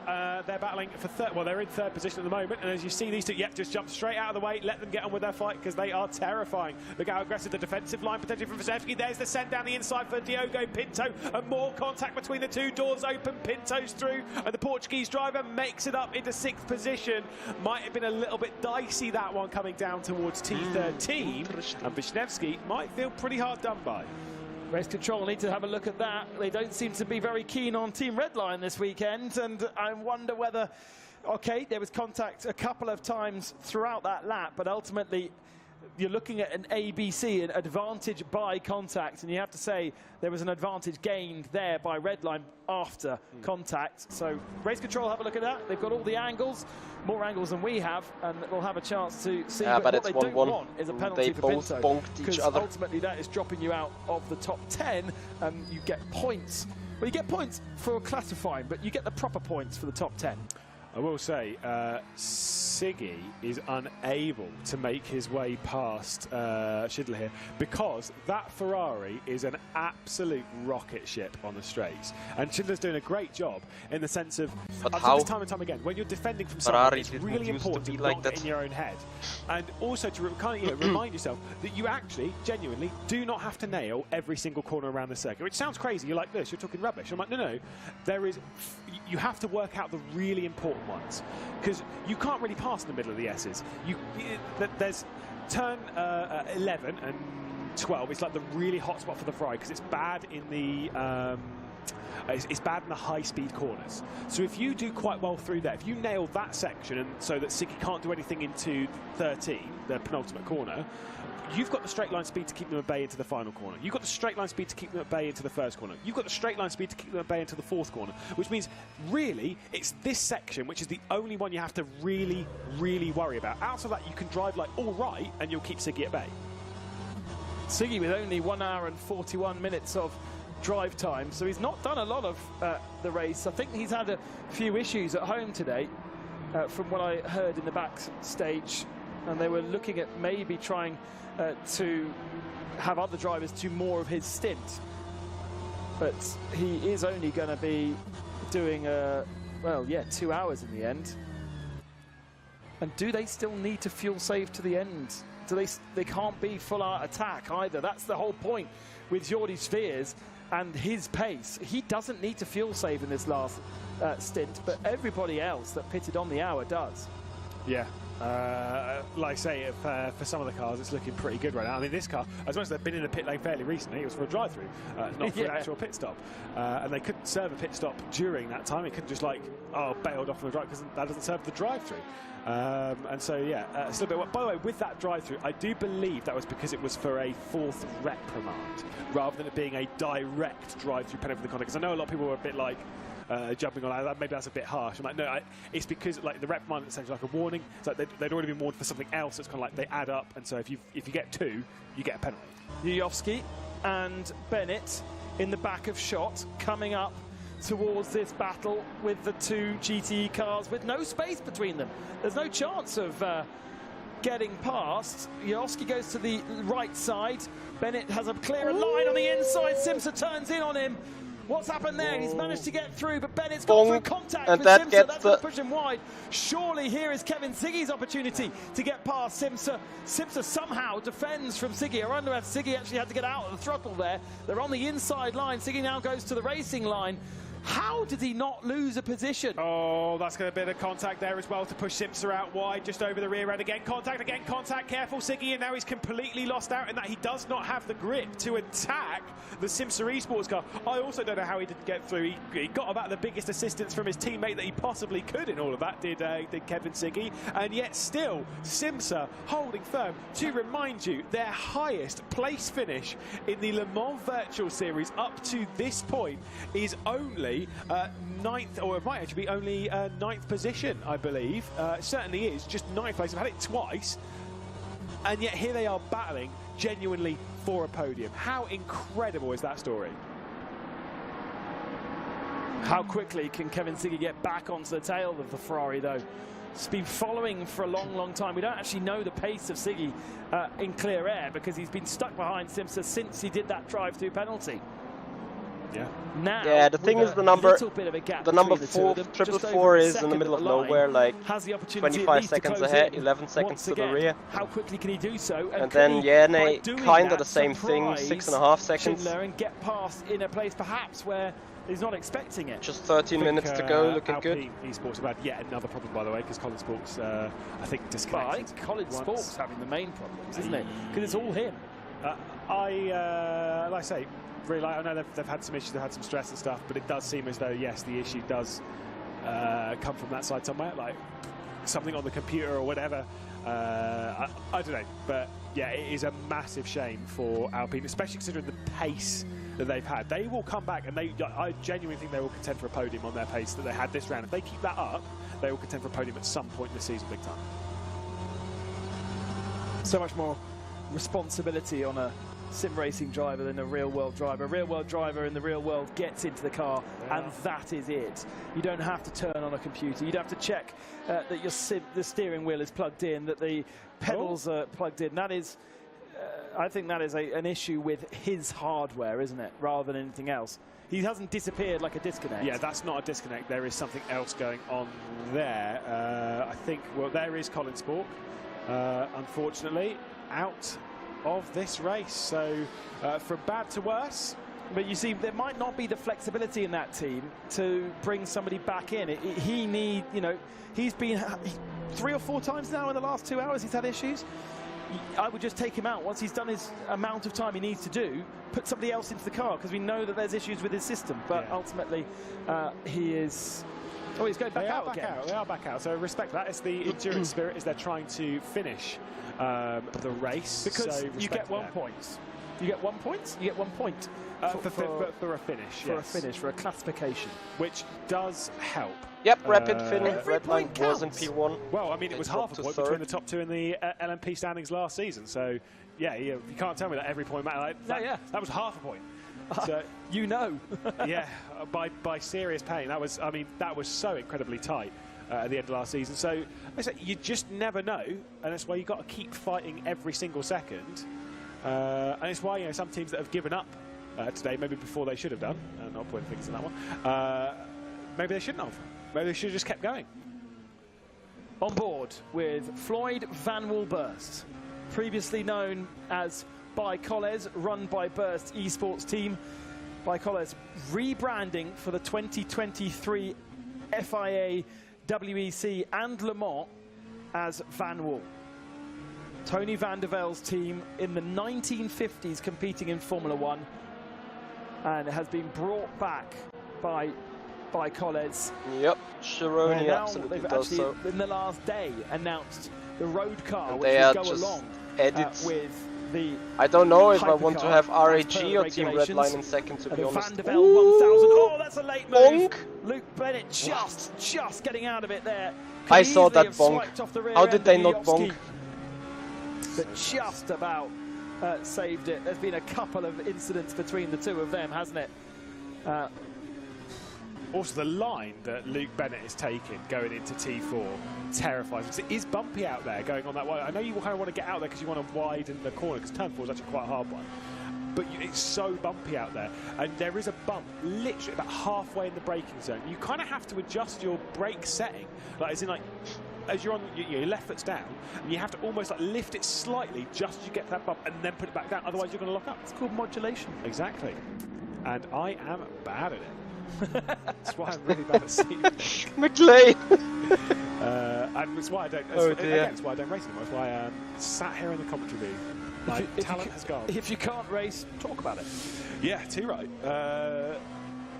Also, quit while you're ahead. That was the other thing, is that I was doing all right up until 2018, and I started realising that actually I'm really not very good at this, so I'm going to bail before all the drivers really disrespect my ability. Ah, dear. Battle for second. Very close indeed. RHG still hanging on. Simoncic 6.8 ahead of these two, but Cruising. nothing between Yuyovski and Bennett. At so many times during this race, it looked like Team Redline had it in the bag. Simoncic was there and thereabouts, but you felt as though, as so often, Team Redline were controlling the rest of the race. They have done that so many times. And then Yuyovski turns up for RHG and turns the wick up in that car, and suddenly they become a proper contender. They've been a contender all day. They've been there and thereabouts. And the middle part of the race faded slightly, but Yuyovski bringing the power. I see. Unfortunately, I see a battle. having to go on the defensive going into turn 4. That's going to compromise him a little bit. Luke What Bennett a goes to the send. inside. Is Bonk. there space? There is half a car length. Again, Serious what? fights going on out there on circuit. And remember, they're now at the end of their soft tyres. The soft tyres can't really do too much more than 40 minutes, and therefore they're on the ragged edge of grip, trying to do these last gasp breaks down the inside with 8 minutes remaining. Of course, the more they fight, the more they allow Jone Simoncic a lead, but I think now they don't care about that. Well, they do care. They will care afterwards, but right now the focus is very much on keeping second for Yuyovski or getting second for Bennett. There are some times where I've seen Luke Bennett half-heartedly almost commit to a move on the inside. It's happened a few times already. Yeah, and I remember seeing that even when he was battling with the with Jone Simoncic. He was kind of like looking and then sort of half committing and kind of like going, I will go for it, and then backing out. Like, all you're doing is you're costing yourself time doing that. Yeah, I guess in this battle it doesn't matter so much because, let's be honest, Jone Simoncic is gone, so this is just the fight for second. He is just trying to put off Yuyovski, but it's where it's so important where you need to know who you're racing. If you're racing against someone who's quite new to the sim racing world, yeah, you might be able to like look in the mirror and kind of dive down the inside and put them off. Yuyovski is a 2-time GT Pro esports champion, so he's not going to back out. Here's Siggy. Where is the Ferrari? Where is Schindler? Oh no, has Simsa had an issue? Oh, yeah, we can see it here. Siggy was recovering, and I saw a yellow flag, green flag in the back of shot. Still, there's Simsa in the back of shot. I think there's been contact between the two, or at least they've spun each other, or they've just spun together. Or I think maybe the Sims car might have spun ahead of the red line car. They've had to get offline to avoid it. Something like that. Either way, there's been some drama that they are. John Monroe is rushing to bring us a replay with Rich also at the helm. You know, it's very busy. Let's see. So it's one of.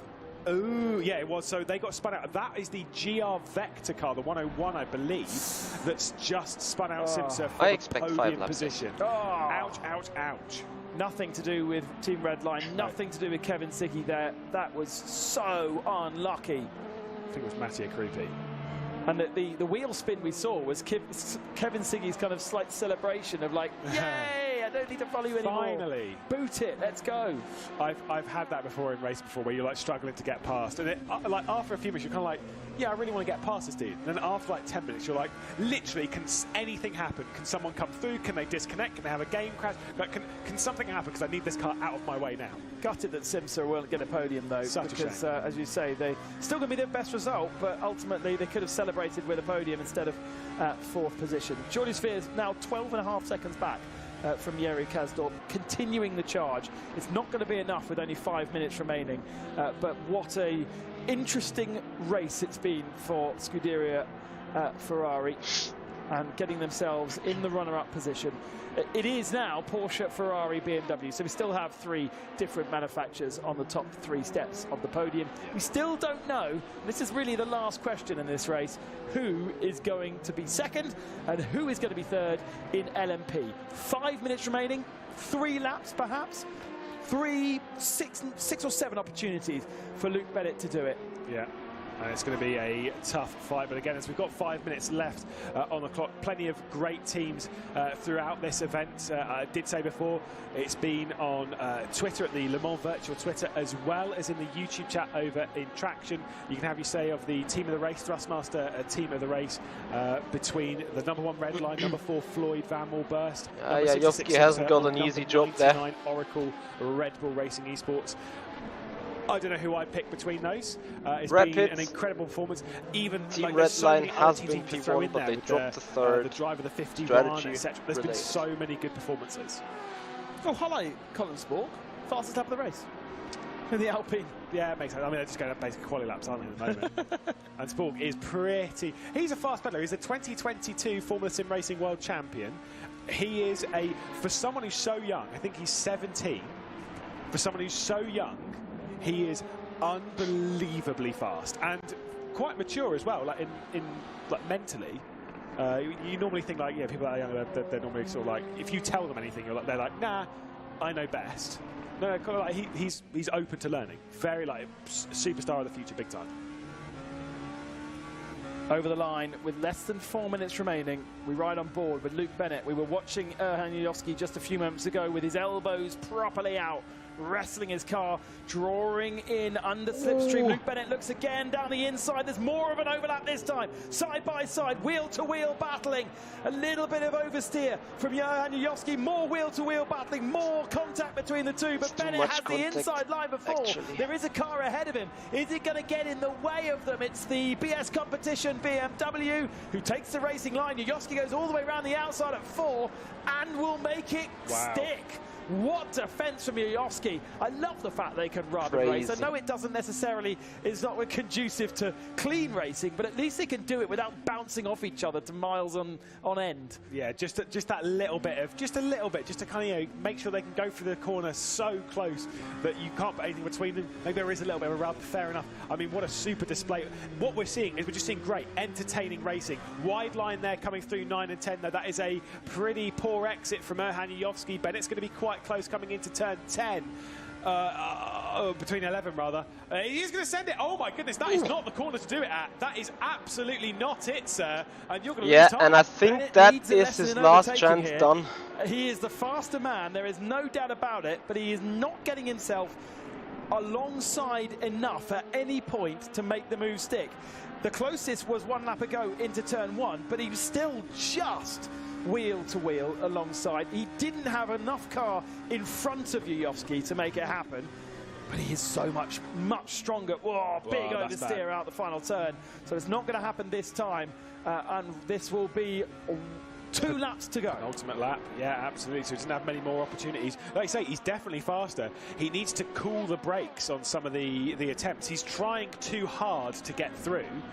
And it's kind of like, okay, step back a second, think logically. Yeah, Yoski went wide. See how much wider he was at turn 1. He's struggling with those tyres. This is the perfect time to pounce. You just got to time it right. Didn't quite get enough of an exit to draw up towards Yoski, but again a lunge, a massive lunge, and again he's not going to be alongside. Guys, you can't do that's no. An absolute slam dunk on television with Eduardo Freitas watching on. Penalty slam dunk. You just can't just drive someone off the circuit. Yeah. But he has the pace to overtake properly.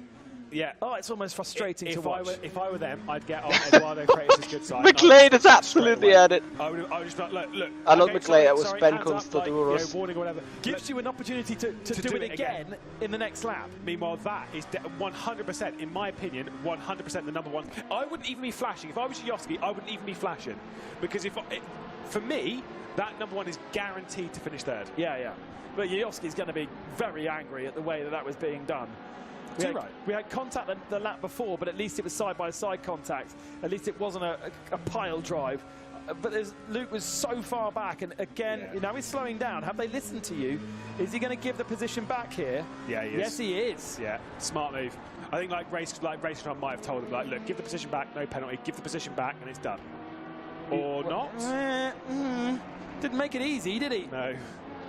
Now, you see, now Luke is really, really close for a slipstream. We were on to the last lap. There is Simoncic, and in the background, Luke Bennett is under the rear wing of Erhan Yoski. So close, because the way he gave it back meant he was carrying loads of momentum. Big defense from Yoski into turn one. Around the outside for Luke Bennett into turn one. Yes, this is the you right guys way are to do crazy. it, 'cause now you've got the inside for 2. You don't have the inside for 3. You actually don't have the inside for 4 either.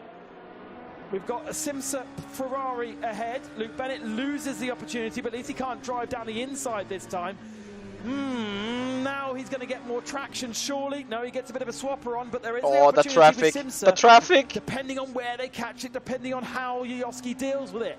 It's so tight between these two. Absolutely incredible. Simsa, they navigate well there. Look to the inside once again from Bennett. The door's not really open. There's the big set. You're just wasting time. You need to sit right under that rear wing and get the push off of this section here and slipstream your way up towards turn 11. This is the important bit right now. Is he going to get a good drive off? Yoski didn't, importantly so. It's going to be close, but I don't think it is. There is only one more chance now, and that is the final corner.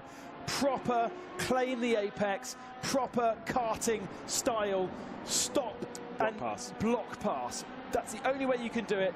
Compromise all your momentum. It'll be appalling if you got into turn 1 again, but there is no turn 1 in the next lap. This is the final lap, and there's only 2 corners remaining. We follow for Floyd Van Wool Burst by Colles, changing their name to Van Wool. And get in there, Jenny! The first victory of the Le Mans virtual season for 2022. Awesome! Luke decides against going through, and there is the smiles from Jerne Simoncic. What a drive it has been! Huge pressure throughout the race, and here is the battle for second. It is so close between the two. A drag to the line. Yoski has got it ahead of Bennett by 1/10 of a second. I think the line is slightly earlier there on the start, which I don't actually think it's there. I think it is slightly before it. But close either way. Yoski had that one covered off. But we need to focus, as we'll see, our Oracle Red Bull Racing Esports, our GTE leader at the moment, who aren't technically confirmed as the winner, because third place has crossed the line already in Kevin Siggy, but Jordi Veers is also in second place. So if they do run out of fuel, they will lose that and they'll drop down to second. But for Simoncic, what a stunning drive for all of the Floyd Van Wool Burst cars. Before this round, I said it before this race, they led just 27 laps, and yet here they are taking victory. Awesome job. Let's get our GTE winner over the line. As you say, we are still waiting for Yuri Kasdorp on his birthday for Oracle Red Bull Racing. The start was insane. Qualifying was not so easy, but he got himself up nearly into the lead on lap 1. The Porsche was not an easy car, strategy-wise, to get to the hour. They had to work at it. They've battled hard with early doors, Project 1 by Durr. Later on with Kevin Ziggy, who clearly was the fastest in the BMW team red line, and then latter with a closing SF Velas Esports team. But it is Oracle Red Bull Racing with their first victory of the season in the Porsche. And Yuri Kasdorp goes across the line. We're just now waiting for Jordi Veers for second spot. He's been on a mission on this last absolutely mature, not cheering at all. Guys, it is race 1, P1 and P5. Amazing. We'll be on the podium in third amazing. It should have been so much more. Yeah, that is so awesome. They do have a little bit over the head with Enzo Benito as to whether he completed the driver time as well, but we'll get into that later. I think think there might have been a technical fault either way. I've got to say, for Oracle Red Bull Racing Esports, they've been on the podium twice in the GTE category. Of course, in the 111 and the C8R last season. It was a second place, it was a third place. Having a third podium with a first is a nice little way of rounding that one out. A brilliant drive all day, a brilliant birthday present for Yuri Kasdorp, and a super performance. All right, guys, end the first round of the season. That's gonna do it for this one. As you can imagine, we have some team celebrations going on. So that's why I'm heading off the radio here quick. It is a P1 and the P5 for us. Really awesome team result. We have a gap of a little bit over a minute to the leaders or to the winners. But anyway, guys, thank you so much for watching. Thank you so much for your time. Thank you for joining. Thank you for supporting us. And yeah, have a nice weekend, everyone. Have a nice evening. Tomorrow there will be an unboxing, so don't miss out on that. Thank you guys for the congrats. Thank you so much. And yeah, guys, see you over there. Thank you for your time. See you. Bye bye.